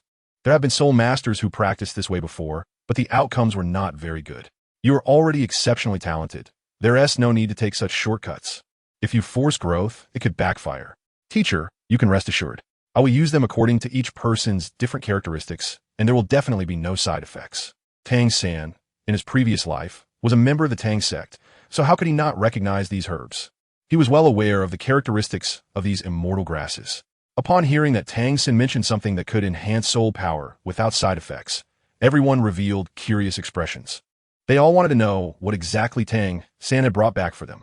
After pondering for a moment, the master reluctantly nodded and said, "Well, okay." This was only agreed upon after careful consideration. The master knew that Tang San was definitely not an impulsive person. Otherwise, he wouldn't have agreed so easily. Tang San first handed the chicken crown phoenix herb to Ma Hongjun, saying, "Fatty, I've carefully considered your evil fire. Although this mutated evil fire is indeed very powerful, it also continuously corrodes your body. The root of the problem is that your phoenix flames are not pure enough, and this immortal herb can solve your evil fire issue." Ma Hongjun felt moved. It was for him that his third brother risked his life to bet against the title Douluo.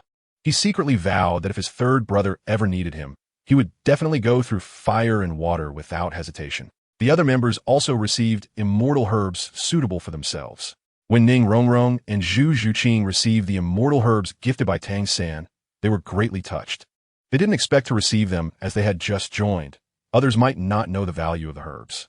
However, as the little princess of the Seven Treasure Glazed Tile School, Ning Rongrong, and the noblewoman of the Star Luo Empire, Zhu Zhuqing, how could they not know? It was precisely because they understood the value of the herbs that they were even more surprised and moved. Seeing everyone receive the immortal herbs suitable for them, Tang Qingwei felt relieved in her heart. Fortunately, her joining did not cause everyone to lose their original opportunities. This was the only thought in Tang Qingwei's mind at that moment. She was really afraid that her joining would make the original Shrek 7 monsters lose their opportunities, and she would feel so guilty that she wouldn't know how to make it up to them. "Xiaowei, this is the 7-colored lotus I found here. It should be very suitable for you." The 7-colored lotus in front of her shone with brilliant and colorful light, just like its name.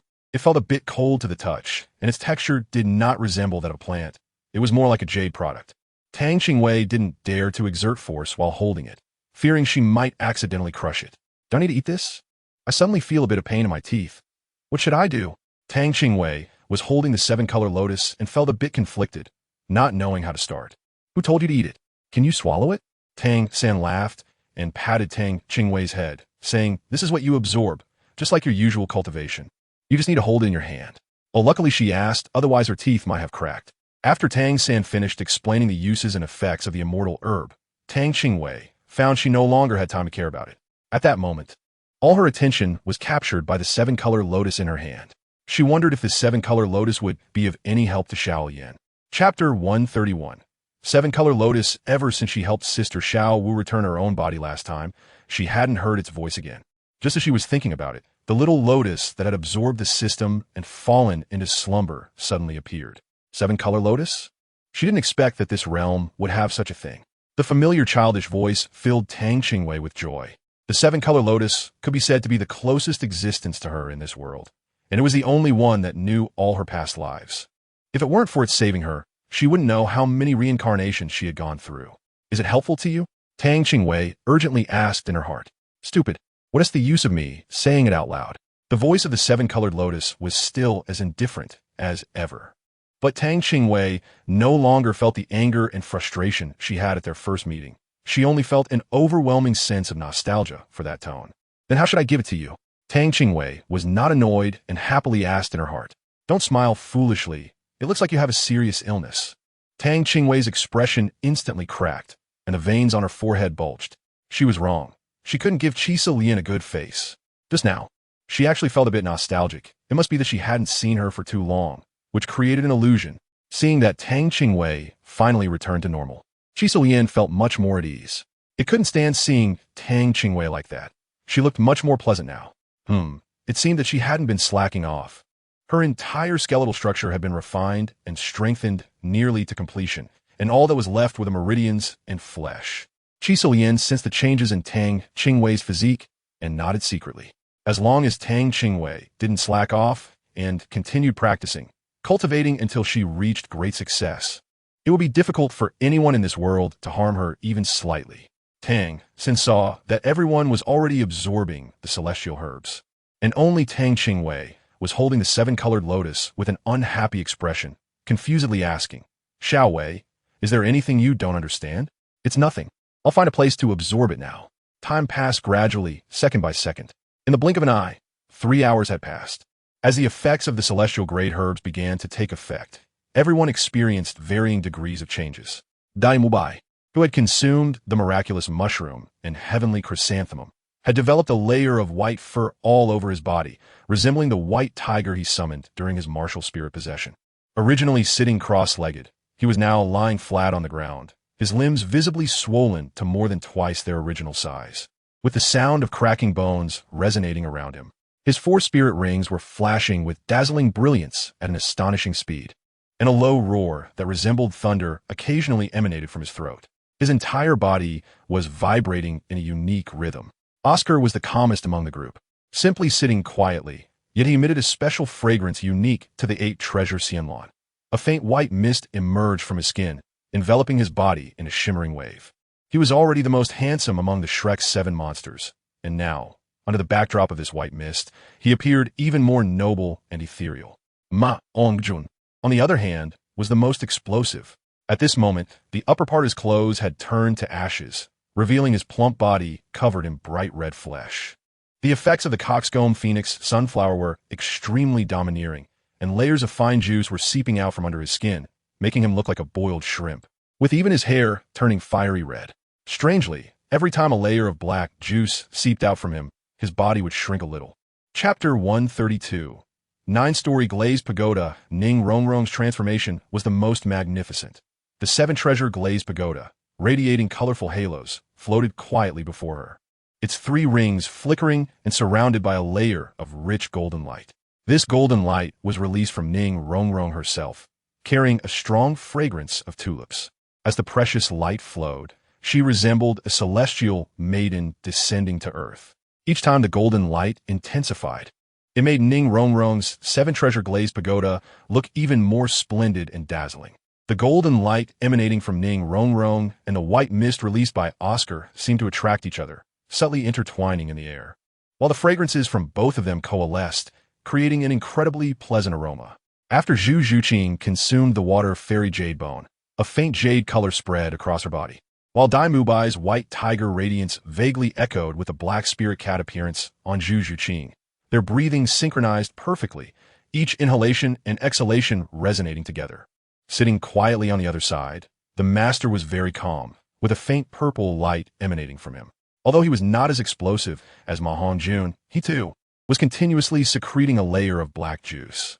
At this moment, Tang San himself was not experiencing much reaction. He was only enveloped in a faint reddish-golden glow, with golden light continuously condensing towards his eyes. Xiao Wu, after consuming the 10,000-year second-grade ginseng king, was not making as much noise as those around her. She was simply surrounded by pink mist. Dean Flinder had been watching from the side, and upon seeing Oscar wake up first, he quickly asked, "How do you feel? Has your soul power increased?" Oscar chuckled, raised a hand, and waved it in front of Dean Flinder, level 5. "My soul power has increased by 5 levels. This is simply unbelievable. I'm now at level 38. Although it was known that the effects of the celestial grade herbs given by Tang San would be excellent, hearing it directly from Oscar was still different. A single 8 treasure Xianlan actually helped Oscar's soul power leap directly by 5 levels. Ning Rongrong was extremely delighted at this moment.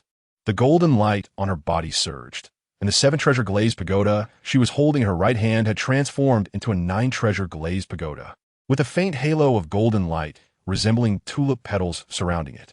It was only after hearing Oscar's voice that she snapped back to reality. 9 layers, 9-treasure glazed pagoda. The change in the pagoda made her momentarily forget that her soul power had increased by 6 levels. Ning Rongrong felt a surge of excitement in her heart. At this moment, even her voice was trembling slightly. What did it mean for the 7-treasure glazed pagoda to become a 9-layered one?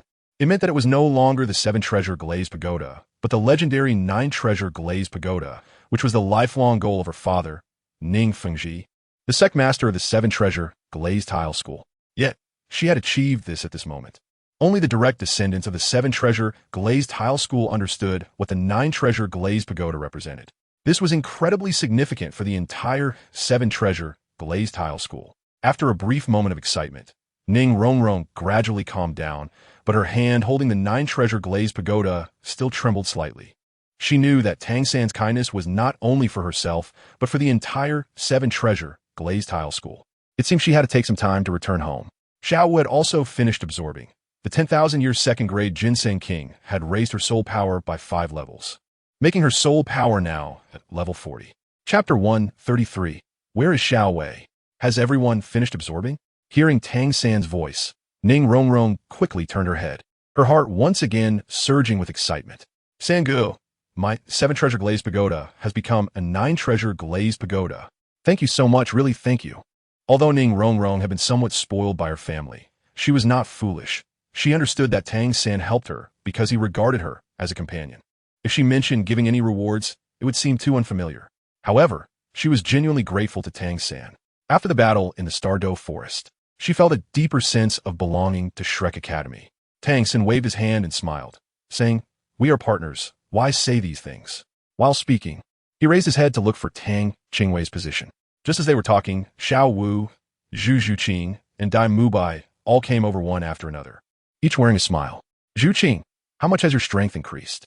Ning Rongrong had entered the academy with Zhu Zhuqing, so despite Zhu Zhuqing's somewhat cold demeanor, she instinctively felt closest to her. In Zhu Zhuqing's usually calm eyes, there was finally a ripple today. I've increased by 7 levels. I'm now at level 34. She never dreamed that she would raise her soul power by 7 levels just after entering Shrek, and this was without obtaining a spirit ring.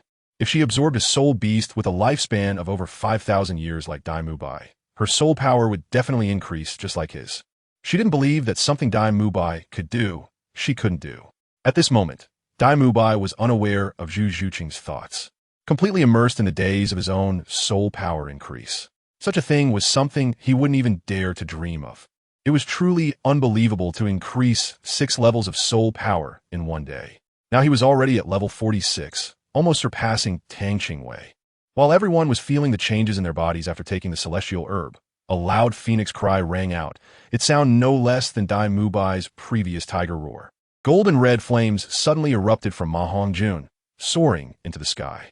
Ma Hongjun's body stretched out in the flames. Although he still looked chubby, the excess fat on him had noticeably shrunk a lot. Did you feel the power of my flames? Has it become richer than before? This is all thanks to Third Brother. Third Brother, as long as you say a word in the future, I will definitely not hesitate to die for you. Ma Hongjun promised, clenching his right fist and pounding his shoulder. Dai Mubai placed his right hand on the chubby's shoulder and nodded in agreement. Yes, thanks to Xiao San. In the future, if you need my help, just say the word. Tang San smiled and said, we are all partners, brothers, so there's no need to be so polite. Zhu Zhuqing was used to being cold and only said a simple thank you, without saying more. She remembered this kindness in her heart. It was truly great to be able to come to Shrek Academy. Tang San saw that everyone had successfully absorbed their spirit rings, but he couldn't find Tang Qingwei, which made him a bit worried. He activated his purple extreme magic eye and located Tang Qingwei's position where she was absorbing the fairy grass, planning to check on her. To his surprise, a brilliant light burst forth from the area where Tang Qingwei was, and an illusion resembling a 7-colored lotus appeared in the sky above, illuminating a large area. Immediately, for soul rings, 2 yellow, 1 purple, and 1 black, spiraled up from beneath Tang Qingwei. The 4 soul rings suddenly touched each other and began to fuse. Chapter 134. Another encounter with the 10,000-year soul ring. Seeing this scene, everyone couldn't help but widen their eyes, a bit dazed. What was happening? Noticing the pained expression on Tang Qingwei's face, Tang San felt extremely anxious. But he didn't dare interrupt his sister's absorption. He couldn't help but start regretting whether he should have let Xiao Wei absorb that 7-colored lotus. After a long time, under the worried gazes of everyone, the originally fused soul ring changed color to black, and then quickly split into 4 black 10,000-year soul rings. Everyone was stunned, wondering how it had turned into 4 10,000-year soul rings, and they all turned their gazes toward Tang San, hoping he could provide an explanation. Tang San had no idea what was happening. He had never heard of such a situation before. He turned his pleading gaze towards the master, and the others quickly followed suit, directing their attention to him. Under the weight of so many focused eyes, the master felt an immense pressure. At that moment, he also said he didn't know. Would he be scolded? But he truly had no idea. That girl Tang Qingwei was simply a little monster in human skin. There was nothing normal about her. However, he only dared to complain about this in his heart and wouldn't say it in front of Tang San, or else their master-disciple bond would probably come to an end. The master clasped his hands behind his back and calmly said, "Don't worry, just keep watching." In the astonished gazes of the crowd, another black soul rings suddenly appeared outside, the 4 10,000-year soul rings surrounding Tang Qingwei. 5 10,000-year soul rings. Ma Hongjun rubbed his eyes in disbelief. Although the crowd didn't voice it, their shocked expressions were evident in their wide-open eyes. She was already a soul king. Dai Mubai smiled wryly. The excitement of having leveled up 6 times in one day instantly vanished. He thought he had finally surpassed Tang Qingwei, but it turned out he was overthinking it. He needed to work even harder to cultivate. After Flanders and Zhao Wuji came back to their senses, they were extremely excited. A soul king. A 10-year-old soul king. Where else on this continent could you find such a thing? Yet, this 10-year-old soul king came from their Shrek Academy. What an honor this was. Tang San was not as excited as everyone else. Seeing that his sister had no intention of opening her eyes yet, he couldn't help but clench his fists nervously. The others also lost their smug feelings of self-satisfaction at this moment. Compared to Tang Qingwei, they were truly far behind. After a long while, under the eager gazes of everyone, Tang Qingwei finally slowly opened her eyes. Facing the expectant looks from the crowd made her feel a bit flustered. What's going on? Why is everyone surrounding me? Tang San tightly hugged Tang Qingwei and nervously asked, "Is there anywhere that feels uncomfortable?" Tang Qingwei, although still looking puzzled, answered Tang San's question. "What do you feel uncomfortable?" Tang Qingwei had not finished speaking when Tang San, looking anxious, checked if his sister was hurt anywhere. "You're holding me too tightly. I can't breathe." Tang San was taken aback by the words, then realized it and helplessly tapped Tang Qingwei's head. Truly an ungrateful little white-eyed wolf. Seeing that Tang Qingwei was fine, Xiao Wu happily skipped over to her side, asking, "Are you already a soul king now?" Tang Qing smiled and nodded, looking at the curious crowd. He took a few steps back and released his martial soul. 5 soul rings pulsated around his body, with 5 black 10,000-year soul rings, which appeared even more astonishingly profound. The pressure brought by the 5 10,000-year soul rings was immense, causing several people to involuntarily retreat several steps, feeling a bit better afterward. He has risen 6 levels, now at level 52. Tang Qingwei said that the wind is light and the clouds are thin, but those who listened felt a surge of turbulent waves in their hearts. Chapter 135, 5th Soul Skill. Tang Qingwei's martial soul has undergone a significant transformation. It is no longer the inconspicuous form it used to be, but has now taken on the shape of a lotus flower, completely crystal clear and radiant. However, the lotus has only 5 petals, each emitting a different colored light. Xiaowei, your previous soul rings have changed color. Have your soul skills or anything else changed? Ma Hongjun looked at Tang Qingwei's 5 black soul rings, tears of envy streaming from the corners of his mouth. He couldn't wait to experience the changes brought by the 10,000-year soul ring. Oscar had a similar expression, standing next to the fat guy, nodding his head like a chick pecking at rice, his eyes sparkling so brightly that they almost blinded Tang Qingwei. Tang Qingwei did not seem as excited as everyone imagined. Instead, she appeared a bit wilted. From the very beginning, she felt the changes brought about by the 10,000-year spirit ring. According to Xiao Lian, this 7-colored lotus has the effect of a second awakening for her martial soul. The 7-colored flower, and the most direct manifestation is that her martial soul has now transformed into a lotus flower, rather than the inconspicuous form it had before. As for the appearance of the 10,000-year spirit ring, it was merely a corresponding change based on her physical quality and spirit power level. After this second awakening of her martial soul, all her spirit rings will change with the improvement of her physical quality and spirit power. When she is able to bear a 100,000-year spirit ring, it will be an unprecedented spectacle. One can imagine that when both of Tang Qingwei's martial souls appear simultaneously, each surrounded by spinning 100,000-year spirit rings, there will be little need for her to fight. Not many would have the thought of resisting when faced with a 100,000-year spirit ring. Originally, when Tang Qingwei learned about her martial soul's second awakening, she was extremely excited. In her mind, she had already envisioned herself with slender limbs and an attractive figure. Was she finally going to start growing taller? Tang's face flushed with excitement, and she couldn't wait to see the shocked expressions on everyone's faces when they saw her again. But to her surprise, the gap between her imagination and reality caused her to stumble. She did see the shock on everyone's faces, but it wasn't the kind of shock she wanted. Where was her mature figure? Where were her long legs? Where did they go? Suddenly, the 1,000-year soul ring didn't seem so appealing anymore. Thankfully, she didn't say this out loud. Otherwise, it would definitely infuriate everyone, as that was a 1,000-year soul ring. 5 of them, in fact. Tang San saw his sister looking a bit down and couldn't help but reach out to rub her head. It didn't matter if there was no change. Xiao was already very impressive. Ma Hongjun and Oscar chimed in repeatedly, saying, yes, yes, even if there's no change, you're still the strongest. Just look at who can compare to you. When you reveal your martial soul with 5 10,000-year spirit rings, you'll scare them to death. They all felt a bit regretful about their earlier actions.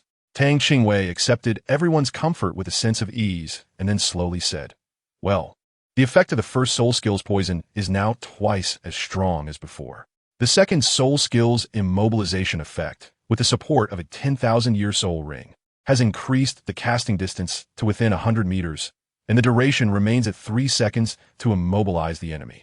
The distance for the third soul skill's teleportation hasn't changed, still within 600 meters, but now it includes a long-distance teleportation.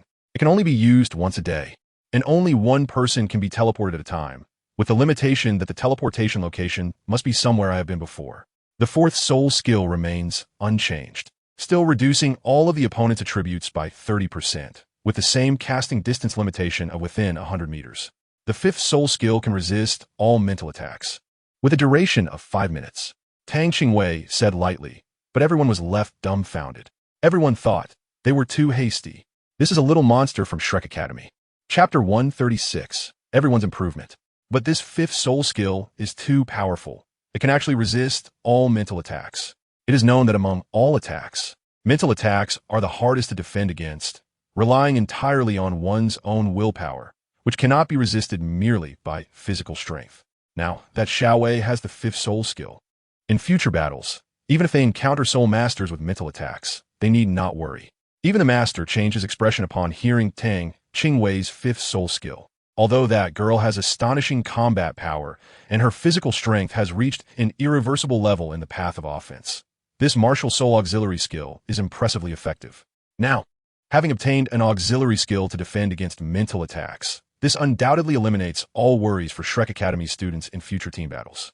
Well, today you all made great progress. It seems we need to make another trip to the Stardew Forest, in response to the overall improvement of Shrek Academy's students.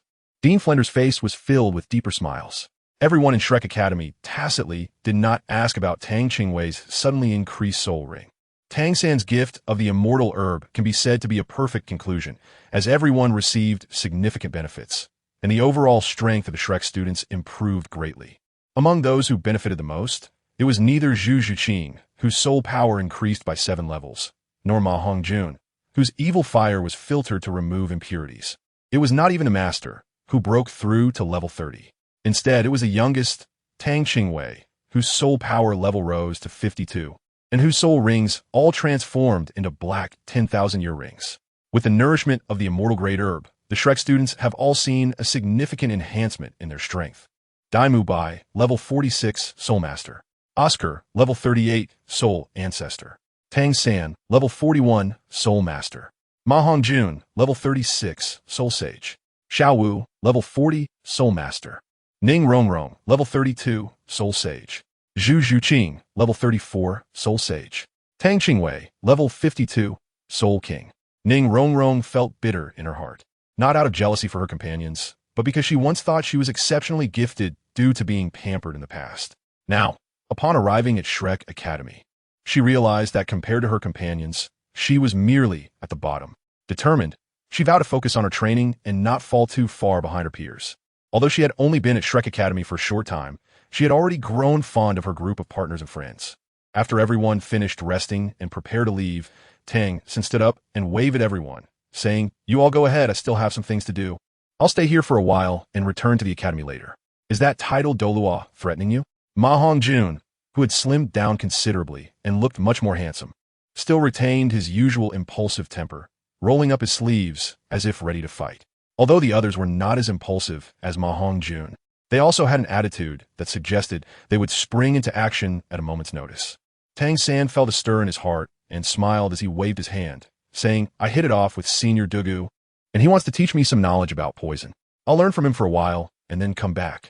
Only Tang Qingwei knew the situation, and seeing that Tang San had made up his mind, she did not stop him. The others saw that Tang Qingwei had no objections and felt reassured that there would not be any danger. The master patted Tang San on the shoulder and said, "Be careful. After bidding farewell to everyone, Tang San went to Douluo, where he would start the process of detoxification. Chapter 137. Beginning a new course, it had been half a month since several people obtained their soul rings. During this time, Zhu Zhuqing had absorbed her soul ring and raised her strength by 2 levels, now reaching level 37 Soul Master. Ning Rongrong, who was already talented, had also made great strides in her soul power level after deciding to train hard, and she was now also a level 37 Soul Master. While the group was searching for soul beasts for Xiao Wu, she suddenly went missing. Except for Tang Qingwei, who knew where she had gone, the others anxiously searched everywhere. Fortunately, Xiao Wu appeared later and had the good luck to find a soul beast to absorb, raising her soul power directly to level 41. Shrek Academy. Finally back. Ma Hongjun, having consumed the celestial herb and spent half a month battling soul beasts in the Stardow forest, had lost all his excess fat and transformed significantly. Although he could not compare to Oscar or Dai Mubai in looks, he could still be considered a sunny little handsome guy. Everyone was tired, and, starting tomorrow, you will have 2 days off to rest well. After that, we will begin new lessons. The master nodded in satisfaction at the group of young people who were chatting and laughing together. During the half-month in the Stardow forest, the group shared meals and accommodations while hunting magical beasts together. Now, Ning Rongrong and Zhu Zhuqing had much better relationships with everyone. It turned out that experiencing some difficulties together was necessary for them to become more united. In battles against soul beasts, what partners needed most was trust, mutual trust, so they could confidently rely on each other's backs. In this regard, the students of Shrek Academy did not disappoint him.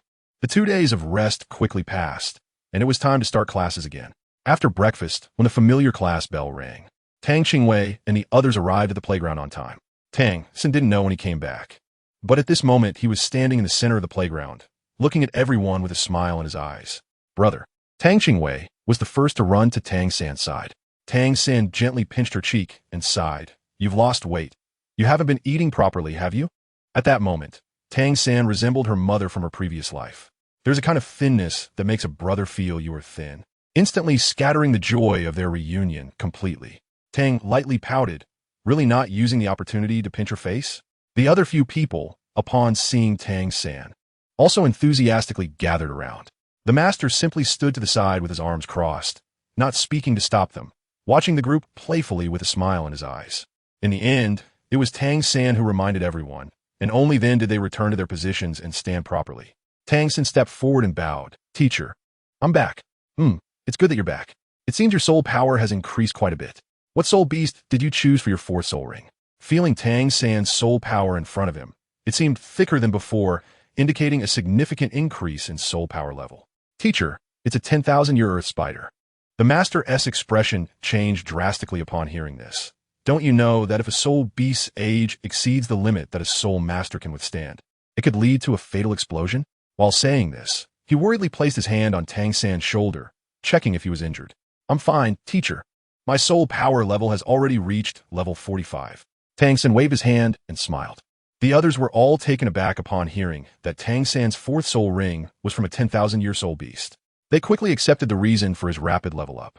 They had previously heard from Xiao Wu that after a 10,000-year soul beast dies, there will be residual soul fluctuations, and if the spiritual world is damaged by these fluctuations, it could turn a person into an idiot.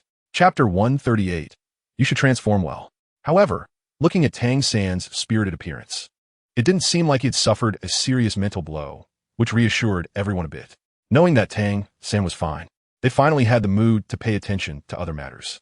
Xiao San, what is your 4th soul skill? Show us. Oscar, who had originally been in the team, didn't know when he had run over to Tang San's side and nudged him with his shoulder, looking curious. Tang San smiled and said, it's nothing much, just similar to the skills exhibited by the abyssal spider. Quickly let us see its power. You are the second among us to possess a 10,000-year soul ring. Ma Hongjun, attracted by their conversation, also looked at Tang San with a curious expression. Not only the two of them, but the master and other students also wanted to see what kind of soul skill Tang San had obtained from that abyssal spider.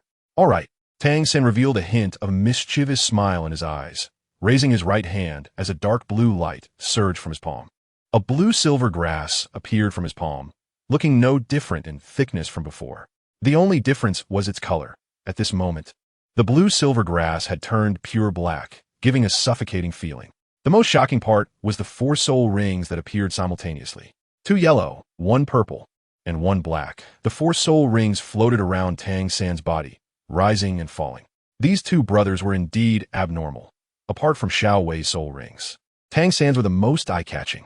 As soon as the soul rings emerged, an invisible pressure immediately caused Oscar to take a few steps back, and a mysterious aura emanated from Tang San that was hard to grasp. Suddenly, the black soul ring quietly lit up and compared to the dazzling 1,000-year soul rings. The 10,000-year soul ring felt heavy and restrained, as everyone was immersed in the shock brought by the 10,000-year soul ring without any warning. 16 pitch-black blue-silver grasses suddenly surged from the ground around Oscar, converging above his head to form a single prison cage. At the moment of its emergence, there was no fluctuation of aura, and Oscar, unable to dodge in time due to the incredible speed of the suddenly appearing 16 blue-silver grasses, realized too late that this circle of blue-silver grass had already become as solid as steel. This is my 4th soul skill, derived from the cave spider's web prison. Since my prison is formed from blue-silver grass, I call it the blue-silver prison. Poor Oscar was trapped by the blue-silver grass, pitifully lying on the cage, begging, "Let me out." Tang Qingwei looked at the imprisoned Oscar with a slight mischievous smile, pulling out a handkerchief from somewhere and pretending to wipe his eyes. "You must perform well inside and strive to come out as soon as possible. As for the secret stash of money you hid on the roof of the cafeteria, we will find a place for it, so don't worry." "Oscar, how do you know my secret stash is hidden there?" The group, feeling playful, began their own performances. The master did not stop them from playing around, but had a thoughtful expression, raising his hand to flick the pitch-black blue-silver grass. A crisp sound came from it, and the soft blue-silver grass became as hard as steel under the effect of the soul skill. "Mubai, come and test the toughness of this cage." Dai Mubai then stopped teasing Oscar, nodded at the master, and took a deep breath. He shouted loudly and released his martial soul, his right fist glowing white as he concentrated his soul power and struck one of the 16 blue-silver grasses. With a loud bang, fine cracks immediately appeared on that blue-silver grass. Dai Mubai struck again, and it shattered, turning into a faint black light and disappearing. Chapter 139, Repetitive Charging Items. Ma Hongjun frowned and said, "This looks quite ordinary. It seems even less tough than the web binding." "Third brother, is the 10,000-year soul skill really just this? Is it?" Tang San revealed a strange smile in his eyes. The black light surged around him again, and in almost an instant, black light erupted beneath the feet of everyone except for him, Tang Qingwei, and Xiao Wu. In the blink of an eye, 6 blue-silver prison cages appeared, trapping everyone's bodies within. The master's expression changed slightly, and he exclaimed in surprise, "A group control skill. Isn't this something only control-type soul masters above level 50 can possess? What is group control? It is the ability to completely eliminate the opponent's chance to dodge and instantly lock onto every opponent, which qualifies as group control. One blue-silver prison cage may not seem like much. Even a strong attack-type soul master like Dai Mubai, who is in his 40s, can break it with his own strength. However, breaking the cage takes time.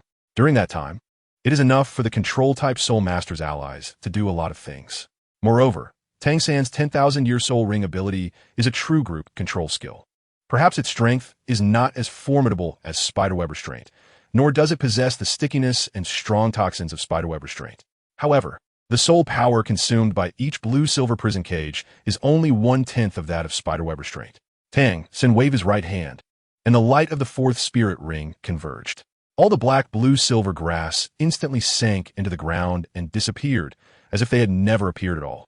Truly worthy of a 10,000-year spirit ring, this spirit skill is undoubtedly the best for control-type users. Even the master's excitement had only slightly calmed down until now. He looked at the 8 people who had already stood in place and smiled with satisfaction. His gaze swept over everyone. Just in time, Xiao San had also returned. For the next period of time, your teaching location will be the Soto Great Soul Arena. This session of teaching has no time limit.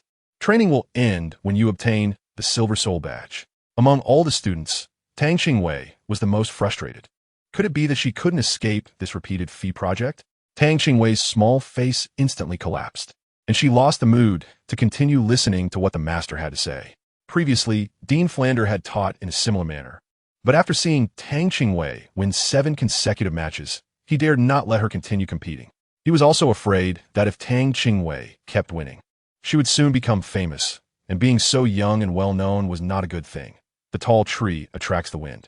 To upgrade the Iron Soul badge to the Copper Soul badge, one needs 100 points.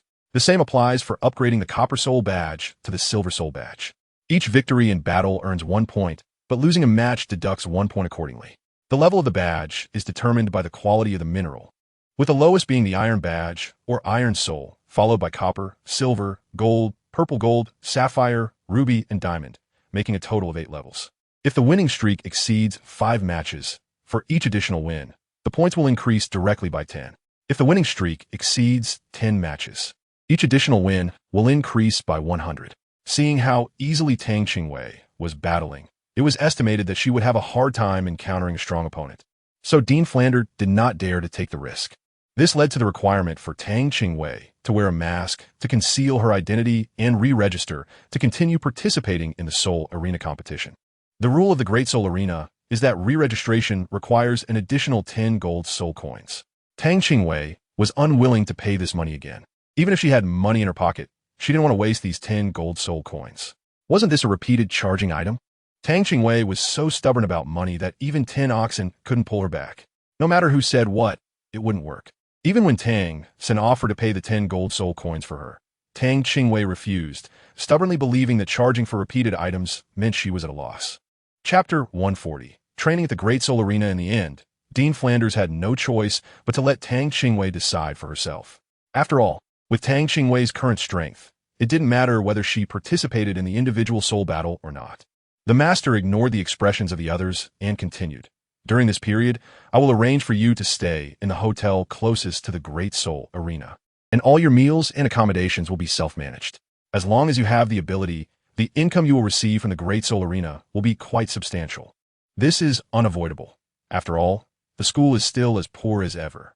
The master paused for a moment and continued to state his requirements. This time, unlike your previous requirements, I want you to compete under the name of the Shrek 8 monsters. There are a few rules you need to remember. First, do not reveal your appearance or inform your opponents of your names during battles. Everything must be fought under code names. Second, no one is allowed to use hidden weapons, including Tang San himself. Third, regardless of winning or losing, each person must battle at least twice a day. At this point, the master paused and looked at Oscar and Ning Rongrong. As for the support type Oscar and Ning Rongrong, you can choose to participate in 2-on-2 battles and team battles to earn silver soul coins. Originally feeling sorry for herself, Tang Qingwei perked up at this statement, instinctively raising her hand and jumping up, shouting, "Master, me. I'm also a support type, don't forget about me." The master helplessly rubbed his forehead. He had indeed forgotten about this girl. Well, whatever. Let's consider her a support type. Okay, you can count too. He had heard about her theory on charging for repeated items, and it would probably be a bit difficult to let her sign up for the individual competition again. All right, now go back and pack up a bit. We will gather on the playground in an hour. After the master let all the students pack up their belongings, he immediately took them to Soto City.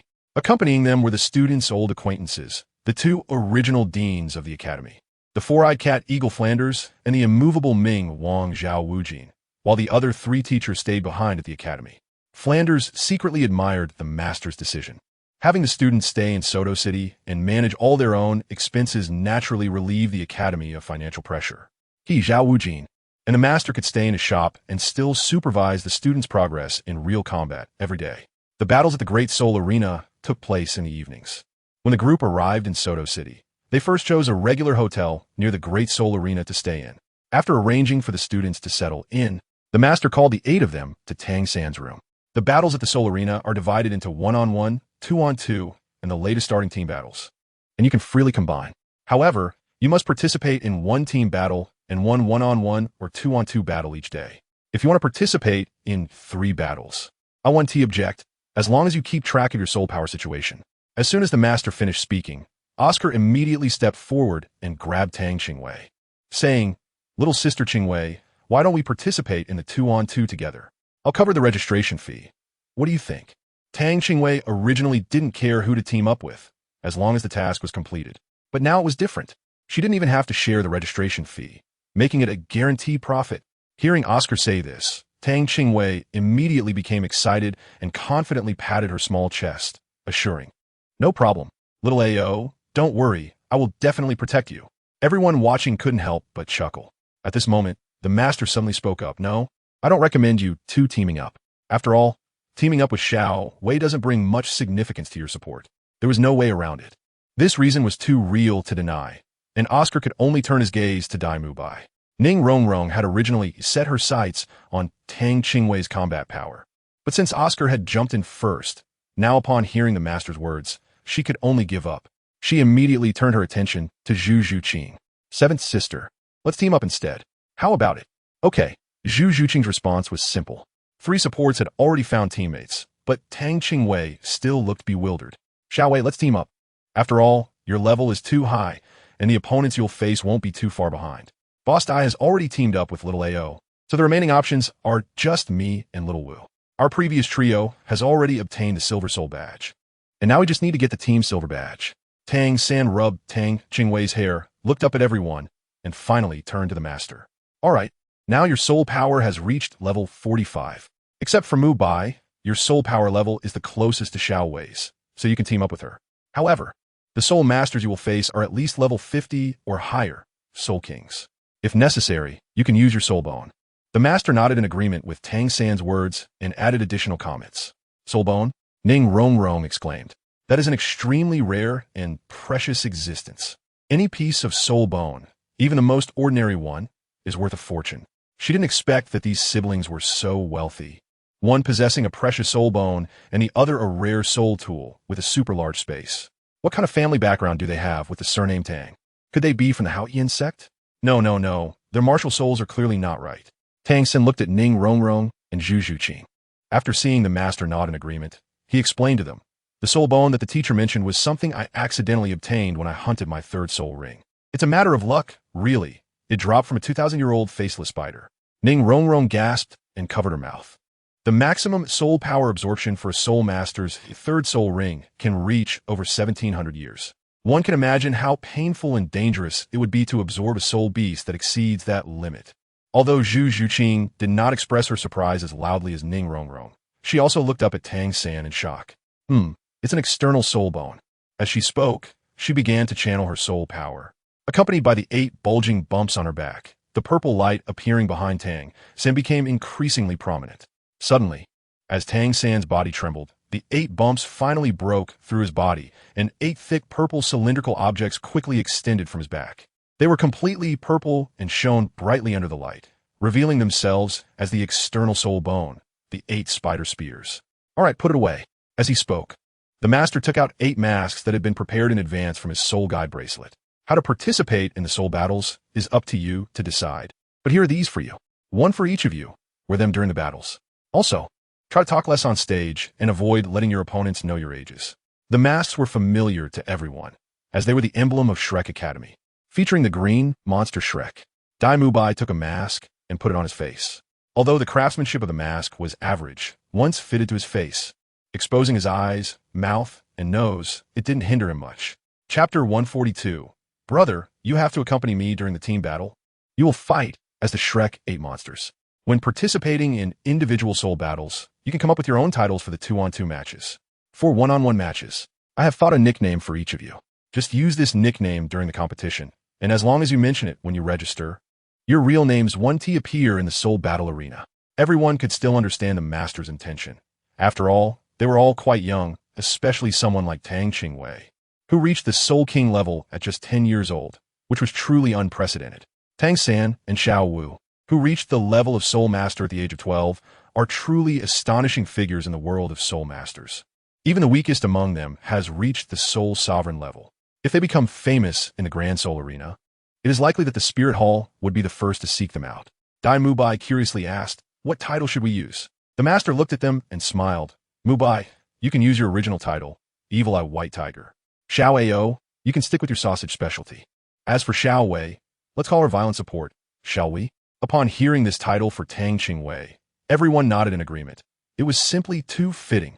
Tang Qingwei pouted unhappily. This nickname sounded too unpleasant. She was still a cute little girl. How could such a violent name be used? Just as she was about to voice her disagreement, the master didn't give her a chance to speak and turned to look at Tang San. As for the little third, let's call her Qinshoyin Xiao. What do you think? That's not good. Let's change it, said Xiao Wu, who spoke up first. It's not cool at all. Inqiao sounds terrible. The master looked at Tang San, and seeing that he didn't express an opinion, a smile involuntarily appeared on his face. He had always been very satisfied with this disciple of his. So, what do you think it should be called? Dai Mubai said, although Xiao Sen usually looks honest. When he gets angry, his killing intent is heavier than any of ours. I think it would be better to call him Qinsho Shiluo. Shiluo means the devil of slaughter, which can also have a certain deterrent effect on opponents. The master asked Tang San, what do you think? Bro, this name is good. It's much better than mine. Tang Qingwei tilted her little head and looked at Tang San. Witnessing the birth of the Shrek 8 monsters and being part of it herself, Tang Qingwei couldn't help but feel excited at this moment. Good. Tang San gently ruffled Tang Qingwei's hair. He looked up at the master and said, Teacher, let's go with this one. I quite like it. The master nodded and then turned to Ma Hongjun. Ma Hongjun, I have also thought of your title. How about Evil Fire Phoenix? The fat man chuckled. Thank you, master, that's great. After all, I'm also a phoenix. At this moment, Xiao Wu had already leaned in front of the master, making a pitiful expression. Master, what about me? You have to give me a nice name. The master smiled and said, you use soft skills, your body is as flexible as if it has no bones, plus your rabbit martial spirit and charm skills. How about we call you Soft Bone Charming Rabbit? It sounded pretty good. After getting the desired title, Xiao Wu immediately beamed with joy. Once the master finished giving everyone their titles, he finally turned to Ning Rongrong and Zhu Zhuqing. Rongrong's martial spirit is the 9-treasure glaze tile. Nothing describes you better than the 9-treasure glaze tile. As for Zhuqing, it's most appropriate to use her martial spirit as her title. Ghostly Spirit Cat is already a nice name. At that moment, the Shrek 8 monsters finally all had their own titles. Violent Support, Tang Qingwei. Evil Eye White Tiger Dai Mubai. Sausage Vendor Oscar. Thousand Hand Azura Tang San. Evil Fire Phoenix Ma Ongjun. Soft-boned Charming Rabbit Xiao Wu. 9-treasure Glaze Tile Ning Rongrong. Ghostly Spirit Cat Zhu Zhuqing. Chapter 143. Sugar Combination. No one knew that the Shrek 8 monsters, who would one day be famous in the Soul Master world, had settled on the titles that would follow them throughout their lives in this inconspicuous inn. It was from this day that the team of Shrek 8 monsters was truly formed. Bro, what should we call our 2-on-2 combination? Sugar combination? 3-way combination? Or, never mind, Xiao Wei, I think you're terrible at naming, so don't think about it anymore. Just look at the names you've come up with. Ma Hongjun couldn't stand it anymore and interrupted Tang Qingwei, who was still deep in thought. Tang San remained silent, simply smiling at his sister. Feeling embarrassed at being questioned about her naming skills, Tang Qingwei was somewhat annoyed. After all, she had put a lot of thought into it. And someone actually called her naming skills poor. No way. Today, she was going to stick with this combination name. Brother, which name do you think is better? Although Tang San also found the name a bit strange, since it was chosen by his sister, he decided to go along with it. He really felt indifferent. After all, no one would see their faces, so did it matter what name they took? With Tang San's approval, Tang Qingwei raised an eyebrow at Ma Hongjun, declaring, then let's go with the Tang combination. It's so cute. Well, since the name had already been decided, it was time to register it. The master had not participated in the naming of the free team throughout the process. As night fell, the Soto Great Spirit Arena buzzed with the usual evening excitement, with crowds gathering from all directions. As the most traditional and beloved form of entertainment, the arena welcomed numerous spectators each day. At this moment, the time for the regular spirit battles was approaching. Just then, an 11-person team caught the attention of those preparing to enter the arena, as 8 of them were wearing identical masks. The green masks looked somewhat funny, while their outfits varied from extravagant to plain. This group consisted of 8 students from Shrek Academy, along with 2 deans and the master. Since their team battle was scheduled as the final showdown, the members separated after entering the arena. Tang Qingwei and Tang San had to first participate in a 2-on-2 spirit battle, taking a different route from the other 6, and they parted ways at a fork. Oscar and Ning Rongrong had to wait for Dai Mubai and Zhu Zhuqing to finish their 1-on-1 battle, so they headed to Area 1 first. The Tang combination's 2-on-2 battle was arranged for the second match in the second area of the 13th Spirit Battle Zone. Soon, it was their turn to take the stage. As the newly registered Tang combination walked onto the stage amidst the host's announcement, they did not receive much applause. Now, let's welcome the opponents of the Tang combination, the decisive combination that has already won 3 consecutive battles in the 2-on-2 spirit battles. They have achieved unprecedented success in the Spirit King level competitions thanks to their tacit cooperation. If they can defeat today's opponents, the Tang combination, They will complete 4 consecutive victories. Perhaps the next time they appear at the Soto Great Spirit Arena, they will enter the central battle area, a tremendous honor for spirit battlers. In the Great Spirit Arena, only those who have more than 5 consecutive wins possess a sufficiently high spirit badge level, or have extremely high spirit master levels can compete in the main battle arena. New contestants like the Tang combination could only compete in the sub-arena. Chapter 144, 2-on-2 Spirit Battle soon. Amidst enthusiastic cheers and applause, the decisive combination stepped onto the battle stage. The 2 spirit masters, 1 male and 1 female, were on stage. The woman was tall and appeared to be in her 30s, with fluffy chestnut red hair that looked gentle and soft, though her sharp gaze was completely at odds with her current image. The man was robust, looking to be at least 2 meters tall, with dark skin and bulging muscles, appearing extremely sturdy. As the decisive combination took the stage, they naturally observed Tang San and Tang Qingwei across from him. When they saw the masks on Tang San and Tang Qingwei's faces, they were momentarily taken aback. Although some spirit masters participating in battles disguised their identities, it was still rare to see someone wearing a mask like this. The robust man said mockingly, Tang combination? With such a cute name, were you planning to sell cuteness and admit defeat right from the start? Although the woman did not respond, the sarcasm on her face was evident, clearly agreeing with her companion's words. Hearing her chosen name being ridiculed, Tang Qingwei puffed up her little face in anger but still remembered the master's advice and tugged on Tang San's sleeve, signaling him to lower his head. Tang Qingwei leaned close to Tang San's ear and said angrily, "Brother, you must make them cry later. How dare he mock us girls?" Tang San saw his sister's puffy cheeks under the mask and affectionately brushed her hair. "All right, your hairstyle is all messed up with so many people around. Don't I care about my image?" Tang lightly slapped away Tang San's hand, whispering in resistance. Tang San merely smiled and said nothing, turning his gaze to the 2 members of the winning combination in front of him, already beginning to plan his battle strategy for later. As the soul fighting was about to begin, the emotions of the audience around the soul fighting arena had been fully stirred up. In such a fervent atmosphere, the host did not dare to waste any time. Let's wait and see if the sibling duo, Su Zhilia and Su Qiqi, can achieve great results again. All right, I announce that the 2v2 soul fight match starts now. As soon as the host finished speaking, both members of the winning combination simultaneously activated their soul power. Su Qiqi's fingertips instantly shot out sharp blades, her upper body arching, ears slightly perked, with a layer of dense reddish-brown fur appearing on her arms, and a fluffy reddish-brown tail emerging behind her.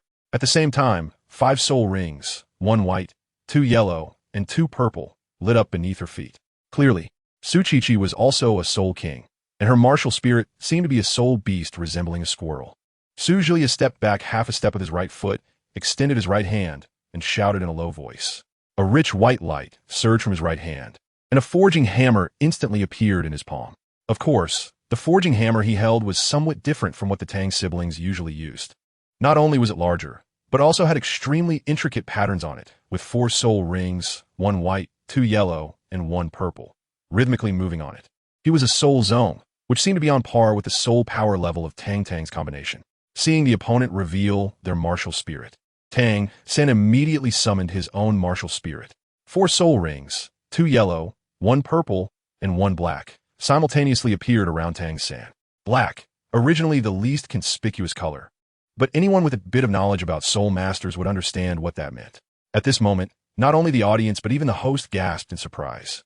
Who would have thought that in the soul fighting division, they would actually see a 10,000-year soul ring appear on the competition stage? Chapter 145, Joint Soul Skill 10,000-Year Soul Ring? Originally holding the forging hammer and preparing to unleash an attack, Su Zhilia murmured in a daze upon seeing Tang San's 10,000-year soul ring. Although Su Qiqi was also somewhat surprised by Tang San's 10,000-year soul ring. Being a 5-ring soul king, she quickly regained her composure after a brief moment of distraction. She shouted to the still-dazed Su Zhilia, "Don't panic. It's just a 4-ring soul zone. Stay steady, we can win." As she spoke, her fingers had already extended into sharp claws, crouching in an attacking posture. Her gaze was focused on Tang San's younger sister, Tang Qingwei, with a sneer in her heart. So what if she had a 10,000-year soul ring? A 4-ring soul zone, bringing along a fool without combat awareness? Can they win? Sure enough, a novice is just a novice, even at this moment. They still hadn't revealed their martial spirit. Let SCU be the first to be eliminated. In the next moment, Su Qiqi moved, appearing strangely beside Tang Qingwei. Her right hand turned into a claw with an afterimage, aiming for Tang Qingwei's neck. Tang Qingwei did not expect this woman to attack her right from the start, but she wasn't too surprised either. As she saw the shadow of the claw approaching, Tang Qingwei raised her hand to block it. But her waist was suddenly entangled by Tang San's blue silver grass. With a strong tug, she was pulled away from her original position. The claw attack missed, and the sharp blades generated by the attack landed directly on the ground where Tang Qingwei had been standing, causing the hard arena to shatter and sending debris flying, leaving 3 deep claw marks. Meanwhile, Su Zhilie, seeing Tang San's attention diverted, swung his massive forging hammer, charging towards Tang San without losing any speed. However, as Su Zhilie approached, without any warning, dark blue silver grass suddenly surged up from the ground around him.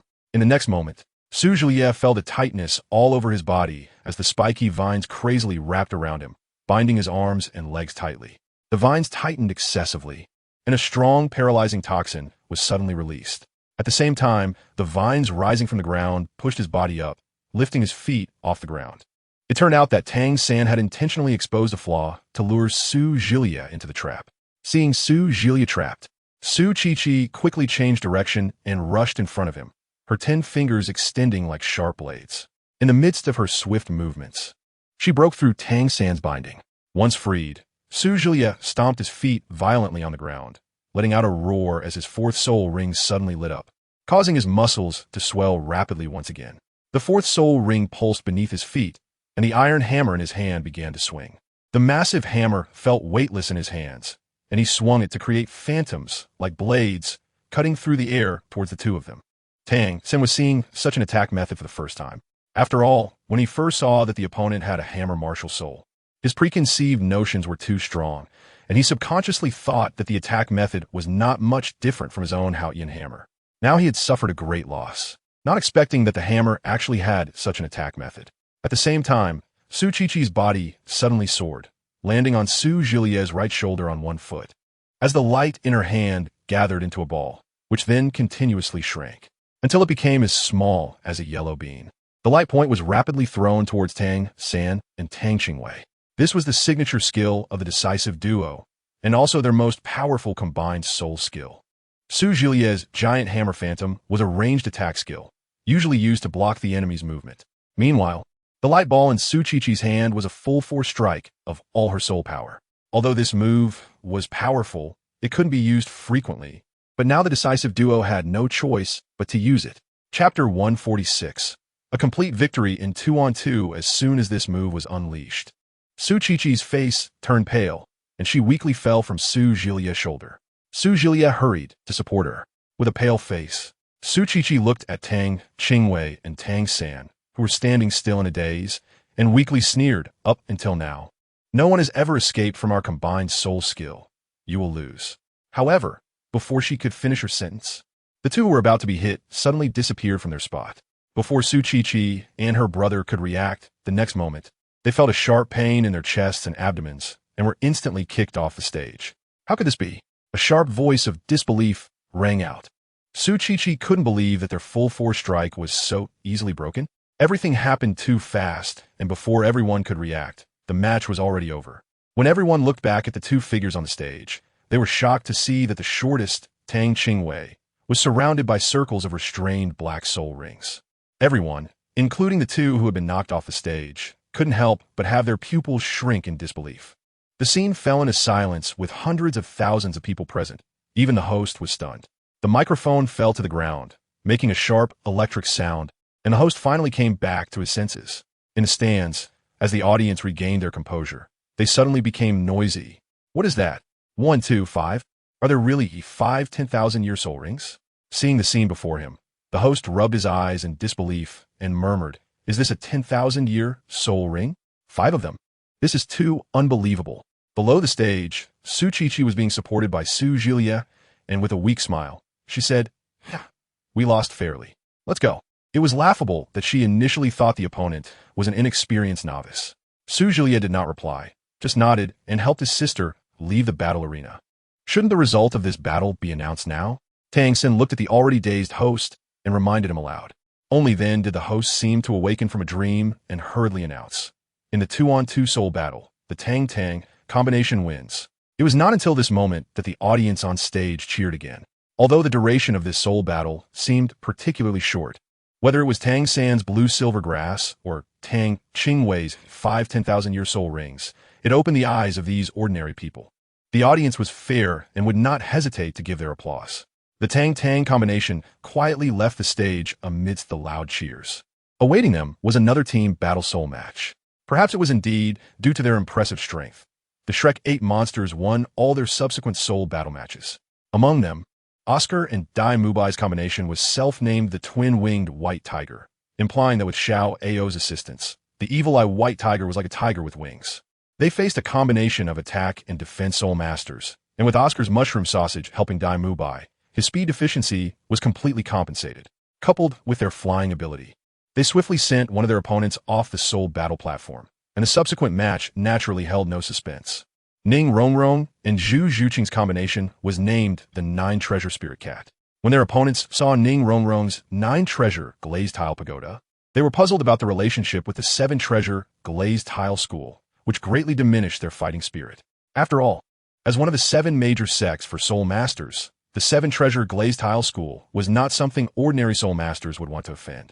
Thus, the 2 soul masters, both over level 30, had to face Zhu Zhuqing, whose speed and strength had suddenly increased by 30%.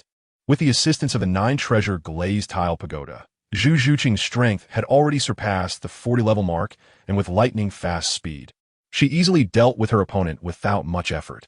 Chapter 147. Significant results with a complete victory in the 1-on-1 and 2-on-2 soul battles. The Shrek 8 monster soul battle journey had opened with a perfect beginning. Of course, their soul battles for today were not yet over. There was still the final team battle waiting for them to complete. Tang Qingwei summoned her martial soul and cast a healing spell on everyone, including herself. The effect was remarkable. Several people instantly shook off their fatigue and felt energized.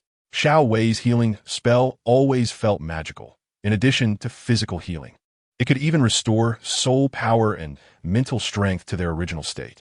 Ma Hongjun stretched his arms and said with a sense of emotion, "All right, we should get ready. The team battle is about to begin." Tang San put his arm around Ma Hongjun's shoulder and led him away from Tang Qingwei. Due to the uniqueness of Qingwei's healing technique, apart from Ma Hongjun and Oscar, who had never encountered a healing-type soul master, the others, including the dean, had their suspicions but did not voice them. Since Tang Qingwei did not speak, they chose to act as if they were unaware. The master looked at everyone with a satisfied expression and said, "It's time to participate in the team battle. Remember, among the team you will face, there's at least one soul master above level 50. Team battles are different from 1-on-1 or 2-on-2. Cooperation is far more important than individual strength." Tang Qingwei faintly heard these words and showed a look of guilt. After all, the team battle had to face soul masters above level 50 because of her involvement. The master, who had been observing everyone's expressions, understood what was on Tang Qingwei's mind upon seeing her expression. With his hands behind his back, he looked around at everyone and said, "Although your presence has forced you to face soul kings over level 50, remember that the enemies you will face in the future won't be determined by your current levels. Since you're the little monsters of Shrek, you should be even more courageous in taking on challenges." The few who were still joking suddenly found themselves confused by the master's serious words. It wasn't until they saw Tang Qingwei with her head lowered that they began to understand. Dai Mubai patted Tang Qingwei on the shoulder and teased, "This isn't like your usual self. It's just a team of level 50 soul masters. We're not bad either. Look at me. I'm already at level 46. Not too far from 50.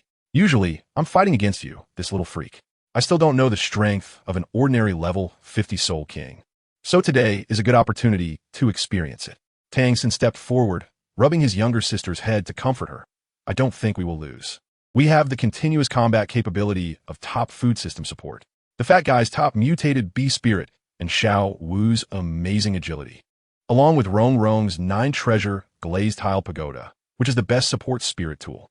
Zhu Qing's speed is also the fastest I've seen among agility-type spirit masters of the same level. Although the opponent is strong, are we really weak?"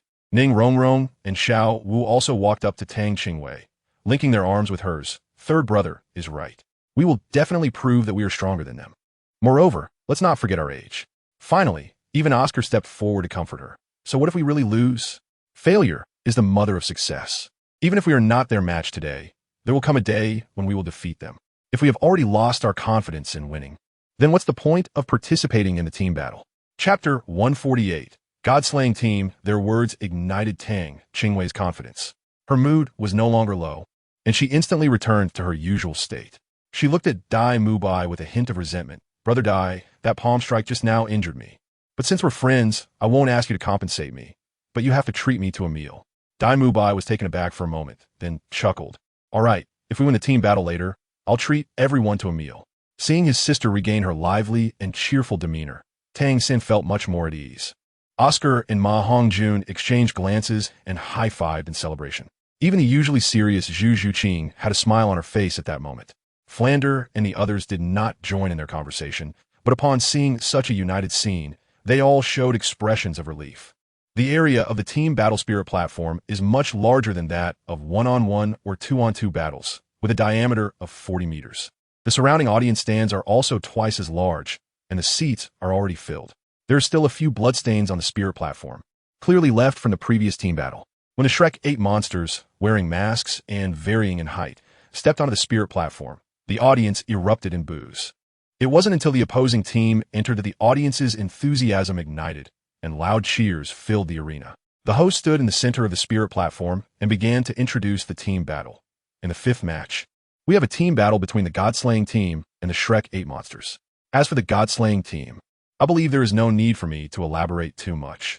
They have already achieved an impressive 6 consecutive victories.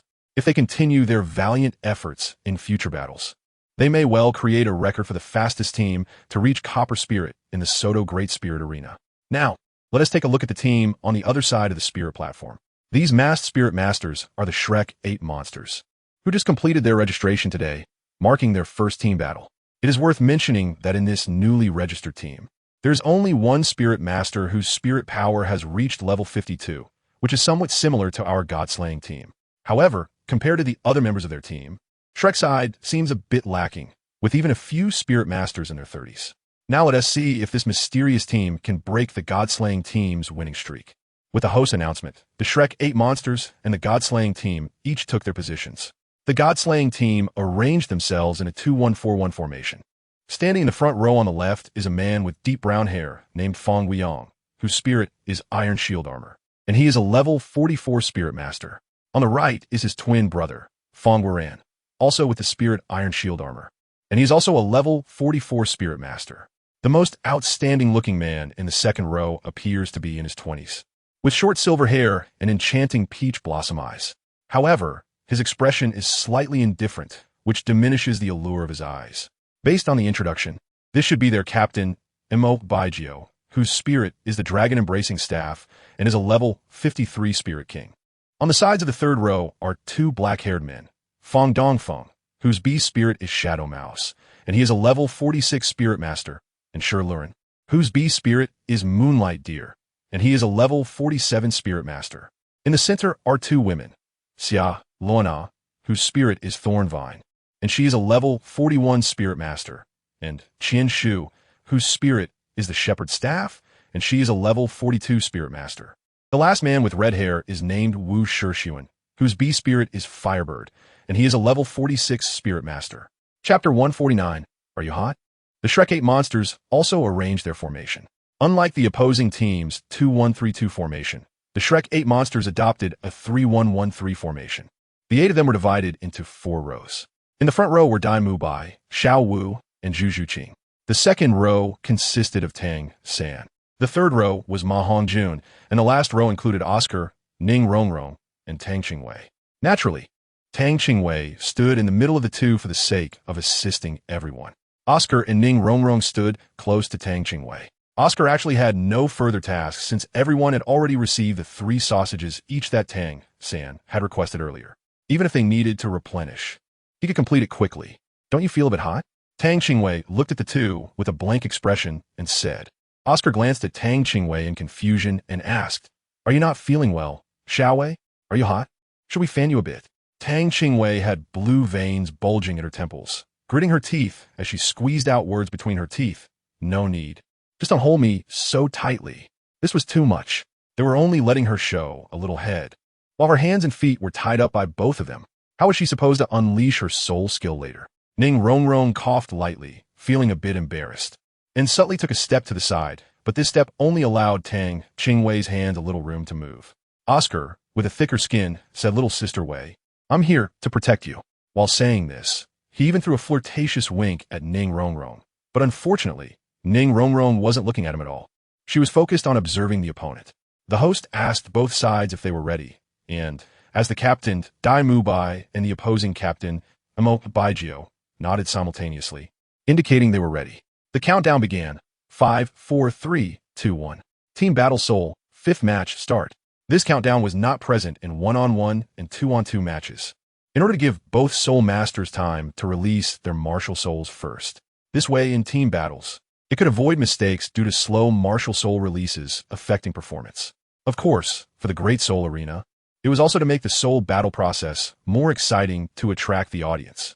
The captain of the God-slaying team, Emo Baijio, was the first to display his martial soul, with 5 soul rings under his feet, 2 yellow, 2 purple, and 1 black.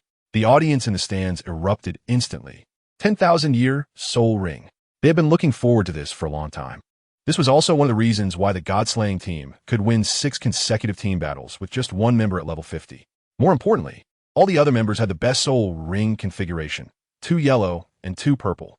The scene instantly ignited the entire viewing platform. Tang Qingwei finally understood why the audience loved watching team battles in the Soul Arena. Just this opening moment alone was incomparable to the other 2 types of soul fights. Just think about it. When more than a dozen Soul Masters released their martial souls and the dazzling soul rings lit up simultaneously, what an imposing scene that was. After seeing the soul ring configurations of their opponents, several people felt a weight in their hearts. "Brothers, unleash your martial souls," Dai Mubai shouted, his momentum suddenly increasing. His muscles bulged instantaneously as his arms stretched out to his sides, releasing his martial soul, the White Tiger. Both sides unleashed their martial souls, and in an instant, the Beast Soul Masters transformed, while the Weapon Soul Masters summoned their martial souls, turning the entire Soul Arena into a dazzling spectacle. Just as the audience in the stands reached a peak of excitement, the sound suddenly stopped. The visual impact of 5 black soul rings was undeniably significant. It wasn't just the audience in the stands who noticed. The Godslayer team, who had been watching their opponents closely, also recognized it immediately. Were they seeing correctly? The little short guy at the back had 5 black soul rings under his feet. Chapter 150, Staff of the Shepherd Black, among this array of vibrant colors, should have been the most understated. However, its significance could not be downplayed in any way. Everyone present knew what the black soul ring represented, and because they knew, they were even more shocked. The host was also taken aback by the soul rings of the Shrek 7 monsters, but he quickly regained his composure. With a call to start, he swiftly retreated, his movements incredibly quick, clearly a soul master of considerable strength. The audience snapped back to their senses and erupted into noise. Those who had previously favored the Godslayer team suddenly changed their mindset, and the atmosphere grew even more fervent. The more evenly matched the contest, the more exciting the battle. Although Tang Qingwei's 5 black 10,000-year soul rings were indeed shocking, this was a team competition, and according to the introduction, this little short guy with 5 black soul rings was merely a support type. The real combat power needed to be evaluated based on the other teammates. Mo Bai's expression turned serious as he said in a low voice, "She's a support. Although I don't know her support abilities, judging by her soul rings, it shouldn't be lacking. I'll cover for you later. You must take her down first." He then turned to the last person, Wu Shixuan, saying, "You protect Qianshu. She's our team's support soul master and naturally a target for the opponent. Wait, you also need to take out the support of the 9-treasure glazed tile pagoda. Although I don't know her relationship with the 7-treasure glazed sect, she should also be a high-quality support soul master," interjected the Godslayer team support, Qianshu. She clearly understood the support of the 7-treasure glazed sect, which led to her suggestion. Mo Bai didn't think twice and, out of trust for his teammates, nodded and said, "All right, Lu Run, Dongfeng, you two handle those 2 support types. Charlona, you disrupt the enemy's rescue efforts." After Mo Bai's simple task assignment, the Shrek 7 monsters also reached a consensus. Just as Mo Bai had predicted, their target was indeed the support soul master, Qianshu. The first to strike were not the battle soul masters at the front, but the support type soul masters in the back. Qianshu's hand flashed with light. and a staff with intricate patterns appeared in her palm, as her 4 soul rings of yellow and purple lit up simultaneously.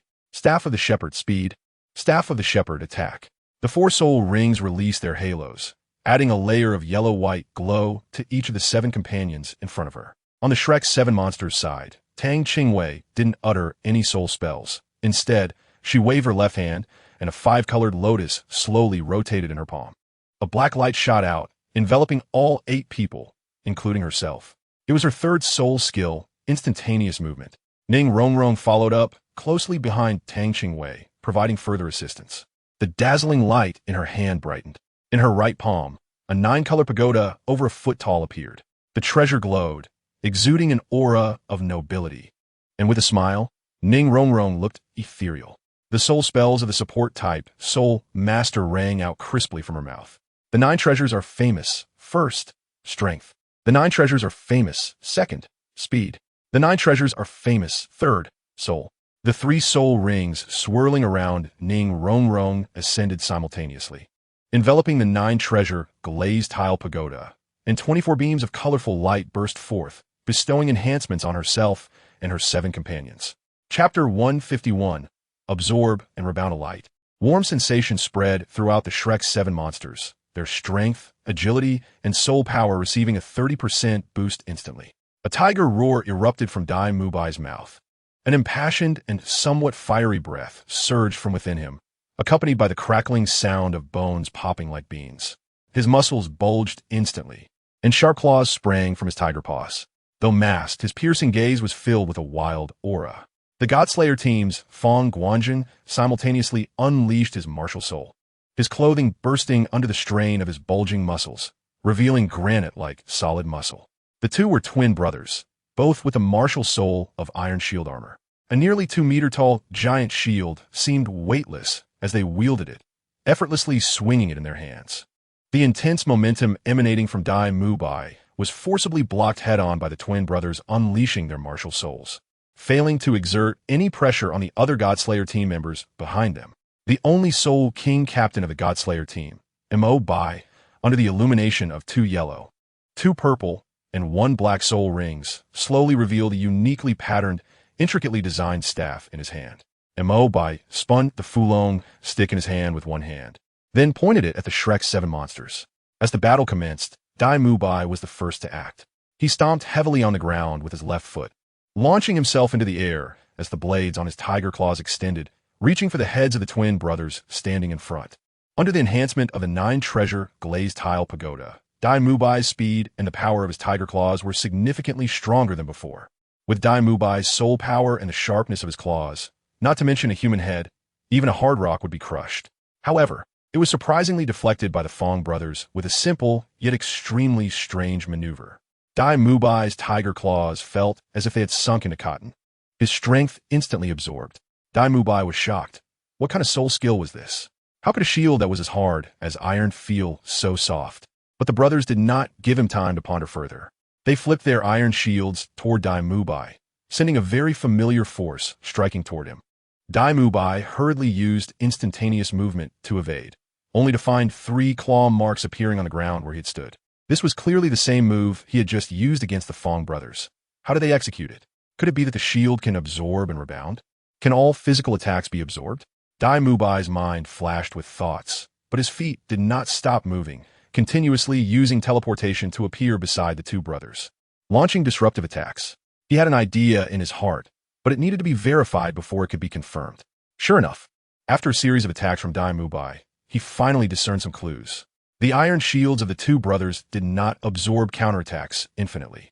After reaching a certain number of uses, they could not be used again. They needed to wait 3 minutes before being able to use them again, but after being reused, the power of the absorb rebound was much weaker than the force of the first counterattack. Just as Dai Mubai moved, Xiao Wu and Zhu Zhuqing also simultaneously lunged out, heading to the sides to bypass the Fong brothers and rush towards the back of the Godslayer team. Fong Dongfeng and Shi Luren, who initially planned to attack Ning Rongrong and Tang Qingwei, instantly understood the intentions of the 2 upon seeing them, and instead of getting entangled in a fight. Although the soul power levels of the 2 were far inferior to theirs, under Ning Rongrong's various enhancements, Xiao Wu and Zhu Zhuqing did not fall behind. Chapter 152. Group Control. When Dai Mubai attacked again, he noticed that the strange soul skills of the Fong brothers had been weakened, and he knew his opportunity had come. Taking a deep breath, he pushed off the ground with his left foot, gathering strength to sweep out a kick. The Fong brothers hurriedly raised their iron shields to block. But this time it was not as easy as the previous attempts. They retreated several steps before barely stabilizing their stance.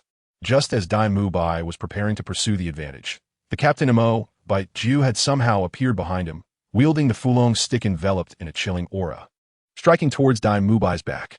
"Be careful, Dai." Tang San was about to wrap Dai Mubai back, but Dai Mubai had already gone too deep into the enemy's camp, and the vines were too late to ensnare him. The timing of the opponent's attack was too coincidental. Tang's slight teleportation had already expired, and Dai Mubai could only rely on his own abilities to narrowly evade the strike. Boom! A loud sound erupted. Everyone saw that Mo by Geo did not hit Dai Mubai, but instead struck the ground of the arena, instantly creating spiderweb-like cracks on the surface.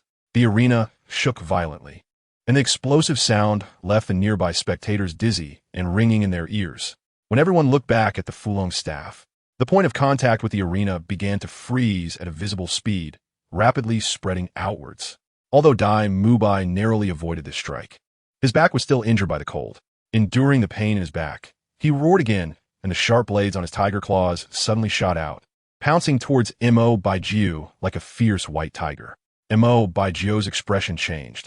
He did not expect that despite being injured by his cold air, the opponent could still endure the pain and counterattack. He hurriedly swung the Fulong staff to block. The sounds of clashing echoed continuously as Dai Mubai's tiger claws struck sparks off the Fulong staff. Tang Qingwei watched her companions charge ahead, eager to join in, but she held back.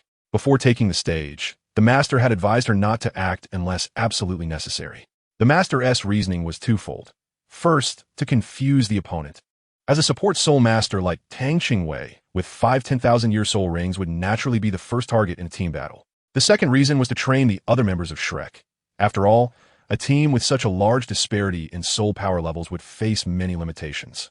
To improve and advance as a team, they needed to endure challenges. As Xiao Wu and Zhu Zhuqing struggled against their opponents, Tang San finally gathered his energy and unleashed his fourth soul skill, Blue Silver Prison. A dark light shimmered around Tang San, and he didn't give the enemy control soul master a chance to react. The 10,000-year soul skill, Blue Silver Prison, was activated. Without any warning, over 100 black blue-silver grasses surged up from the ground, forming 7 solid cages that trapped all 7 members of the god-slaying team inside. Only Wu Shixuan managed to escape due to his flying ability. Gasps echoed throughout the arena, with some watching soul masters exclaiming in shock, "Group control." Group control was the most threatening ability of a control-type soul master in team battles.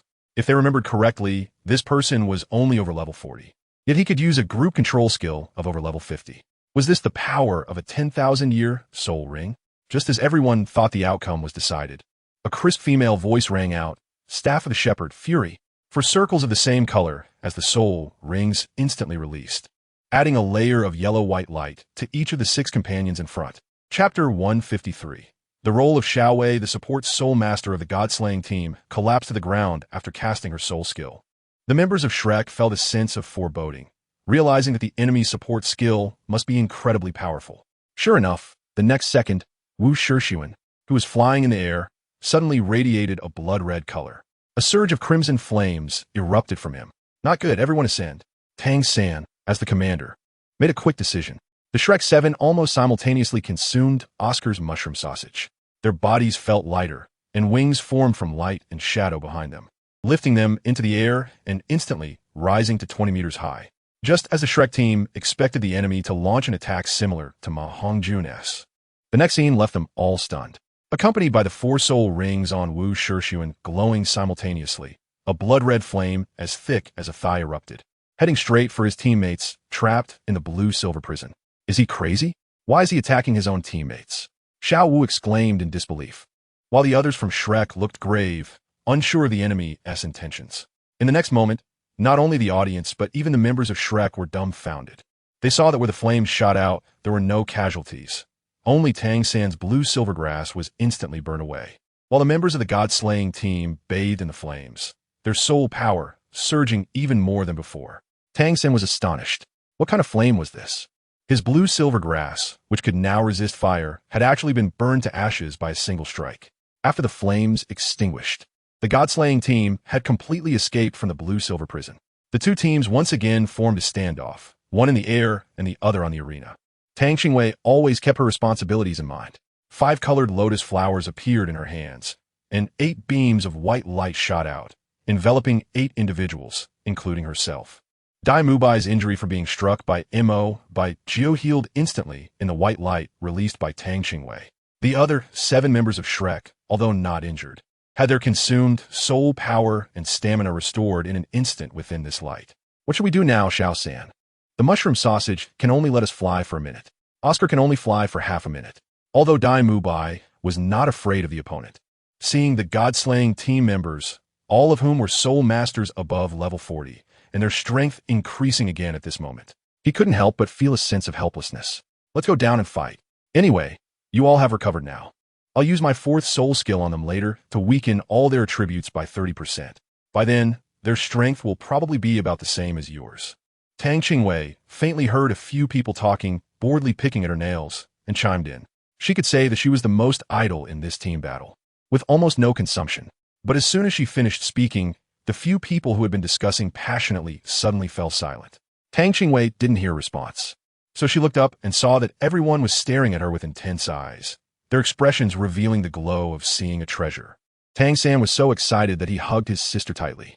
It was his negligence that he had completely failed to utilize Xiao Wei's abilities, almost causing the defeat of the group battle. Although the teacher had said not to let her take action, that referred to Xiao Wei's combat power, not her support capabilities. The rest of the Shrek team had clearly also forgotten Xiao Wei's role. At this moment, with Tang's slight reminder, they suddenly realized, and their confidence instantly surged, eager to jump down and battle against the god-slaying team. Chapter 154, The Forgotten Xiao Wei.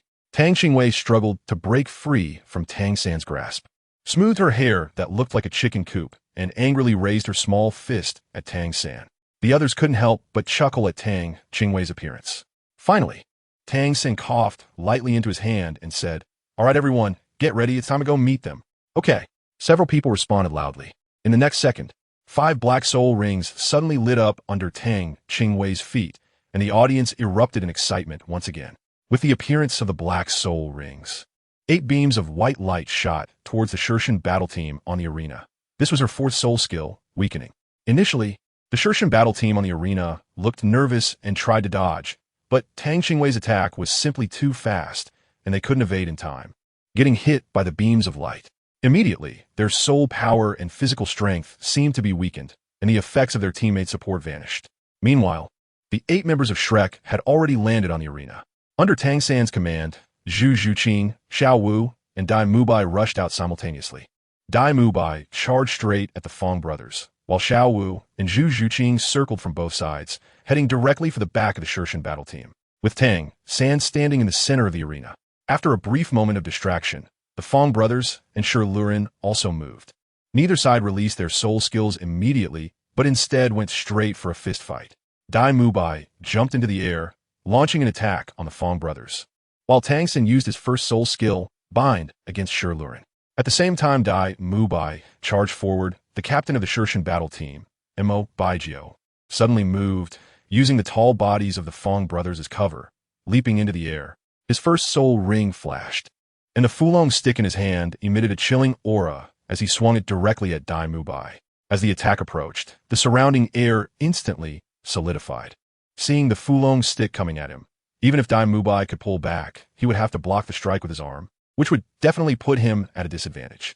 If Baijio landed this hit and coordinated with his teammates, the balance of victory would tip in favor of the Shirshan battle team. But at that moment, Dai Mubai suddenly disappeared. Even if Baijio tried to remain composed, he couldn't help but be stunned for a moment. Another teleportation? What did he use it? Just as the thought flashed through his mind, he caught a glimpse of Dai Mubai's waist. Dai Mubai was being pulled back to the ground by Tang San's blue silvergrass, and that swing of the stick nearly grazed the top of Dai Mubai's head. After landing, Dai Mubai did not pause for a moment. He thrust his left foot forward and swept his right foot out, targeting the legs of the Fong brothers. In midair, Baijio saw his strike miss, and, after a brief moment of daze, quickly reacted. He stepped onto the shield of the Fong brothers in front of him and accelerated towards Tang Qingwei behind Dai Mubai, swinging the Fulong stick again, creating a sound of breaking air, but this time the target was changed to Tang Qingwei. Ma Hongjun, who had not left his position, saw Mo Baijiu swinging the Fulong stick and, with a loud bang, his second soul ring lit up and a surge of purple-red flames erupted into the air. Following that, a line of fire shot towards Mo Baijiu.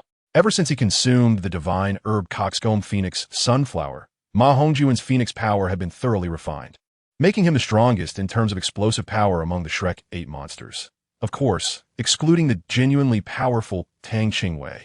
Chapter 155, being left behind Mo Baijiu, unable to dodge, could only face the attack head-on. He swung the Fulong stick, producing an icy blue light that collided directly with the Phoenix fire line unleashed by Ma Hongjun. The collision of ice and fire in midair exploded instantly, scattering countless purple flames, creating a dazzling spectacle like blooming fireworks. Although Mo Baijiu was only using his first soul skill, his soul power was far stronger than Ma Hongjuan's.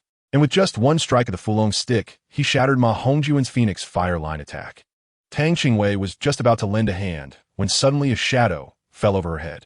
She realized that, without her noticing, the control-type Soul Master had crossed the crowd and come over to their side. A crimson light radiated from her body, and in the next moment, the fourth soul ring lit up, shining with a blue light. A layer of blood-red light covered the blue thorns on the ground, appearing on the tips of the thorns. Instantly, countless blood-colored light points shot up into the sky, heading towards Tang Qingwei, Ning Rongrong, and Oscar. Tang Qingwei didn't think twice, and the second spirit ring beneath his feet suddenly lit up, activating the second spirit skill, Stun. In the next second, all the attacks from the control-type spirit master in front of him came to an abrupt halt. Sharona's pupils constricted sharply. What kind of spirit skill was this? She couldn't move at all. Tang Qingwei didn't care about what the other person was thinking and directly grabbed her arm, lifting Xia Luana up completely. In the face of the other person's incredulous gaze, she threw Xia Luana towards Mo Baijiu, who was still fighting with the fat guy. The force was so great that Mo Baijiu was actually carried out of the ring along with this momentum. Tang Qingwei thought she hadn't used much strength. Didn't she see that the two of them fell off the stage without getting hurt? As for their dazed expressions, that had nothing to do with her. So don't blame her. At this moment, not only was Mo Baijiu stunned, but the audience was also taken aback. They were thrown out by that little shorty who couldn't even reach their knees when jumping. This really couldn't be a fair match, could it? Why was it so hard to believe? The members of the God-slaying team were momentarily stunned by the scene. They couldn't believe that their powerful captain was casually thrown off the stage with such a light toss. They found it hard to accept, but the others from Shrek thought it was perfectly normal. This was just the beginning. However, the momentary days of the God-slaying team gave Shrek an opportunity.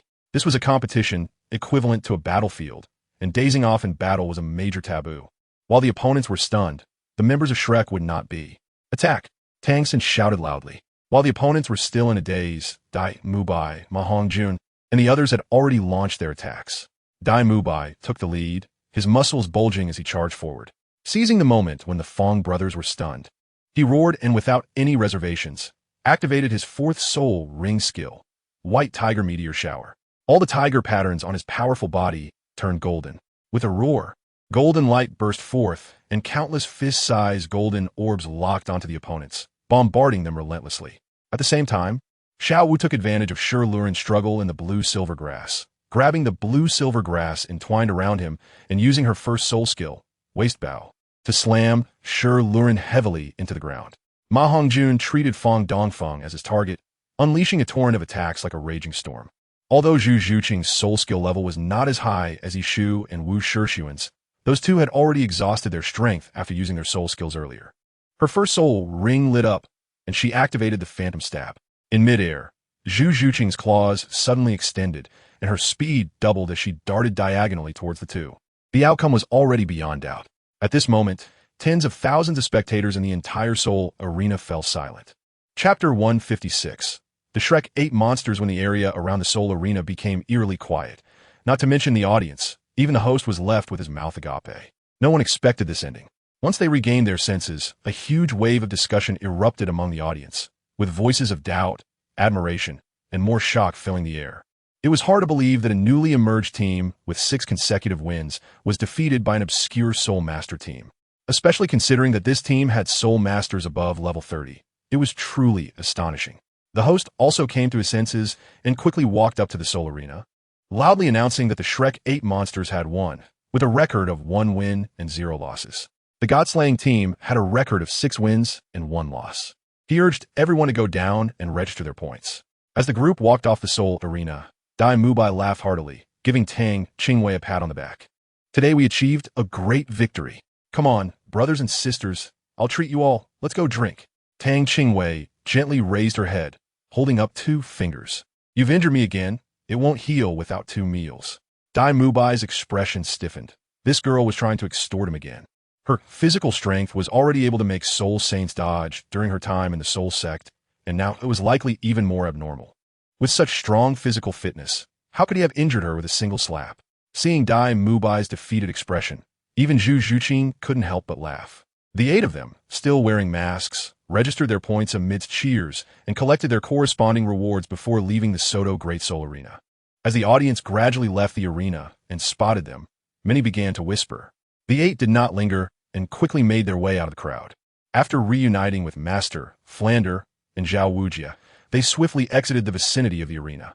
Once no one was watching them, the 8 finally removed their masks and exchanged glances, unable to hold back their laughter. Back at the inn, Master called everyone to Tang San's room again, including Flander and Zhao Wujia this time. Master looked at the 8, who appeared somewhat tired yet extremely excited, and calmly asked, "Tell me, what did you all feel during today's soul battle?" Dai Mubai was the first to respond. It was fine during the individual matches, but our teamwork during the team battle wasn't quite in sync. After all, this was our first time facing opponents with such a significant level advantage. The other members of the Shrek 8 also lost the initial joy of winning the matches, each reflecting on their performance in the arena with their heads down. Master smiled slightly, about to commend them, as this was indeed their first team battle together. They were up against a team of soul masters, all with a top configuration of over level 40. Given the clear level difference and their not-so-coordinated teamwork, achieving final victory had already exceeded his expectations. At this moment, Tang San interrupted the words that the master was about to say. "Master, the biggest mistake this time was mine.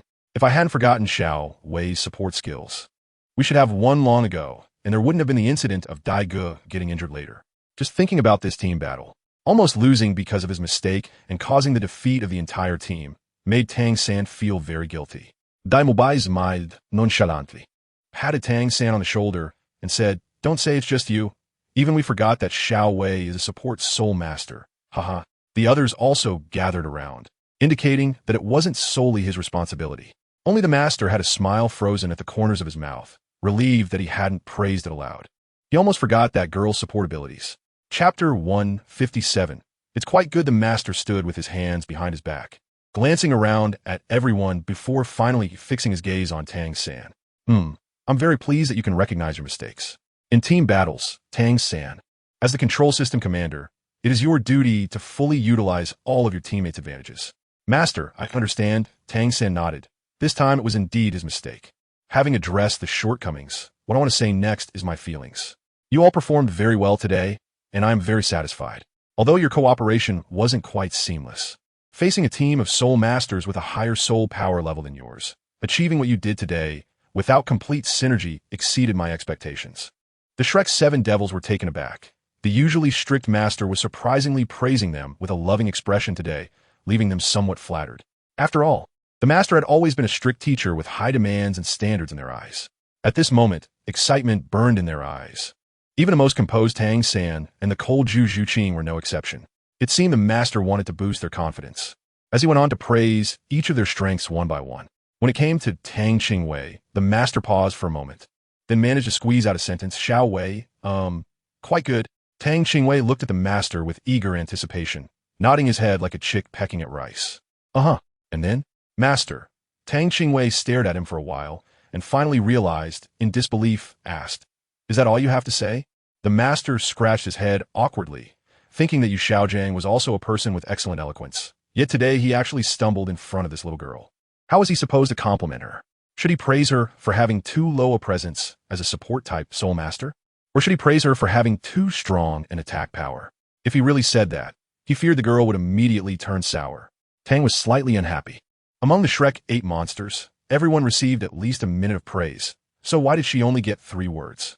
Was she unworthy? Tang Qingwei wanted to say something, but was interrupted by the other members of the Shrek 8 monsters. Xiaowei, aren't we going out to eat? Let's hurry up, I'm already hungry. Dai Mubai rubbed his stomach, pretending to be starving. Taking advantage of Tang Qingwei's distracted moment, Ma Hongjun and Oscar quickly moved in from either side, pushing her towards the door. Yes, Xiaowei, let's go quickly. Just like that, Tang Qingwei was surrounded and left the room. The master cast a grateful glance at Dai Mubai. Dai Mubai simply nodded with a smile and left after greeting a few of the academy heads. Before leaving, Tang San looked at the master with an apologetic expression. Teacher, Xiaowei is still just a child. She will probably forget everything after dinner. Please don't mind her behavior just now. The master waved his hand, feeling that he was the one at fault. Why would he mind? Once they left the room, the Shrek 8 monsters naturally felt less restrained. Dai Mubai did not forget what he had said earlier and didn't go far.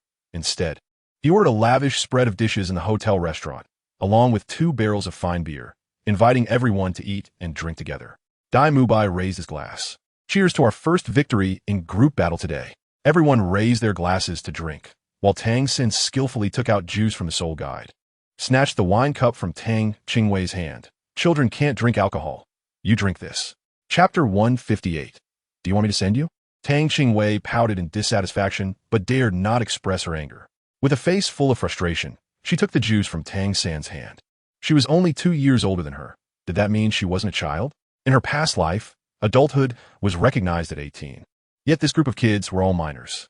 Everyone couldn't help but laugh at Tang Qingwei's predicament. This little girl still needed her brother to handle her. Drinking alcohol was something that, the more you had, the less you could control yourself. The group enjoyed themselves, drinking cup after cup, and it took them a full 2 hours to finish the meal. Fortunately, they were soul masters with physical abilities far beyond ordinary people. Otherwise, it would be questionable whether they could even get up the next day. To Tang Qingwei's surprise, the first to get drunk was not one of the girls, but rather Ma Hongjun. The second was Oscar, followed closely by Xiao Wu.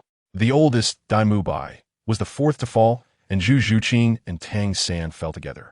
However, to everyone's astonishment, there was still one person who hadn't passed out, and that was Ning Rongrong. Tang was slightly surprised and opened her mouth. Rongrong, do you often drink at home? Ning Rongrong blushed a bit under Tang's gaze. No, this is actually my first time drinking. Sometimes, it must be said, drinking also requires talent. Ma Hongjun, who often goes out to eat and drink, surprisingly was the first to get drunk. Although Dai Mubai, who was treating, wasn't the first, his drinking capacity was still somewhat inferior compared to Zhu Zhuqing and Ning Rongrong. What should they do? Ning Rongrong pointed at the few people sprawled on the table and floor. Tang Qingwei sighed helplessly. I'll carry them. You keep an eye out. I'll take Sister Xiaowu and Zhu Qing back first. Saying this, she carried Zhu Zhuqing on her back and held Xiaowu in her arms, heading in the direction of their residence. Ning Rongrong almost thought she was drunk, rubbing her eyes in disbelief. Is Xiaowei really this strong? How was she able to hold Xiaowu with one hand? Just as Ning Rongrong was astonished, Tang Qingwei returned.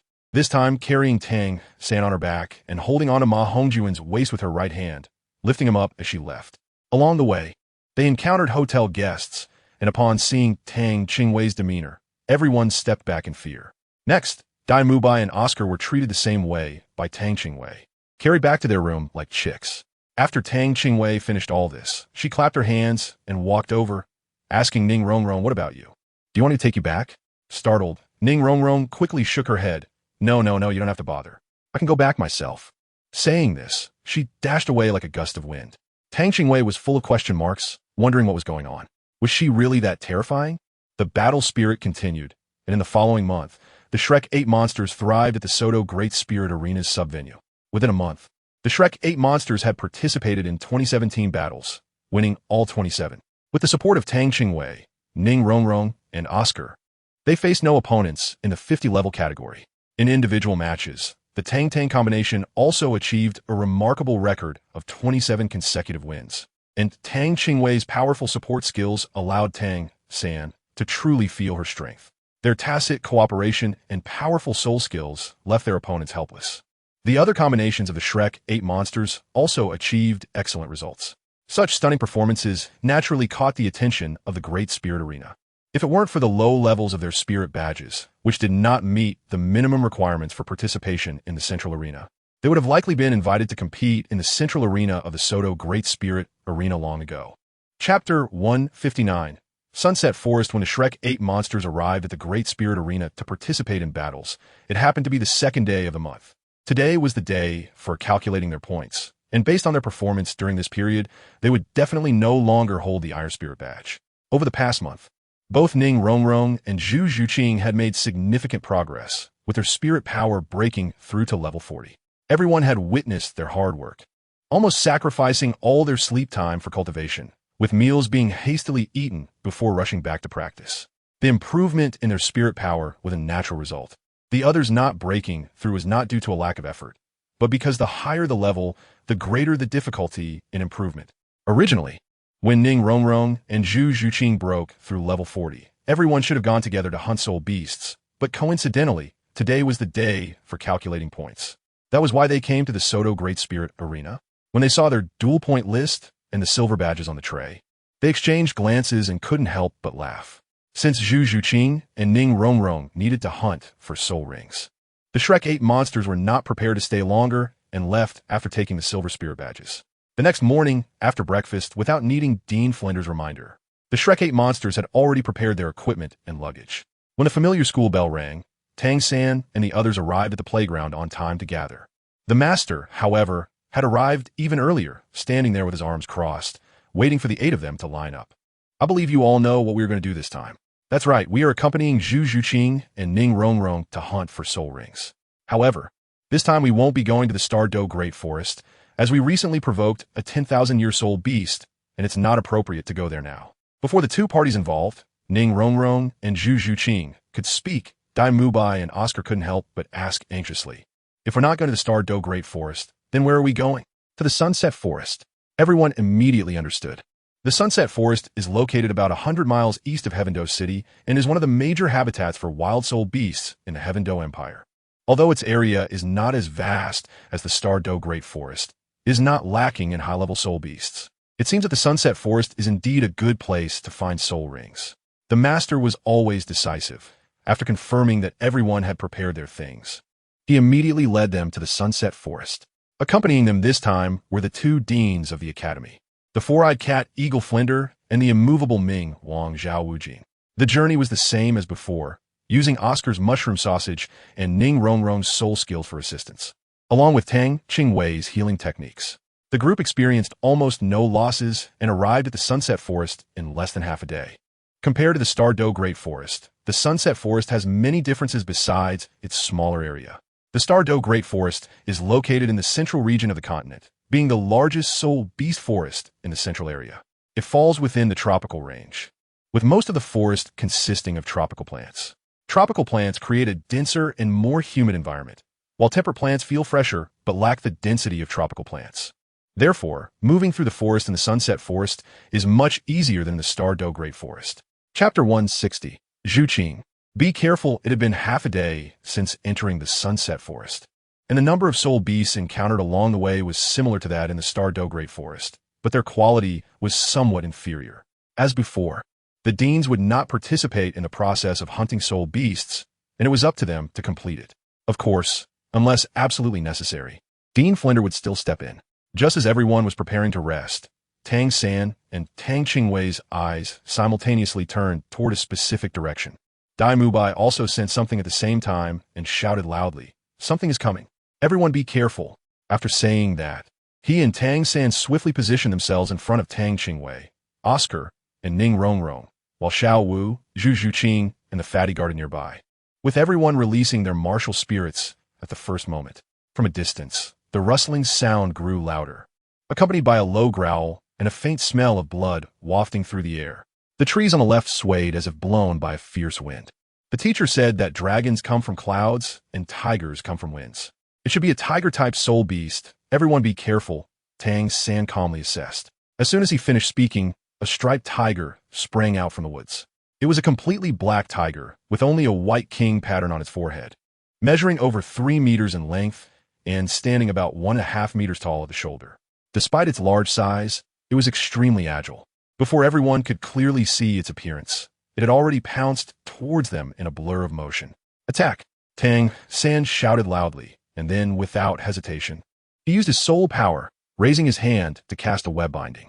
At the same time, as Tang San's voice rang out, a beam of light shot from Tang Qingwei's palm, striking the fierce tiger directly. It was Tang Qingwei's fourth soul skill, weakness. Immediately after, Tang Qingwei activated his third soul skill, teleportation. 8 white beams of light instantly flew out, enveloping the 8 people, including himself. Tang San chose to strike rather than retreat because he realized that the ghost tiger in front of him had just the right level of cultivation for Zhu Zhuqing to absorb. The ghost tiger is known for its terrifying speed and attack power, making it one of the powerful soul beasts, extremely ferocious. It will fight to the death against any opponent who dares to invade its territory. At this moment, although its speed and attack power were somewhat limited due to Tang San's slight soul skill, it did not prevent it from using its soul skills. Just as Tang San's web was about to envelop the ghost tiger, its body suddenly flickered strangely, and a single ghost tiger transformed into 3. This was the ghost tiger's innate ability, Shadow Clone. Under the constraint of the web, one of the heads transformed into a phantom upon being struck and then disappeared, while the other 2 heads lunged forward even more quickly. Dai Mubai let out a low growl, and 4 soul rings on his body flashed simultaneously. As the ghost tiger appeared, his body began to rapidly expand, and seeing the ghost tiger rushing towards him, he charged forward without hesitation. With a pair of tiger paws raised, he unleashed a burst of white light from his mouth, activating the white tiger's fierce light wave. Amidst the flashing white light, another ghost tiger vanished. There was no doubt that Dai Mubai had also attacked a shadow. Just as Ma Hongjun and Xiao Wu prepared to join forces to attack the ghost tiger's real body, its massive form flickered with black light, again splitting into 2 figures. In the blink of an eye, they were in front of everyone, charging straight towards Zhu Zhuqing. The one on the left was the real body. So, Zhuqing, be careful. Tang San's eyes flickered with purple light as he shouted loudly at Zhu Zhuqing. Chapter 161. Facing Challenges Head-On. Facing the true form of the ghost tiger. Zhu Zhuqing did not use teleportation to escape, but chose to confront it head-on. This ghost tiger was clearly one of the soul beasts that the master had previously mentioned, suitable for her to absorb. In a flash, she appeared beside the ghost tiger. The Shrek 8 monsters had cooperated for so long that their level of tacit understanding had already reached a certain realm. At the same time as she chose to confront it directly, 3 streams of heat surged in from behind, greatly enhancing her power, agility, and soul power, instantly elevating her state beyond its peak. The ghostly strike was activated, and Zhu Zhuqing's petite body directly collided with the ghost tiger. Her fingertips' sharp blades ruthlessly gliding across the ghost tiger's neck, leaving several deep wounds. With the assistance of Tang Lingwei and Ning Rongrong, Zhu Zhuqing's strength was now on par with the ghost tiger, and under the effect of teleportation, the ghost tiger's speed advantage was completely sealed off. Zhu Zhuqing's fighting spirit remained undiminished as she continuously launched her ghostly 100 claws towards the ghost tiger. The intense roar caused the earth to churn, and the ghost tiger was like a small boat in a furious wave, constantly being battered. However, it was indeed formidable in the face of such impacts. It had not capsized. Suddenly, the ghost tiger let out a piercing roar, its coiled body instantly unfurling, and then a massive black shadow burst forth from within it, charging straight at Zhu Zhuqing. The black shadow in midair actually condensed into a form identical to the ghost tiger's body, even matching its size closely. And the terrifying energy fluctuations caused the air to emit a sharp scream, as if it were being sliced open by that black light. Although this strike's power had been significantly weakened by Tang Lingwei's soul skill, the distance at which it was launched was simply too close, causing the Shrek members to break out in a cold sweat for Zhu Zhuqing, hoping she would quickly use teleportation to dodge. Unfortunately, they still underestimated Zhu Zhuqing's strength and resolve. Facing the impact of that black shadow, Zhu Zhuqing actually did not dodge. Her third soul ring emitted a brilliant purple light, and her hands quickly converged above her head. The claws on her 5 fingers fused together at an astonishing speed, transforming into a blade about a foot long. The same black light surged forth from Zhu Zhuqing's body, and she seemed to have become a blade herself, swinging both hands down towards the black light released by the ghost tiger. This was the ghostly slash, a Millennium Soul ring skill that Zhu Zhuqing obtained after reaching level 30. A piercing, tearing sound echoed as the ghostly slash cut through the air, distorting it into water-like ripples that visibly split apart. The black light blade condensed and shaped, striking down heavily onto the ghostly shadow of the ghost tiger. With the assistance of Ning Rongrong's 9-treasure glazed tile pagoda, this strike could be said to be Zhu Zhuqing's strongest attack to date. There was no booming collision, only the teeth-gritting sound of friction. In midair, the ghost tiger's shadow abruptly halted in the face of the sharp, ghostly slash, which instantly sliced into the body of that shadow. However, even under such a heavy blow, for the ghost tiger, which had already decided to fight to the death, it was still not enough force.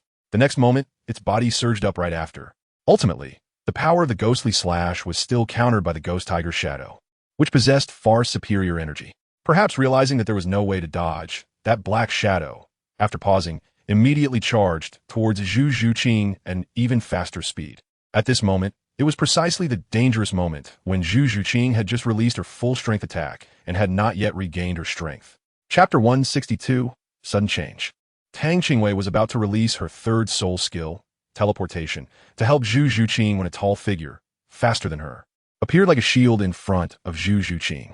A tiger paw with white fur struck out. With a thunderous sound, the tall figure swayed but refused to retreat, even a step. This figure was the evil-eye white tiger, Dai Mubai. Although Zhu Zhuqing's underworld slash couldn't completely break through the ghost tiger's attack, it bought time, and Dai Mubai rushed over the moment he sensed something was wrong. Just in time to block in front of Zhu Zhuqing, he used his powerful soul power to shield her from the remaining attacks. Ignoring the blood flowing from the corner of his mouth, Dai Mubai immediately showed his domineering side, charging towards the incoming ghost tiger.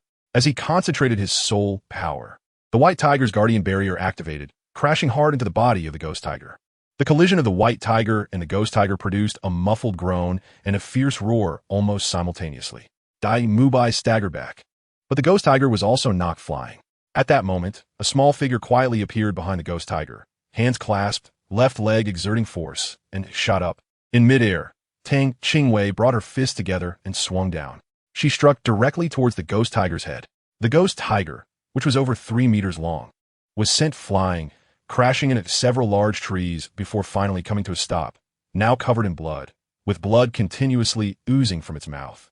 The next moment, the ghost tiger had already fallen into a state of unconsciousness. Zhuqing, make your move. Tang San's calm voice rang out just in time. Zhu Zhuqing was about to make a move when suddenly a crisp and sharp shout echoed, "Stop!" Accompanying the voice was a massive, ancient tree trunk, and immediately after, 2 figures sprang out from the direction of the ghost tiger, appearing before everyone. The 2 sudden arrivals stood on the ancient tree trunk that had just been thrown, looking down at the crowd.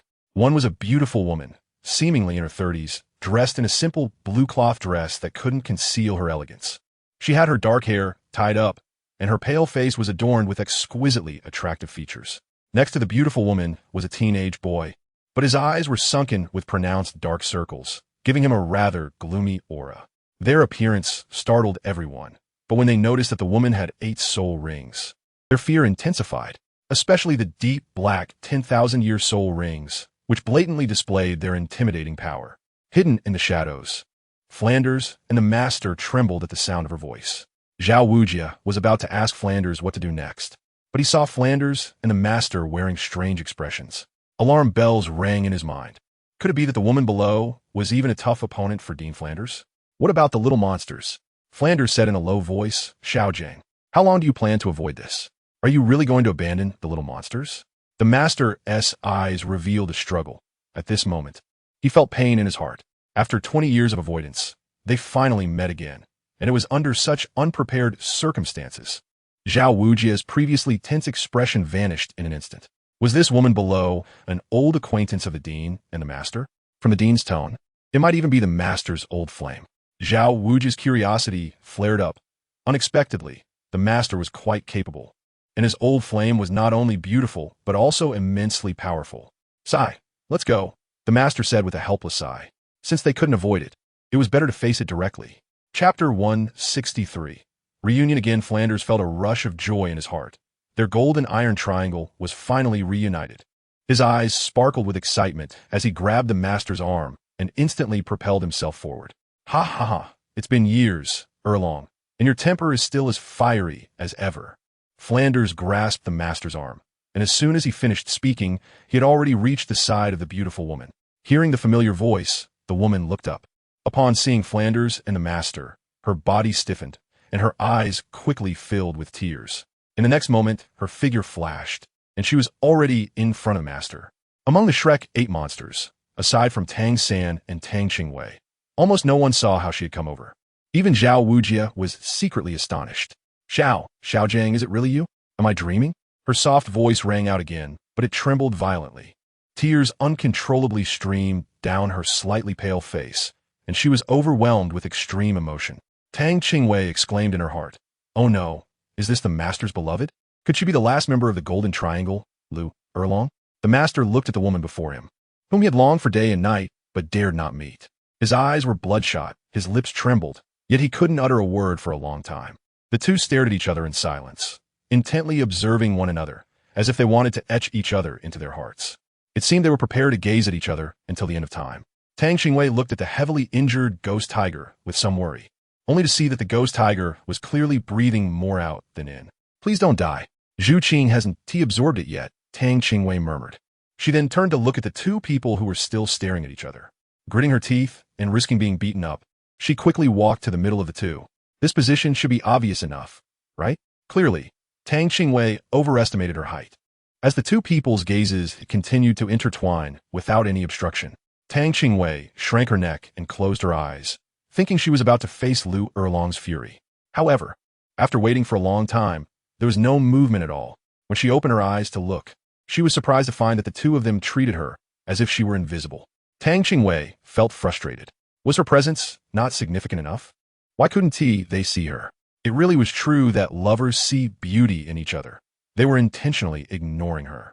She was so annoyed, but she still had to continue with what needed to be done. After all, that ghost tiger couldn't wait any longer. Excuse me. Since we are on the same side, could that soul beast allow Zhu Qing to absorb it first? Otherwise, if it dies later, it would be too unprofitable. Tang Qingwei was genuinely worried about that ghost tiger soul beast. After all, the punch she struck was not light. If it really died, it wouldn't be so easy for Zhu Qing to find another suitable soul beast as a soul ring. "When did you come here?" Lu Erlong, unable to wipe away her tears, looked in surprise at Tang Qingwei, who appeared between the two. Only then did everyone come to their senses and see the small figure between the two, causing them to break out in a cold sweat. They had all witnessed that woman's fierce strength. Despite Tang Qingwei's formidable combat ability, she was not someone who could contend with an over-level 80 soul Douluo. Tang San even used the ghost shadow mysterious track to quickly pull his sister away from the two. With Tang Qingwei's interruption, the sad emotions between the Master and Lu Erlong quickly dissipated. "Is this the soul beast you found for that child?" The Master calmed his emotions and looked at the boy Lu Erlong had brought. "Yes, Jingling is now at level 30. I brought him here to hunt for his third soul ring, and that ghost tiger just now was our target." Lu Erlong wiped away her tears and replied to the Master's question with a nasal tone. "Level 30? Then this ghost tiger is probably not suitable for him.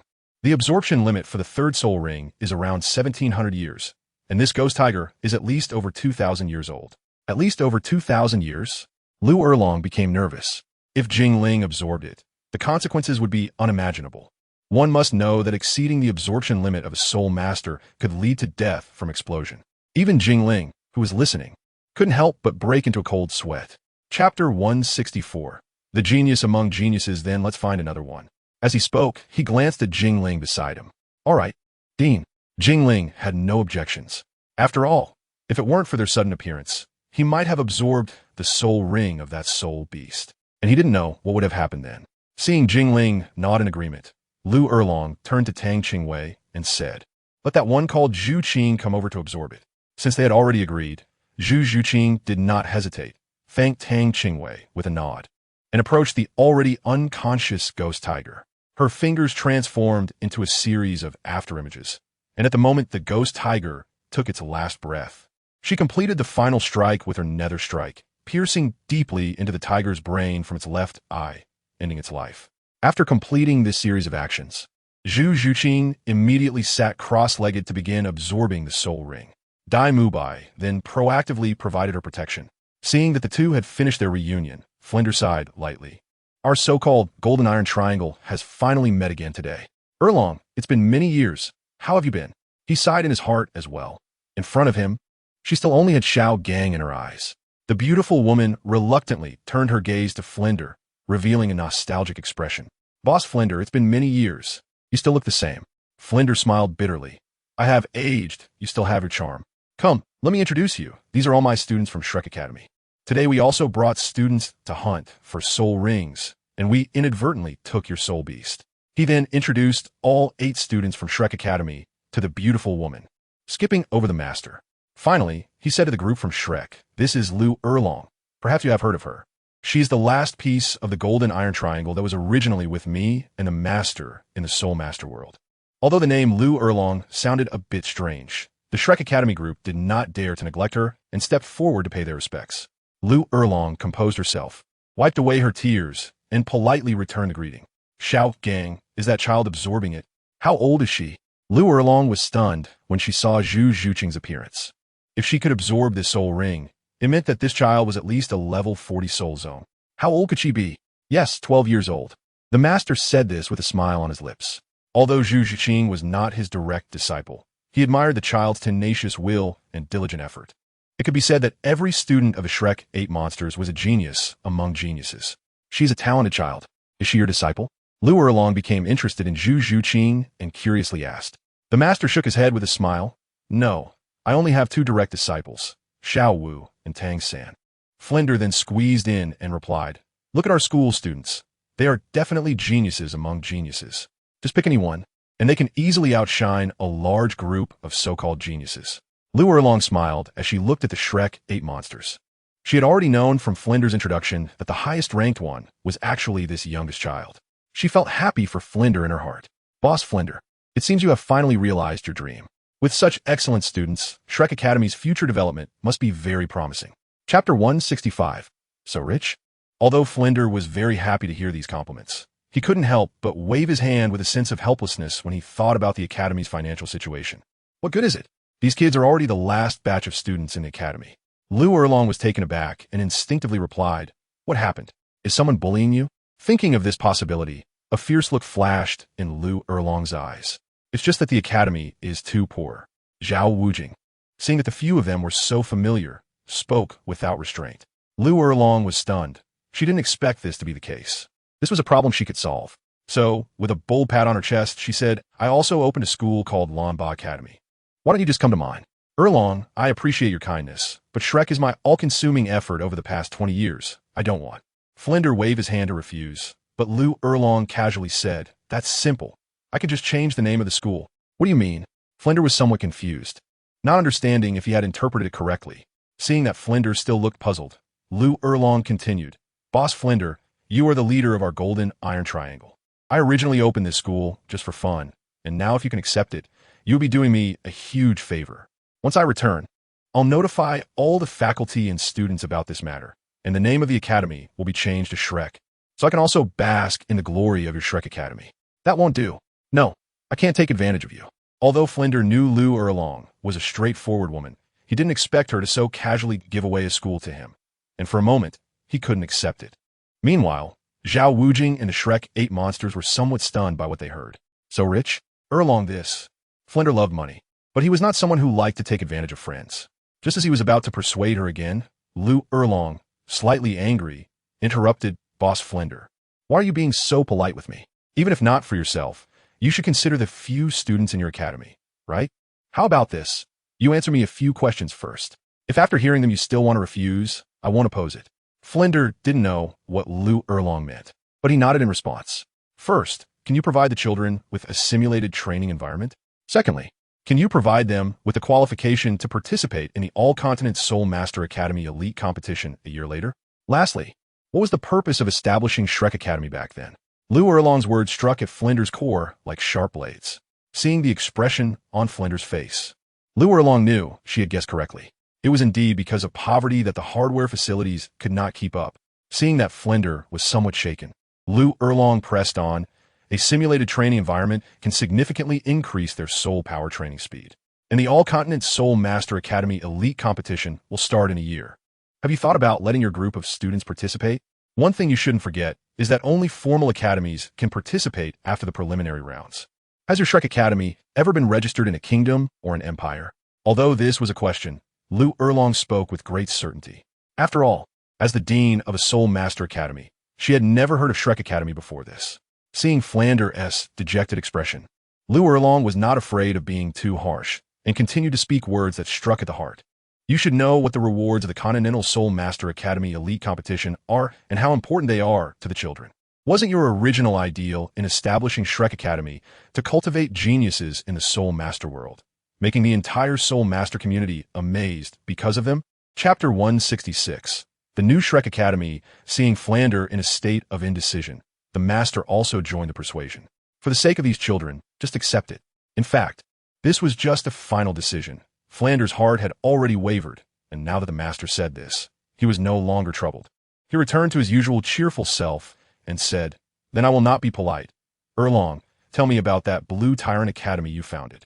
Seeing that Flander had accepted, Liu Erlong had completely lost her earlier anger and looked at Flander and the Shrek group with a smile. "Let me introduce you to the new Shrek Academy. 10 years have passed since the Academy was founded, and because we only accept commoner soul masters, our students are inferior in the quality of their martial souls compared to ordinary advanced soul master academies.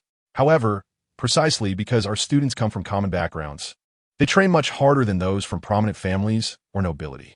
In the last Soul Master competition, we defeated many strong opponents and finally made it to the top 8. Our results were only slightly worse than that of the first team from the Tiando Royal Academy, whose second team we eliminated." Flanders stroked his chin and thought, "Tiando Royal Academy? Is that the school that only accepts nobles? I have heard a bit about it. However, Erlong, don't worry. With a few little monsters from our Shrek joining, we will definitely crush all those from Tiando Royal Academy. These little monsters are now at least level 40.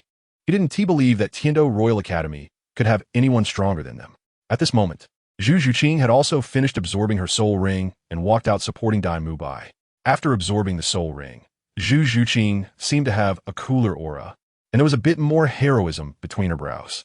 She had also grown taller, although not as tall as Xiao Wu yet. But if just looking at her appearance, she already had the charm of an adult beauty. "Xiao Wu, Mubai is injured. Please heal him." After all, it was for saving her that he got hurt. And at this moment, even if Zhu Zhuqing was cold, she couldn't remain indifferent. Tang Qingwei nodded slightly, already eager to watch the drama unfold online. The current Dai Mubai was far removed from the playboy image she had in her previous life. If he really ended up with Zhu Zhuqing, they would be quite a match. After all, finding a partner whose martial soul is compatible is really difficult. As she raised her hand, a beam of white light shot out, instantly enveloping Dai Mubai. Soon, his injuries were rapidly healed. Although it was getting dark, the 5 black rings at Tang Qingwei's feet still shocked Liu Erlong, and Jingling's pupils contracted, and he was extremely astonished. This child younger than him was already a soul king? Earlier, when he learned that Zhu Zhuqing was absorbing the ghost tiger spirit ring, he was shocked but managed to accept it. After all, this world had no shortage of geniuses. But now, Tang Qingwei's 5 black spirit rings completely exceeded his understanding. Wasn't it said that soul masters who absorb spirit rings beyond their limits would explode? Why was Tang Qingwei not only a soul king, but also had 5 10,000-year spirit rings? Could it be that he was truly ignorant? Bradarfu. Is that child really only 10 years old? When he asked this question, Liu Erlong's voice trembled.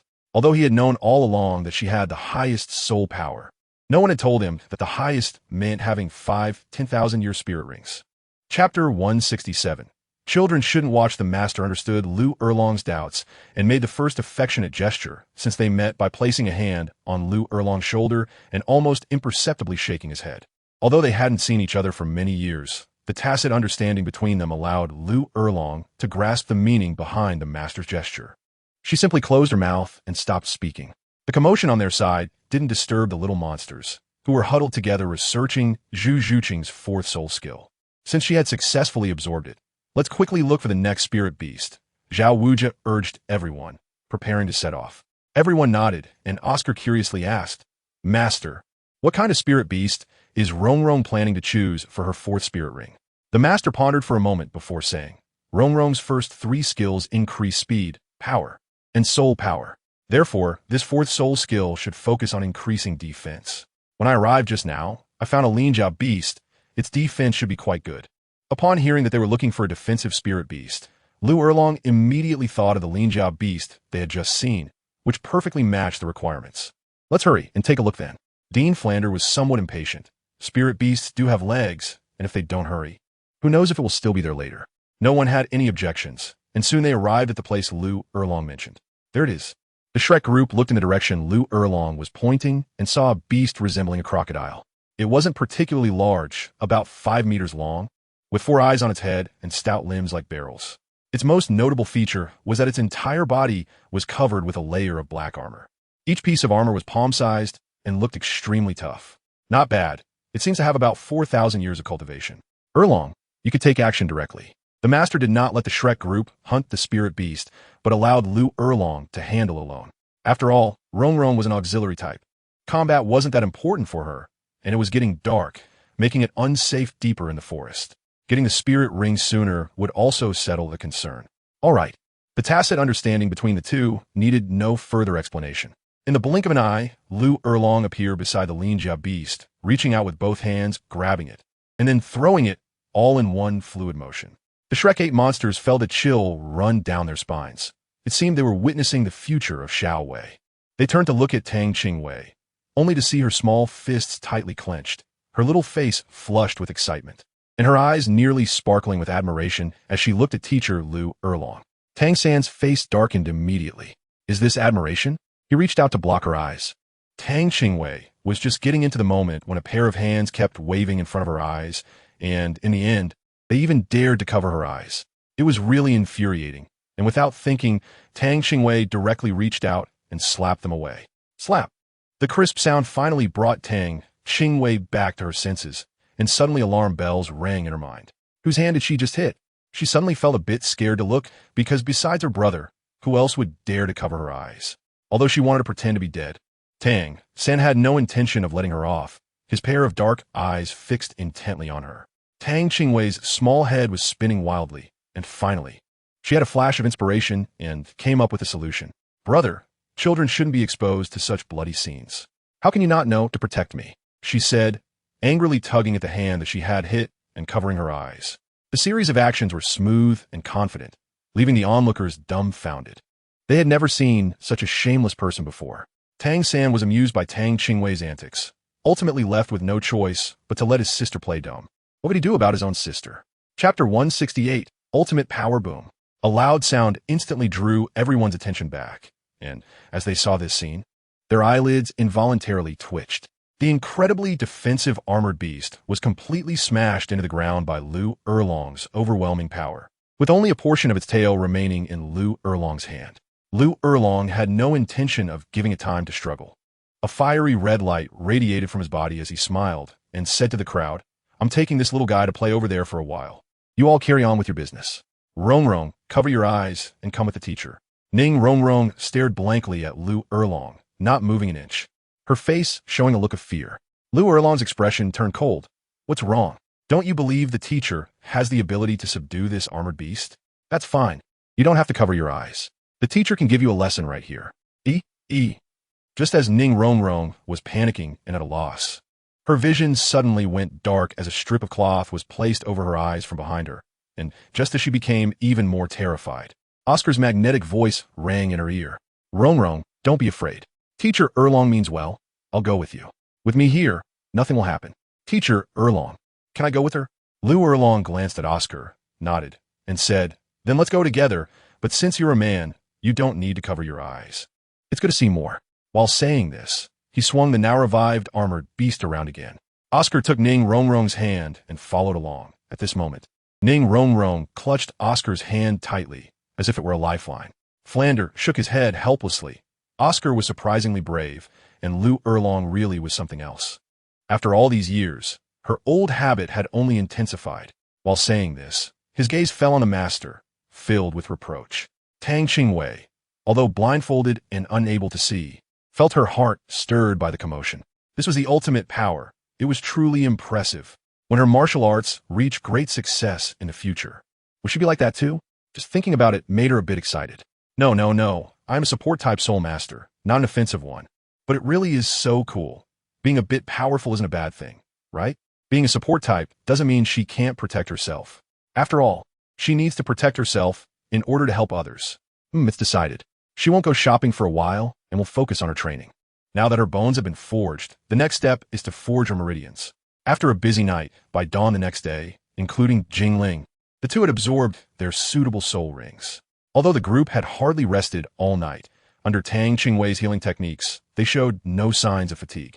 Of course, this group did not include Oscar, not because Tang Qingwei treated him differently, but because his psychological trauma was beyond her healing scope. Seeing Oscar's pale face, Tang Qingwei felt pity and additionally applied mental healing to him.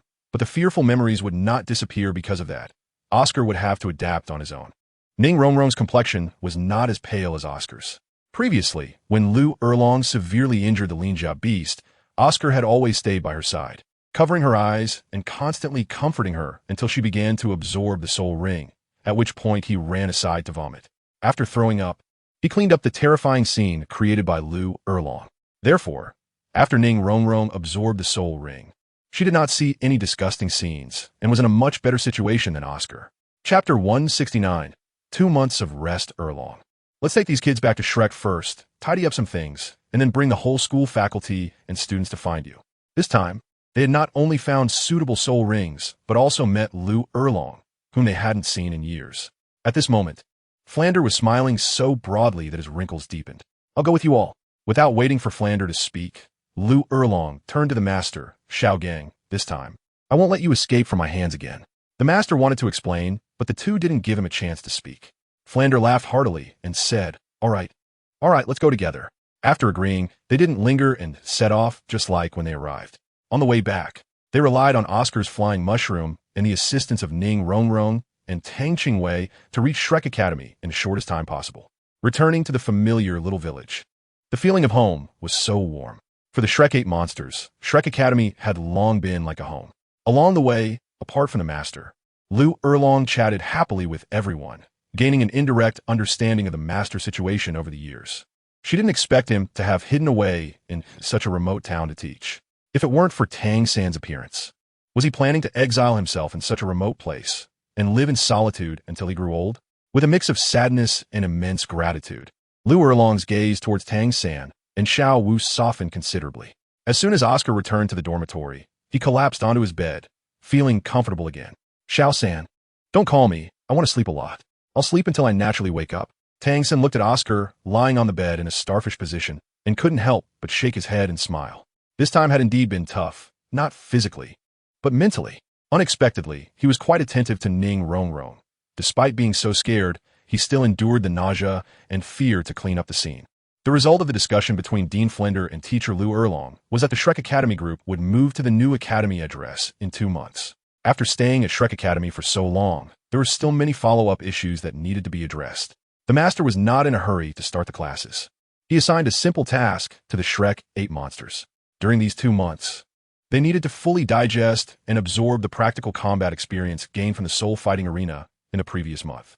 At the same time, these 2 months were also a period for soul power training. The master required that, aside from necessary matters, everyone must focus on cultivating their soul power. Oscar quickly fell asleep, but Tang San was thinking about his own matters. With only 2 months left, he had to handle some things properly, especially the promise he made to Ning Rongrong. He needed to start working on it, as well as the manufacturing of hidden weapons. Since he had time now, it was time to take action. He would call Xiao Wei to join him later. She hadn't practiced with her Haotian Hammer for a long time, and this break was just right for her to practice and help him craft the accessories for the hidden weapons. Tang Qingwei didn't know that this 2-month period had already been arranged by Tang San.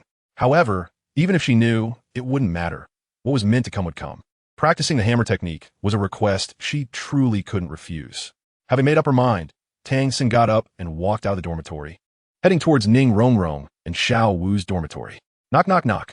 The 2 girls were playing around in the dorm when suddenly a knock on the door sounded. Ning Rongrong shouted, Who is it? It's me, Tang San. Chapter 170. Rough living. It's your brother San coming. Ning Rongrong hurriedly put on her outerwear, and Xiao Wu was startled as well. Too late to correct Ning Rongrong's teasing.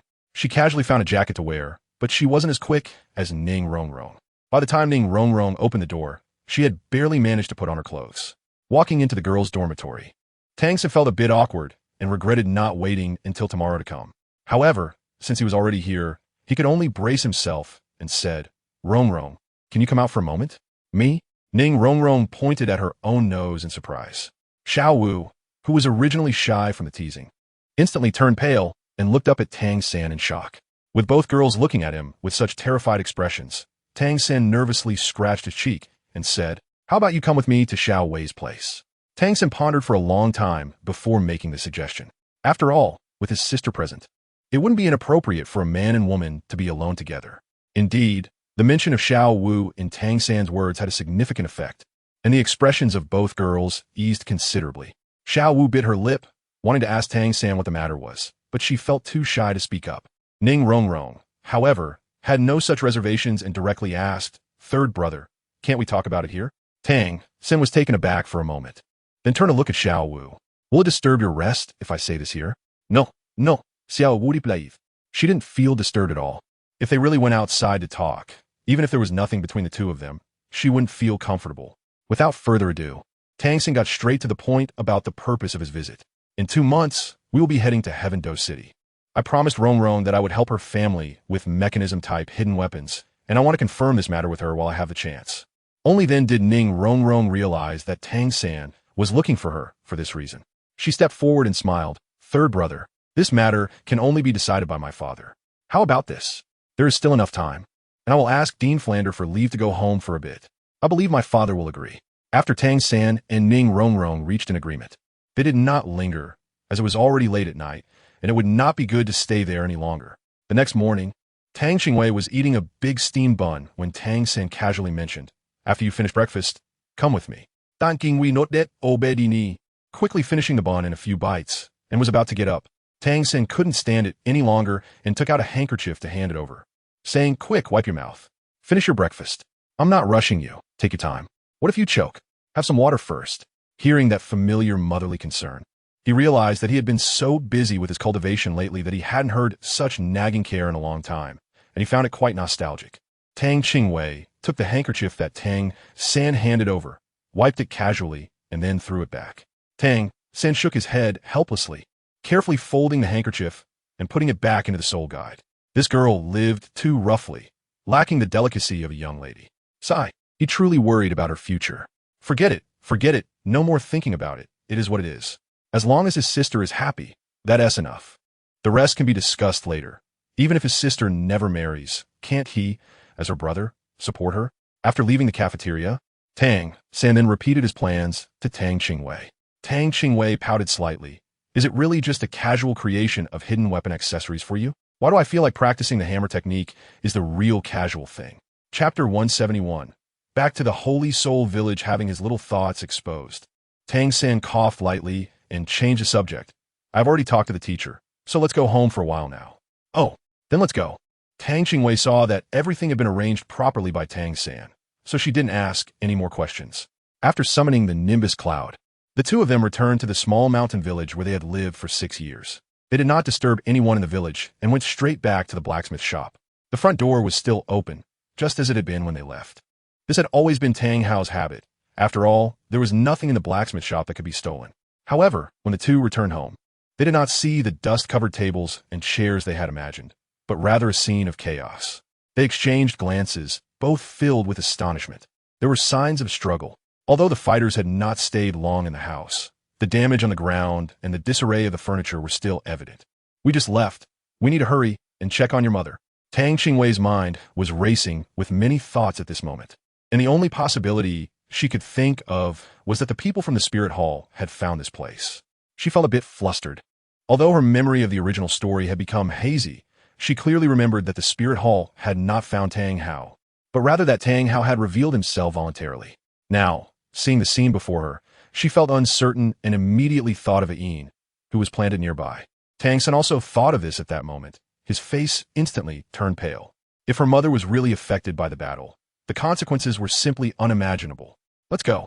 When Tang San's words squeezed out from his dry throat, both of them were taken aback. Tang Qingwei said no more and directly called for the fastest means of transportation, the cloud of lifting. In the blink of an eye, they arrived at the place where Ain was planting. At this moment, it had already become the center of battle. Looking around, aside from Yin's rooted position, the rest was barren. In the sky, two figures were engaged in a fierce fight, and Tang Hao was clearly at a disadvantage. It wasn't that the opponent was too powerful, but rather that Tang Hao felt somewhat restrained compared to the opponent's reckless abandon.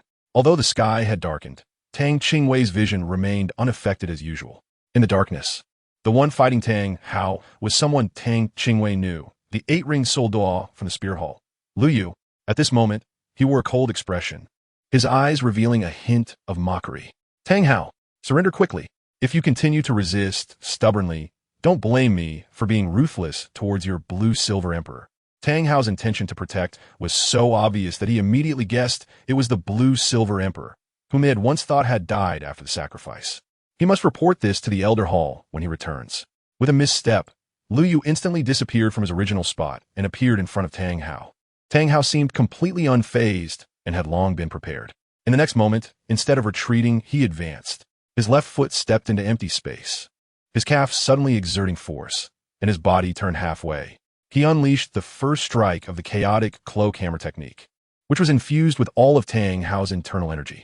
The Haotian Hammer, glowing with a fiery red light, looked enormous and clumsy, but the speed at which it was swung was incredibly fast, slicing through the air as it directly aimed for the opponent's waist. Bang! The hammer did not hit its target. Instead, Lu Yu twisted his body into an unusual position in midair and dodged the strike. The Haotian Hammer swung through empty space, and the ground where Lu Yu had just stood instantly collapsed, forming a massive pit over 10 meters deep. Tang Qingwei noticed Tang Hao's concerns and said softly, "In a moment, I will teleport you over. After you put a into the Rui Baobao bag, you must come back immediately." Tang San nodded. In the battle between Douluo, they couldn't intervene at all. The only thing they could do now was to rescue their mother and alleviate their father's worries. Chapter 172, Traces of the Fight. Fortunately, the battle over there was intense, and at this moment, no one noticed the movement of Tang Qingwei. In an instant, Tang San appeared beside the blue-silver emperor. Tang Hao had been focused on Ayin, and when he noticed someone approaching, he felt a sudden panic. When he saw it was his son, he calmed down considerably, relieved that Ayin was fine. Next, he needed to take care of this guy in front of him. Tang Qingwei had just applied a teleportation to Tang San, and she also added one for herself. Although she didn't know if her physical strength could withstand a blow from a Douluo, she figured it shouldn't be fatal with just one hit. As long as she had a breath left, she would not die. Even though she understood the reasoning, she was still afraid of pain. Taking a deep breath to encourage herself, she prepared mentally. The next moment, she appeared beside Lu Yu. In her hand was the second soul skill she had already prepared, dizziness, which she tossed in Lu Yu's direction. There was a gap between imagination and reality. She had underestimated the Douluo powerhouse. The instant she threw out her soul skill, countless invisible blades appeared in front of Lu Yu, shooting towards her direction. Tang Hao immediately wanted to block this move for Tang Qingwei. Tang Qingwei shouted loudly, "I'm Fina. Quickly kill him. The immobilization time is limited." A flicker of hesitation flashed in Tang Hao's eyes, but he ultimately chose to trust Tang Qingwei. The person from the spirit hall before him could not be spared. In an instant, killing intent erupted, and the blood-red Haotian Hammer complemented the effects of the killing God Domain. With a full force strike, he swung the hammer, directly smashing the immobilized Lu Yu to pieces. Moments later, the spot where Lu Yu had stood suddenly erupted with countless fountains of blood. What had just been a whole head was now reduced to a puddle of flesh, violently sprayed out by the force of the blood fountains, instantly splattering everywhere. Tang Qingwei, under the invisible sharp blade, couldn't even use her teleportation, as if she was locked in place, forced to take the hit. She hoped her physical strength wouldn't let her down. Bang! Tang Qingwei was sent flying backward, and the skin on the surface of his right fist instantly burst apart, causing blood to splatter. The rupture of the skin continued to spread, exploding until it reached above his right arm. Only then did the force finally diminish. The power was quite peculiar. If it had struck his chest, it would likely have continued to spread inward. However, Tang Qingwei's healing ability was strong, constantly restoring him, and the opponent's force was only enough to shatter his right arm, leaving them powerless afterward, dissipated by his continuously replenishing healing ability. Before Tang Qingwei even landed, Tang San had already used teleportation to come over and catch him as he flew backward. Tang San looked at Tang Qingwei's bloodied and mangled right arm, unable to hold back his tears, wanting to reach out but daring not to touch. "It's okay, brother. Didn't you forget that I can use healing magic?" Tang Qingwei supported her arm, grinning as if to laugh, but it pulled at her wound. After saying this, she received no response. Just when Tang Qingwei thought she wouldn't get an answer, Tang San seemed to murmur, but it will hurt." His words were very soft, but Tang still heard them faintly. Tang San was just supporting her intact left hand, with her head lowered. A hot drop of water fell onto the back of Tang Qing's left hand. Tang Qingwei wanted to scratch her head, but there were no hands for her to use. Seeing her brother cry, she felt a bit flustered. She had never seen him cry before. She wanted to say a few comforting words, but didn't know what to say. Her right arm was indeed fine. Such a horrific wound was only temporary and would heal by tomorrow. Tang had also come over at this time. Seeing Tang Qing's minor injury, his pupils constricted. Girl, you. Chapter 173, People from the Spirit Hall. Tang raised her head slightly and met Tang Hao's gaze filled with guilt, which made her feel extremely uncomfortable. She explained to Tang Hao again that her hand would be fine tomorrow. Hearing this, Tang Hao indeed felt much more at ease, but the guilt in his eyes was still evident. Here, this is for you. Tang Hao held a small version of her right leg bone in his hand, completely black, with a deep black luster that was restrained, but the strong and violent energy fluctuations were enough to startle anyone. Is this a soul bone? This is the first time Tang Qingwei has seen a soul bone, apart from Tang San's external soul bone. This soul bone should possess the ability to disguise and hide, which is exactly what you need right now. Tang Hao's words were pointed, clearly noticing her soul ring. Originally, Tang Qingwei had already practiced the refining technique and did not pay much attention to these external objects. After all, these abilities could be taken away by others. Nothing was better than having one's own strength. However, things were different now. If this soul bone had camouflage and concealment, it could indeed save her a lot of trouble. With this in mind, she no longer held back and directly took the soul bone from Tang Hao's hand. Tang Qingwei took a deep breath and pressed it against her right leg. Buzz! A faint buzzing sound emerged, and Tang Qingwei felt her right leg tremble slightly. Immediately, a violent aura quietly seeped in her leg from all directions. In her spiritual world, a huge mutated lizard appeared, just as it was about to pounce on Tang Qingwei. Suddenly, a small hammer appeared out of nowhere, falling rapidly and crashing down with a loud bang, shattering it without any hesitation. Bang! The mutated lizard's head exploded. The spiritual phantom instantly vanished without a trace. The absorption process was incredibly smooth. Aside from the strong mental fluctuations that erupted when Tang Qingwei furrowed her brows at the beginning, there was no further disturbance. Tang Hao was nervously standing by, and when he saw the little girl successfully absorbing it, his tense nerves finally relaxed. He didn't expect that he wouldn't have any role to play at all. The little girl solved it on her own. Tang San had a gloomy expression on his face. After asking where the body of the person from the spirit hall was, he didn't come back. Well, let him vent his anger. It's better for him to realize his own weakness early on so that he can set a firm goal and remain humble and calm on his future path. It's been a few years since I've seen Xiao Wei, and she has grown a lot stronger. I wonder what she has been through to change from her previous timid and lazy self to the way she is now. Tang Hao felt even more guilty in his heart. It was his uselessness as a father that made him feel ashamed towards his clan and his family. 3 days later, Tang Qingwei slowly woke up and opened her eyes. The first thing she saw was 2 pairs of worried eyes. Xiao Wei, how do you feel? Although Tang Qingwei's right hand had healed completely, Tang San still didn't dare to touch it and could only walk around nervously. Much better. After absorbing the soul bone, she seemed to feel that her soul power had increased. Furthermore, it seemed she could now freely change the external manifestation of her soul rings. Just as she was thinking about this, Tang Qingwei activated her soul power, and 3 soul rings, 1 white and 2 yellow, rose from beneath her feet, circling above her body. Is this the skill granted to you by the right leg bone you just absorbed? Tang San was not surprised. Tang Hao had already mentioned this matter to him when Tang Qingwei was still absorbing the soul bone. This soul bone appeared at just the right time, as the Soul Master competition was approaching. Xiao Wei's 5 2,000-year soul rings would indeed attract attention, especially since there were people from the Spirit Hall present. With their domineering style, they would definitely resort to drastic measures if they couldn't recruit her. Now that Xiao Wei had this disguise skill, he felt much more at ease about the upcoming Soul Master competition. Chapter 174. Can't sit on the cloud well. Since you've absorbed it, let us go. Tang Hao, who had been silent, saw that both of them were safe and felt a weight lift from his heart, returning to his usual indifferent demeanor. Just then, a strange scene unfolded. Among the blue-silver grass, a few of the longest grass blades began to move slowly. One wrapped around Tang Hao's hand, while another wrapped around the fingers of Tang San and Tang Qingwei. An extremely gentle spiritual fluctuation quietly emerged, much stronger than ordinary blue-silver grass, as if it were conveying the most affectionate thoughts. Feeling the sudden, gentle spiritual fluctuation, Tang Qingwei felt somewhat unaccustomed since she arrived here. The spiritual fluctuations she had experienced were rarely so friendly. Watching the swaying blue-silver emperor, Tang Qingwei suddenly thought of the ice and fire yin-yang eye. That was originally the place where the blue-silver emperor rapidly grew in the original story. Brother, your mother lost her 100,000-year cultivation and needs to regrow. Wouldn't the ice and fire yin-yang eye be more suitable for her to accelerate her growth? Given Tang Qingwei's current abilities, it was indeed difficult to save Ayin. But the ice and fire yin-yang eye was the most suitable place for her at the moment.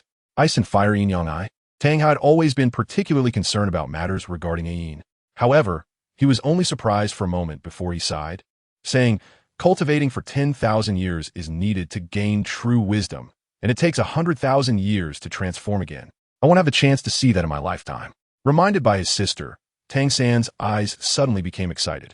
No, Dad, listen to me. The place Xiao Wei mentioned can allow plants to grow 100 times faster. Perhaps Mom has a chance to recover? After all, she once cultivated to the 100,000-year level. Even if she has to cultivate again, she should be different from ordinary plants, right? 100 times? Tang Hao suddenly grabbed Tang San's shoulders with one hand. Are you serious? Originally, all his hopes were placed on Tang Qingwei. So when he first saw her 10,000-year soul rings, he was happy. With Tang Qingwei's talent, he believed that in a few years she could possibly have 10,000-year soul rings, and at that time his Ayin could be healed. But whether it could really succeed, Tang Hao had no confidence. Now, hearing a piece of news favorable for Ayin made it hard for him not to be excited. Tang San didn't say a word even when his shoulder was pinched painfully. He still nodded excitedly and affirmed, "It's true, Xiao Wei has been there too." Tang Hao's originally calm eyes began to show a gleam of excitement. The death of his wife was the greatest blow of his life. If only his wife could come back to life, even if it was just for him to see her once before he grew old and died. He would ask for nothing more.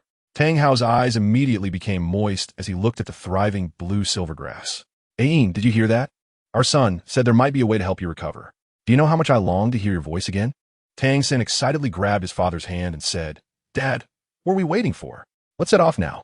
Xiao Wei, quickly call for the Jinduyan. At this moment, Tang San's mood was like a child taken out for a trip by his family, with a big smile on his face. Tang lightly shook his head. How could that be? We were just halfway through our conversation. Tang San suddenly remembered and awkwardly fell silent. How could he forget that his dad couldn't ride the flying Nimbus? He had been sulking about it back then. Chapter 175, You're also my family. Then shall we just take a car over? Tang San smiled, feeling a bit regretful for his earlier complacency. Dang Hao Thao Wen not wanted to argue with the two younger ones any longer. He felt that it must be the girl's Nimbus cloud that was excluding him. He was very pure, okay? He was only devoted to Ayin. Wait, your mother left you something. Since you've decided to leave, you should collect your things. Although he felt a bit unhappy about being misunderstood, he didn't forget the important matters at hand. Ayin seemed to be able to hear their conversation, using vines to bring a dark object and placing it in Tang San's hands. Open it and take a look. Tang San nodded, carefully examining the black box in his hand. It felt very heavy, and when he lightly tapped it with his finger, it produced a muffled sound. Because he had some research on metal due to his work in crafting hidden weapons, Tang San was surprised to find that this long black box was actually made of lead. There was no lock on the box. So Tang San placed it on his knees and slowly opened it. Just as he managed to create a small gap, his entire body froze. A tremendous and unparalleled surge of energy instantly rushed out from the gap. It was a right leg soul bone, which, among the 6 major soul bones, was undoubtedly ranked lower. However, this right leg bone looked remarkably unique. It was entirely a translucent blue-gold color, with what seemed like tiny starlights flickering inside. Most remarkably, it gave Tang San a sensation of life, as if this right leg bone possessed a life of its own. Tang Qingwei was also shocked. Compared to the right leg bone he had absorbed before, the aura emitted by Tang San was much gentler. Is this the soul bone dropped by the blue-silver emperor? While Tang Qingwei was lost in thought, Tang San had already begun to absorb it under Tang Hao's urging. Girl, can you heal my injuries? Tang Hao seemed to have made a firm decision, his eyes filled with determination. Tang Qingwei's heart skipped a beat as she suddenly realized that Tang Hao seemed to be planning something. Just because it can't be done now doesn't mean it can't be done in the future. You must not aggravate your injuries. Is it really not possible? Is it because I have the 100,000-year spirit ring given to me by Ayin? Tang Hao was not discouraged by Tang Qingwei's words. Instead, he breathed a sigh of relief. This indirectly proved that his guess was not wrong. Yes, that's right. Although I don't know what you're planning. Your son is not strong yet, and your wife still needs someone to protect her. You cannot harm yourself at this time. While saying this, Tang Qingwei had already guessed in her heart that Tang Hao wanted to repay the debt owed to the sect. Huh, you little girl, didn't you call me dad before? Why are you denying it now? Tang Hao's usually cold and stern face suddenly broke into a smile, causing Tang Qing to momentarily lose her focus. A warm and rough large hand rested on the top of her head as she was in a daze. Girl, you were wrong.